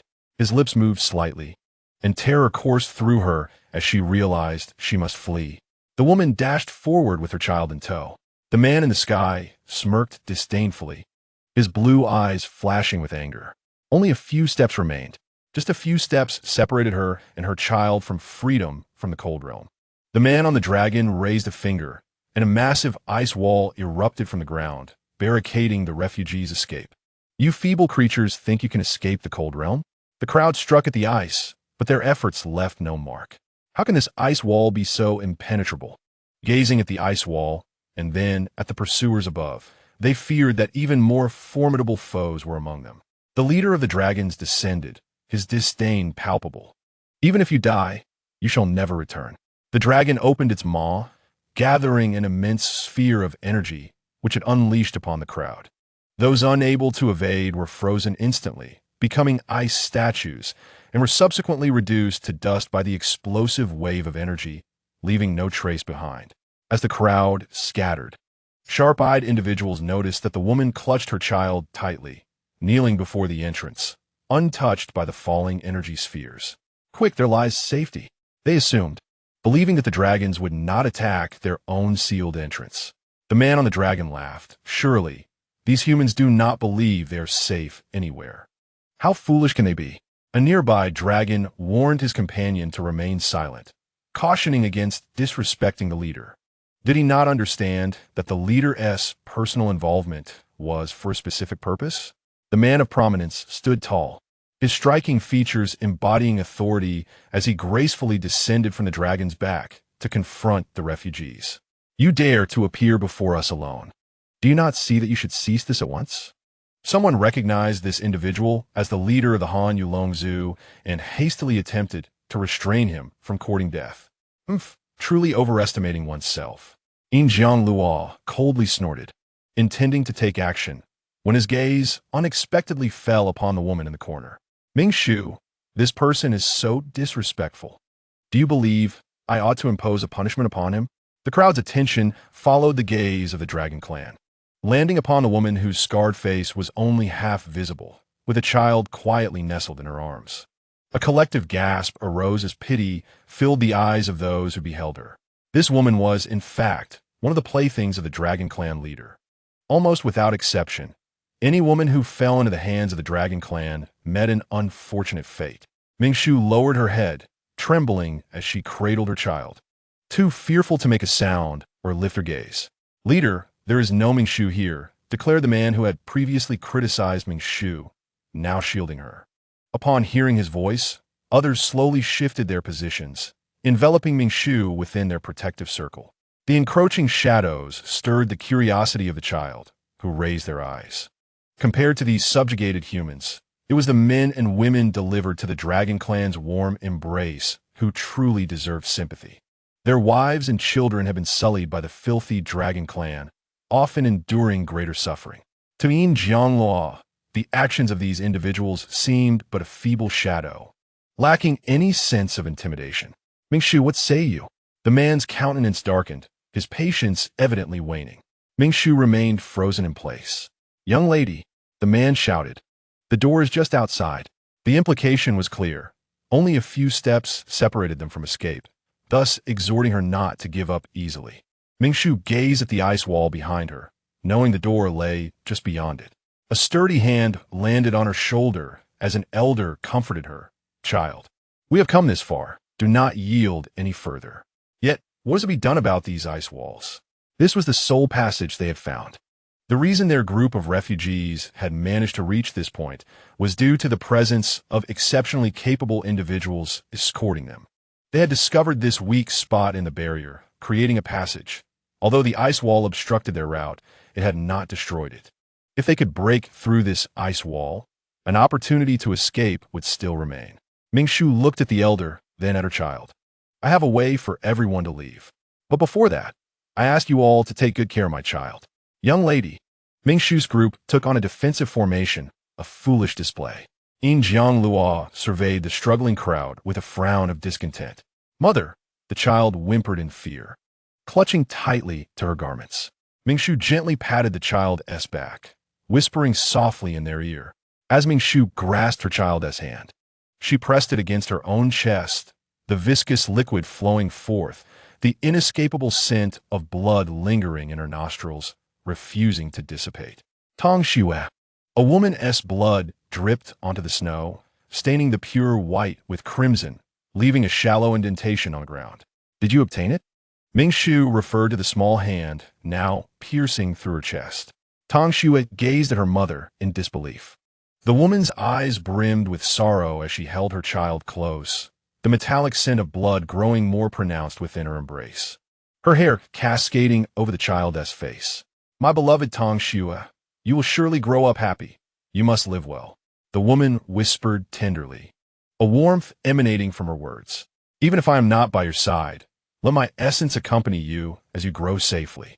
Mingshu tightened her grasp on Tong Shue's small hand, clutching a tiny token within her palm.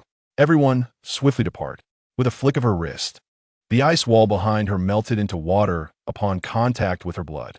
The crowd gasped in astonishment. The ice wall, impervious to their efforts, had been dissolved by her essence. As Yin Jianglua raised his hand, he discovered that his ice wall could not be re-established upon the blood-stained ground, his expression shifting. Mingshu, he enunciated each word, dispose of these refugees. With a single command, a colossal dragon unleashed a sphere of spiritual energy from above. Mingshu closed her eyes and, with a swift motion, propelled her child and the remaining refugees through the door. Mother, no. They cried as they were thrust into the portal, Mingshu's lips barely moving as she murmured, Go and behold the lakes and verdant leaves for me, my child. Tears filled Tong Shue's eyes as they whispered, unable to summon a sound, plunging into darkness where all was consumed, leaving only an endless night. You see, the weak can only be bullied. A child resembling her younger self emerged from the shadows. Do you wish to grow stronger? To no longer suffer oppression? Do you desire to take vengeance upon those who have wronged you? Were it not for Yin Jianglua's pursuit, your mother would have long seen the lush leaves. It is these people. Had you been a little stronger, your mother could have survived. Chapter 56. Have you lost your voice? Accept my power. Let me avenge you. Tong Shue stood firm, gazing at the figure before her. My child must live well. A feminine voice resonated from behind, as a crimson light enveloped Tong Shue from above. The child screamed, startled by the radiance. Mother, Tong Shue murmured, as if cradled from behind. Hold on tight. Qing Lufu's voice boomed, as he struck Yalan Yi on the head. Yalan Yi, embracing Tong Shue, was enveloped in a fiery aura. Tong Shue's hair, skin, and even eyelashes were coated in frost. Is this all the spiritual energy you possess? Ignite it more fiercely. At his command, the flame surrounding Tang Xue flared with renewed vigor. Qing Lufu's beard bristled in anger. One after another, none of you bring me peace. After being knocked unconscious by Qing Lufu, Tang Xue succumbed to a deep slumber, encased in layers of frost that threatened to freeze her to death if left unchecked. Thus, the arrival of Yalan Yi served as a human furnace. Yalan Yi, holding the child, wore a grim expression but refrained from expressing his discontent in the presence of Qing Lufu. What reluctance do you harbor? Qing Lufu, displeased, pointed an accusatory finger at him. And you dare to exchange for a challenge token to confront your senior brother? I took you as my disciple, so you could challenge your own lineage? He was exasperated. Yalan Yi remained silent, enduring the tirade. Regardless, the challenge token had been issued, and it was inevitable that a confrontation would ensue. For this outcome, he had waited countless years, and your little junior sister, running about before her eyes, have even healed, and your third junior brother is no better. Locked away refining pills until he nearly suffocated himself. What a disgrace to our brotherhood. Qing Lufu huffed, clearly dissatisfied. Outside, Fang Ruo stood at the door, hesitant to enter. Her hand hovered over the handle, then withdrew silently with an awkward smile. Bei Yisha crossed his arms, observing Fang Ruo's expression. Thus, patients must heed their doctors and refrain from wandering aimlessly. Fang Ruo's eyes had fully recovered, the blindfolds removed, revealing vibrant, enchanting orbs. The blue bird, liberated from the constraints of the little flower snake, perched upon Fang Ruo's shoulder, preening its feathers. A minor ailment, after all. There are plenty of quacks. In other words, Bei Yisha could very well be a quack himself. A careless healer might actually lead to fatalities. Do you think I would conspire against you? Bei Yisha frowned. When did she conceive such thoughts? Or has she, with her keen perception, become aware of her own musings? To the astonishment of Bei Yisheng, who had always been so transparent, a flicker of anger emerged within him for the very first time. It was not the anger of being seen through, but rather one born of fear. Was it not so? Fang Ruo confronted Bei Yisheng directly. Meeting her gaze, Bei Yisheng solemnly replied, I have not. He did not even flinch while uttering this lie. He feared that Fang Ruo might distance herself from him. Upon locking eyes with her sincere expression, Fang Ruo momentarily believed she had misjudged him. Her suspicion towards him primarily stemmed from that dream. However, to assert that he held no thoughts at all was something she could not fully endorse. After all, the gaze he had cast at that time was genuine. Immediately after speaking, Bei Yisheng regretted his words. If you choose to think this way, there is nothing I can do. Fang Ruo shot him a silent glance. So, this is truly what you think. Bei Yisheng fell silent, wishing he could slap the previous version of himself. To be so willfully ignorant was indeed shameful. If discovery was inevitable, then so be it. What was the harm? Let us see your performance. If your presence does not disrupt my thoughts, then perhaps keeping you around is not entirely out of the question. Fang Ruo pondered. What was he saying? Whether or not he would harm her depended on her performance. Did she need to appease this individual who wished for her demise before he could decide her fate? The thought that her life could hang on someone else's mood sent a chill through her. Fang Ruo was not one to be toyed with. Their conversation went unheard by Guanji, who stood at the doorway, sensing a strange atmosphere enveloping him. Despite the bright sun and the light clothing everyone wore, he felt an unusual chill creeping down his back. Could it be that his prolonged alchemical practices had left him weakened, causing this cold sensation? He wrapped his arms tightly around himself and rubbed vigorously. He needed to grow stronger to have the capability to protect himself.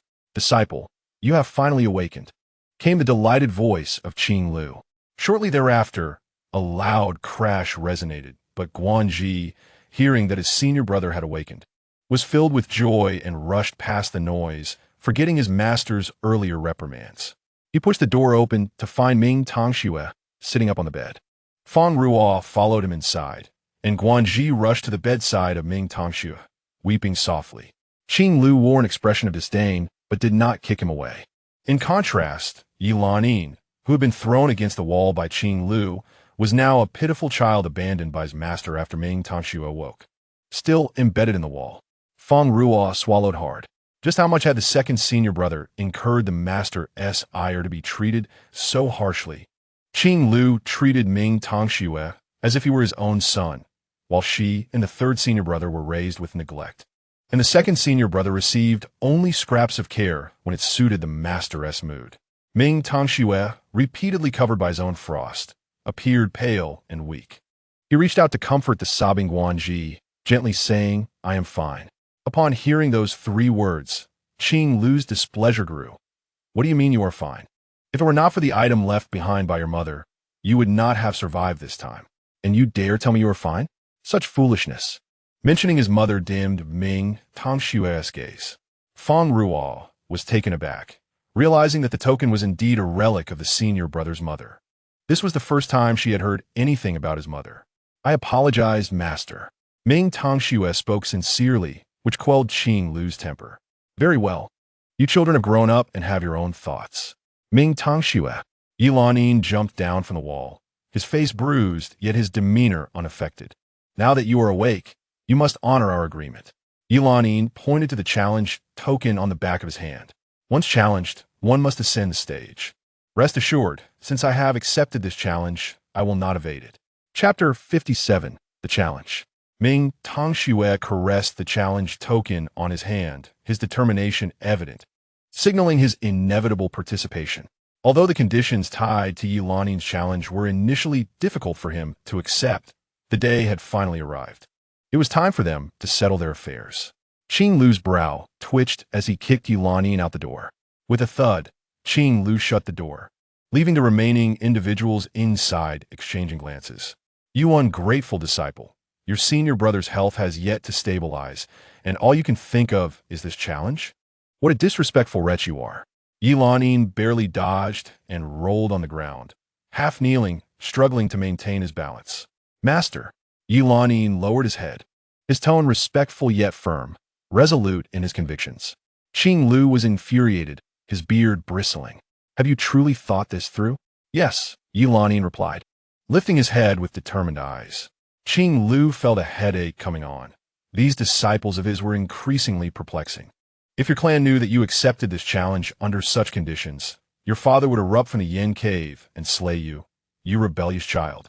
As the next heir of the Yin domain, you would willingly abandon this identity for a mere competition." Although his eldest disciple was remarkably talented, it was not to the extent of being so foolish. How could this boy be so obstinate? "Master," Yilanin bit his lip, his eyes flickering. "My mind is made up. Even if he could not attain the outcome he desired, he could no longer fulfill the role of heir to the Yin domain. He had already lost that position from that moment on." "Very well," Qing Lu sighed, waving his hand. Once Yilanin made up his mind, it was unlikely he would change it. He could only hope that this boy would not persist down a dark path. Qing Lu stroked his beard, noting how the Dragon Clan of the Han domain was known for their ruthlessness, yet most were unwittingly emotional beings. The Yin domain, exemplifying emotion, paradoxically sought to sever all ties without leaving a trace of sentiment. What ought to be present was absent, while what should not be was overly abundant. One could only hope for that pair senior. "I shall take my leave now," Bei Yixing said politely, bidding farewell to Qing Lu before departing. Fang Ruo remained in the room, concerned for Ming Tongxue's condition. "Let it be. Let nature take its course." Qing Lu entered the room, his temper flaring as he shouted, "You too! Stand up!" Guanji, reacting instinctively, quickly stood to the side, while Fang Ruo displayed her displeasure. Just as she was about to speak, Guanji covered her mouth and pulled her aside to stand properly. In matters of timing, Guanji took the lead. No one dared to challenge her supremacy. "You two go out first. I have something to give your senior brother." Qing Lu instructed, gesturing for the 2 troublesome individuals to exit. Guanji hesitated, reluctant to move. Qing Lu had proven unreliable time and again, previously, when Guanji had fallen ill. Qing Lu had forced him to take laxatives under the guise of administering medicine, resulting in him fainting in the restroom. Therefore, even if he was the master, today he would not succeed in making Guanji leave. Fang Ruo rolled her eyes, simply wishing to ignore Qing Lu. Her dissatisfaction with the old man had persisted for quite some time. Ming Tongxue chuckled softly. Master, just let it be. It is fine. Since the eldest disciple had said so, Qing Lu could not argue further. Very well. Tongxue, you should remember the horn you lost when you first left the Han domain. Ming Tongxue paused momentarily before nodding. Unlike other half-beasts, who typically possessed only one horn, Ming Tongxue had sprouted two at the age of 3. One horn grew faster than the other, while the second was merely a small bump in its early stages. The inhabitants of the beast tribe, upon severing one of their horns, remained oblivious to the existence of the other horn at that moment. The horns of a dragon clan are imbued with immense power, designed to ensure that these lowly hybrid offspring have a greater likelihood of perishing during their growth. Thus, a group emerged dedicated to harvesting the horns of half-beasts. Ming Tongxue only resolved to take a bold risk and flee with him after realizing that the dragon clan would not spare Ming Tongxue. Qing Lufu produced a small box. Ming Tongxue fixated on the box, her breath growing heavier. Inside this box, Fang Ruo gazed at the box, momentarily entranced by the aura emanating from within, which captivated her unwittingly. What is this? Why does this power feel so pure? The pristine essence heightened Fang Ruo's affection, as if meeting an old friend. Ming Tongxue pressed her forehead, feeling a throb of pain. A silver-blue horn slowly emerged from within. The box quietly opened, revealing the silver-blue dragon horn inside. The power contained within the dragon horn is significant for half-beasts, serving as the best aid for the dragon clan during the crucial transformation phase. I thought I would never see this dragon horn in my lifetime. Reflecting on her time in the cold domain, she recalled how those women, upon discovering that her dragon horn had sprouted before their sons, frantically conspired against her mother, tormenting her and seizing opportunities to sever her horn. Ultimately, while Silver Zhanglu was absent, her mother was disfigured by one of those women, and she herself nearly perished at their hands. In the dragon clan, the quicker one's horn grows, the higher their spiritual affinity and future achievements. The jealousy of her mother and herself, who sprouted their horns first, led to her being harmed. Take it back. I must endure this transformation phase. You are the most promising disciple I have ever had, Qing Lufu said earnestly. This transformation phase is unlike any before.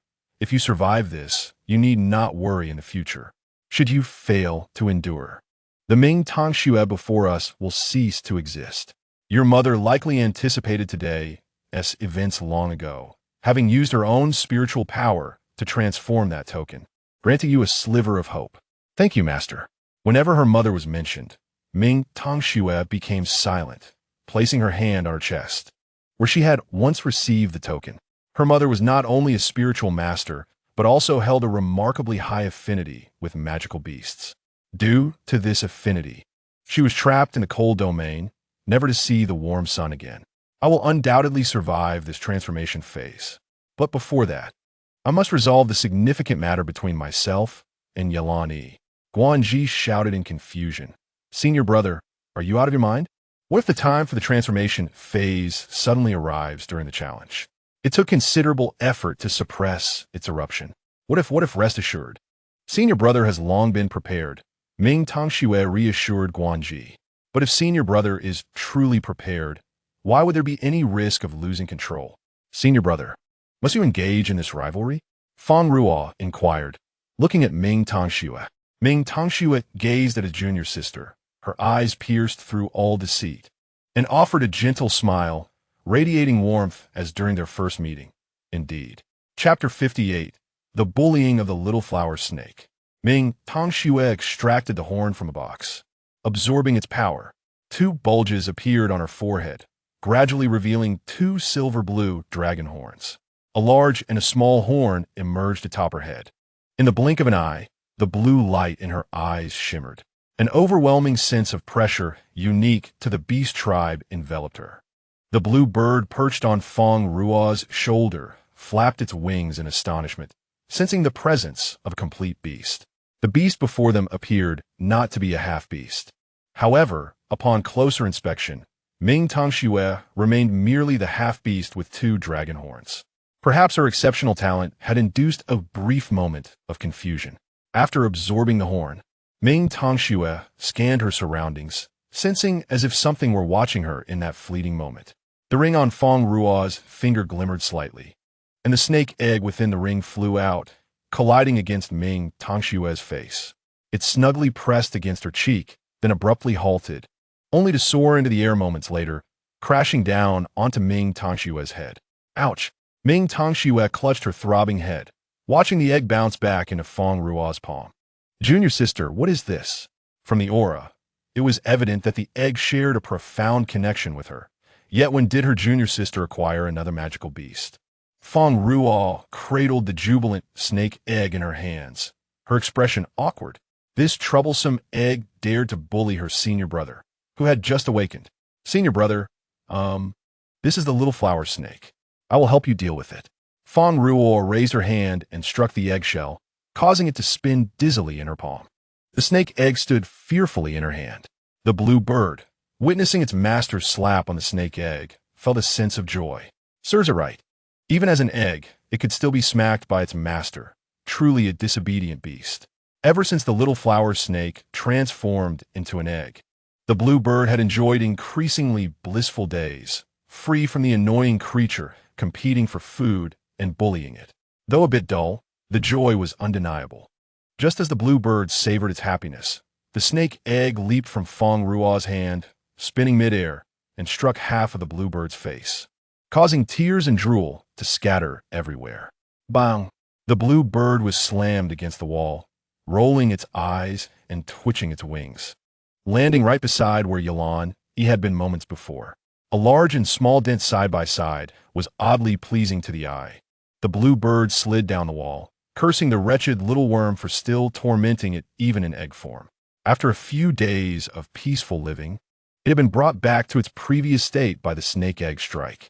The blue bird, unwilling to accept this, struggled to fly up from the wall, its sharp beak aimed at the snake egg as it dove down like a missile. The snake egg dodged with a twist. Crack! The sound echoed. The blue bird sat on the ground, dazed, covering its beak with its wings. Fang Ruo watched this scene, silently covering her eyes.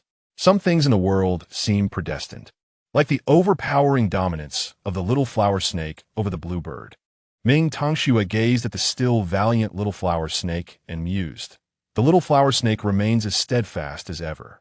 Guanji nodded repeatedly from the side. It's a tragic sight indeed. Unable to withstand the blow, the blue bird fainted on the ground. The snake egg circled around the blue bird, embodying the highest form of mockery in its joyousness. Bei Yisheng returned to his residence, where several subordinates had been waiting outside for a long time. Boss, you have finally returned. Someone is here to see you. More accurately, someone from the clan has arrived. Yalan lifted his gaze to the interior of the house and stepped inside. As night fell, Fang Ruo clutched the eggshell tightly, fearing that this troublesome creature might escape and strike the blue bird. The blue bird was indeed in a dire situation. Whether flying in the sky or hiding on the ground, it could not evade the attacks of the snake egg. After reclaiming her ring, the snake egg somehow managed to escape. More importantly, the snake egg remained disobedient.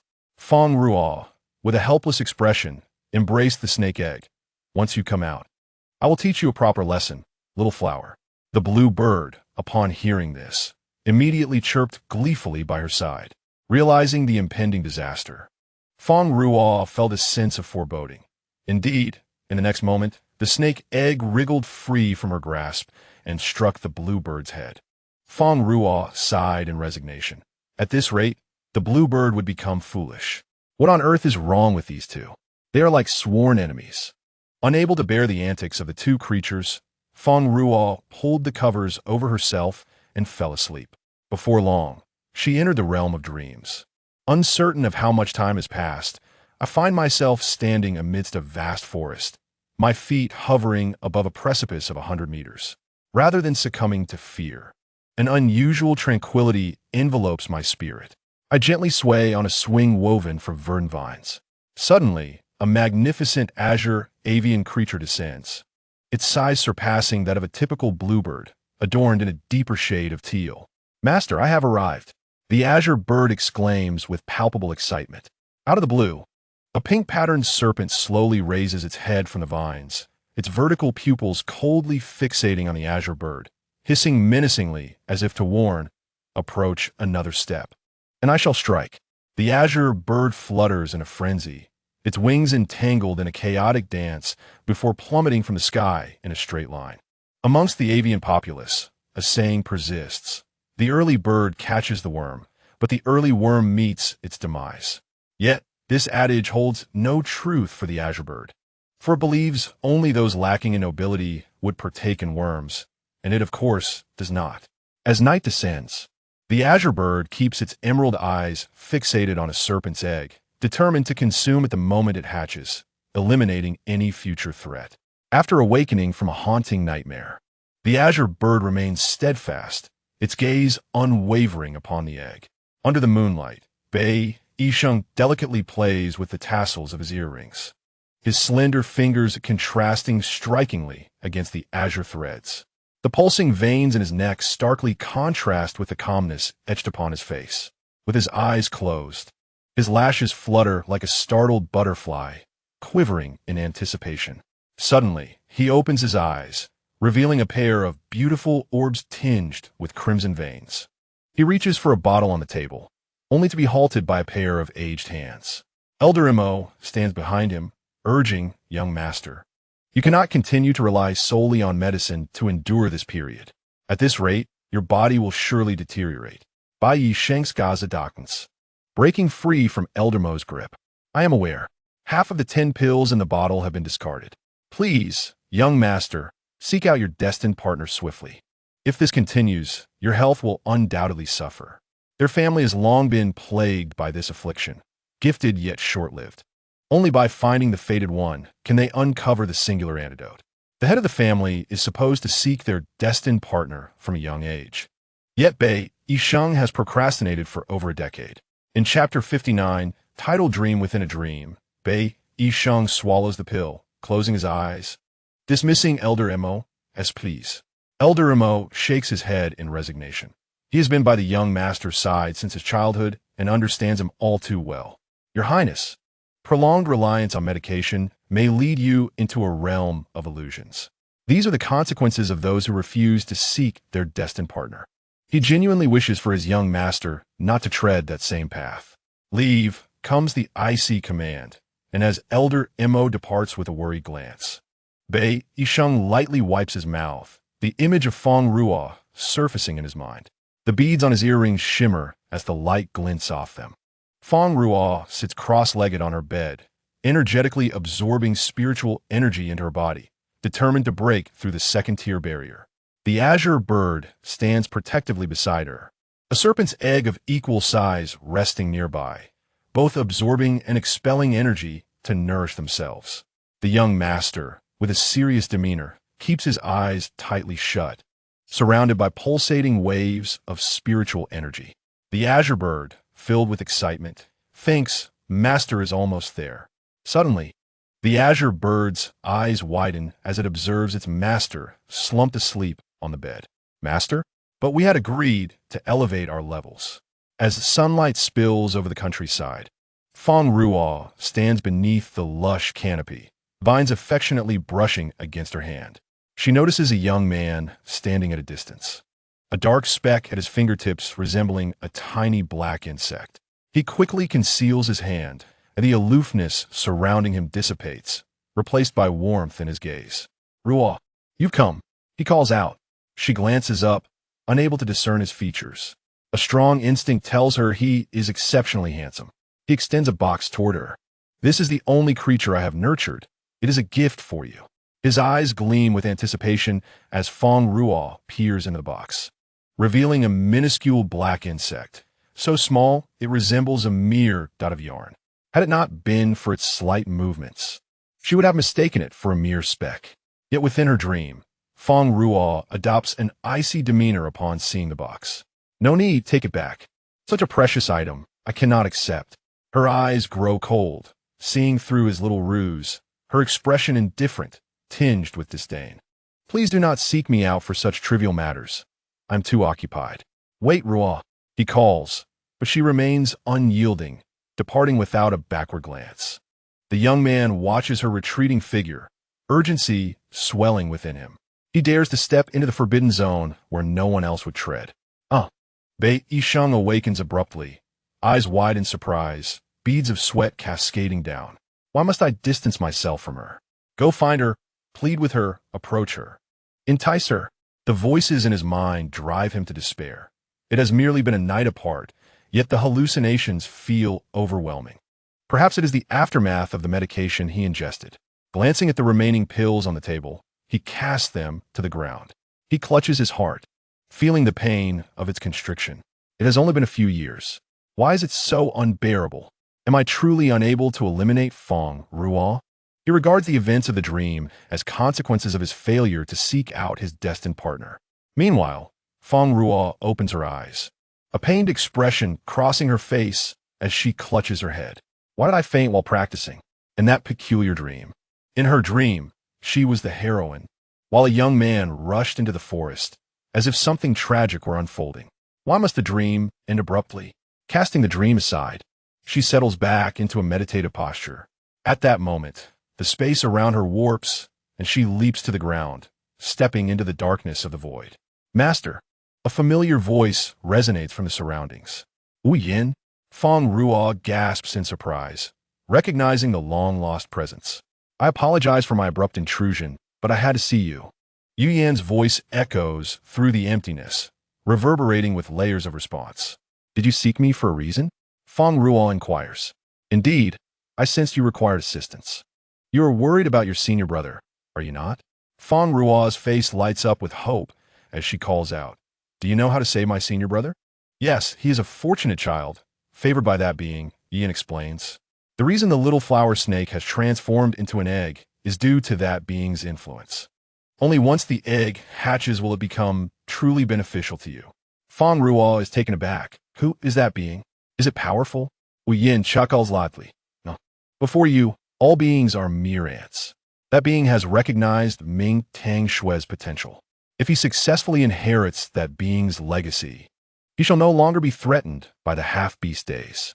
However, overcoming the will of the dragon race with a half-beast body is exceedingly challenging. Thus, your assistance is essential. Upon hearing Yu Yan's words, Fang Ruo's expression reflects disbelief.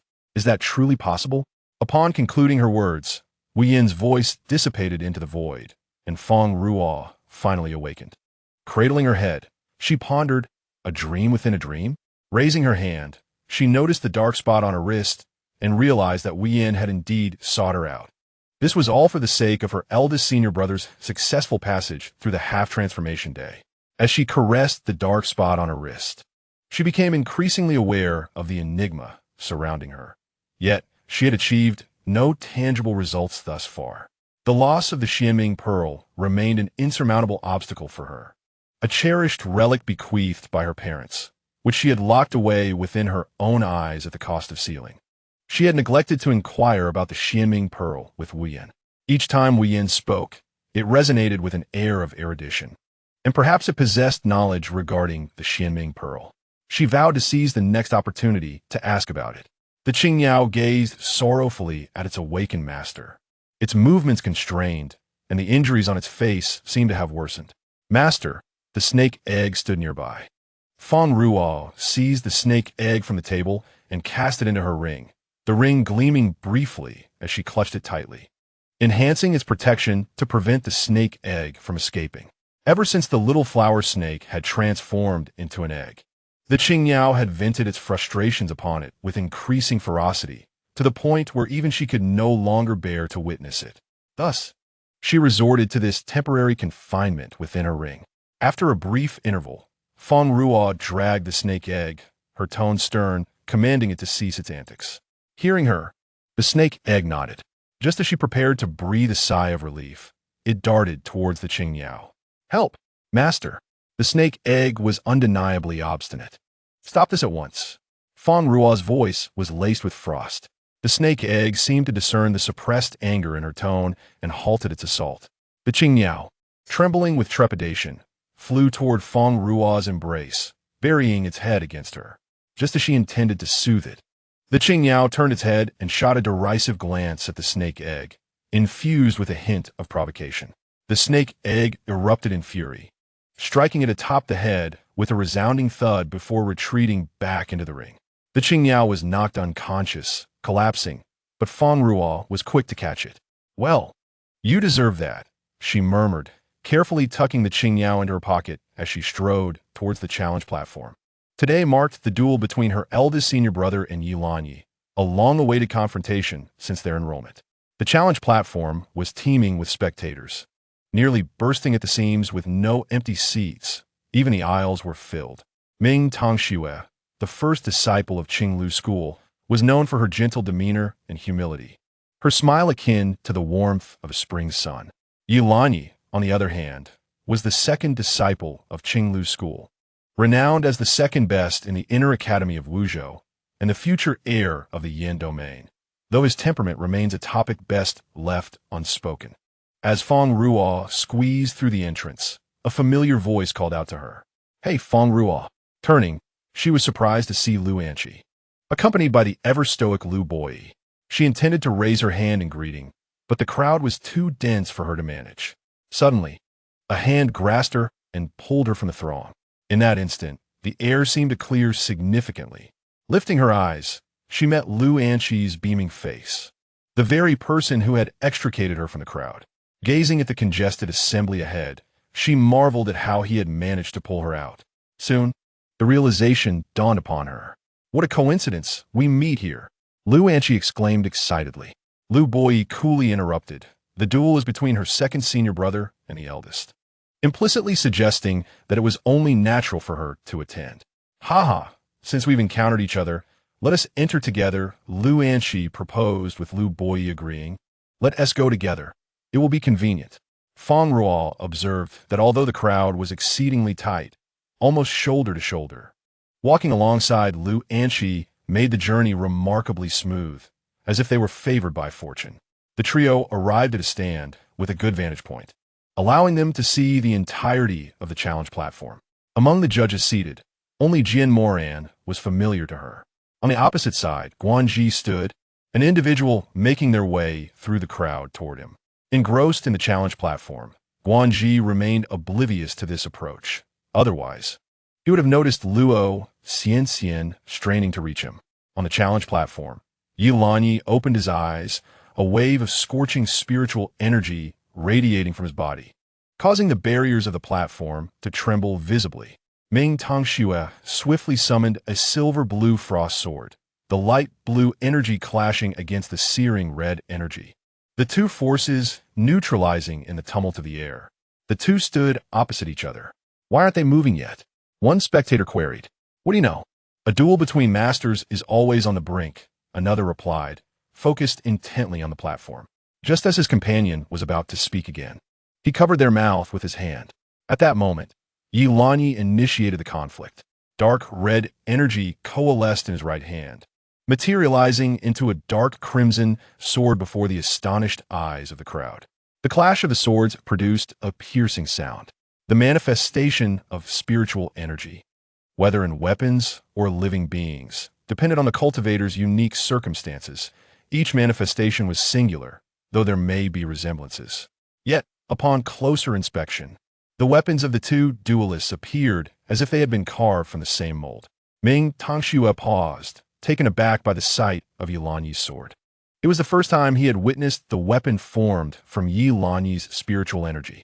Turning his gaze to his own sword, he was struck by the uncanny similarity between them. "Heavens, am I blind?" a spectator exclaimed from below. "The two swords are identical. How is this even possible?" Yi Lanyi had never previously utilized a weapon formed from his spiritual energy in battle. This was the first time he revealed it before an audience. Guanji stood agape, unable to believe his own eyes. Rubbing them and looking again, the sight remained unchanged, aside from the differing colors of the blades, one light blue and the other dark red. They were indeed identical. Even twins could not possibly manifest weapons of such likeness. "Familiarity?" Yi Lanyi inquired, his finger tracing the surface of his weapon, the blade reflecting his features, laced with irony.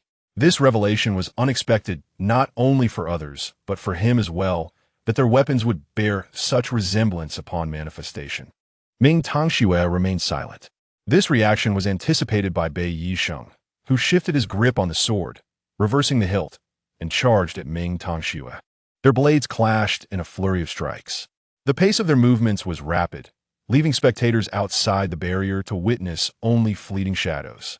The dark red energy clashed with the light blue energy, striking and separating, then striking again. Ming Tongxue felt his fingers go numb gripping the hilt. Each of Yilani's blows was remarkably heavy.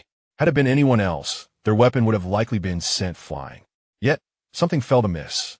This was not the typical Bei Yisheng. Although his attacks appeared fierce, relentlessly blocking Ming Tongxue's paths, he still left a glimmer of hope. Was Yilani intentionally crafting such an encounter to leave him in a predicament at the end?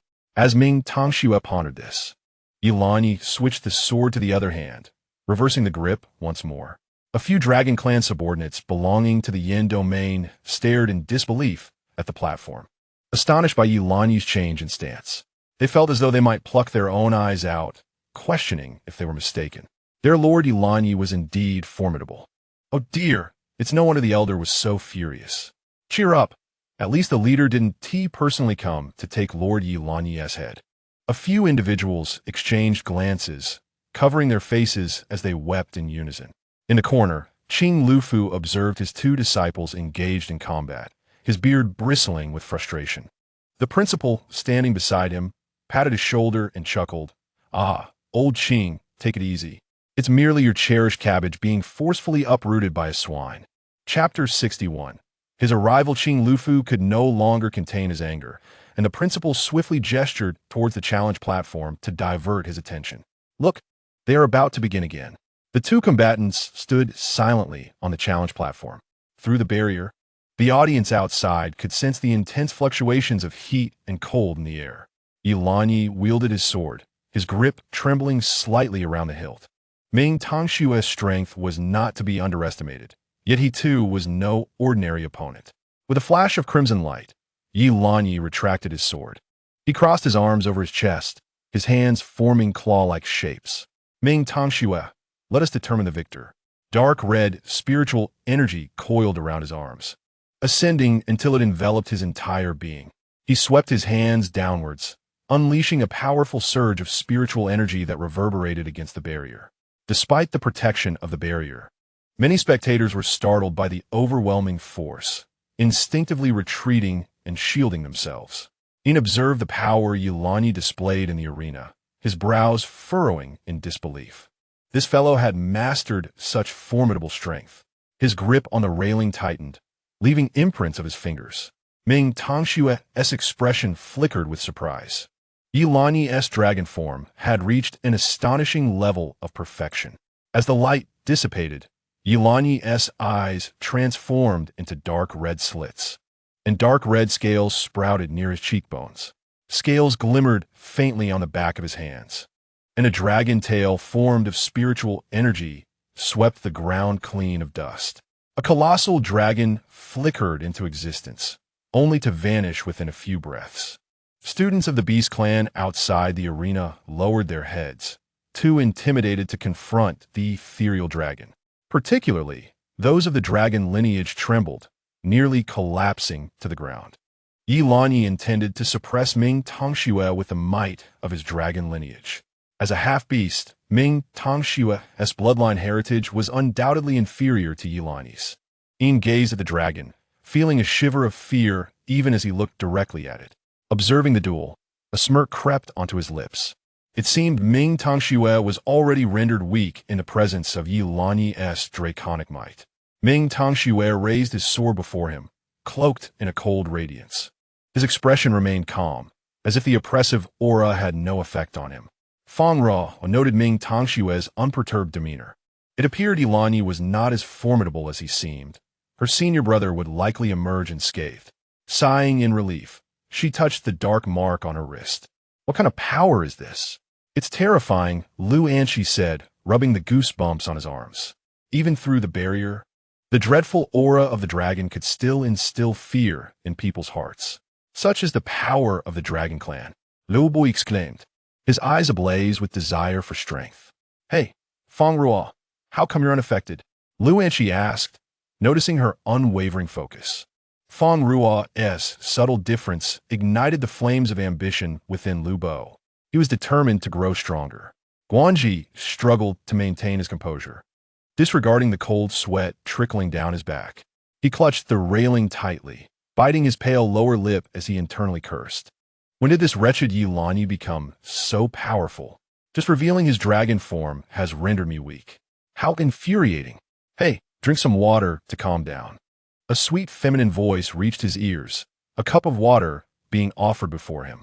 Guanji's eyes lit up. He gulped down the water eagerly.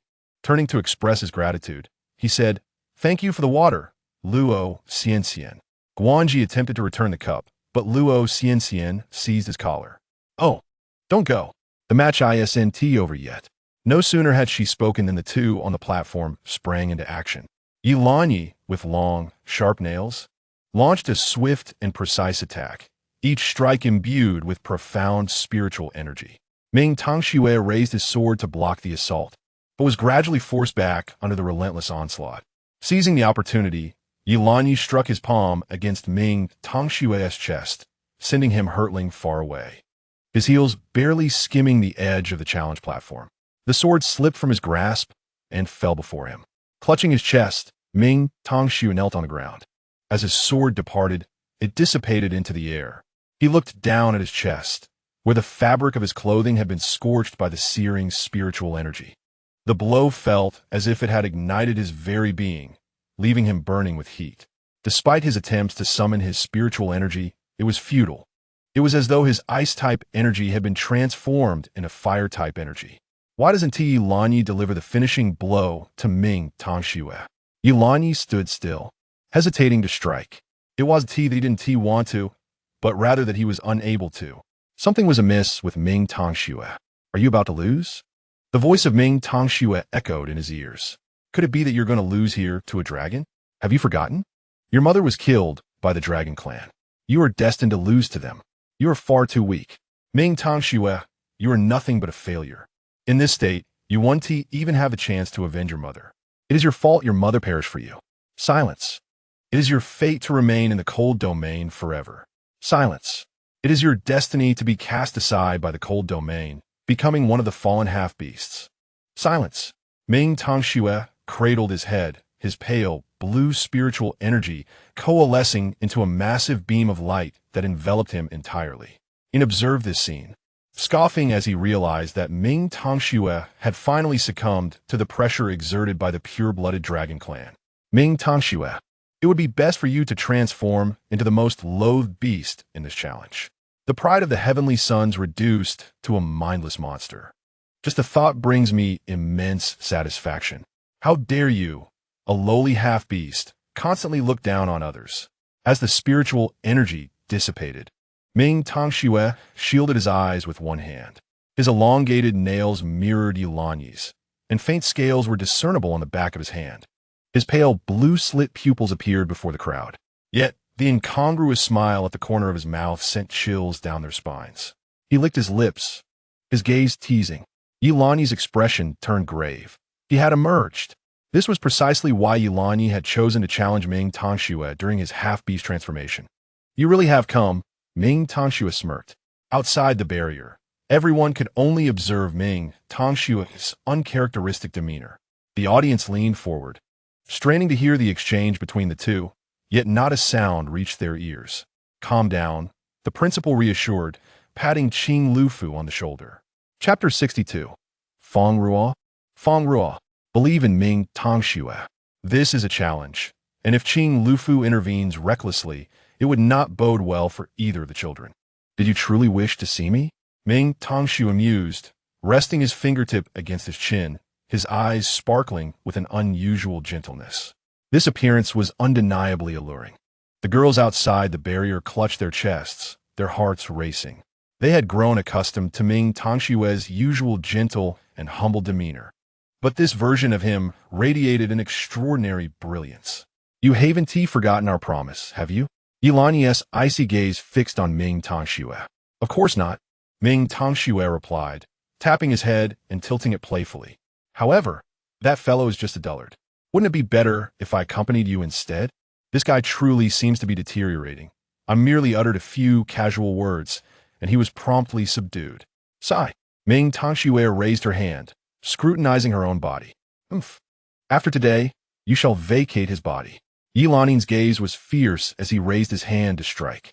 Ming Tangxue scoffed, observing this noble scion of the Dragon Clan, who appeared perfectly fine yet seemed to lack common sense. The semi-transformation of the sun is not something that suddenly gives rise to a new personality. Ming Tangxue moved with incredible speed, delivering a kick to Yi Laning's back, sending him crashing against the barrier behind him. With another punch, a fine crack appeared on the barrier, causing Yi Laning to plummet from the air, flipping to land on the ground. He wiped the corner of his mouth, clearly feeling that the person before him was intentionally or unintentionally controlling his attacks. Ming Tangxue examined the scales on the back of her hand. I hope Wu Yan's expectations are not misplaced, relying on this not fully awakened individual. She lifted her gaze to Fang Ruo outside the stage. Fang Ruo caught her gaze, paused. Senior brother? No, that look is not that of senior brother. For some reason, she suddenly recalled Wu Yan's words while gazing at the crack in a barrier. Yi Laning stood up from the ground, determined not to be defeated. Ming Tangxue closed her eyes. Her already volatile spiritual energy began to swirl chaotically, resonating with the spiritual energy on the challenge stage that centered around her. It spread wildly, covering everything in its path with thick frost. A smile cracked across Ming Tangxue's lips, her teeth becoming sharp and elongated. Yingguan watched Ming Tangxue in the arena, his eyes alight with excitement. It is the semi-transformation of the sun. There are many half-beasts in the cold domain, and as a scion, he knows all too well how those half-beasts appear during their semi-transformation. They become akin to dragons while retaining human characteristics, driven by the primal instincts of beasts. Master, act quickly. Wu Yan's voice resonated in her ear. Fang Ruo leaped from his stance. Qing Lufu, wielding a hammer, looked at his little disciple in shock. Guanji took out the remnants of his failed potions, holding several large thunderbolts in his hands. He also tucked away several bottles under his arm, astonished to see his junior sister act before him. Fang Ruo's fist struck the newly formed crack. The barrier shattered like fragments, disappearing into the air. Quickly, stop her. Someone is attempting to sabotage the arena. Stop what? All students in the stands evacuate. Jian Moran knocked out the referee, who had spoken earlier, with a slap, commanding the crowd to leave. The bewildered students, unsure of what was happening, were reluctantly forced to depart. They dared not disobey Jian Moran's orders. Observing those who were unwilling to leave yet had no choice but to go, they frequently turned back, only to be silenced by her fierce glare. Fang Ruo gazed at the dragon-like figure of her senior brother. Ming Tangxue clutched her head, and upon seeing Fang Ruo, struggled to speak. Junior sister, hurry and leave. I can't hold on much longer. Fang Ruo wiped away the dark mark on her wrist and addressed the approaching Yi Laning. You stay back. Wu Yan said that by erasing this dark mark, she could save her senior brother who was entering the semi-transformation, at the cost of forgetting everything that transpired during this time. If merely forgetting a part of her memories could save her senior brother, why not? Yi Laning spat blood onto the ground, his eyes filled with defiance. Why should I listen to you? However, upon meeting her gaze, the previously reckless individual immediately cowered. Fang Ruo's expression turned cold, infused with resentment, her aura suddenly amplifying. It became so potent that he dared not easily refute her words.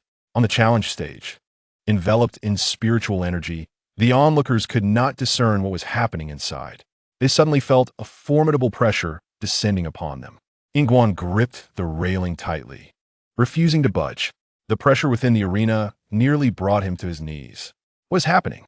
This pressure cannot possibly stem from a half-beast. This is the true force of a beast clan superior. Yi Laning, does he have a hidden card up his sleeve? Yingguan had never attributed his suspicions to Fang Ruo, who had just entered. The snake egg in Fang Ruo's ring stirred. A crack appeared on the eggshell. Ming Tangxue, corrupted by the awareness of beasts, recoiled in terror, as if the shivers were rooted in his marrow, an innate fear from the depths of his soul. This was the ingrained cowardice etched into his dormant bloodline. Ming Tongxue growled, attempting to sound formidable. Fang Ruo raised her hand, her gaze cold and unyielding. Ah, half-beasts. It has indeed been a long time since I last saw you. Given that you carry the scent of an acquaintance, I shall overlook your rudeness. With a gentle curl of her finger, Ming Tongxue collapsed to the ground, creating a human-shaped pit. She strolled over to Ming Tongxue, reaching out to poke his delicate dragon horn. What fine child. No wonder that fellow is so fond of you. As her finger withdrew from the dragon horn, it produced a silver sphere. Grasping it tightly in her palm, it dissipated into the air. Looking at her hand, she expressed her confusion. Is this me? How can I be like this? Shouldn't this body have long since disintegrated? Lifting her gaze and taking a step forward, the spiritual energy reverberated, damaging the seats in the stands. Yilanin collapsed to the ground. Once again, this pressure felt akin to what transpired during their initial confrontation. Fang Ruo observed the stance, where Yingguan knelt, unable to withstand the pressure. Yingguan opened his eyes slightly, and a beautiful figure floated before him. She cast a disdainful glance, covering her mouth and nose. Among us, how can there be such a filthy descendant as you? Raising her hand, a chilling aura surged forth. Yingguan shivered, warmth flooding beneath him. His lips trembled to the point he could barely utter a word. Fang Ruo hovered in midair, gazing into the distance. Having departed the challenge stage, she followed the energy she had sensed, soaring outwards. A figure emerged from the walls of the challenge room. Qing Lufu knelt beside the unconscious principal, witnessing his little disciple take flight. Ultimately, he too succumbed to the overwhelming pressure and fainted. Her little disciple proved to be more formidable than she had anticipated. Fang Ruo exited the challenge stage, encountering those who had rushed over face-to-face. Chapter 63. The Little Flower Snake Returns. Bei Yisheng halted in his tracks, watching the figure soaring toward him. Fang Ruo's hair danced in the air, floating gracefully above. Looking down upon those below, her handsome face, accentuated by the pearls at her ears, appeared even more exquisite. Fang Ruo, the person in midair, resembled Fang Ruo, yet her gaze seemed somewhat unfamiliar. In the past, her eyes would convey indifference, yet today they held a complexity he could not decipher. Bei Yisheng. Though Fang Ruo's lips did not move, her voice resonated in his ears. The melodious tone remained unchanged. As Bei Yisheng momentarily lost himself, her face loomed closer. The wind flowed between them, tousling strands of hair. In the air, Bei Yisheng locked eyes with Fang Ruo. Within her gaze, he could see only his own reflection. And for some reason, at that moment, an overwhelming sense of contentment blossomed in his heart. He became entranced in a world where only he existed within her eyes. If only it could remain this way forever. Fang Ruo cradled Bei Yisheng's face, her eyes shimmering slightly, seemingly moved by his beauty. Truly stunning, what a great beauty. You remain as beautiful as ever. A cool sensation brushed against his cheek, the chill of her fingertips bringing him immense joy. Fang Ruo closed her eyes, and Bei Yisheng watched as her eyelashes drew ever nearer to him. A chill swept across his lips.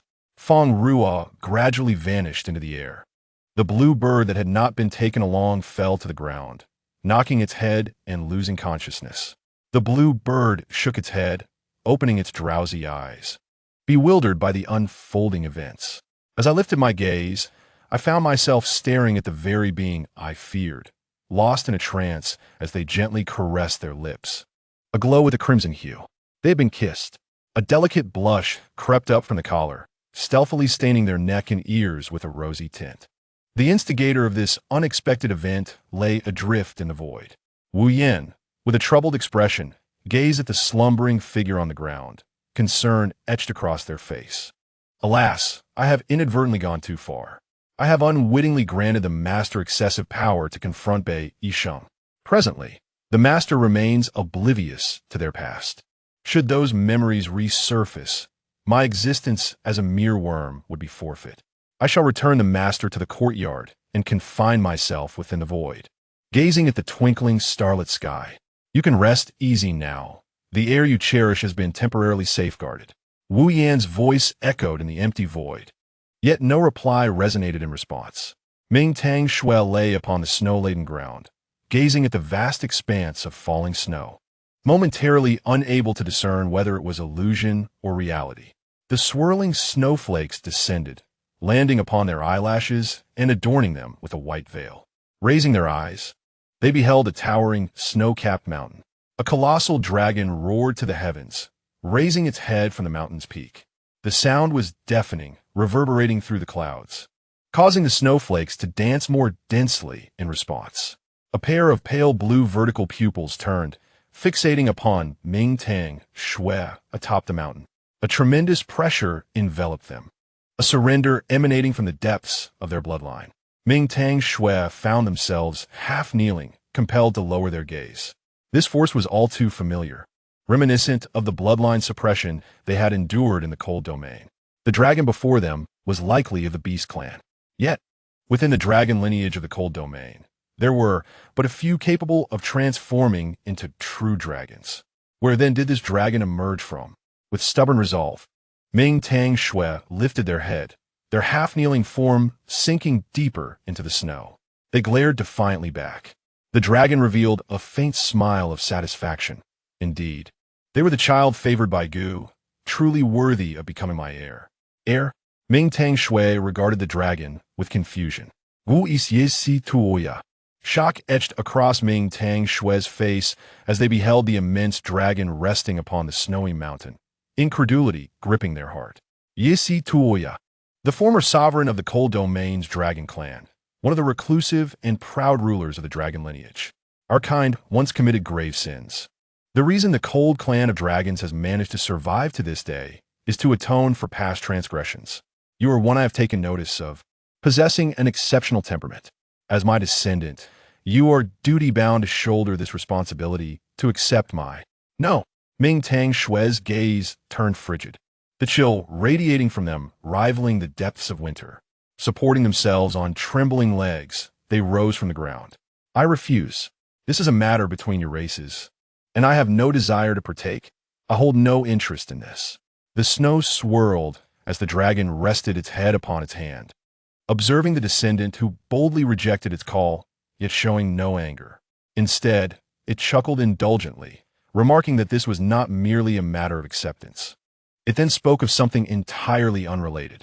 Your little junior sister possesses considerable strength. You wish to protect her, do you not? As if recalling something, the dragon continued, remarking that the Fire Clan individual is also quite impressive. I look forward to our next encounter, believing that by then, you may reconsider. A fierce wind howled, stirring up a massive wave of snow, obscuring Ming Tang Shui's vision. The dragon adjusted its hand, resting its head once more, closing its vertical pupils. Wait, what are you saying? As the snowflakes danced, the scene before Ming Tang Shui gradually faded away, and upon reopening their eyes, they rose to find a dark-haired youth beside them, none other than Yilani. In the adjacent room, a chilling sensation crept from their fingertips, ascending to their neck and cheeks, reaching their ears, emitting a hissing sound. It seemed to whisper, "Master, awaken quickly, I have returned. Xiao Hua, do not disturb." Fang Ruo raised her hand to push away the little flower snake, her gaze weary. How long had she been asleep? A pounding headache plagued her. As she surveyed the familiar room, she pondered how she had returned. Indeed, she had no recollection whatsoever and was unaware of her elder brother's condition. Master, the little flower snake's head appeared before Fang Ruo, extending a finger to beckon her to hold it. You have advanced. Fang Ruo observed the unchanged little flower snake, its aura seemingly the same as before without distinction. The little flower snake wagged its tail excitedly, exclaiming, "Yes, yes. Speaking of which, it has been ages since I last advanced. This time, I actually managed to do so. I am so happy." Fang Ruo gently tapped the little flower snake's forehead, where a subtle golden pattern had emerged. A poke, and the pattern vanished. What rank are you now? She had never been able to discern the little flower snake's level, and her master had never disclosed its tier. Perhaps it should be 6th rank? The little flower snake deliberated for a while before finally hesitantly offering an answer. In any case, I am quite strong now. It's just that I cannot unleash my powers. The little flower snake swished its tail. Chapter 64. Now at third rank. Unable to unleash power. Why? Fang Ruo inquired, voicing her thoughts. The little flower snake rested its tail on its chin, pondering, because you are currently too weak, master. It spoke candidly. Fang Ruo twitched her lips. Although the little flower snake was not wrong, its innocent expression inexplicably vexed her. How could a beast speak so of its own master? What exactly caused you to suddenly transform into an egg? This question had troubled Fang Ruo for some time. Before, there had been no signs whatsoever. Why had it suddenly turned into an egg, preparing to advance? The little flower snake recalled the scene carefully. I sensed a familiar aura that caused the slumbering power within my body to surge. However, my body could not withstand such force, so I entered a state of false advancement. Master, I was always strong. I simply slept for too long, and unknowingly, my strength diminished to this state.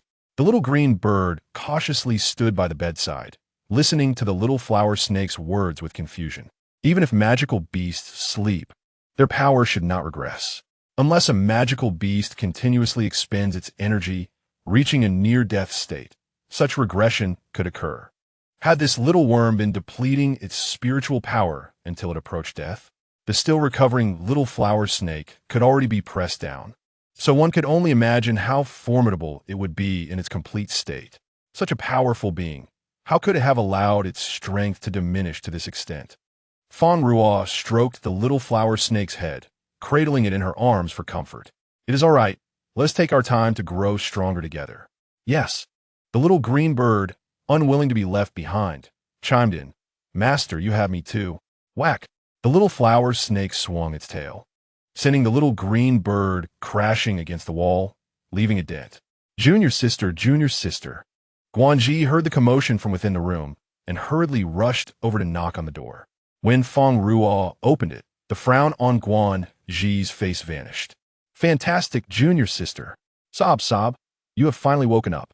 If you had slept any longer, I would have thought we would never see each other again in this lifetime. The little flower snake was furious, declaring, My master is perfectly fine. How could it ever be that we would not meet again in this lifetime? No, no, no. Guanji hastily waved his hands. That is not what I meant. Junior sister, do you realize you have been asleep for nearly a month? Fang Ruo was taken aback. She had slept for an entire month. Indeed, seeing the astonished expression on Fang Ruo's face, Guanji understood her surprise. Adopting a mock-serious tone, he said, Look at you. Why on earth did you run onto the challenge stage? You exhausted your spiritual power and thus fell into a coma. Unexpectedly, I did not anticipate that you, a second-tier 9th-level spirit master, possessed the ability to withstand the power of the senior brother. Truly impressive. How did you cultivate to reach such heights? Guanji abruptly ceased his speech, scrutinizing Fang Ruo from head to toe. However, isn't the spirit energy surrounding you rather excessive? It resembles the state he once experienced when he was on the verge of a breakthrough. Boom! As soon as the words left his mouth, the spirit energy emanating from Fang Ruo surged upward from her feet. She had advanced.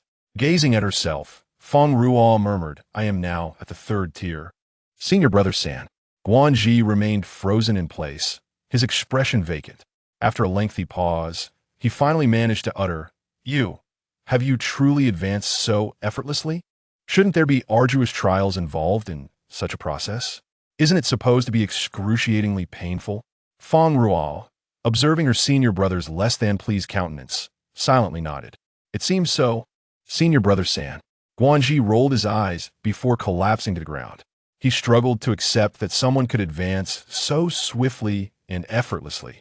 Ming Tongxue emerged from the room, glanced at the fallen Guanji, and then at her successfully advanced junior sister.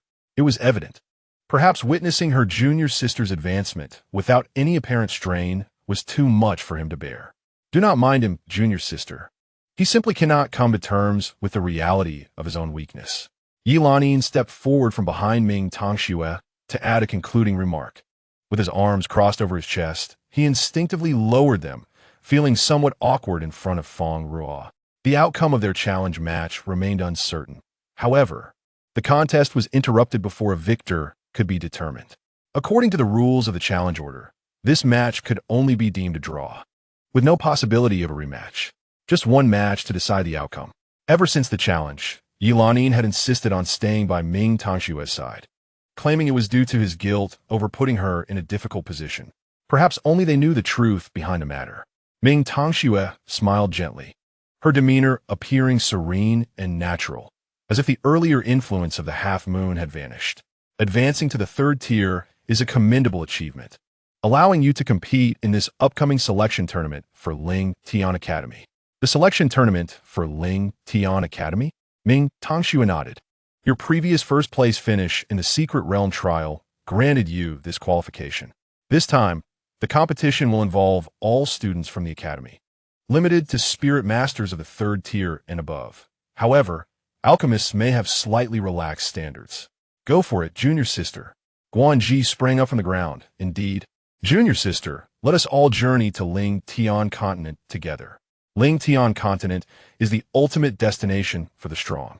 Outside the window, the leaves swayed atop the trees, the yellowed foliage falling to the ground with a gentle rustle.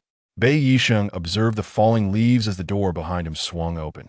Feng Fian entered, exclaiming, "Young master, I have returned. Aside from the selected candidates, all other requirements have been clarified. But why not simply take all the disciples of Elder Qing Lufu?" Qing Lufu had a disciple, and 3 of them were already on the list for the journey to Ling Tian Continent. Now, only their junior sister, Fang Ruo, remained. He recalled that this Fang Ruo was merely a second-tier 9th level, just a step away from the third tier. Just a little more. We select talents for Ling Tian Continent, not merely to enhance our capabilities, but also to contribute to the future of Ling Tian Continent and the 5 states, providing an additional force. This is not a matter of opportunism. After all these years, although Ling Tian Continent is rich in resources and abundant in spiritual energy, its potential crises have only multiplied. Those lacking ability will only find themselves facing death. Moreover, he hoped never to encounter her again. He raised his hand, gently brushing his lips with his index finger. This was the place she had touched. He was reluctant to admit it, yet he could not resist. He had lost the ability to act against her. When that face drew near, he had already lost his capacity for action. Chapter 65. In the desert, however, Bei Yisheng had not anticipated that Fang Ruo would so casually and hastily advance to the third tier. At the entrance of the secret realm, nearly all third-tier students had gathered to wait. Fang Ruo arrived, gazing at the sea of faces before her, overwhelmed by the sheer number of people. Lu Bo stood among the crowd, casting a glance at Fang Ruo and nodding in acknowledgement. Everyone, this secret realm trial differs from previous ones. It is a truly perilous world.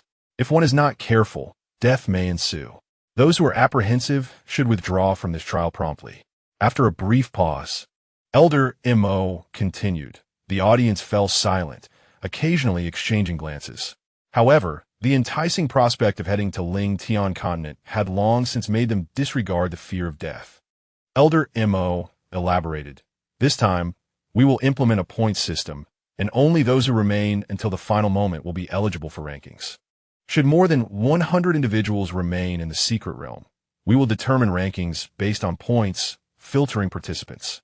If fewer than 100 remain, those who stay until the end will gain qualifications for Ling Tian Academy. The secret realm is perilous. Everyone, please exercise caution. Upon hearing the announcement, the attendees scoffed, dismissing it as merely a secret realm. How dangerous it could truly be. I will undoubtedly secure a top ranking. A burly man clad in a yellow school uniform, his face fierce and intimidating, exuded an aura that suggested he was not to be trifled with. Luo Xianxian fixed her gaze on the speaker, her expression resolute.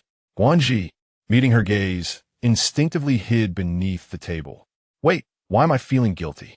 Yilanin scoffed, what a coward. His attention then returned to Ming Tongxue, undoubtedly worried about that so-called junior sister. Fang Ruo's point card vanished in a beam of light. Upon opening her eyes, an ominous premonition welled up within her. Activating her spirit shield, she felt herself plummeting amidst howling winds, her eyelids weighed down by the gusts. Surely, she wouldn't be falling from the sky for several days again. As she pondered, the tempest gradually subsided, allowing her to discern her surroundings through the mist. She found herself on an unfamiliar expanse of barren land. Lightly landing on the ground, she tread upon the fine, soft sand and cautiously scanned her surroundings. A gust of wind swept by, stirring the fine dust into the air. Fang Ruo inhaled the gritty atmosphere, feeling parched with every breath. Covering her mouth and nose, her nasal passages remained dry. Ultimately, she tore a piece of cloth to shield her mouth and nose, leaving only her large, expressive eyes visible. Bending down, her fingers barely grazed the soft sand when she exclaimed, "Ouch, that's hot." Her fingertips burned red, and she focused her mind, carefully gathering fragments from the ground, only to discover they were pieces of shells. Yet, shouldn't these be found in the ocean? A slight pressure caused the shell fragments to shatter beneath her touch. After walking for a considerable time without encountering a single person, she felt increasingly parched, channeling her spirit energy to conjure a source of water. She stared at her empty hands. This place is truly terrifying. The lifeless expanse of sand lacked vitality, and even the spiritual energy was exceedingly thin. Throughout her journey, she had rarely utilized her spirit energy, fearing that she might inadvertently attract those wishing to eliminate her. Here, the only sounds were the howling wind and the crunch of her feet upon the sand. The environment was eerily silent. It felt as though she were the sole inhabitant. Suddenly, a strange noise echoed nearby.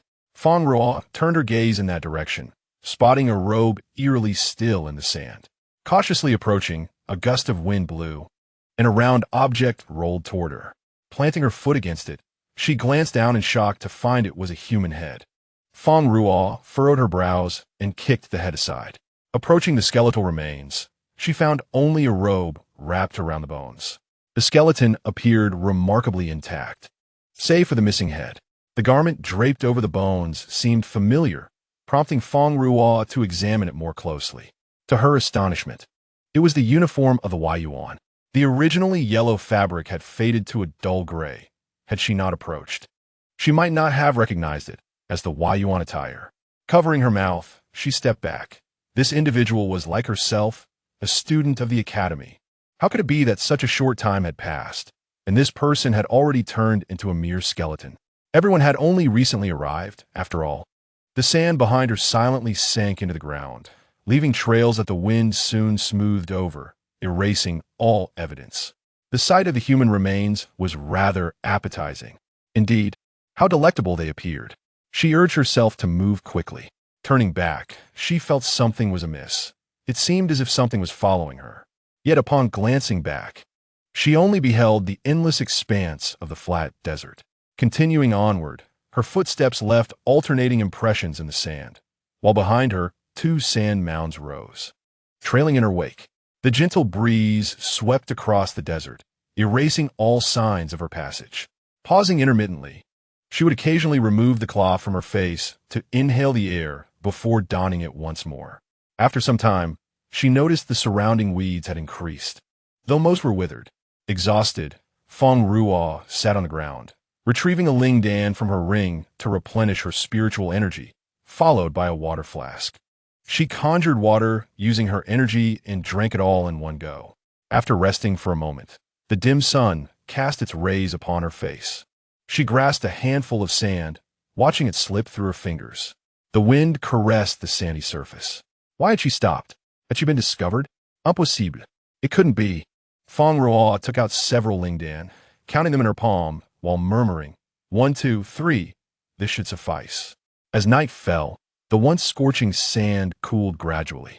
Fang Ruo channeled her inner spiritual energy, acclimating to the dropping temperatures. The wind whistled around her, and in that moment, it carried an eerie quality, as if someone were whispering in her ear. The time had come. The time had come.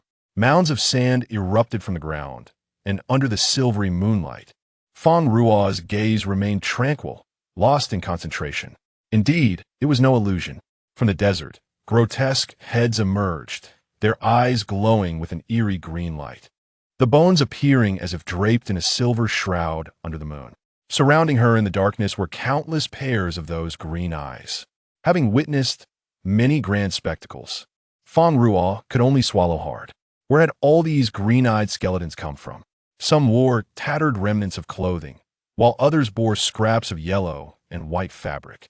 Not only were there students from the Yuan, but also from the Niyuan who had perished here. Assessing the scene, it seemed there were several hundred green-eyed skeletons, nearly 100 of which were adorned with tattered cloth. This indicated that close to 100 individuals had fallen victim to these skeletal creatures. Chapter 66, Green-Eyed Skeletons. Gagaga. Human, you smell delightful. Gagaga, human. A skeleton croaked, with the rest echoing its words in succession. The chorus of voices rose and fell like a gentle breeze against Fang Ruo's ears. Skeletons? Gagaga, I shall devour you. Gagaga, I'm going to. The skeleton continued its ramblings, its mouth agape, with its upper and lower jaws never meeting, resembling a gluttonous creature, as if it were a living human. One could imagine drool pooling beneath it. Eat, the skeleton proclaimed, taking a step forward. Its bony foot crunched into the soft sand. Eat, it stepped again. With each utterance of eat, it advanced a step. The cacophony reverberated all around, deafening. Fang Ruo tilted her head back and drained the water from her flask, securing it at her waist. A burst of fire surged toward the surrounding skeletons. Eat this. She kicked one skeleton, effortlessly scattering its form into pieces. Its head tumbled to the ground, rolling to her feet. It hurts. Ouch. The green light in its eyes remained undiminished. As the skeleton rolled to her feet, it opened its mouth to bite her ankle. Fang Ruo kicked it away. It struck another skeleton, which continued to chant eat, eat, eat. Its head fell to the ground, rolling to her feet as it opened its mouth, ready to bite her again, only to be kicked away again, colliding with yet another skeleton. The skeleton fell apart, its head rolling before her. A cold sweat spread from her feet to her entire body. It felt as though these skeletons were toying with her. Damn it! If they dare to play with me, I shall reduce you to ashes. Fang Ruo's hands ignited with brilliant flames, illuminating the skeletons. It was then she noticed the terrifying grins on their hollow faces. It was light, it was fire. Upon realizing it was flames, the skeletons grew excited. Fang Ruo spun around, and the nearby skeletons caught fire, their once boastful demeanor replaced by screams as they clutched their disintegrating arms. My hand! My hand! Behind them, a chorus of mimicry erupted. The fiery attack proved effective. Fang Ruo delivered a punch to each skeleton's head. Her fist struck the sand, and flames swirled around her, engulfing all nearby skeletons. The bones turned to ashes. Yet, the eerie green eyes remained bright, floating aimlessly without their skeletal forms. How incredible! Such beings must be truly delectable. Under the moonlight, Fang Ruo widened her eyes. She understood that once a person died, they could not be resurrected. But she had never heard of bones turning to ashes only to revert to their original state. Eat! Fang Ruo enveloped them in flames once more, reducing them to ashes again, yet the skeletons revived. The smiles on their faces grew more pronounced, as if mocking her ineptitude. Suddenly, a skeletal claw emerged from beneath her feet. Fang Ruo leapt into the air, narrowly avoiding the grasp. She retrieved a ling dan from her ring and popped it into her mouth. As her feet touched the ground, a pale blue frost blossomed beneath her, creating dazzling ice flowers. She slammed her palm onto the ground, freezing the skeleton in place. Turning, she sprinted away. The skeleton was temporarily immobilized. The green eyes peeked out from beneath the ice. And soon, the bones began to regrow from the skull down to the body, slowly emerging. Smacking its lips, it seemed to relish the scent, yearning for a taste. Eat! The green flames flickered. The skeletons gradually sank into the sand, one after another, forming a small mound. With a whoosh, they swiftly pursued Fang Ruo's direction. The sound of the wind whistled in her ears as she observed the mounds rising, soon concealed by the wind. Cursing inwardly, she wondered where these accursed, green-eyed skeletons had come from. Gagaga! I'm coming for you! One skeleton exclaimed, its eyes glowing green, its mouth wide in a grin. Fang Ruo's lips twitched as she delivered a punch to its face, shattering half its skull with a surge of pale blue energy. Looking down, she noticed another skeleton with a wide mouth, waiting for her to step into its maw. Surrounding flames enveloped her foot as she kicked the skeleton's head away, sending its lower jaw flying. While stuffing a Ling Dan into her mouth to replenish her energy, she smashed the relentless onslaught of skeletons. They shattered, only to reform. In this endless cycle, only the green eyes remained unaffected. Each time the skeletons spoke, they echoed one after the other, more irritating than the wind whistling past her ears. A hint of annoyance stirred within her. Gazing at their eyes, she pondered how to make them disappear. Fang Ruo retrieved her water flask. After running for most of the day, she was utterly exhausted. Gagaga, I'm here. A skeletal figure extended its elongated, bony hand, confronting Fang Ruo's visage as she raised a water kettle to drink. The skeletal fingers pierced through the kettle, splattering droplets of water onto its form. Suddenly, an unexpected occurrence transpired. The skeleton grasped its own hand, knelt upon the ground, and cried out in anguish. This time, the other skeletons refrained from mimicking. In their verdant, eerie eyes, fear was evident. Water, water, she possesses water. The skeleton shouted in terror while clutching its face, leaping away in a frenzied manner. Others, seemingly bereft of reason, remained kneeling, wailing loudly. Fang Ruo gazed at the kettle in her hand, hurling it into the nearby pit, the splashes of water landing upon the skeleton's eyes. Instantly, the light within those eyes dimmed. The skeletons disintegrated into dust, carried away by the wind, becoming one with the sand. Help! Help! The skeletons shouted in a chaotic chorus, circling around Fang Ruo. Since water proved beneficial to them, Fang Ruo summoned flames in one hand and frost in the other, delivering a powerful strike. Fire met ice, transforming into water, which she cast toward the onlookers in the pit. The diminishing number of skeletons did not seem to instill panic among them. There's water. Water is here. Water has returned. Something felt amiss. A chill crept down Fang Ruo's spine.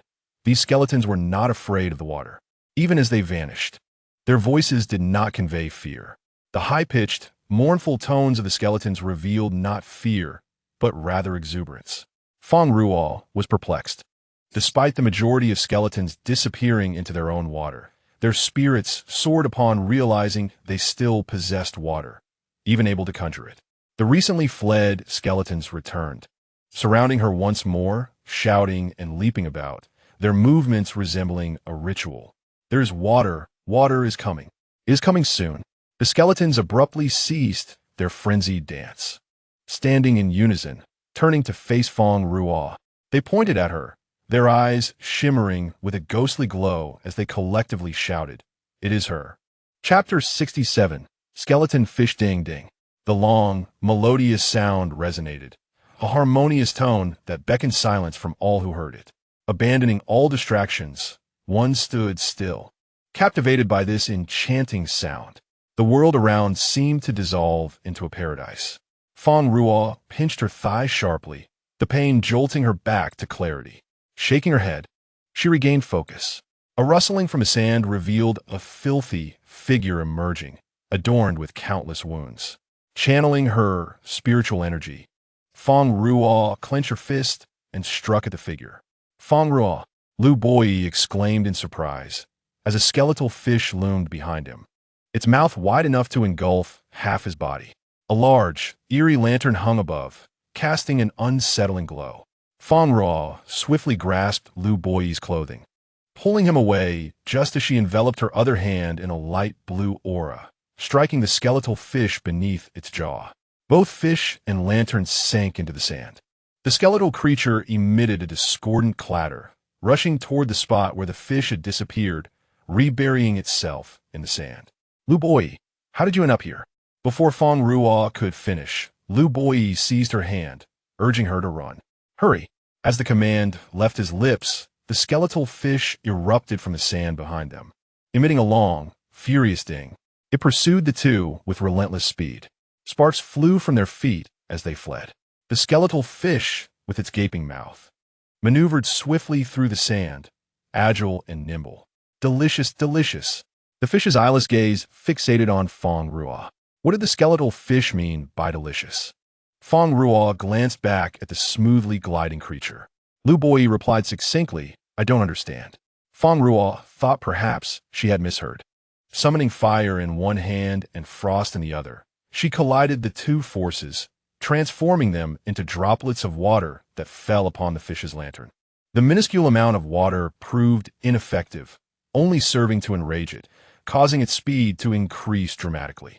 With its gaping maw, Fang Ruo narrowly evaded, tearing a fragment from her own clothing. The dim light of dawn crept over the desert's edge. The skeletal fish leaped into the air, only to plunge back into the sand without leaving a trace. Even the skulls scattered on the ground lost their luster, slowly sinking into the sand.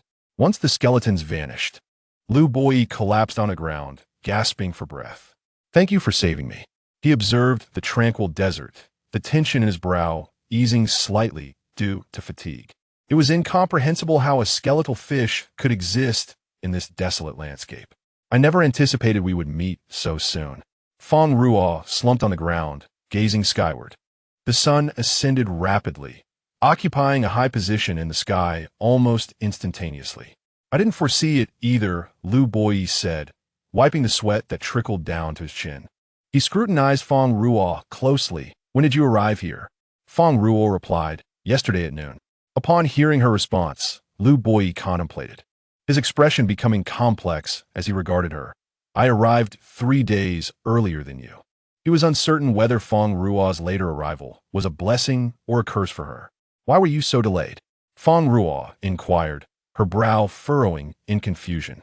They had all entered the secret realm simultaneously. The last assessment had caused her to drift for several days due to misfortune. This time, she had not lingered unduly upon landing. Observing Fang Ruo's expression, he realized she was entirely unaware of the circumstances here. In light of your recent rescue, I shall share more. We likely arrived in 3 groups, the first 3 days in advance, of which I was a part. The second group arrived 2 days early, while the third group came on the 3rd day. After a moment of silence, he added, though the last group survived longer, they lost many advantages. Fang Ruo looked at the disheveled Lu Boyi, his face coated in dirt, sand tangled in his hair, his lips cracked and bleeding from dehydration. The yellow of his school uniform had faded significantly. Glancing at her own attire, she mused that perhaps losing that advantage was not entirely unfavorable. Actually, do you know how to leave this place? Lu Boyi explained, that is one of the advantages. The skeletal creatures continuously monitor our actions. Wherever we go, they can locate us. At night, they will certainly drive us back into the desert. Then you, the unspoken words hung in the air, questioning why Lu Boyi remained here after such a lengthy time. He sat on the ground, gazing at his shadow cast upon the sand. I was robbed by Yingguan. The teleportation array to leave here only accommodates 300 individuals. Many, in pursuit of a spot, formed factions upon arrival, with Yingguan's group leading the charge. Fang Ruo had never held a favorable impression of Yingguan, and since you didn't wish to align with them, you were deprived of the teleportation talisman and subsequently ensnared by this skeletal fish, correct? Lu Boyi listened to Fang Ruo's analysis, falling silent for a moment before nodding. He had been overpowered by Yingguan, who not only seized the teleportation talisman he had worked hard to obtain, but also allowed the skeletal fish to ensnare him. What happens if the skeletal fish consumes you? You become a skeletal creature like those beside it. Indeed, those creatures were all students from the academy. Life and death were determined in an instant. There was no time to utilize the teleportation talismans to escape the secret realm. Some individuals were even bitten by the skeletal fish as the talismans activated, collapsing in the desert, dragged into the depths by the skeletal figures. Fang Ruo remained silent, for she had not anticipated the cruelty of this trial. All of this was merely for a chance to enter Ling Tian Academy. The allure of Ling Tian Continent for spirit masters was comparable to their pursuit of power. After all, it was land once graced by deities. Merely setting foot there could grant one an opportunity to uncover the treasures left behind by the divine. Moreover, the infrequent exchanges between the two realms rendered this chance exceedingly precious, driving people to madness. Even the specter of death could not deter their resolve to become stronger. This world was indeed harsh and frenzied. Fang Ruo took out her teleportation token, which bore no trace of her companion's light. The academy had established a system to heighten competition. The token would glow to indicate the presence of nearby individuals. Yet, sitting beside her was Lu Bo Yi, and her token remained utterly still. "Where is your teleportation token?" Lu Bo Yi inquired, touching his empty waist. His voice was eerily calm. "It was stolen." Chapter 68. The language of skeletons upon arriving here. Ingguan had expressed a desire to form team with him. After his refusal, he quietly set a trap for himself. Many arrogant individuals, unwilling to join his ranks, had deliberately inflicted severe injuries upon those who did not pledge loyalty, seizing their teleportation tokens and leaving them to fend for themselves. Many of the skeletal creatures from the skeletal fish originated from Ingguan's machinations. In that case, let us join forces. Coincidentally, I find him rather distasteful, Lu Bo Yi remarked, noticing Fang Ruo's earnest expression as he placed his hand over hers. All right, perhaps due to their previous cooperation, Lu Bo Yi was quite willing to work with her.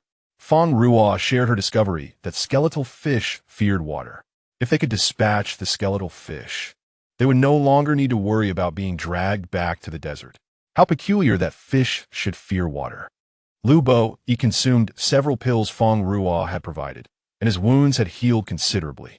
He had entered with limited supplies, cherishing every drop of water, especially in this realm of thin spiritual energy, where excessive use of spiritual power could easily leave one bereft of combat capability. Losing the ability to fight could swiftly lead to becoming the next skeletal creature. The lack of control over his situation was an experience Lu Bo Yi fervently wished to avoid. Before long, he beheld Fang Ruo conjuring fire and ice spiritual energies, which collided to create droplets that ultimately formed a small stream, filling her water flask. "Hey, stop!" Lu Bo Yi exclaimed, watching her expend her spiritual energy for hydration. He was eager to conserve his own powers, yet the next moment, she was tirelessly generating water before him. Huh? Fang Ruo looked at him in confusion. She was parched and had just discovered her flask empty, so she was attempting to replenish it. Upon glancing up, she saw Lu Bo Yi's expression, which mirrored that of someone exasperated with failure, his gaze fixated on his parched, cracked lips. She assumed he too desired some water. "Do you want some?" "Here." She pulled out a flask filled with water from her ring. Lu Bo Yi stared at the flask in his hand, bewildered. "Drink quickly. I have plenty more. With me. You need not worry about water. If only I had a water attribute spiritual power, this wouldn't be such a hassle." His eyes fell upon Fang Ruo, who was laboring diligently, and he frowned. "Fang Ruo, the spiritual energy here is sparse. You should conserve your powers to avoid danger." Fang Ruo retrieved a small porcelain vial from her ring, pouring out a round pill. The pill's surface was smooth, adorned with faint, elusive patterns, and a delicate fragrance wafted forth, enriching the ambient spiritual energy. Wuling Dan. While Buling Dan was merely a supplement for spiritual energy, the ones in Fang Ruo's possession seemed to be of superior grade compared to the usual ones. She poured 4 or 5 pills in her palm and swallowed them whole. Lu Bo Yi understood that Buling Dan replenished spiritual energy, but also recognized the necessity of moderation. Excessive intake could lead to the rupture of one's meridians.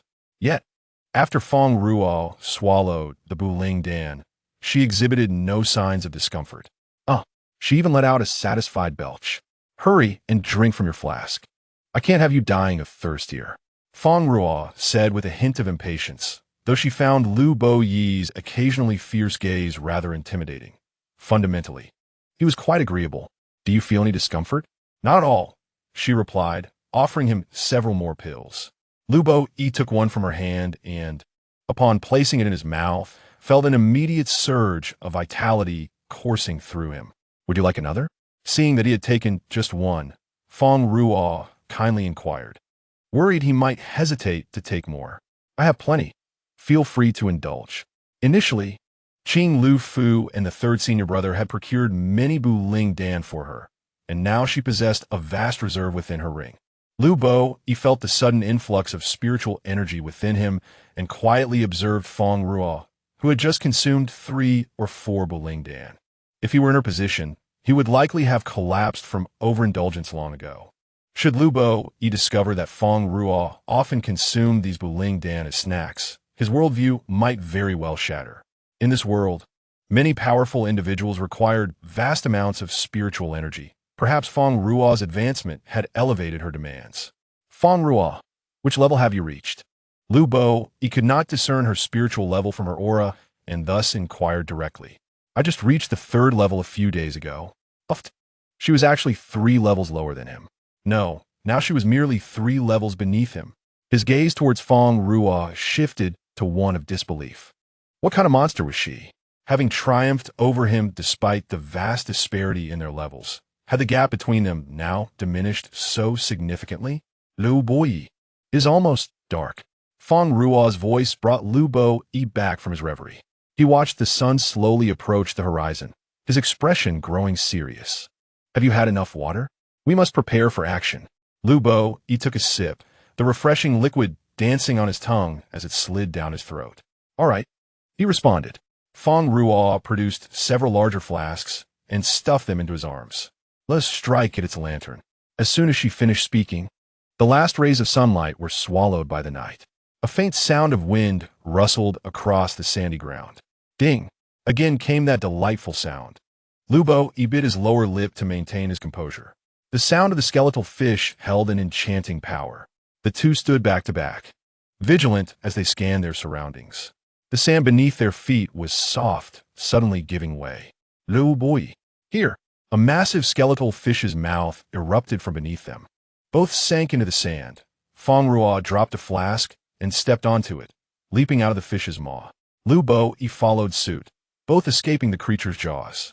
As Fang Ruo soared through the air, she caught sight of numerous skeletal claws awaiting her descent, covering her feet with spiritual energy. She landed upon the multitude of skeletal appendages. Stepping onto the sand, the exposed skeletal hands crumbled to ash. It hurts, a skeletal creature cried, clutching its vanishing half of a hand. Lu Bo was astonished. These skeletons could actually speak. How annoying! Fang Ruo fumed, irritated by the incessant clamor of the skeletal voices. Fang Ruo, calm down. Lu Bo initially believed she had fallen victim to the skeletal fish's illusion. Chapter 69.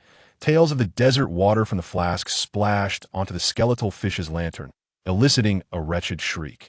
The skeletal fish rolled upon the sand, thrashing about as it desperately rubbed against the dampness upon its lantern. The skeletal fish possesses the ability of illusion. It has ensnared itself in its own tricks on multiple occasions. Illusion? The skeletal fish, with its mouth agape and its pair of eerie green eyes fixed intently upon her, declared, "Ga, I shall devour you." My goodness, this wretched fish truly can speak. Lu Bo interjected, "It's an illusion. Do not be deceived by its beguilement." To Lu Bo's ears, he only heard the cawing of the skeletal fish, a stark contrast to the skeletal creatures that occasionally uttered human words. Fang Ruo gazed at the skeletal fish with a look of bewilderment. It actually spoke, claiming it would eat me. No sooner had she uttered those words than the skeletal fish dove into the sand, surrounded by skeletal creatures that emitted their characteristic caws. Lu Bo sent one of the skeletal creatures flying with a swift motion, while Fang Ruo doused the fish with a pot of water. The lights in its eyes dimmed, but in the blink of an eye, 2 points of light re-emerged, coalescing once more into a skeletal creature. The skeletal fish glided through the sands, occasionally coordinating with the skeletal creatures in their assault. The two of them were inadvertently knocked to the ground by the skeletal fish, which then extended numerous skeletal hands to ensnare them tightly, gradually pulling them into the desert. The skeletal fish leaped from the sand, its cavernous mouth wide open, swallowing both of them whole before plunging back into the sands. Fang Ruo widened her eyes as she felt herself engulfed by that enormous mouth, sinking into darkness. The faint morning light cascaded over the desert, illuminating the water jug on the ground. Deep beneath the sands, the skeletal fish emitted a tinkling sound, which resonated with a sense of delight. Now it had acquired 2 new toys. How dare they use water to extinguish its light? Such a crime was unforgivable. Yet, the delicious-looking human failed to yield any flavor. Countless skeletal creatures followed behind, their cacophony of caws praising their master for effortlessly dispatching those 2 ungrateful intruders. Suddenly, the skeletal fish arched its body and began to regurgitate. Ugh, ugh. Its tail quivered as the green light atop its head flickered ominously, while a brilliant blue glow appeared on its belly.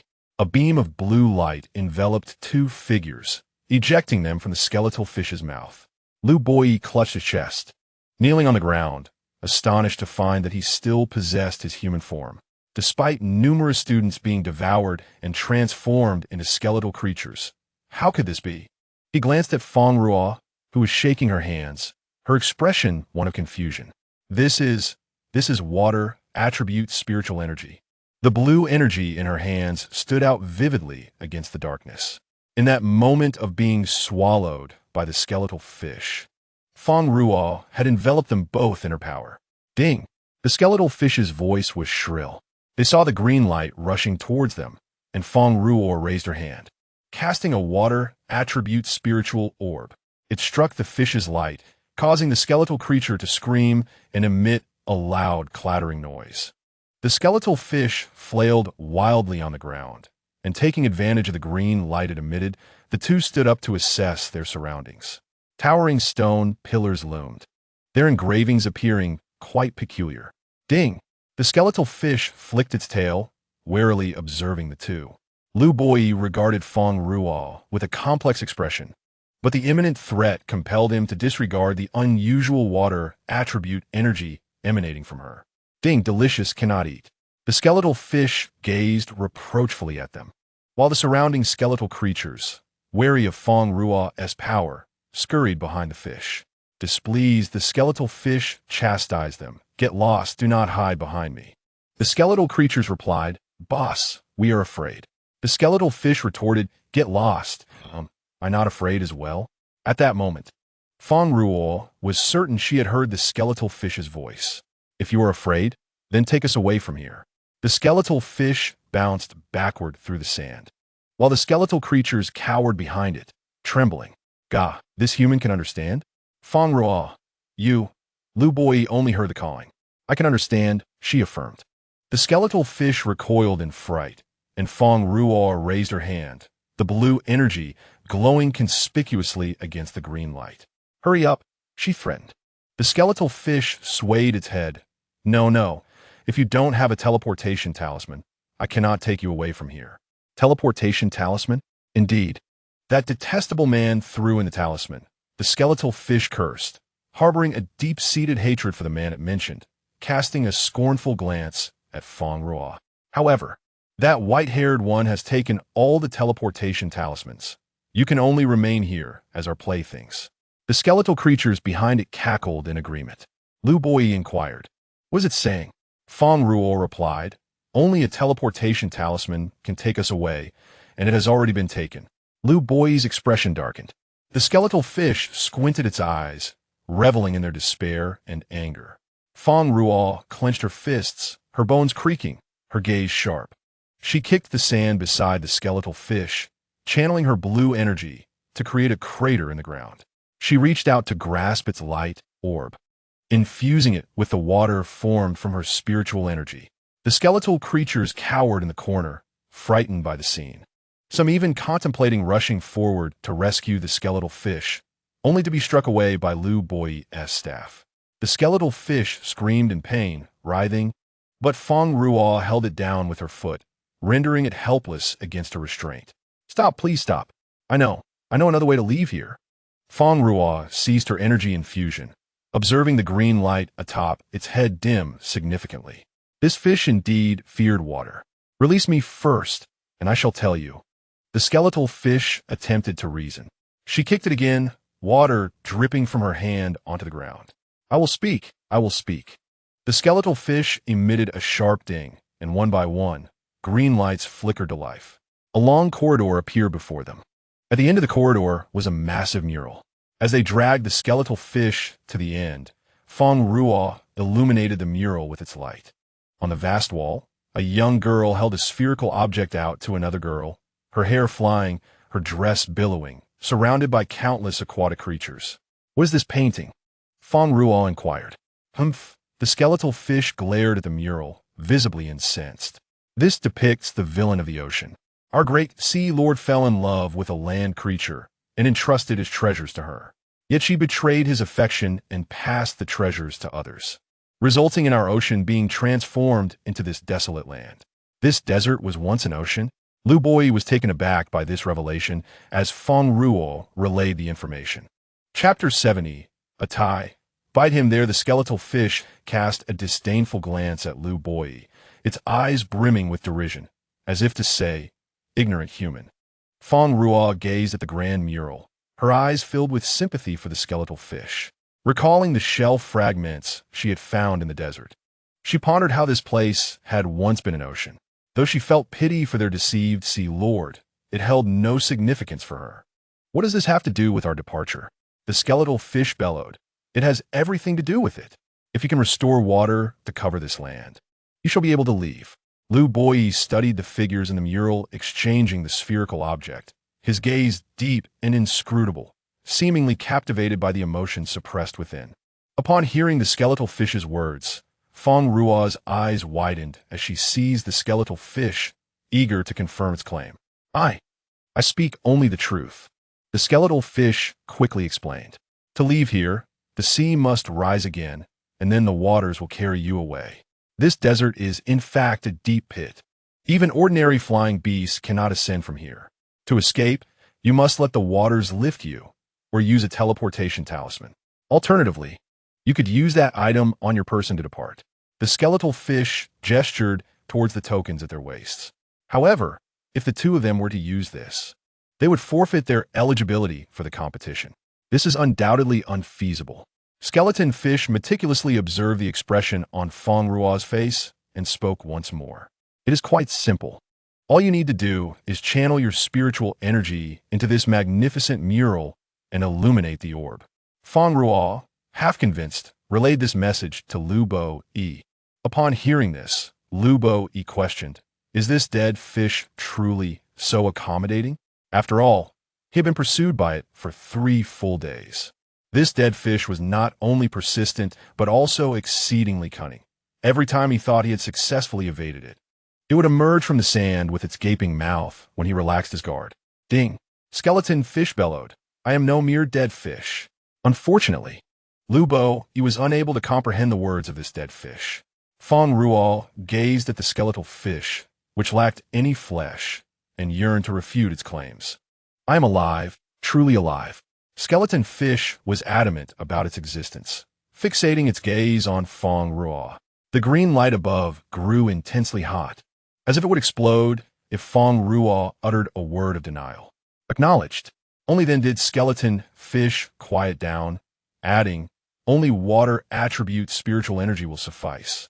Only water attribute energy can infuse this vast stone wall, meaning that only Fang Ruo can do so." "Very well, Lu Boi, keep an eye on this creature." He handed skeleton fish over to Lu Boi, not forgetting to pass him a water flask. The skeleton fish, which initially thought it could escape while Fang Ruo was preoccupied, was tightly restrained by Lu Boi. The green light above was directly aimed at the water flask. These accursed humans. Illuminating that orb would summon water, allowing us to leave this place. This much is true. However, to illuminate the orb requires immense spiritual energy. Generations of our ancestors have perished here without discovering the means to light it. Eventually, the water source dried up, and this place transformed into a desolate wasteland. It became a fish unable to access any water source. As Fang Ruo's fingertip brushed against the mural, her spiritual energy began to flow into it. A tremendous suction force pulled her palm into the mural. "What is happening?" Fang Ruo tugged at her hand, but to no avail. Her bodily spiritual energy was depleting rapidly. "Fang Ruo, don't come over." Lu Boi. A strong blue light flickered as Lu Boi reached out to grasp Fang Ruo, and the two were drawn into the mural together. The unrestrained skeleton fish wore a smile. "Ha! Serves you right, cunning humans. Do you think you can bully me?" I am the ruler of the entire sea. The blue light on the wall lingered for an extended period before finally converging upon the orb held by the young girl. The blue luminescence flickered, swallowing the green lights along the corridor, illuminating this magnificent hall with a radiant blue glow. It felt as if one were submerged in an ocean. How could this be? Fang Ruo sensed her body floating, and sounds reverberated in her ears. Carl, how dare you entrust our sea tribe's treasures to them? You traitor. That is a relic acquired at the cost of life. The furious accusations erupted in her ears, laden with uncontainable sobs. Only in this manner could she honor his efforts. As the girl of noble stature spoke with a cold, composed tone, I merely did what he ought to have done from the very beginning. He should never have fallen in love with me. Since he did, he must pay the price. Her gaze was aloof, seemingly incapable of understanding the tears and fury in the eyes of these oceanic beings. Why are you so angry? Why do you think they are so furious? The girl raised her eyes in confusion, meeting Fang Ruo's gaze, her own eyes a pale gray. Fang Ruo suddenly opened her eyes, gazing at the azure sky, a bird that had alighted on her, taking flight in fright. It was then she realized she was floating on the surface of the sea. Fang Ruo. Lu Bo threw a rope from the shore, and Fang Ruo grasped it, being pulled ashore. Shaking the water from her ears, she turned to look at the sea behind her. We have left that desert. We are still within the secret realm. Lu Bo handit hera furut. I woke up on the shore and then discovered you in the water. Speaking of which, this secret realm is indeed peculiar. Unlike typical realms that involve direct combat and purposeful navigation, this one resembles a treasure hunt, fraught with peril. Fang Ruo pressed her forehead, recalling the pair of pale gray eyes from her dream, and a wave of inexplicable sorrow washed over her. Kal, what did you say? Lu Bo inquired. Nothing. Let us go. We should hold them accountable for making our exit so troublesome. The two of them rolled up their sleeves, competing for points while seeking directions from the academy's students. Achoo! In the midst of the battle, Ying Guan unexpectedly sneezed.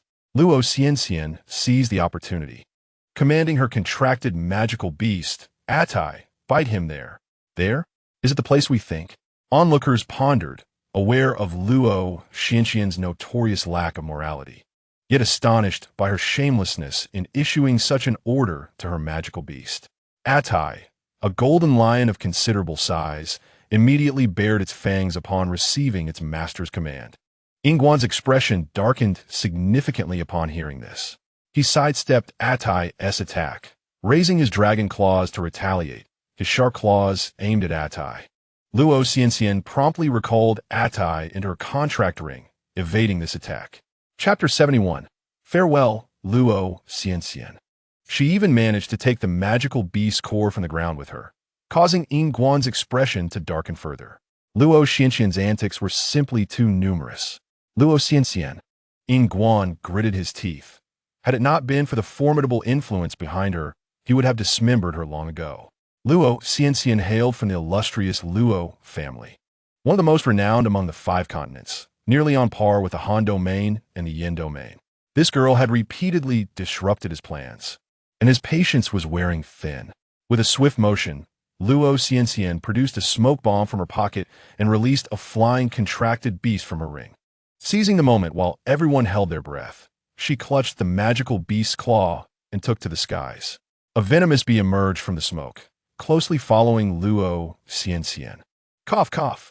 The odor from the smoke bomb was unpleasant and suffocating, and as a beast man, Yingguan's sense of smell was particularly acute. The smoke bomb seemed to be designed specifically for him. Even if he didn't understand, he knew that Luo Xianxian had done this deliberately. His fists clenched tightly, joints cracking ominously. The next time he encountered her, she would undoubtedly pay the price. The person beside him trembled, cautioning, but young master Luo Xianxian, after all. Who cares what she is?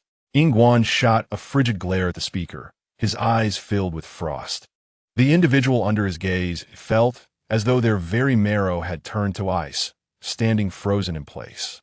Young master, I have already applied a tracking agent on Luo Xianxian, and with the venomous bee in pursuit, we will soon catch up to her.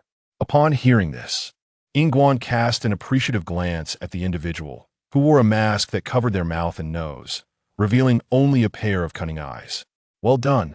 Fiery flames surged forth from the dense forest, leaving behind a trail of black ash, astonishingly sparing the surrounding greenery from harm. The figure of Fang Ruo appeared in the center of the path, and Lu Bo waved his long staff, the wind dispersing the dust along the way. Neither of them knew the way, wandering aimlessly through the woods, sustaining injuries along the journey, while occasionally encountering magical beasts intent on devouring Fang Ruo. With a high affinity for magical beasts, sometimes they would gain favor and become protectors, yet at other times they could become lethal fangs around their necks. What a nuisance! Why was it so easy to traverse the woods when Lu Anqi was around? Fang Ruo stepped onto the path forged by the two of them, reminiscing about the time in the Secret Realm trial when Lu Anqi seemed to lead them astray. Yet every path they took was remarkably smooth, with magical beasts even colliding and perishing right before him, patiently awaiting his collection. Lu Boi maintained a calm demeanor, though his eyes displayed struggle. He was reluctant to admit it, but he had to acknowledge Fang Ruo's words. The two, lost in direction, encountered numerous magical beasts that lurked in the dense forest. Suddenly springing forth, his arm, wrapped in bandages, bore the marks of an injury inflicted by a beast adept at concealing its presence. When Lu Anqi was with them, their progress could only be described as miraculous. Despite some misfortunes, their journey was quite effortless. However, excessive reliance on others was ultimately untenable. He needed to grow stronger on his own. Lu Boi, Fang Ruo's face loomed larger before him, as a searing flame brushed past his ear, striking a snake that had attempted to attack him from behind. What is wrong? Is your wound getting worse? Lu Boi turned to see the charred snake behind him, instantly recognizing it as a creature of great toxicity. If its venom did not touch them, the half of its body was as good as lost. I'm fine, I was just protected again. Observing the scorched snake, he realized that throughout their journey, Fang Ruo had merely relied on brute spiritual power without employing any spiritual techniques. Even at the third tier, her power remained in its original form. Fang Ruo, what is your spiritual power form? Fang Ruo looked at him in confusion. What is that? The spiritual power form is a capability possessed by all third-tier spiritual masters, each manifesting a weapon that reflects their unique characteristics. The forms vary. Some are weapons, like mine. With a flick of his hand, a long staff materialized. The staff he wielded was a weapon he had trained with since childhood. Others might take the shape of animals or plants. Fang Ruo, puzzled, asked, "Does everyone definitely manifest a spiritual power form?" It seemed that after reaching the third tier, her spiritual power remained unchanged, still manifesting as red flames, light blue ice, and now an additional blue water. Lu Boi covered his mouth. It seems that way. At least, I have never heard of anyone who has manifested a spiritual power form. Well, perhaps I am that exception. Don't dwell on the details. Fang Ruo generously patted Lu Boi's shoulder. Suddenly, both turned their gaze skyward, spotting a small black that hurtling towards them. "Luo Luo bird, come back, I beg you." The small black cried out desperately as the weary Luo Luo bird struggled to keep its eyes open while flying with its master. Hot on their heels was a venomous bee. "Curse you, Ingguan. I will not rest until I confront you." Luo Xianxian's eyes brimmed with tears.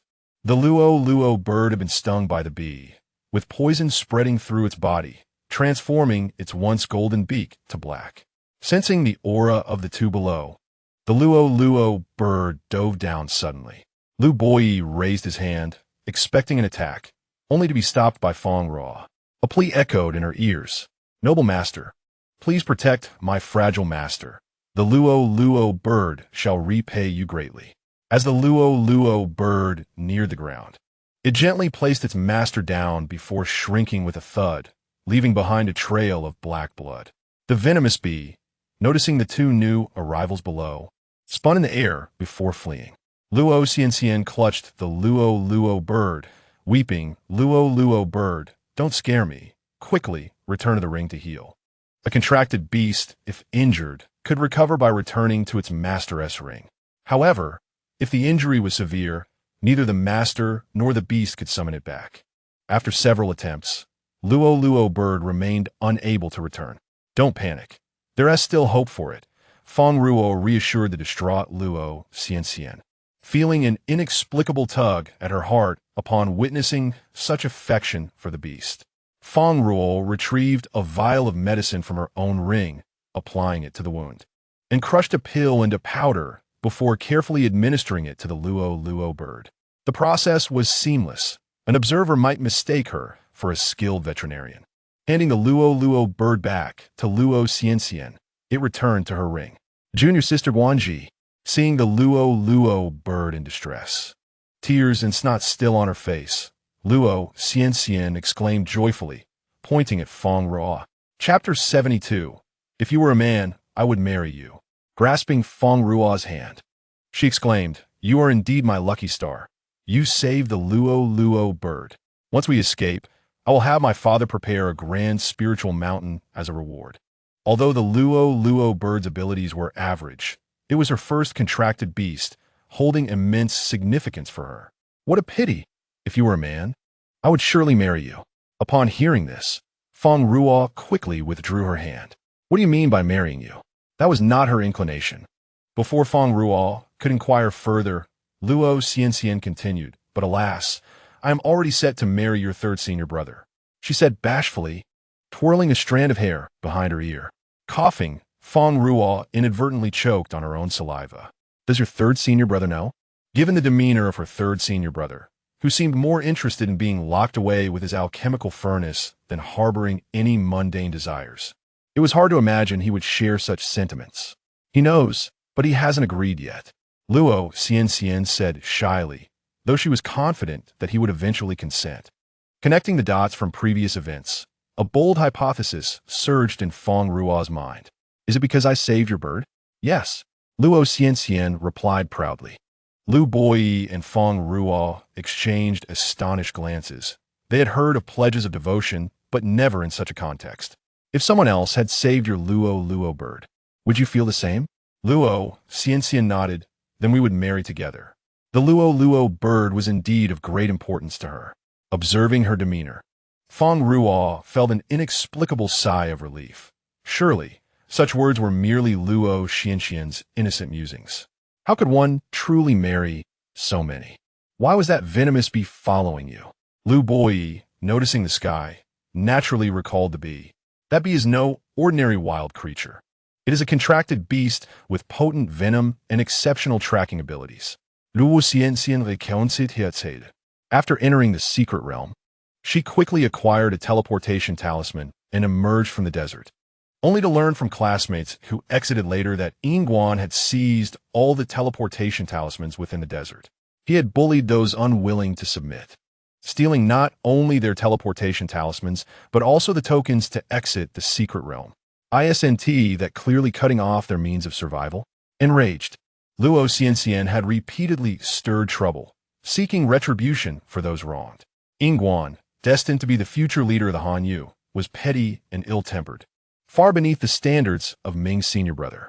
We were just thinking of settling scores with him, Fang Ruo mused, resting her chin in her hand, her gaze fixed on Lu Boyi. Your token was also stolen. Luo Xianxian gasped. It's mine, Lu Boyi interjected. Wait. Luo Xianxian rummaged through a pouch from her spatial necklace. This is what I stole from them. Look this. She produced a token, which Lu Boyi instantly recognized as his own. Thank you, he murmured, the token clasped tightly in his hand, fingers whitening as he expressed his gratitude softly. No need for thanks. We are all companions. Companions? The term was both familiar and foreign to Lu Boyi. He and Fang Ruo had merely formed a team out of necessity. The enemy of my enemy is my friend. Yingguang is both your adversary and mine. Thus, we are indeed companions. Now, sit down and rest for a moment. Their people will arrive shortly. This fellow, who is adept at nitpicking, knows little of the larger picture. Fang Ruo leaned against a tree, feigning sleep. She was not mistaken. The moment the poison bee returned with the report, a smile graced Yingguang's face. At last, I have found you, Fang Ruo, the disciple of Qing Lufu, whom I have sought for quite some time. It's a fortuitous encounter with Luo Xianxian, and we can handle this matter together, putting it to rest once and for all. Fang Ruo's observations were astute. They had ignited the fire. And before the meat could even be cooked, the people had already arrived. Ying Guang maintained his elegant demeanor as a nobleman, though if the avarice in his eyes were diminished, he would resemble it even more. Luoc Xiangxian, the treasures you pilfered from me, I advise you to return them promptly. Humph, I acquired them through my own efforts. Why should I return them to you? Upon seeing Ying Guang, Luoc Xiangxian's face flushed with anger. The idea of returning anything to him was utterly impossible. Ying Guang scoffed, stepping forward, a chill sweeping across the ground. Fang Ruo clapped her hands on the ground, red spiritual energy clashing with the cold air, creating a crater. Ying Guang lifted his gaze, watching as Fang Ruo slowly rose, her stunning visage captivating all present.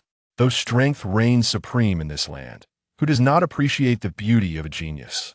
Moreover, this young lady is a disciple of Qing Lufu. Surely, the one he favors cannot be lacking.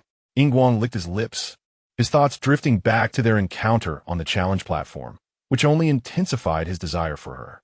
His father had experienced significant breakthroughs in strength through marriage to a highly compatible human. If he too could attain this woman, perhaps his achievements would surpass his father's. In that case, the cold domain would ultimately be his dominion.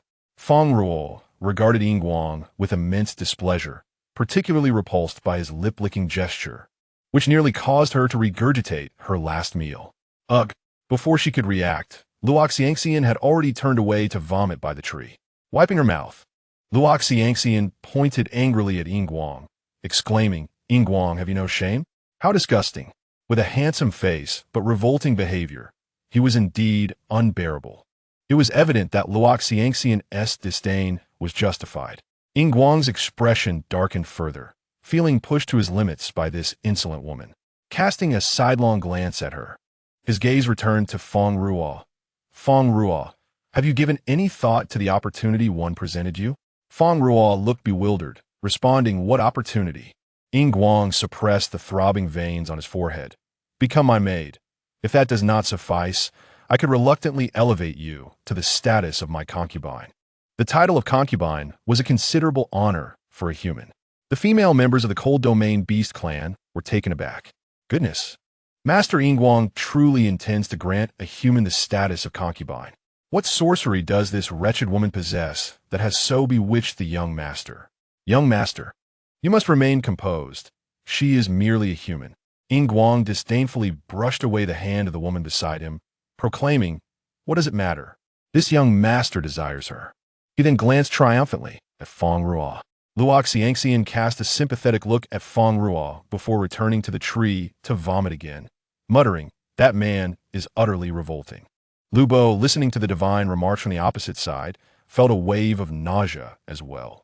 "Fang Ruo, do not presume that your status as Qing Lufu's disciple grants you any significance. Without power or influence, you are nothing but a feeble rat on the streets." The woman standing beside Ying Guang tossed her hair, her expression one of disdain. What right does such an ungrateful commoner have to gain the young master's favor? If the young master is so blind, let me teach her a lesson so she understands her place. Ying Guang glanced at the speaker, Yin Qing, and warned her not to harm Fang Ruo, for her beauty was unparalleled. Injuring her would jeopardize his own desires. Yin Qing raised her hand, and a long whip cracked against the ground, splitting it open like a gaping maw. Her eyes remained fixated on Fang Ruo's exquisite face. Should she inadvertently injure her? What did it matter if it angered the young master? The young master belongs to her alone. A pale blue spiritual energy surged forth, and small dragon scales appeared on Yin Qing's cheeks. With a roar that reverberated through the air, she sought to intimidate her opponent. Fang Ruo stood her ground, pinching her nose with one hand while waving the other to fan away the air in front of her. "Have you eaten garlic without rinsing your mouth?" Yin Qing's expression froze. Was this not a veiled accusation of halitosis? "You, prepare to face my wrath," Yin Qing declared, her face darkening as she lashed out with the whip, fueled by rage. How dare this trifling third-tier opponent act so brazenly before her? Fang Ruo chuckled softly. A trifling third tier? Lifting her gaze, a glint of cunning sparkled in her eyes. With a single fist engulfed in flames, Luoc Xiangxian instinctively took several steps back. for the heat emanating from the flames was more terrifying than that of Yelani. It was as though a walking volcano stood before them. Yanqing's whip was consumed by the flames, which coiled around her arm like a serpent. In a mere instant, she found herself overwhelmed, retracting her hand and burning her clothes, yet the flames clung to her arm. What is happening? She was merely a third-tier girl. Why could she not extinguish her own flames? Yingguang grasped Yanqing's arm, silver ice-type spiritual energy enveloping the flames. Frowning at the fire that resisted his control, he felt a strain in his efforts. Just how powerful is this woman? You have exceeded my expectations. A flicker of possessiveness ignited in Yingguang's eyes. Such a woman could only belong to him. Then let me personally see what you are capable of. With his last word, Yingguang vanished, leaving only an afterimage.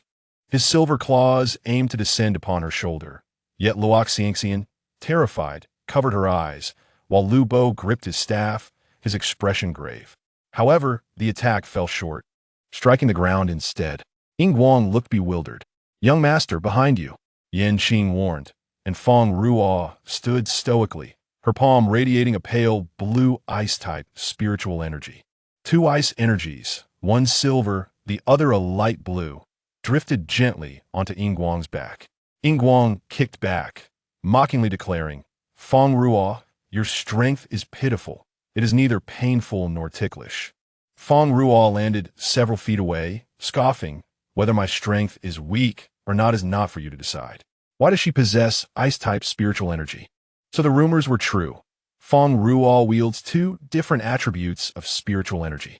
The onlookers, including Lu Bo, understood that Fang Ruo's abilities extended far beyond fire and ice. She also possessed water attributes. "You claim to be the young master of the cold domain. Allow me to demonstrate whether your ice is superior or mine is colder." Yingguang raised an eyebrow, astonished that someone dared to challenge his ice abilities. "Fang Ruo, surrender now, and I may overlook your ignorance. As a member of the Dragon Clan, my ice abilities are unparalleled. You, a mere human, would do well to concede." The mention of the Dragon Clan made Fang Ruo's head throb with frustration, and she regarded Yingguang with displeasure. Opening her hands, the ice-type spiritual energy seemed to seep into her eyes, tinting them a lighter hue. "Luoyanyan Nubo Eskink. Did you notice that Fang Ruo's eyes seem to have changed?" Lu Bo shook his head, responding, "The Haven Tea changed." Luoc Xiangxian focused intently on Fang Ruo's gaze. For that brief moment, her eyes had indeed lightened. "You are unworthy to speak of the Dragon Clan." Fang Ruo's eyes grew cold as her figure flickered, and Yingguang felt a sharp pain in his abdomen. Looking down, he saw Fang Ruo's silhouette materialize in front of him, her fist striking his stomach. Yingguang was sent flying, crashing into a tree, which snapped in half upon impact, collapsing onto him. The crowd was taken aback. The pinnacle of the fourth stage, Yingguang, had been unexpectedly brought to the ground. Pushing aside a tree trunk with one hand, Yingguang's expression was ominously dark. "I offered you a chance, yet you squandered it." The spiritual energy beneath his feet surged upwards, gathering around him. Yanqing and the others felt their legs weaken uncontrollably. Yet a triumphant smile appeared on their faces as they gazed at Fang Ruo. Offending the young master meant only one path: death. With a resounding roar, a silver dragon manifested before everyone. Luo Xianxian covered her ears, her eyes wide with astonishment. It was her first encounter with the true form of a dragon, and it was astonishingly grand. Lu Bo wore a shocked expression. This was a dragon. Yanqing and the others, under the impact of that mighty roar, collapsed to their knees, their eyes now filled with deep respect for the young master. They were not of pure dragon blood, and could not transform into a true dragon like the young master. Among the crowd, a masked figure observed intently, their cunning eyes fixed on the scene. With a powerful flap of its wings, a tremendous gust swept through the area. Luo Xianxian struggled to maintain her balance, fortunately finding a tree to cling to. The dragon race, favored by both ancient beings and deities, possessed immense strength and held a transcendent status among magical beasts. As Yingguang revealed his true form, magical beasts within a radius of several miles fled in terror. Fang Ruo stood her ground, her hair tousled by the wind. Yet she felt no discomfort. In fact, she was perplexed, thinking to herself, is this it? This dragon pales in comparison to the one I dreamt of. It is hardly impressive. Not only was its size diminutive, but its limbs appeared gaunt and frail. Fang Ruo felt an overwhelming urge to kick this creature over. Is this what dragons look like? She scrutinized the dragon before her, her expression sour. Yanqing scoffed. Are you frightened now? Our young master possesses true dragon blood. When Fang Ruo offered no response for quite some time, they assumed her silence was due to fear. To their surprise, she disdainfully muttered, so ugly. Rubbing her eyes vigorously, she took another look at the dragon. Heavens, this is quite a strain on my eyes. It's hideous. The masked figure regarded Fang Ruo with curiosity. This was a dragon, and even humans would typically feel the weight of a dragon's presence. Yet she seemed entirely unfazed. Yingguan glared at Fang Ruo, feeling utterly insulted. Fang Ruo, you shall pay dearly for your disdain. Chapter 74.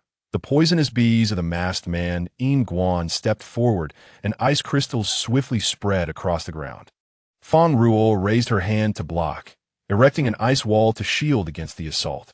With a sweep of his tail, she leapt up, landing on it, swiftly running along its length. She jumped and kicked Yingguan squarely in the snout. The strike was light and did not inflict pain, yet unbeknownst to everyone. Each of her blows embedded a small blue dot into his scales. After a flurry of movement, Fang Ruo darted around like a mouse, evading capture. The silver dragon shimmered with silver light, and Fang Ruo sensed danger, quickly leaping off its back. A dragon's claw ensnared her as she bounded about. Got you. Yingguan grinned, his blue, slit-pupiled eyes locked onto her. The dragon's grip tightened, and Fang Ruo felt her bones nearly crush under the pressure, yet her defiance remained unwavering. Yingguan's voice, low and seething with anger, declared, You have truly provoked me. Provoked you? Fang Ruo suppressed her voice, feeling a chilling aura emanate from his hand, seeping into her skin. If anything, you are the one who has provoked me. A colossal surge of spiritual energy erupted from Fang Ruo, causing Yingguan's eyes to narrow. As he attempted to throw her away, it was already too late, for he suddenly found himself unable to move. The beastmen, including Yanqing, who had been half kneeling, suddenly collapsed onto the ground. Some of the weaker ones even fainted. Even the masked figure found himself genuinely kneeling, incredulous as he gazed at his immobile legs. When did Yingguan's aura become so formidable? Fang Ruo's gaze was fierce, her eyes lightening in color, reflecting the strikingly similar blue slit pupils of Yingguan. She pried his claw open with her hands, astonishingly managing to do so bit by bit. Her spiritual power surged, ascending through the ranks from the 1st to the 6th level. Luo Xianxian and Lu Bo Yi gaped in disbelief. Was there truly someone who could advance in such a manner? Outside the secret realm, a small flower snake was arguing with a green bird over who would consume the last ordinary item. Suddenly, they glanced towards the entrance of the secret realm, where the guardians were diligently on duty. This time, instead of utilizing a light screen for real-time broadcasting, the staff were accompanying the protection efforts. Yet just moments ago, urgent reports had come in about a sudden swarm of poisonous bees disrupting the guardians, originating from the very area where Fang Ruo and the others found themselves. The masked figure observed the unfolding scene, realizing that if this continued, his mission would become exceedingly difficult. He needed to devise a plan. Thus, he intended to summon another poisonous bee through his contract ring to create chaos in the battle. The poisonous bee stealthily approached the two combatants. Lu Bo Yi's keen gaze swept over the group, noticing the masked figure had lowered his head. His eyes flicked towards Lu Bo Yi, acknowledging his perceptiveness. As Fang Ruo's spiritual energy surged, she broke free from the dragon's claw, slapping her palm against it, blue energy entwining around the dragon's body. Everyone watched in awe as the water-type energy enveloped Yingguan. The poisonous bee flying towards Yingguan was ensnared within the aquatic embrace. Fang Ruo landed gracefully, casting her gaze upwards. In an instant, Yingguan was encased in ice, and the nearby poisonous bee was frozen solid. As the oppressive aura dissipated, Yanqing and the others stared in astonishment at the frozen Yingguan. Perhaps even Yin Guan himself had not anticipated that as the foremost ice elemental master of the cold domain, he would one day be immobilized by the ice powers of a mere human. The masked figure glanced at Fang Ruo, recognizing her as someone worthy of attention. However, with Yin Guan now incapacitated, it provided him with a better opportunity to act. Rising slowly from the ground, the contract ring on his hand shimmered. Fang Ruo regarded the ice sculpture before her, her eyes returning to their original hue. "Young master," Yin Qing shouted, her voice breaking as they struggled to accept that the young master they had long admired had been defeated by a third-stage individual. "How dare you harm the young master? I will fight you." Yin Qing's gaze blazed with fury. "Wang Er-san, what are you doing? Get over here." In her fervor, she inadvertently summoned the masked figure forward.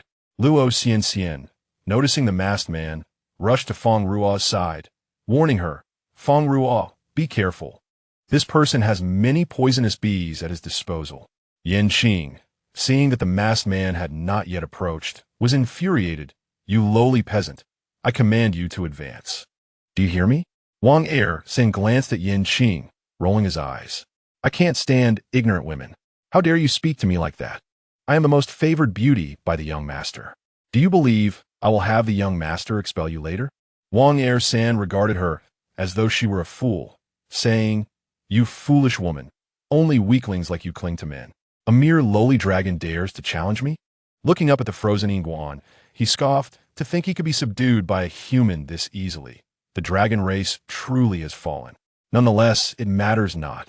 I will extract your greatest value. Stop. Do not touch the young master. Yin Qing lashed her whip, positioning herself before the ice sculpture. Wang Er-san twirled a finger. A swarm of poisonous bees circling at his fingertips. Raising his eyes, he smiled. "Are you certain?" An ice blade shot forth, but Wang Er-san remained still, deftly rotating the ring on his finger, releasing a swarm of poisonous bees to counter the attack. Wang Er-san waved his hand, allowing the remaining poisonous bees to create a path for him. He gazed at Fang Ruo, lamenting, "Regrettably, you're not my target." Fang Ruo, wary, scrutinized this seemingly inconsequential individual, feeling an inexplicable discomfort akin to facing Lu Yiru, who was possessed by the dark spirit. "Fang Ruo, this fellow desires the young master. As long as you safeguard him, even if he requests you to become his concubine, I would not mind." Yin Qing, realizing she was no match for Wang Er-san, sought temporary assistance from this man. The young master's life was paramount. "Do you think everyone is like you, treating this repugnant man as a treasure? In our eyes, he is even less than grass." Luo Xianxian angrily pointed at Yin Qing, exclaiming that the people from Hanyu often seemed to lack common sense. Do they think their brains were mere ornaments? A poisonous bee buzzed around Wang Er-san's ear, and his expression turned grave. "Time is of the essence. I shall not linger." Wang Er-san commanded the poisonous bees to attack the ice sculpture. Fang Ruo, though uncertain of his intentions, sensed something amiss about his aura. She ignited a flame to block the impending assault, snapping her fingers towards the ice sculpture to release Yin Guan trapped within. Chapter 75 concluded as the ice melted, revealing Yin Guan in human form but devoid of consciousness. Yin Qing swiftly caught him. Wang Er-san smirked. "This is precisely what I desire." The buzzing intensified as Fang Ruo looked up in astonishment at the swarm of poisonous bees descending from the sky, casting shadows that obscured the sunlight on her face. Luo Xianxian could hardly believe that so many poisonous bees would heed his command. There was another scent of a poisonous bee emanating from him. Fang Ruo heard murmurs from within the ring, realizing this man must have mastered the queen bee, which explained the current predicament. Wang Er-san regarded Fang Ruo with a hint of admiration. "You are quite astute. However, your life ends here." His spiritual energy erupted, revealing him as a fifth-tier wood attribute expert. Trees in the vicinity grew wild, sprouting numerous green vines. Were these vines? They cannot be severed. Those unable to evade were ensnared, suspended in midair. Fang Ruo dodged the vines, her flames blazing brightly. The green vines that brushed against her were reduced to ashes. Fire conquers wood, a principle Wang Er-san was well aware of. The green vines were merely a distraction. Lu Boi, surrounded by the vines, wielded his staff like a blade. Severing the vines, Luo Xianxian, mounted on Atai, evaded the green tendrils. Although Fang Ruo's flames were potent, the sudden appearance of the vines caught everyone off guard. Before she could regain her composure, the vines lunged for her eyes, seemingly intent on obscuring her vision. The poisonous bees flitted among the vines, launching indiscriminate attacks on those ensnared. Fang Ruo narrowly avoided being stung by a bee, feeling her spiritual energy deplete rapidly. Observing Wang Ersan's gleeful demeanor beyond the vines, she realized he intended to exhaust their energy and capture them all. She retrieved several black spherical objects and hurled them into the midst of the vines. The resulting explosions left the ground in disarray. Wang Ersan's vines suffered damage, causing him to recoil and spit out blood. Cough, what kind of spiritual tool is this? Its power is astonishing. Fang Ruo mused, contemplating the formidable capability of the invincible thunderball crafted by her third senior brother. Prepare to meet your end, Wang Ersan. She hurled the invincible thunderball with determination. Wang Ersan's eyes turned icy as he whistled, summoning the poisonous bees. They caught the thunderball midair before it could touch the ground. Fang Ruo was astounded, realizing this was possible. The bees formed a massive net, rebounding the thunderball back at her. She erected a water barrier, but the shockwave sent splashes of water flying. Unfortunately, Yanqing and Yingguan were caught in the explosion, their hair standing on end with wisps of smoke escaping their mouths. With a flick of her fingers, she ignited a small flame, directing it towards Wang Ersan, intent on neutralizing the queen bee first. However, the flame struck a figure formed of gathered poisonous bees. Young master! Yanqing shrieked as Wang Ersan's hand lunged toward Yingguan's heart. A long flute intervened, blocking his hand, wielded by a strikingly beautiful youth whose long hair fluttered gently, adorned with resplendent earrings. Fang Ruo found herself captivated by this person's beauty. Bei Yixing's flute struck Wang Ersan's arm, eliciting a piercing scream as it broke. Wang Ersan, unwilling to accept defeat, attempted to rise, but Fang Ruo stepped on his back, preventing him from lifting his head. It's been a while, she greeted, her gaze fixed on the contract ring on his finger, thus missing the complex emotions flickering in his eyes. The hint of red at his ears was concealed beneath his flowing locks. Indeed, this secret realm has concluded. The emergence of the poisonous bees severed our connection, resulting in your tokens not being brought out. This is our oversight, and we shall extend our appropriate apologies. Fang Ruo glanced down at her token, which radiated light, enveloping her and causing her to be the first to vanish from the secret realm. She materialized outside, spotting Guanji's anxious expression upon seeing her. Junior sister, are you all right? He asked, surprised. I am fine, Fang Ruo replied, though Guanji's concern remained evident.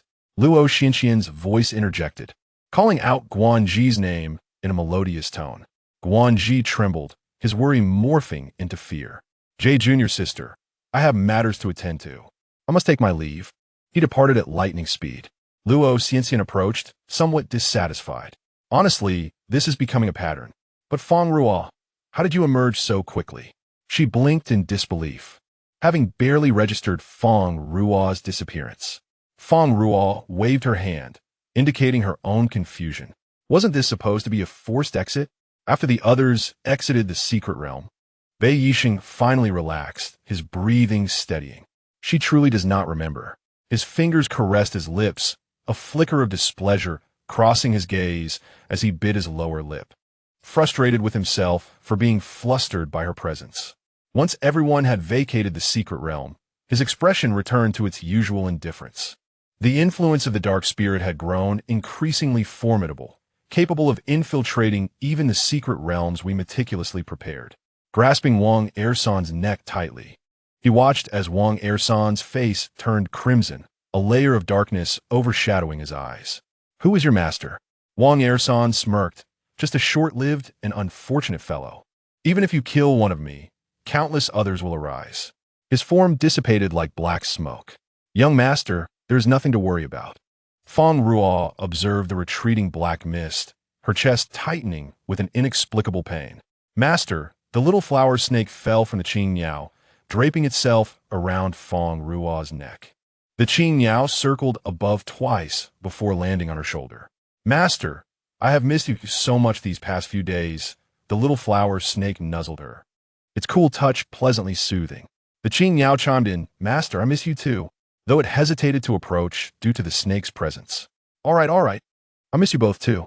A smile graced Fang Ruo's lips as she affectionately patted the heads of her two little companions. Ming Dang Su Ap Go Jack. A gentle smile gracing her features, warm as a spring breeze. Congratulations, junior sister. Rankings fluctuate in real time based on points. Fang Ruo's inexplicable rise in points due to the desert incident allowed her to maintain her position at the top. Thank you to Shi Xiang, she said. Yilan emerged from behind Ming Tang Shui, his expression darkening as he approached. Fang Ruo's face became rigid, her smile gradually transforming into a mask of indifference. I shall take my leave now, de Shi Xiang. Chapter 76, A Prophetic Remark, and What About Me? Yilan inquired, displeasure evident as he tugged at her collar. Fang Ruo looked at him in confusion. What do you mean? Yilan Yi's countenance soured, a flicker of anger evident as he restrained himself, and said, I'm your second Shi Xiang. Fang Ruo's gaze shifted subtly towards Ming Tang Shui, questioning the man's sanity. Ming Tang Shui understood her thoughts instantly and nodded, affirming her suspicion. Indeed, he seemed daft. Ever since the competition, he had been acting strangely. Ming Tang Shui could not comprehend why Yilan Yi was fixated on her. If it were merely due to the competition's conditions, they were no longer relevant and should be disregarded. However, Yilan Yi had always been moody. Perhaps he was simply in good spirits lately. She decided it best to ignore him, as long as he did not cause her any trouble. After the list was announced, Fang Ruo, Lu Bo Yi, and Luo Xianxian were prominently featured among the names. Yingguan also made the list, as his strength was commendable. However, upon returning, Fang Ruo began to dream. Ah, you actually came? How rare. The girl's voice was cool, her eyes a pale shade of gray, as if nothing in the world could capture light in her gaze. You seem to have changed significantly. Let me ponder what has caused such a transformation. Carl flicked his hair aside, revealing delicate blue markings upon his wrist. Is it this? This mark was made by that fish. Oh, you refer to merely a fish. Yet it seems to weep so much. Carl's tone was teasing as he turned to examine himself. Are you leaving again? I hope that when we meet next, you will remember, with the passage of time, even you cannot escape the inevitability of forgetfulness. Ah, Carl murmured, though his voice faded into the distance, revealing her standing upon a desolate land, her expression forlorn. You truly have forgotten. You act so recklessly. He may lose his mind, she thought, her pale gray eyes gazing at herself. Fang Ruo suddenly awoke, her heart racing. Emotions that lingered deep within her heart refused to dissipate. Guilt, reluctance, and the sorrow that accompanied the mere mention of him.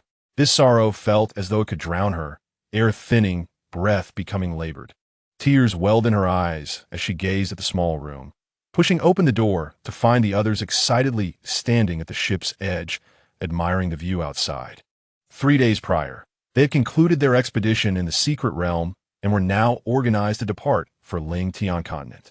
The group stood at the ship's edge, captivated by the vibrant scenery that resembled a starry sky, occasionally interrupted by the leap of large white fish.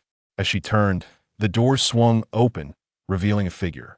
The pale blue beads adorning his ears sparkled brilliantly. Bei Yisheng. He stood still, observing Fang Ruo without a word. Fang Ruo felt a twinge of anxiety under his gaze. She should not have miscalled his name, so why the intense scrutiny? Her hand involuntarily covered her neck, fearing he might be contemplating something drastic.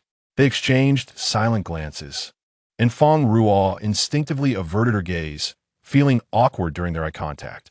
Oddly, she noticed a hint of pink on his ears. Wait, that's different. It seems to have reddened. After a moment, she heard him respond softly. Look, there's a white fish over there. Lu Bo Yi, come quick. This exclamation shattered the tension between them.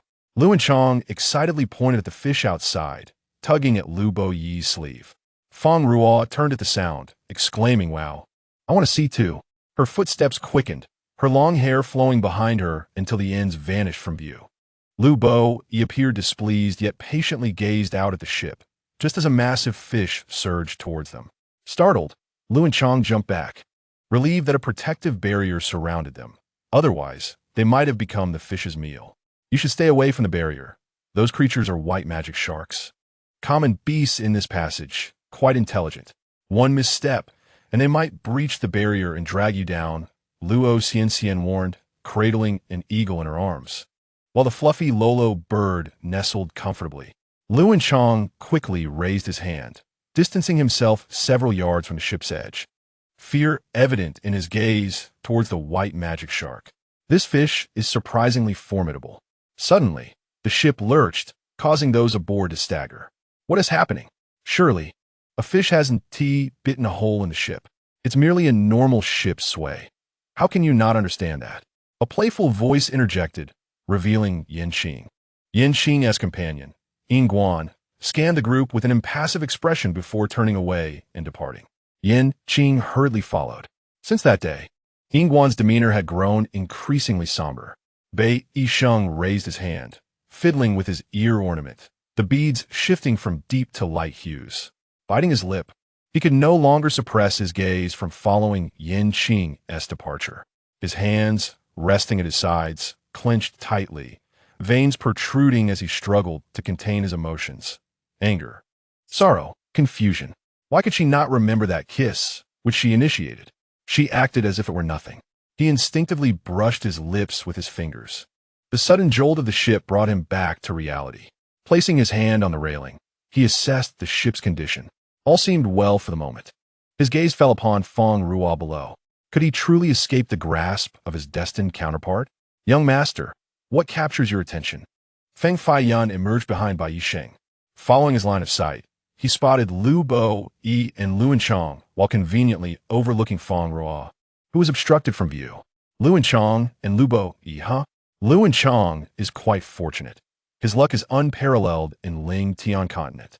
As for Lu Bo, young master, do you hold high hopes for him? Bei Yisheng's gaze drifted, noting Lu Bo Yi's competitive spirit, which, while admirable, could be excessive. Those who grew through adversity often proved more exceptional than others. Feng Feiyan listened to the young master's response, appearing less than satisfied. What, may I ask, captures your attention, young master? Is your destined one among them? Feng Feiyan speculated, likely unaware that one day his whimsical conjecture would turn prophetic. Bei Yisheng cast a cold glance at Feng Feiyan before departing. At times, he pondered why he kept this chatterbox around. Chapter 77, White Magic Shark Young Master. Wait for me, Feng Feiyan called out, chasing after him.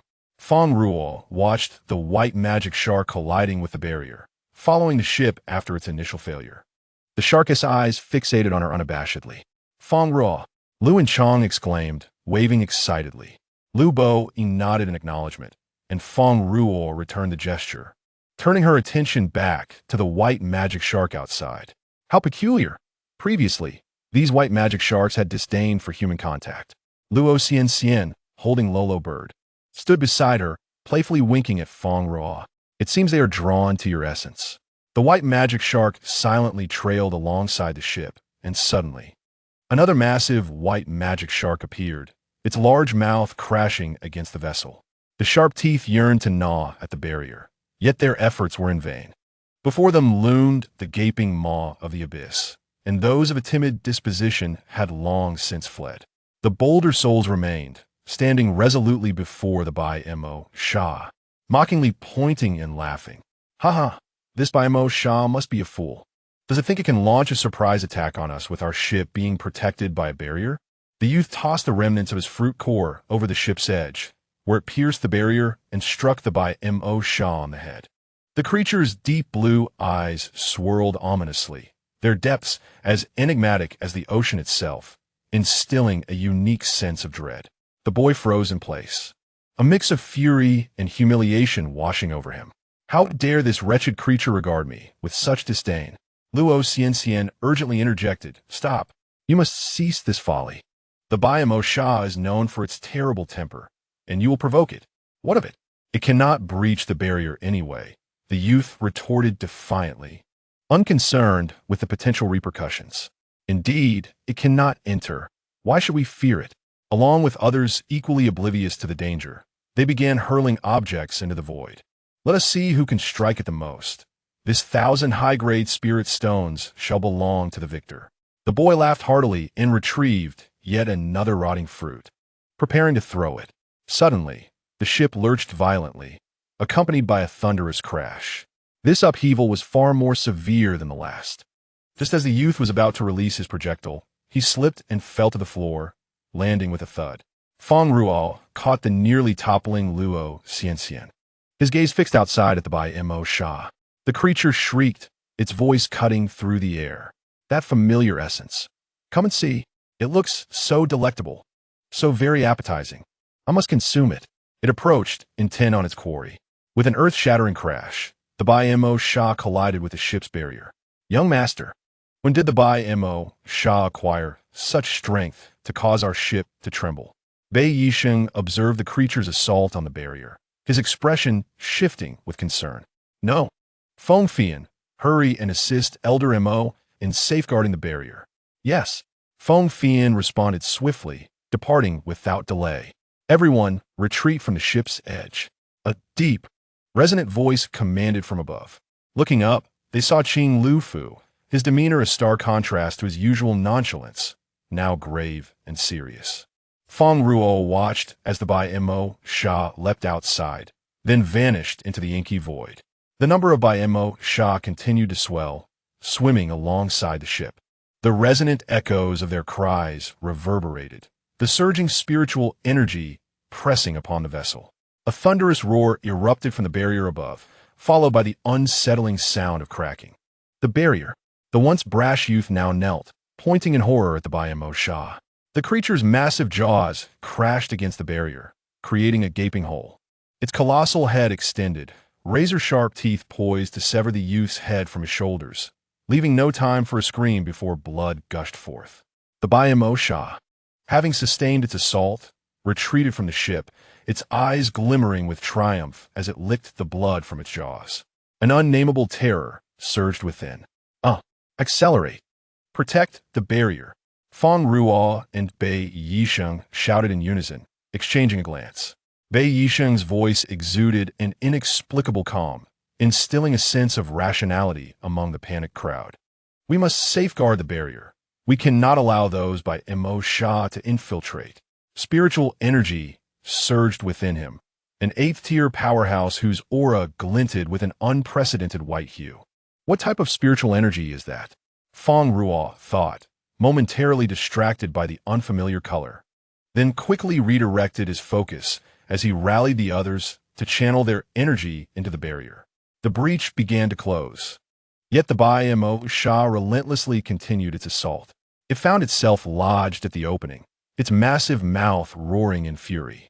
Many were paralyzed with fear, trembling at the thought of the creature that had just moments ago been the subject of their mockery. Fang Ruo conjured ice shards, piercing the Bai Mo Sha's neck and ending its life with a single decisive blow, kicking it away and temporarily securing the barrier. Observing the demise of its kin, the remaining Bai Mo Sha fell silent, their gaze fixated on Fang Ruo. Fang Ruo, you have drawn their ire. Luo Xianxian tugged at his sleeve. You have acted recklessly. Bei Yisheng's disapproving voice echoed nearby.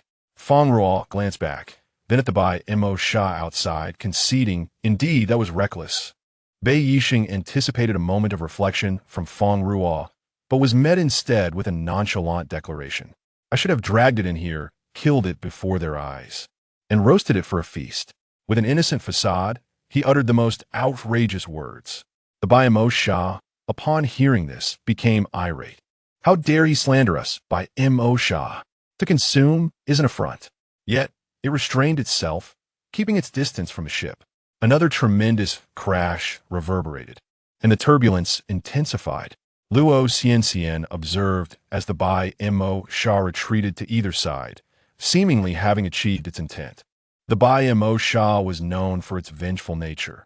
Witnessing the death of its companion, and being insulted verbally, it would not let this transgression go unpunished. Bai Yisheng, Accelerate. I have a foreboding feeling, Fang Ruo urged gravely. Bei Yisheng pressed his finger to his ear, listening for news from Feng Fian before responding. The ship's flight compartment has been damaged. We cannot accelerate.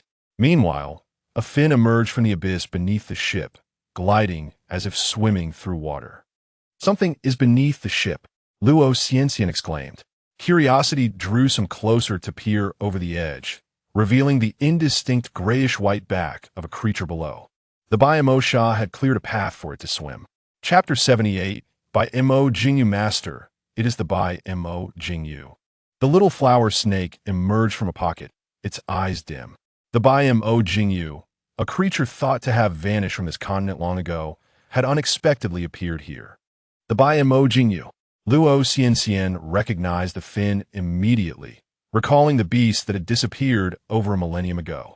This whale had only been seen in the family's forbidden chambers, alongside other mysterious creatures, sealed deep within the Luo family's secrets.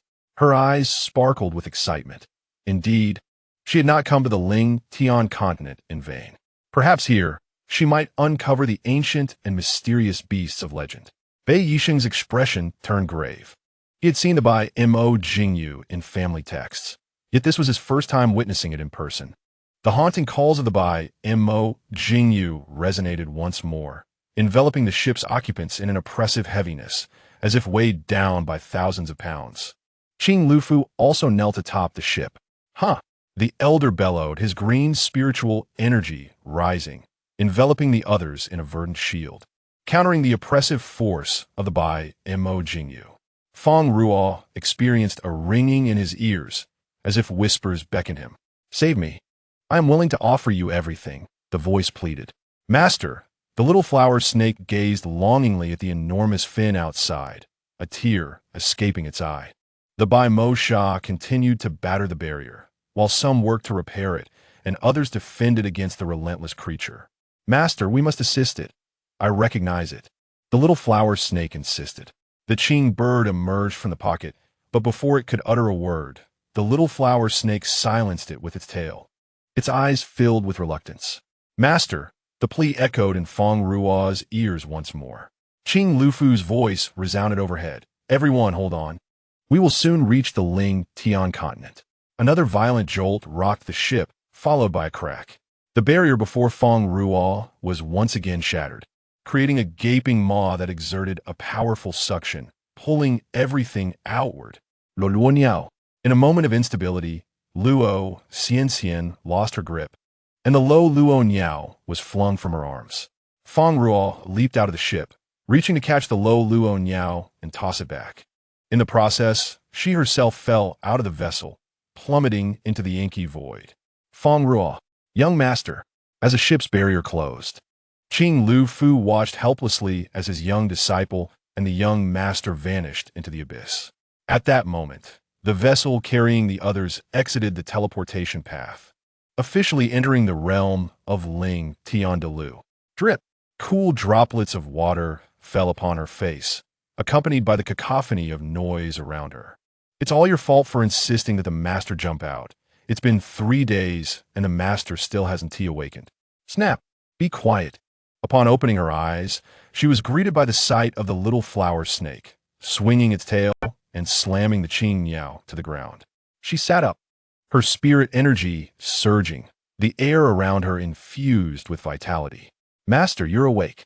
The little flower snake quickly slithered towards her. Wei arrived at Ling Tian de Lu. But where is this? Looking around, she noticed the absence of vibrant green plants. Even the surrounding trees had blackened trunks, and the sky appeared gray. There was scarcely a hint of life here. Gurgle, a round little head, broke the surface of the dark water. This is a forbidden area of Ling Tian de Lu, known as Heizei.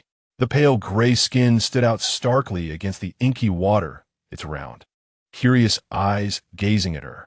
Jing Jing, the little flower snake excitedly called out from shore. The white magic whale's eyes glinted with disdain. Could you please address me in a more normal tone?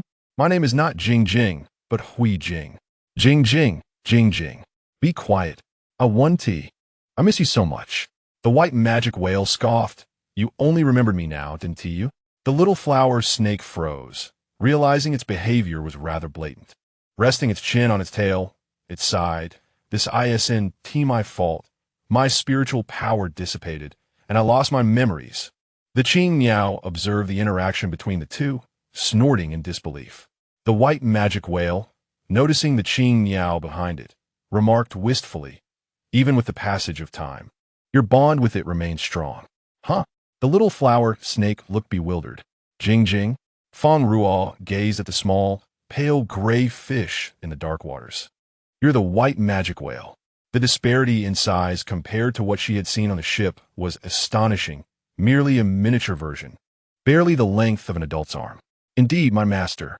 The white magic whale's demeanor shifted, now sincere and respectful. "You may also call me Hui Jing.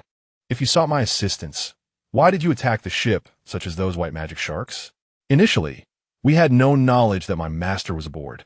The passage had been damaged for too long, and they were simply bored, so please forgive their transgressions." As the white magic whale spoke, it gestured behind, revealing a multitude of white magic sharks peeking from the depths. "My master," they lowered their heads, not daring to meet her gaze, appearing quite fearful. They never anticipated that the one whom their leader revered would be aboard that vessel of humans. "Woe is me. We shall no longer indulge in play. We have lingered here far too long, having not seen the outside world for ages, only remembering that the sky and water were blue, the leaves and grass green, and some ripe fruits red, colors that we have not laid eyes upon in an eternity. Trapped here, we too shall one day become entirely black, like those trees, until the end of our lives." The Hui Jing emerged from the dark waters, revealing that nearly half its body was covered in blackness. Behind it, the white magic sharks lamented, "Leader, haze consumes all, rendering it black." The white magic sharks bore only tiny black spots, together amounting to 1/10 of what Hui Jing carried. "Yet, we are fortunate," the white magic whale gazed at Fang Ruo, its eyes filled with emotion. "For I have met you." However, Fang Ruo frowned, unable to withstand their pleading gazes. "I do not know how to assist you." The little flower snake expressed concern. "Yes. Jing Jing, my master, she has not yet regained her strength, nor her memories completely." The white magic whale stated, "I understand, but dear master, I only require a fraction of your power. Just a small amount of your spiritual energy can halt the spread of blackness upon me. Such is the strength of my master. With minimal effort, you can temporarily rescue them from their plight. We shall wait for your true return." Chapter 79. Heisha. The white magic whale swam to the shore, raising its head. Fang Ruo concentrated, gathering blue spiritual energy at her fingertips. A small orb merging with a white magic whale's crown. A wave of blue luminescence cascaded from Hui Jing's head, spreading through the dark waters, lightening the hue of the black depths. "Is this enough?" Hui Jing opened its eyes. "Yes, my master." The little flower snake shook its head. "Jing Jing. Is it really that simple?" The master jumped from the ship for it. "Indeed. Master, let us depart swiftly. The atmosphere here is rather uncomfortable." Fang Ruo picked up the little flower snake and cradled it in her hands, gently stroking its head. There's no rush. She calmly turned her gaze to Hui Jing. "Is there something you have yet to disclose to me?" Hui Jing hesitated, its half-submerged body sinking into the dark water. "Daring not to look up? I'm sorry, my master. I did not intend to keep it from you.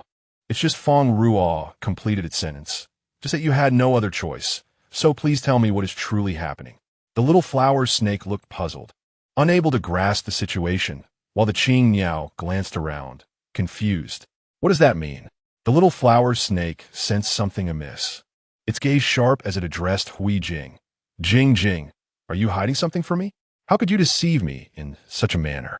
The little flower snake's eyes widened in disbelief at its long-lost friend, who might have betrayed its master. "We were once," an unutterable emotion surged within, yet, as it reminisced, its mind was blank. Hui Jing's words were laden with helplessness and sorrow. "Little flower, many things have changed, just like this haze. You sacrifice your memories and powers for your master, and relying merely on intuition and experience is no longer adequate in the current Ling Tian de Lu. Not only you, but also the Qing Miao, You may have forgotten the original visage of Heizei. The Qing Niao surveyed the monochromatic surroundings.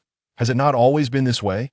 Hearing this, the little flower snake began to confront its surroundings. Indeed, since the beginning, it seemed to have taken everything around it for granted, never questioning its reality. You summoned me here for this purpose? To save Heizei.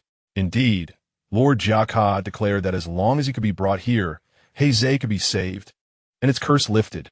Speaking of Lord Jiaka, Hui Jing's eyes sparkled with reverence for this esteemed figure. It was also Lord Jiaka who informed me of your arrival. Fang Ruo inquired. So where is he? As expected, she sensed not only the presence of Hui Jing, but another magical beast, a powerful and profound aura. Since awakening, she had felt a lingering gaze occasionally resting upon her.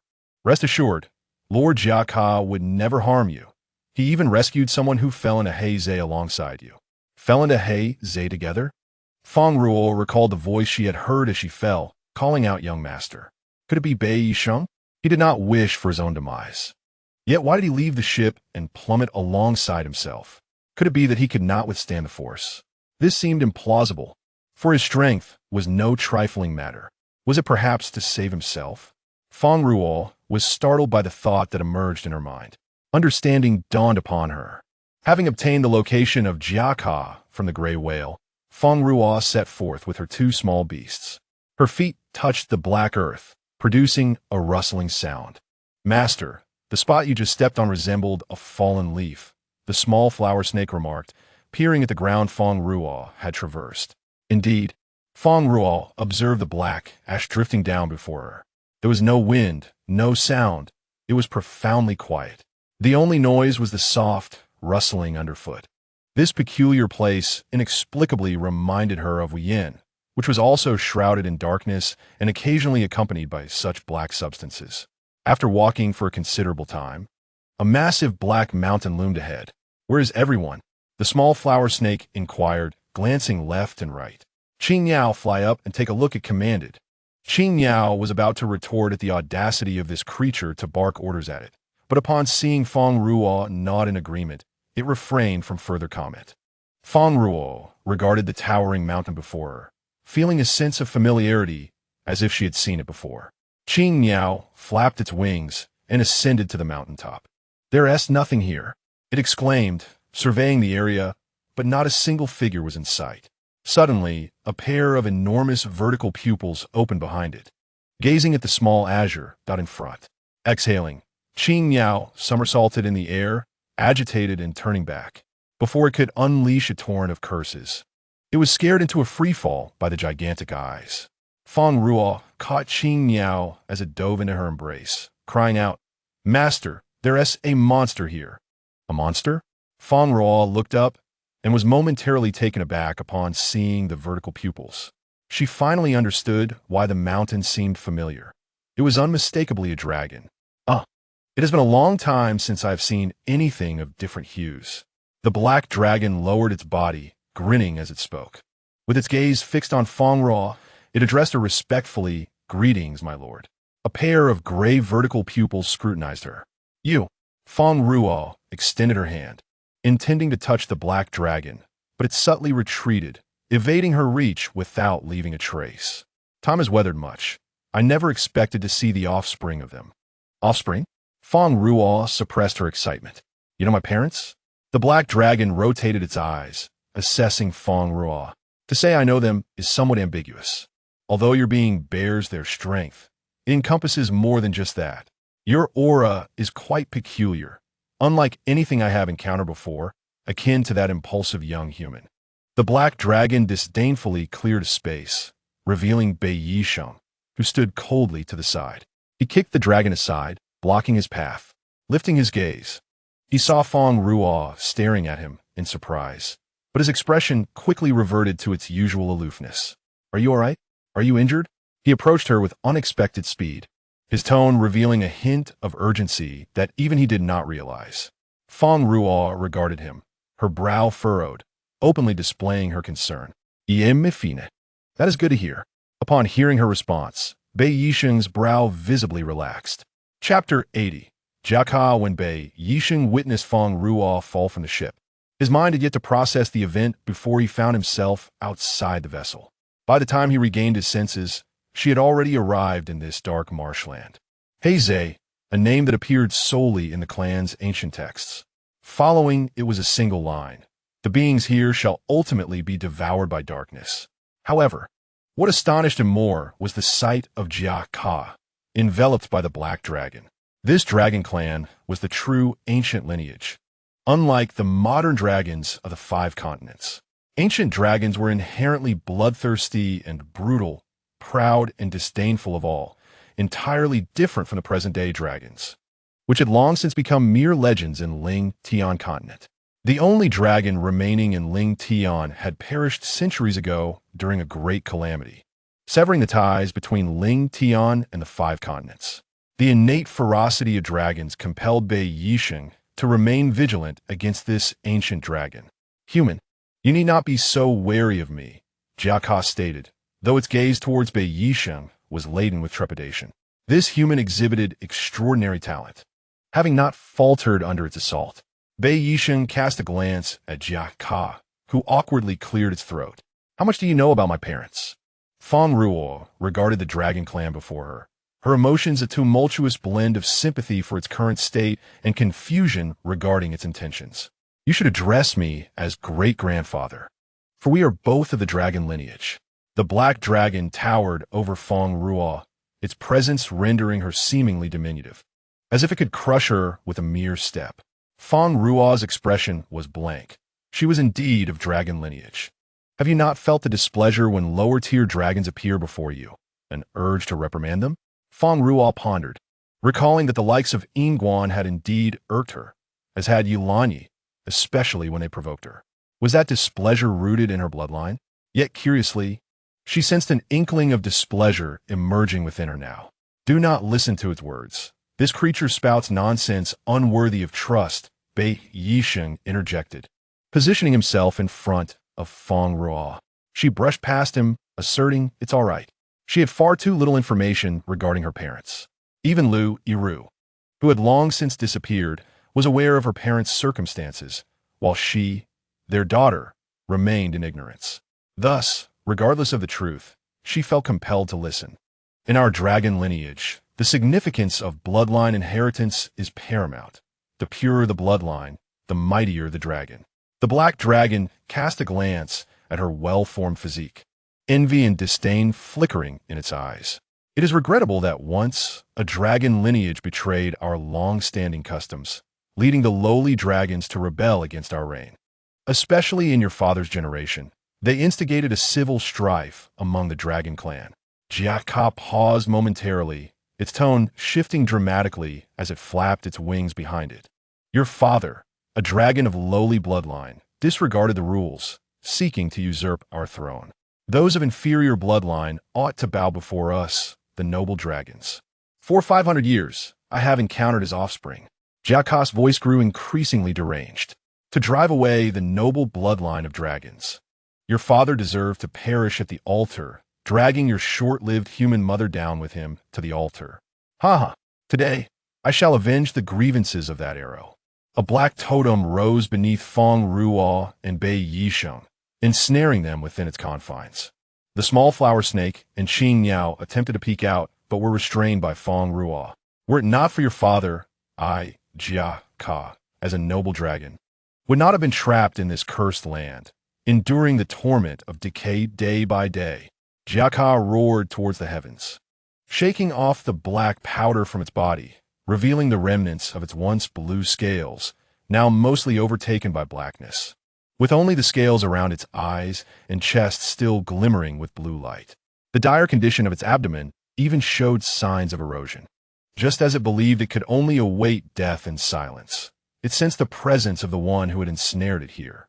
Unexpectedly, the child born of him and that human would one day fall into his hands. Although the aura of the dragon clan was not strong, and even mingled with a trace of another essence, it did not hinder her from executing her plan. As long as she obtained this body, she could survive and acquire that formidable power. Bei Yisheng stood within the totem, feeling the pressure on his shoulders.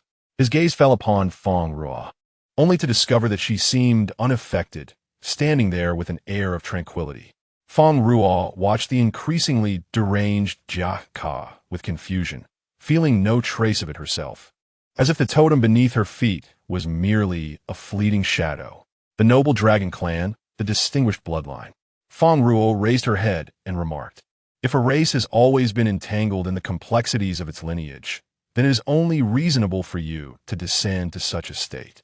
Her words detonated like a bomb, igniting Jia Ka's fury. Jia Ka let out a roar, flames erupting from its mouth as it looked down at the insignificant human below. "Just a dying struggle over fuse.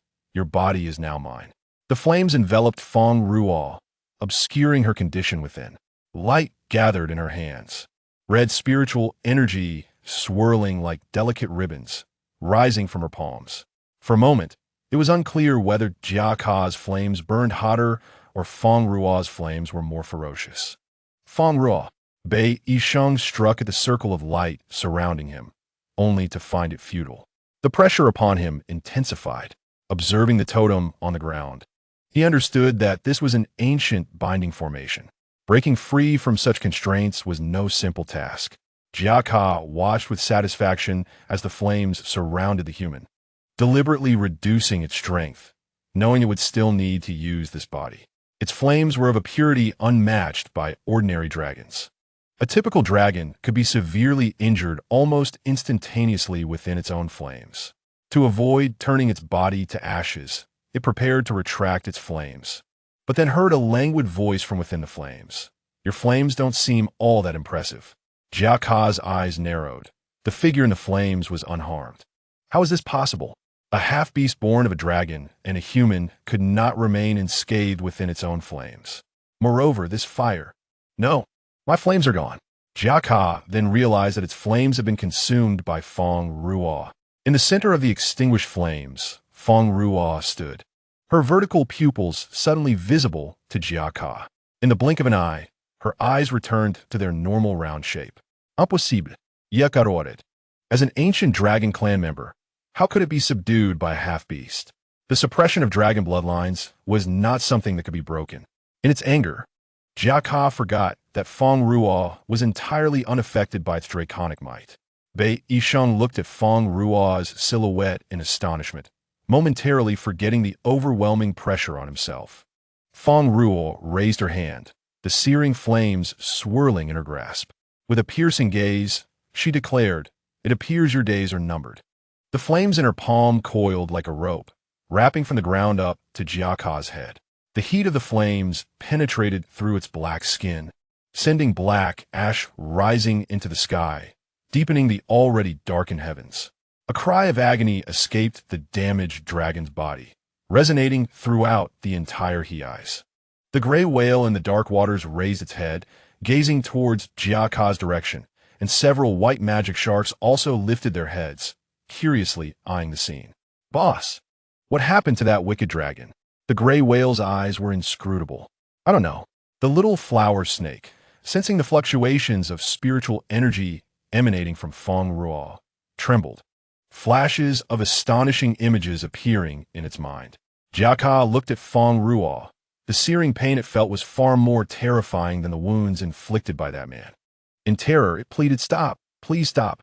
I will tell you about your parents. Just cease this." Fang Ruo's eyes darkened.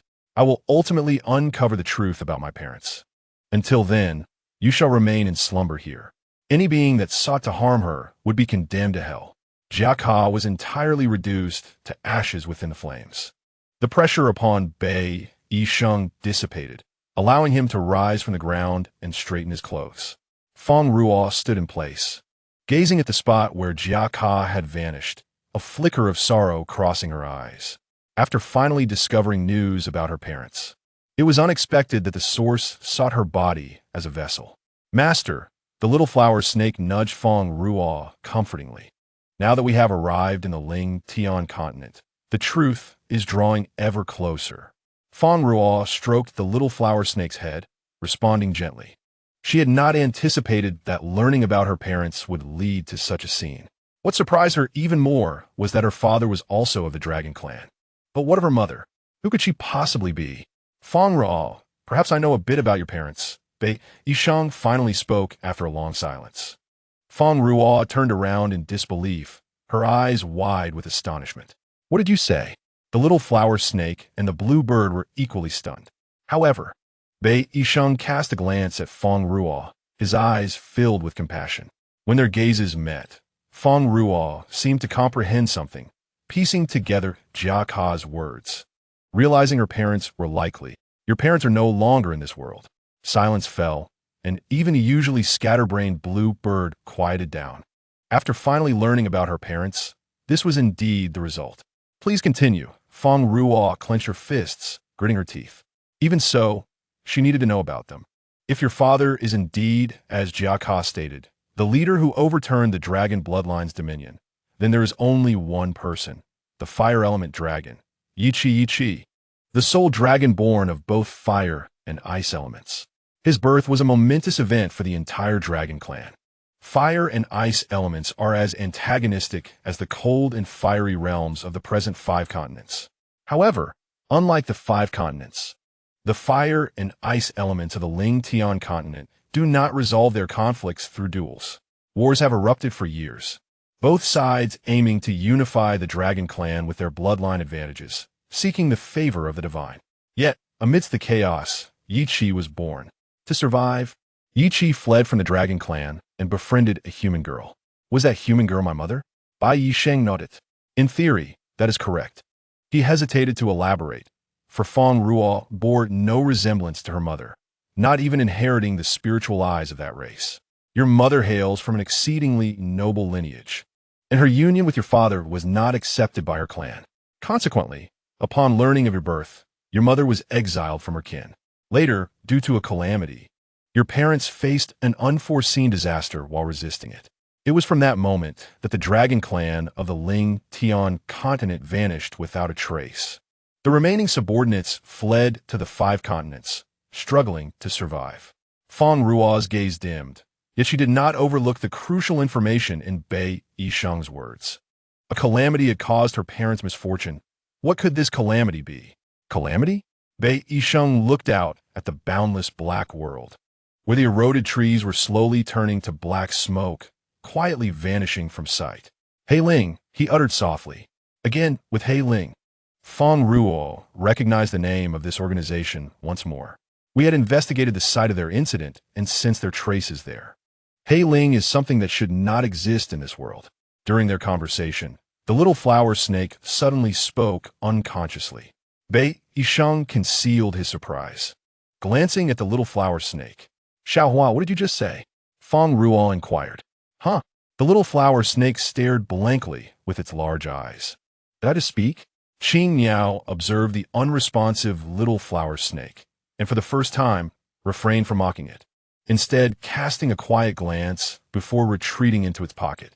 Well, it is of no use to say more now, but I must express my gratitude to you, Bei Yisheng, for at last, I have learned the whereabouts of my parents.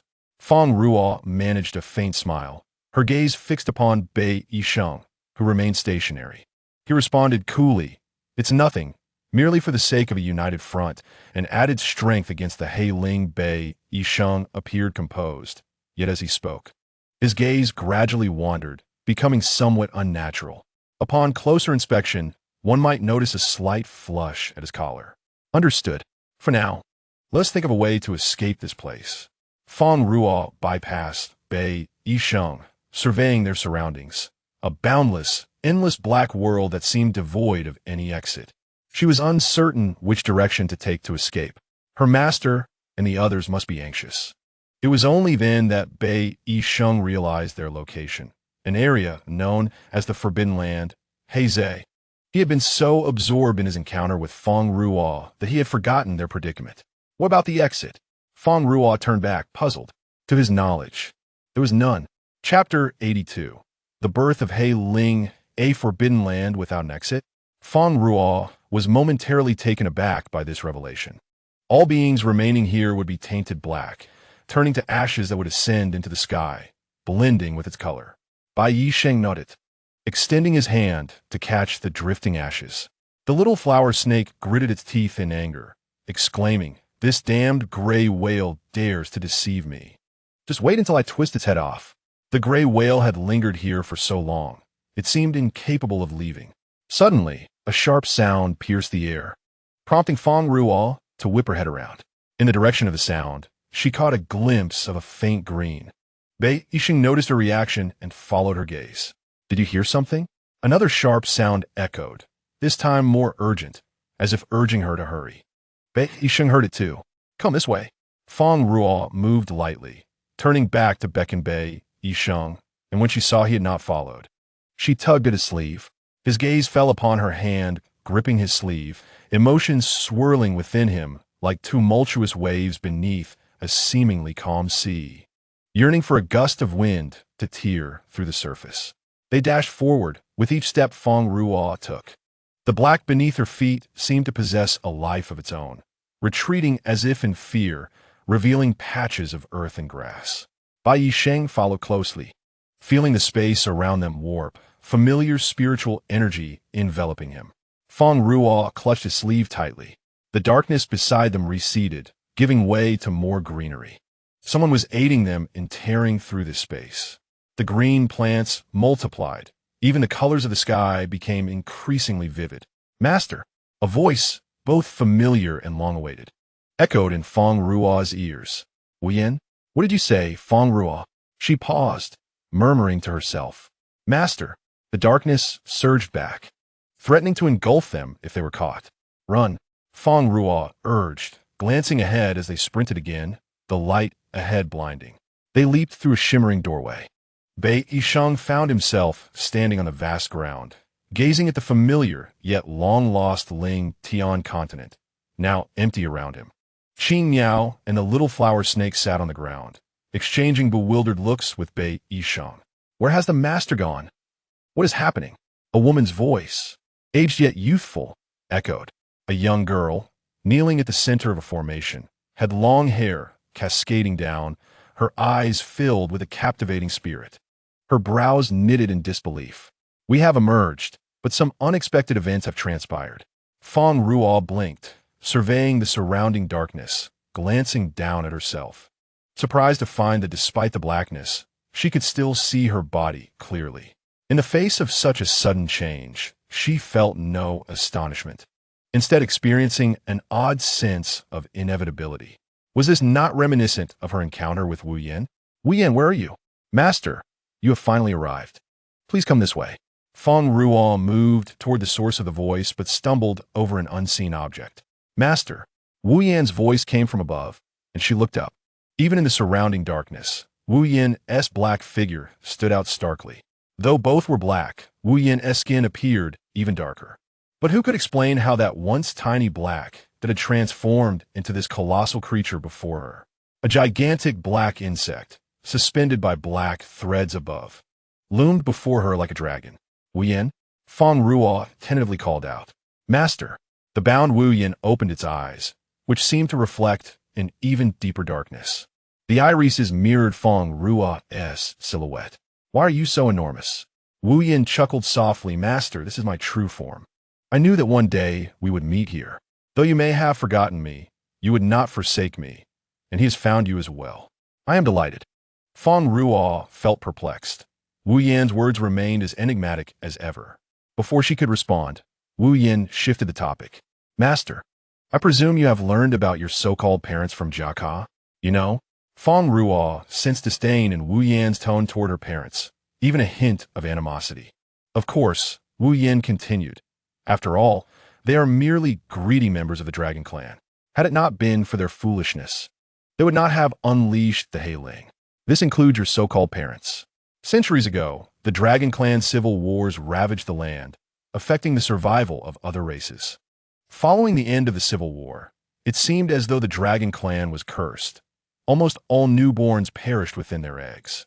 Ultimately, the unifying figure of the Dragon Clan, Yi Qi, chose a path of no return.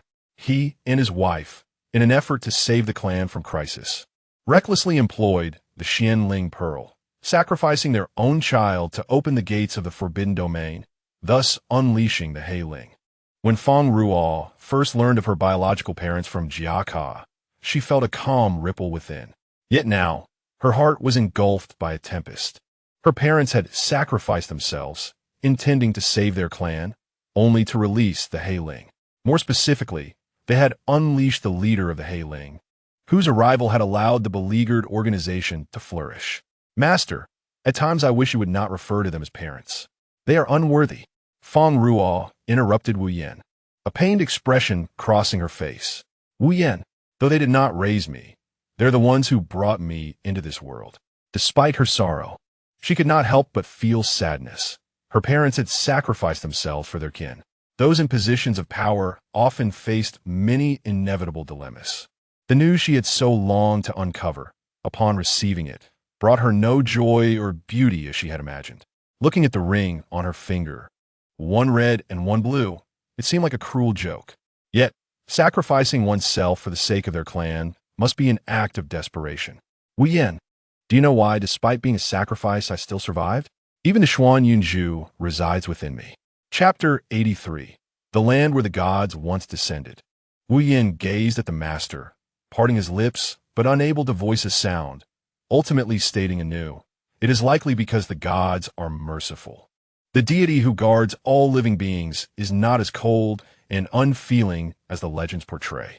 Gods? For Fang Ruo, the term was exceedingly unfamiliar. Does the master know that the Ling Tiandaolu was once known as the land of divine descent? Fang Ruo nodded. It was this very reason that many yearned for Ling Tiandaolu.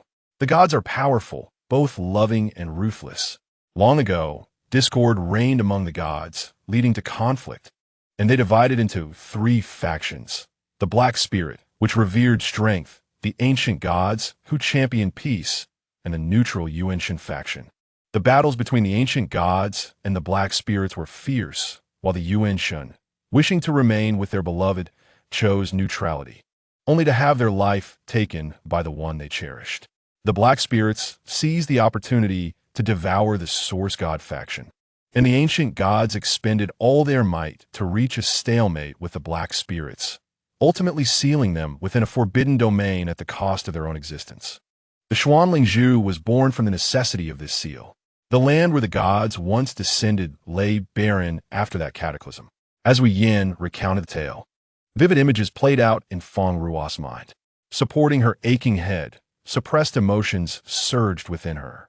The Black Spirits now sought to gather the Xuanlingzhu to reopen the gates of the Forbidden Domain and engulf the continent anew. This black marsh was transformed into its current state by the Black Spirits, and all living beings would be tainted by darkness, gradually eroded away. Master, you must not allow them to achieve this goal. The Black Lake blackened trees and grass. All life lost its vitality, turning into black smoke that ascended into the sky.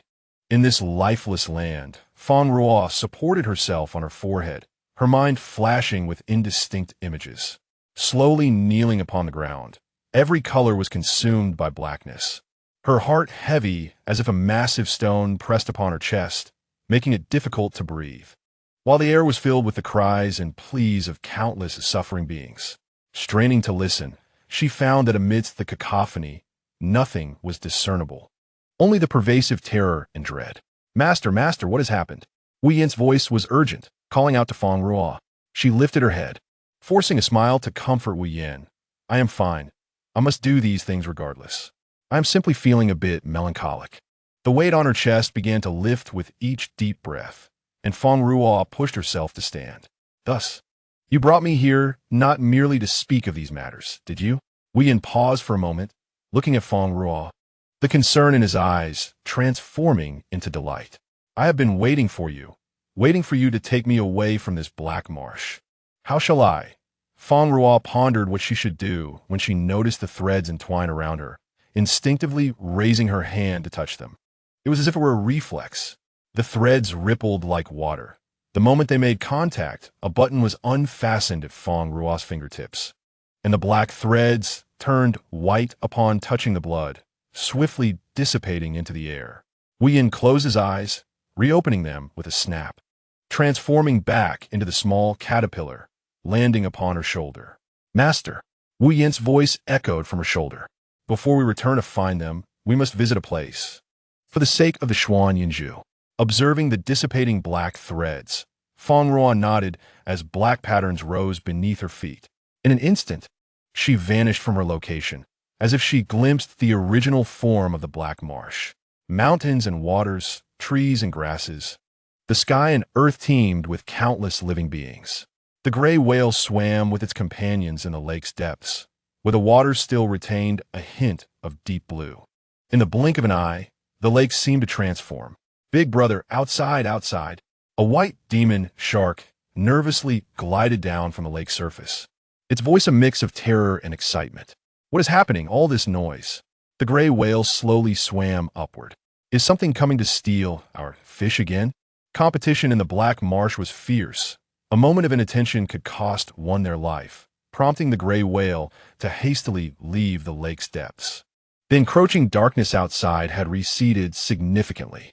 The lake shimmered with a faint blue light, reflecting the gray-blue sky. Is it her? No, it is her. The first voice expressed curiosity, while the second spoke with reverence, trembling slightly. Another voice chimed in. Yin has left. This single statement silenced the agitated beings. Those creatures must be anxious. Ha ha ha. Only one person can take Yin away from this forbidden land. That one is the source of all, the highest judge. Even in absence, no one can shake her position. The sky was a deep azure. A little flower snake basked in the warm sun atop a tree branch. The bluebird observed the contented little flower snake with confusion. According to tradition, when a master was absent, the little flower snake would never appear so tranquil. 5 days passed without the bluebird witnessing a trace of anxiety from the little flower snake, ultimately unable to contain its curiosity. Hey, little flower. The little flower snake irritably lifted its gaze, flicking its tongue. Call me ancestor. The bluebird retorted, it wouldn't dare. The little flower snake turned away, intending to return to its slumber. Ancestor, forget it. What importance does face hold? Are you not worried about the master? Upon hearing this, the little flower snake yawned. What is it to worry about? The master has not left. It was bound by contract to the master. No one understood her better than it did. What truly mattered was the strange sensation that had emerged from its body days prior, which genuinely concerned it. Something must have happened to the master for her to be in such a state. In that dream, the little flower snake buried its head within its body. In its consciousness, it insisted that regardless of the circumstances, it must bring the master back to Ling Tiandaolu. But what then, upon her return? What must be done? As it contemplated this countless times, it dreamt of that black insect. It was all its fault for forgetting everything. It could only rely on that being. The master can temporarily remain with me. You just need to think of a way to break through. You forgetful snake. How infuriating. The master is fine. Now that we have arrived at Ling Tiandaolu, you should be practicing diligently lest you encounter mockery from your kin. The little flower snake shot an annoyed glance at the bluebird. The bluebird retorted, practice, practice. Be wary that one day you too might collapse like that fellow. Your spiritual energy shattering. Bei Yisheng and the two beasts were transported to a perilous area teeming with magical beasts. They fought their way through bloodshed. But at a critical moment, Bei Yisheng's spiritual energy collapsed, nearly severing his spiritual veins. Wen Fei Yin rushed to stabilize him and brought him back to their clan. The two small beasts were also returned along the way. Chapter 84. Here lies the Xuan Yunju. However, what surprised the little flower snake was that Bei Yisheng was actually the young master of the Wan Yue clan. In its distant memory, the existence of the Wan Yue clan had always been significant. It recalled that they were descendants of a certain deity, while other details had faded from its mind. Its intuition told it that the forgotten information was indeed the most crucial element. What the young master, Elder Ma? Wen Fei Yin inquired anxiously. Elder Ma shook his head. It is hard to say. The aged face bore eyes that shone brightly. The young master's spiritual energy had been in a state of tranquility at one point, leading me to mistakenly believe he had found his destined partner, which calmed his energy. However, in the past 5 days, it suddenly reached the limits of his endurance. If the young master's destined partner were found, perhaps it would be resolved. Alas, Wen Fei Yin pondered for a moment, his lips moving. The young master's destined partner? Young master. The young master has vanished together with Fang Ruo. Upon the utterance of these words, Elder Mo's previously dull mind began to comprehend the gravity of the situation. Everything suddenly fell into place. Fang Ruo wiped the sweat from her brow and inquired, Wu Yin, is this truly the place you spoke of? A flame ignited in her palm, illuminating the long, spiraling staircase. The walls on either side were adorned with indecipherable murals. Wu Yin nodded affirmatively. Indeed, master. With the flame's glow, Fang Ruo examined the murals closely.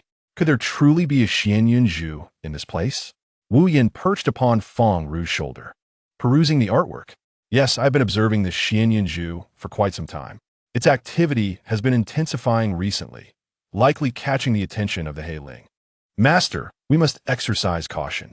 Fang Ruo nodded, her gaze transfixed on the murals until she abruptly halted. Raising the flame in her hand, she beheld a massive dragon wing.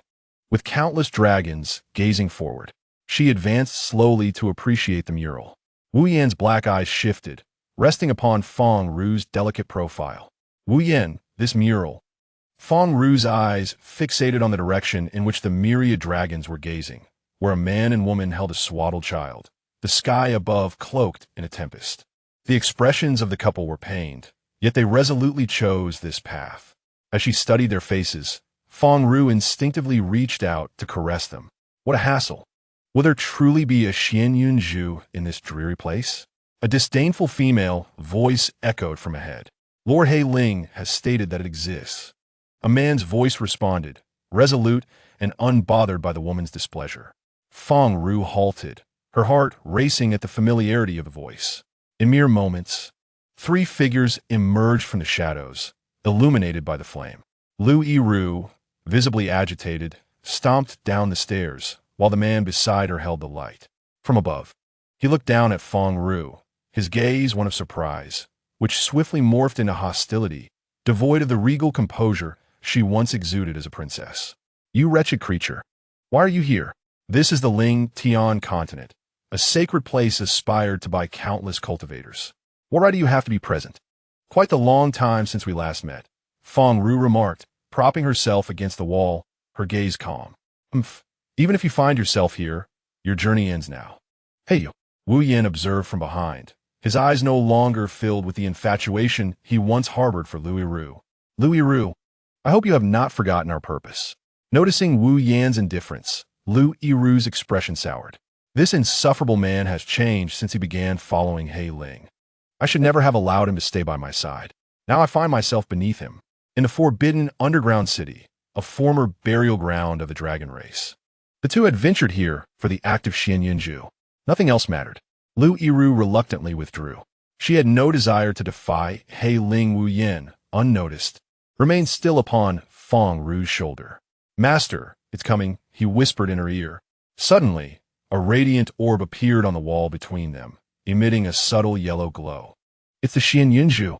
Wu Yin moved swiftly, but Fang Ruo was quicker, channeling her scorching spiritual energy as she delivered a kick to Wu Yan's chest.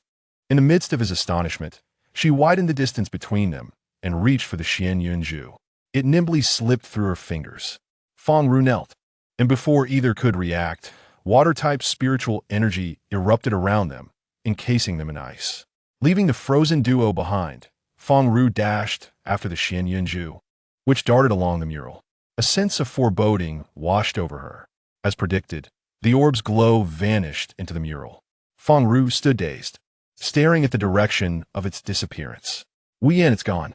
Wu Yin gazed at the mural, a flicker of exasperation crossing his eyes. Even he couldn't help but scoff at the Xianyunzhu's cleverness. Suddenly, the lights along the walls flickered to life, revealing a colossal mural before Fang Ruo. As she raised her gaze, the image of a girl appeared, her features astonishingly vivid. Master, Master, Wu Yin murmured, captivated by the mural. But before they could contemplate further, the stone beneath Fang Ruo cracked ominously. This is bad. Wu Yin. The Xianyunzhu materialized from beneath her feet, enveloping both her and the beast and vanishing from the collapsing ground. A figure cloaked in black emerged from the shadows. Breathless figures of Lu Yiru and Wu Yin hurriedly approached. Upon seeing the newcomer, they knelt. Master, the black-clad figure surveyed the collapsing area, responding with a dispassionate, I apologize, Master. The Xianyunzhu has escaped. No matter, The figure replied. Everything is under control. What does it matter if it returns? It is merely a child yet to awaken. It is best to resolve this before it stirs. The voice resonated through the darkness, echoing in every corner. Fixating on the girl in the mural, his gaze lingered, yearning to consume her entirely, rendering her into oblivion. Chapter 85, Wu Yin and Bei Yixing Fang Ruo. We have other paths we could take. Why must we tread this perilous road? The handsome youth implored the girl before him. Some matters are beyond our control. Once begun, halting is arduous, and time is no longer on our side. Fang Ruo listened to the girl's voice, observing the surrounding environment, only to discover the verdant trees succumbing to encroaching darkness, the earth rendered desolate. I, the sovereign of all, must prioritize them. These beings can hardly endure any longer. My lord, there is news. A massive silver wing descended from the heavens, stirring a tempest. A dark red dragon followed, landing beside the girl. Master, master, the Bai Wu flower has bloomed. The Bai Wu flower has bloomed. The voice was shrill, akin to that of a little flower snake. As Fang Ruo turned to investigate the source, she suddenly opened her eyes wide. Something obstructed her beneath, and her hand brushed against the palm. Raising her gaze, she beheld a strikingly handsome face, flushed and filled with astonishment and disbelief. Bei Yixing, how did you end up here? Fang Ruo was still trying to grasp her surroundings. Master, the familiar, high-pitched voice caught her attention. The little flower snake stared in shock at its master, who was currently atop Bei Yixing. You. The little flower snake's vision darkened, and it fainted, unable to comprehend that its master was now on the bed of that man. Woe is me. Does he matter more than us? The bluebird tentatively prodded the little flower snake with its claws, receiving no response, indicating the blow was too great. What a tragedy. Young master, you have finally awakened. Feng Fian burst into the room, unable to be restrained by those behind him. Upon entering, his eyes widened in shock at the sight of Fang Ruo kneeling atop her young master. Fang Ruo awkwardly turned her head. Hello. Bei Yixing donned his attire and sat composedly in a chair, while Fang Ruo's gaze wandered, her shoulder companion, Wu Yin, transforming into a ring adorning her right pinky finger. The small flower snake fixated on the little finger, remaining motionless within the pocket. It automatically disregarded Feng Fian's gaze, its attention unconsciously drawn to the veiled woman behind. Her pair of eyes seemed exceptionally captivating. Fang Ruo felt an uncanny familiarity with this girl. Feng Yiru turned to meet Fang Ruo's gaze, nodding with a gentle smile. Hello, Fang Ruo. I am Feng Yiru, one of the young master's subordinates. Feng Yiru approached Fang Ruo. Hello, Fang Ruo responded after a brief pause. Feng Fian stood slightly behind Bei Yixing, his gaze too overt. Bei Yixing cleared his throat, prompting Feng Fian to reluctantly avert his eyes. Fang Ruo, what brings you here so unexpectedly? Bei Yixing inquired, and Feng Fian snapped back to reality, realizing they were indeed on the territory of the Wanyu clan. The protective barrier meant that ordinary individuals could not simply enter, especially not to appear on their young master's bed. A hint of embarrassment crossed Fang Ruo's face. I apologize. This is a misunderstanding. Allow me to explain.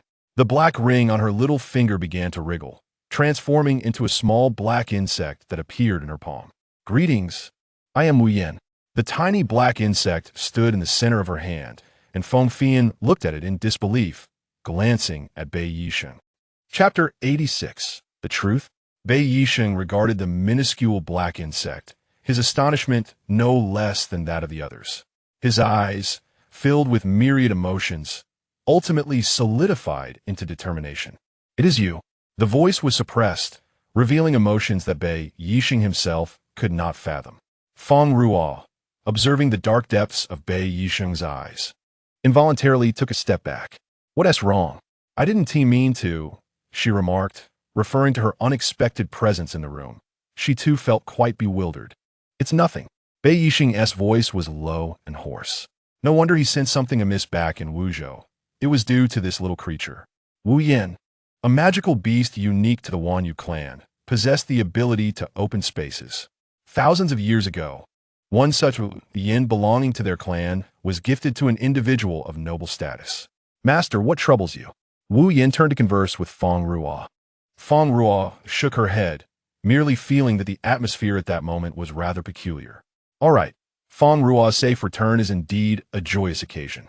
Brother, you should prepare some food. Feng Yiru reminded the dazed Feng Fian. He snapped back to reality and hurriedly exited to prepare a meal, the shock within him unabated. The destined one of the young master has been found. Wu Yan, an exclusive magical beast of the Wanyu clan, was unknown to many. Yet, as a member of the clan, he was well aware. Every clan leader is born with a Wu Yan, which only passes on when the leader departs from this world. However, the young master had not been accompanied by a Wu Yan at birth. Therefore, he had faced significant scrutiny within the clan until the truth was revealed by those from Ling Tian Academy. The young master was a reincarnation of a powerful figure from the Wanyu clan, whose Wu Yan had long been gifted to his destined partner. Now, this Wu Yan had appeared by Fang Ruo's side.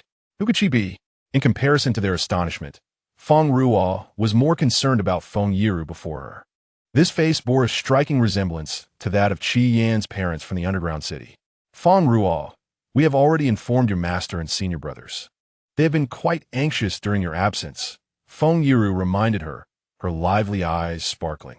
Fang Ruo nodded slightly. Thank you for the reminder, she said, deliberately turning her head to avoid Feng Yiru's gaze. Such scrutiny made her feel somewhat uncomfortable. I shall take my leave now, young master. Feng Yiru bowed respectfully towards Bei Yisheng and slowly exited the room. Her final gaze lingered on Feng Ruo for a moment, her eyes betraying a complex mix of emotions, both probing and hopeful. Feng Ruo. Once the crowd dispersed, only two individuals remained, aside from the few bewildered magical beasts. The familiar low and hoarse voice reached Feng Ruo's ears, causing her body to stiffen, and a wave of goosebumps surged through her. An inexplicable sense of guilt washed over her. Why should she feel guilty? She had committed no wrongdoing. It was merely that she hadn't accompanied this fellow, leaving him to care for her little beasts for a while. Feng Ruo felt she owed him nothing, yet upon meeting Bei Yisheng's eyes, she was engulfed by the sorrow that resided within them. That indescribable sadness was as vast as the ocean, threatening to drown her in its depths. Welcome back. Coming to her senses, the pleasant scent enveloped her nostrils, filled with this person's essence. Her body was ensnared by his broad shoulders, warm and solid. Ruo, you have finally returned. A voice pierced through her thoughts, the joy rendering her momentarily dazed. It was as if she had seen the striking man calling out to her in her dreams. Feng Ruo, what is wrong? Upon regaining her focus, Bei Yisheng's hands rested on her shoulders, shaking her gently in an attempt to restore her awareness. What has happened? Bei Yisheng voiced his concern, fearing his overly excited demeanor had startled her. He hadn't meant to yet, gazing at the tangible presence before him. Bei Yisheng experienced for the first time the feeling of being uncontrollable. He looked up at her, her voice strikingly familiar, her appearance still unrecognized from his dreams. The authentic visions, the vivid murals, and the clear faces. What is the truth? Master, I have returned. The cloaked figure, accompanied by Lu Yiru and Wu Yan, emerged in a realm of darkness, surrounded by blackness, save for the massive wheel above, embellished with 3 radiant orbs, one of which was the very orb that Lu Yiru had previously seized from Fang Ruo.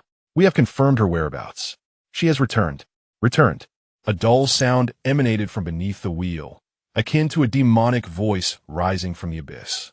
Lu Yiru knelt, trembling at the sound, harboring discontent towards the cloaked figure.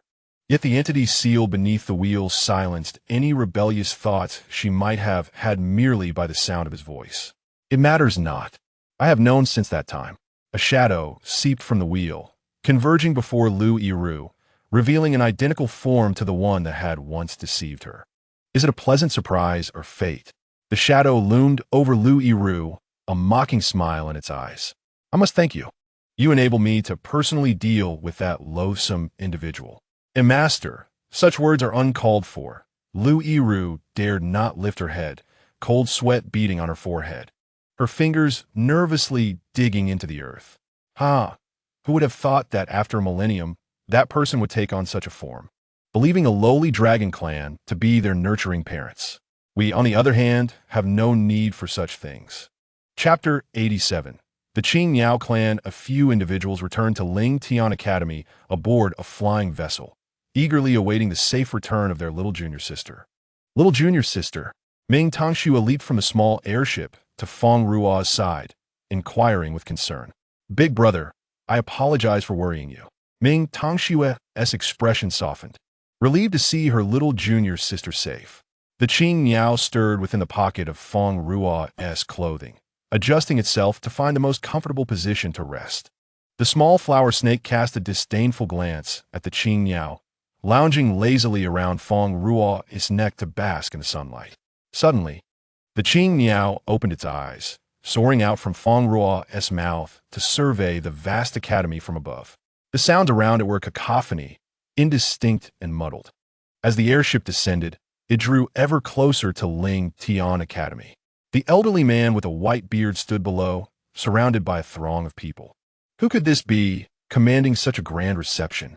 Curious students gazed upward at the approaching spacecraft, voicing their doubts.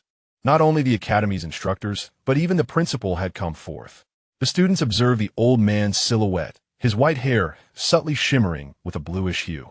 Bei Yisheng, it was said he was also the eccentric old man's little disciple. The eccentric old man referred to as none other than Fang Ruo, their mentor, and there was a hint of respect in the mention of him. As the spacecraft descended, the timid Qing Niao nestled behind Fang Ruo, refusing to show even a hint of itself. Just as little Shiming Tang Shui was about to offer a reminder, Bei Yisheng stepped closer to Fang Ruo, whispering a caution. Fang Ruo, the principal of Ling Tian Academy, has a peculiar temperament. Be cautious when you meet him. Fang Ruo caught a glimpse of Bei Yisheng's rare stiffness, particularly when the principal's name was mentioned. Even Bei Yisheng, a noble of the Wanyu clan, had not received favorable treatment from Qin Chongming, having been affected on multiple occasions, leaving a deep impression. All right.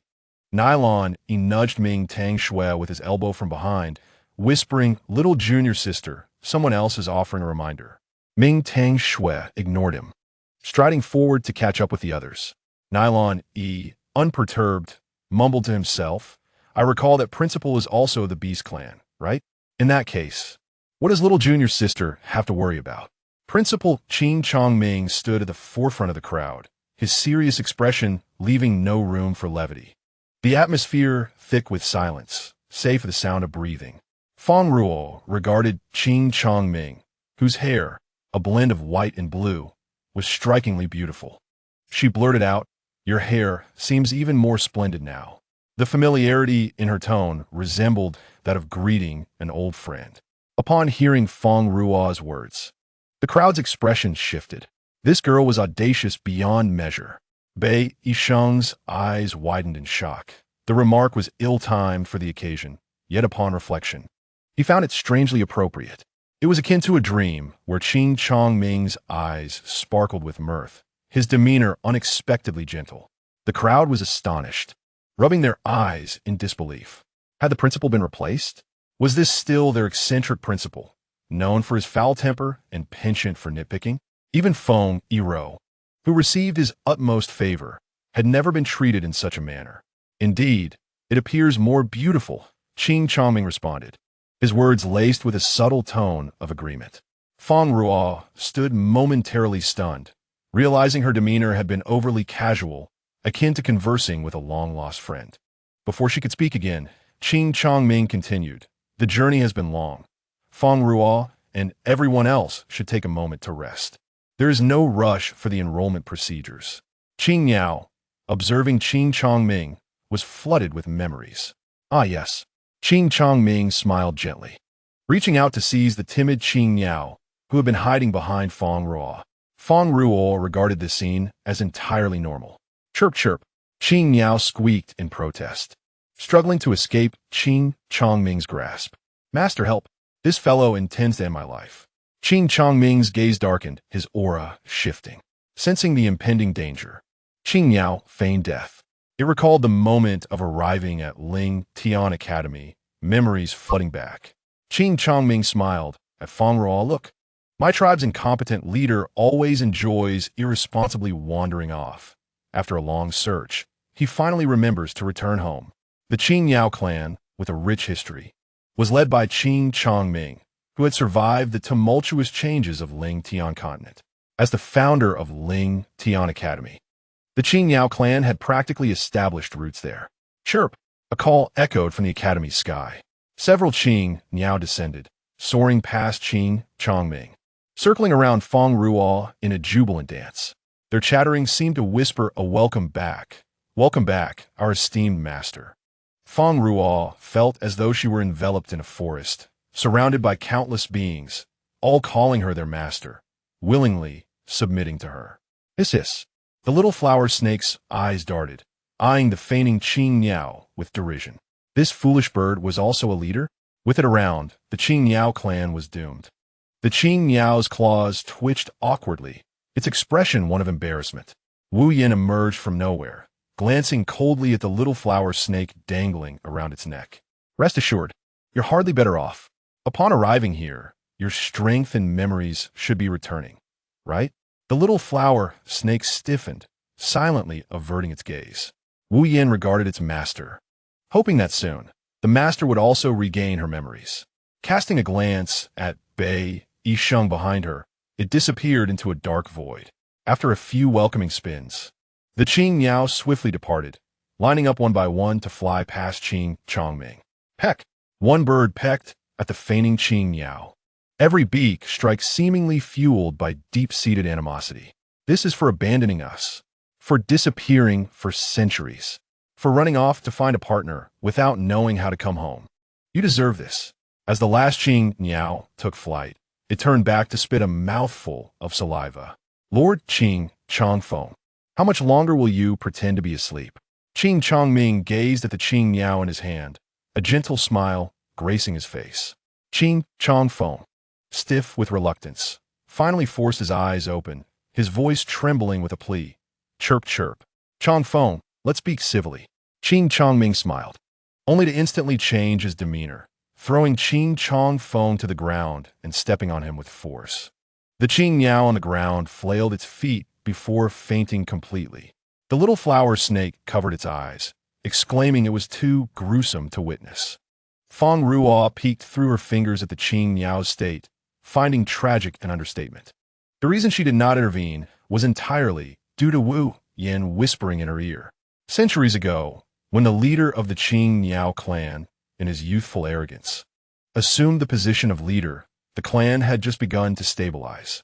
Yet, rather than securing the situation, Qing Chongfeng left the Qing Niao clan for his own obsession.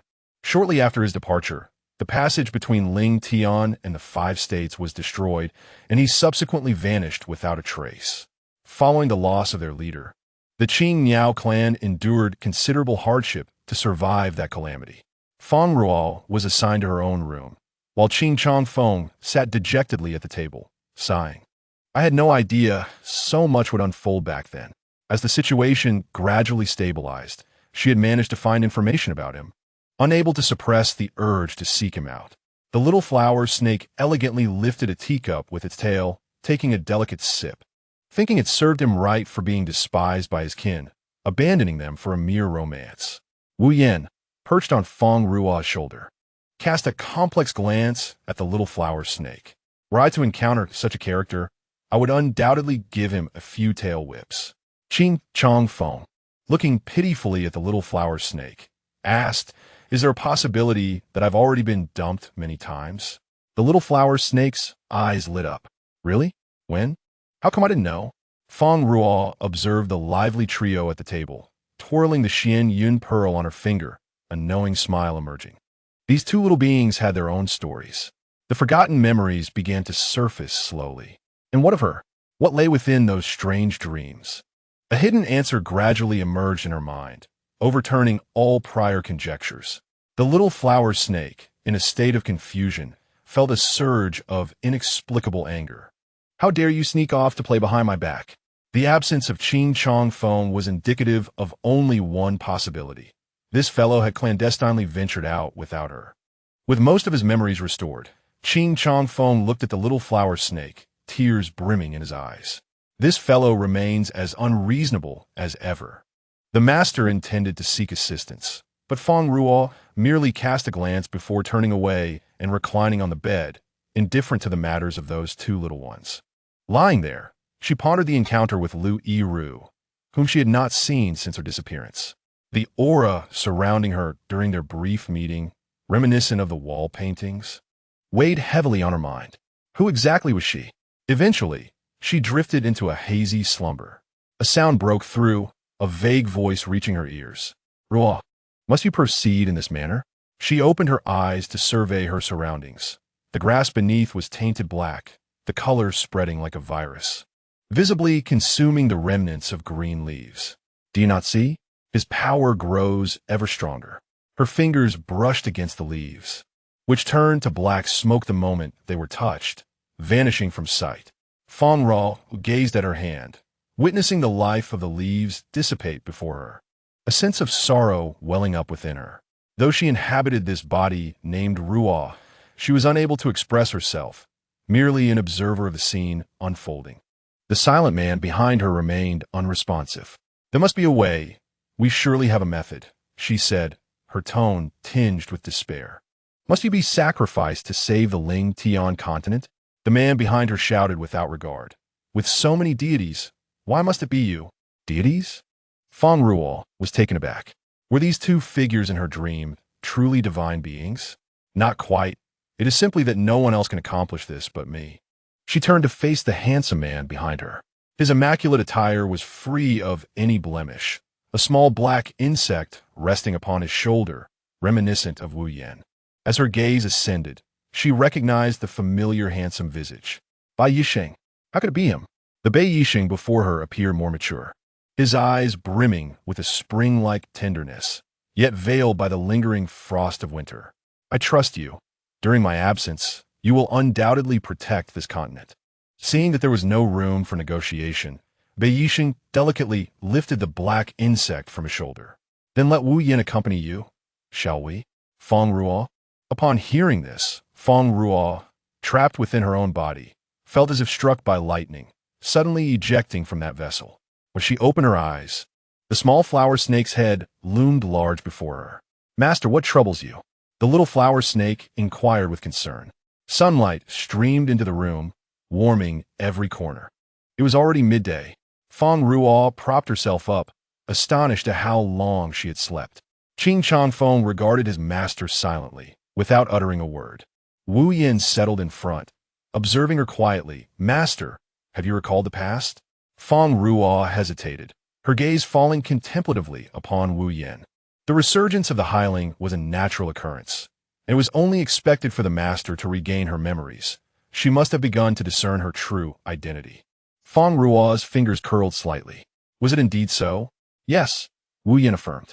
A knock resounded at the door, and upon opening it, Fang Ruo found Bai Yisheng standing there. She could not help but mentally associate him with the Bai Yisheng from her dreams. The identical face, the same gaze. Bai Yisheng appeared anxious. Fang Ruo, come quickly. Something has happened. He grasped her hand and pulled her outside. Before the others could react, they were swept into a swirling black vortex, Bai Yisheng's figure disappearing within.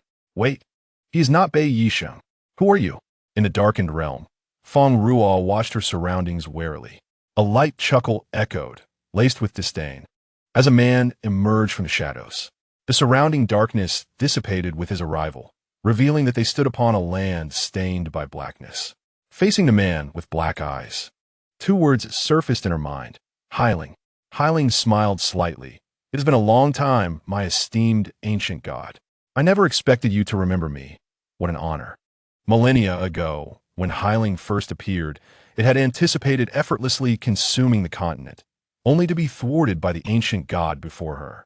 The ancient god had expended great strength to seal himself away, and it had presumed him long gone. Yet here he was, returned once more, much to its displeasure. Hiling raised a hand. I am curious, without your memories and powers restored, do you still possess the ability to seal me away once more? Fang Ruo smiled coldly, her spiritual energy rising from her feet. Let us see. We shall soon find out whether it is a matter of resealing or complete obliteration.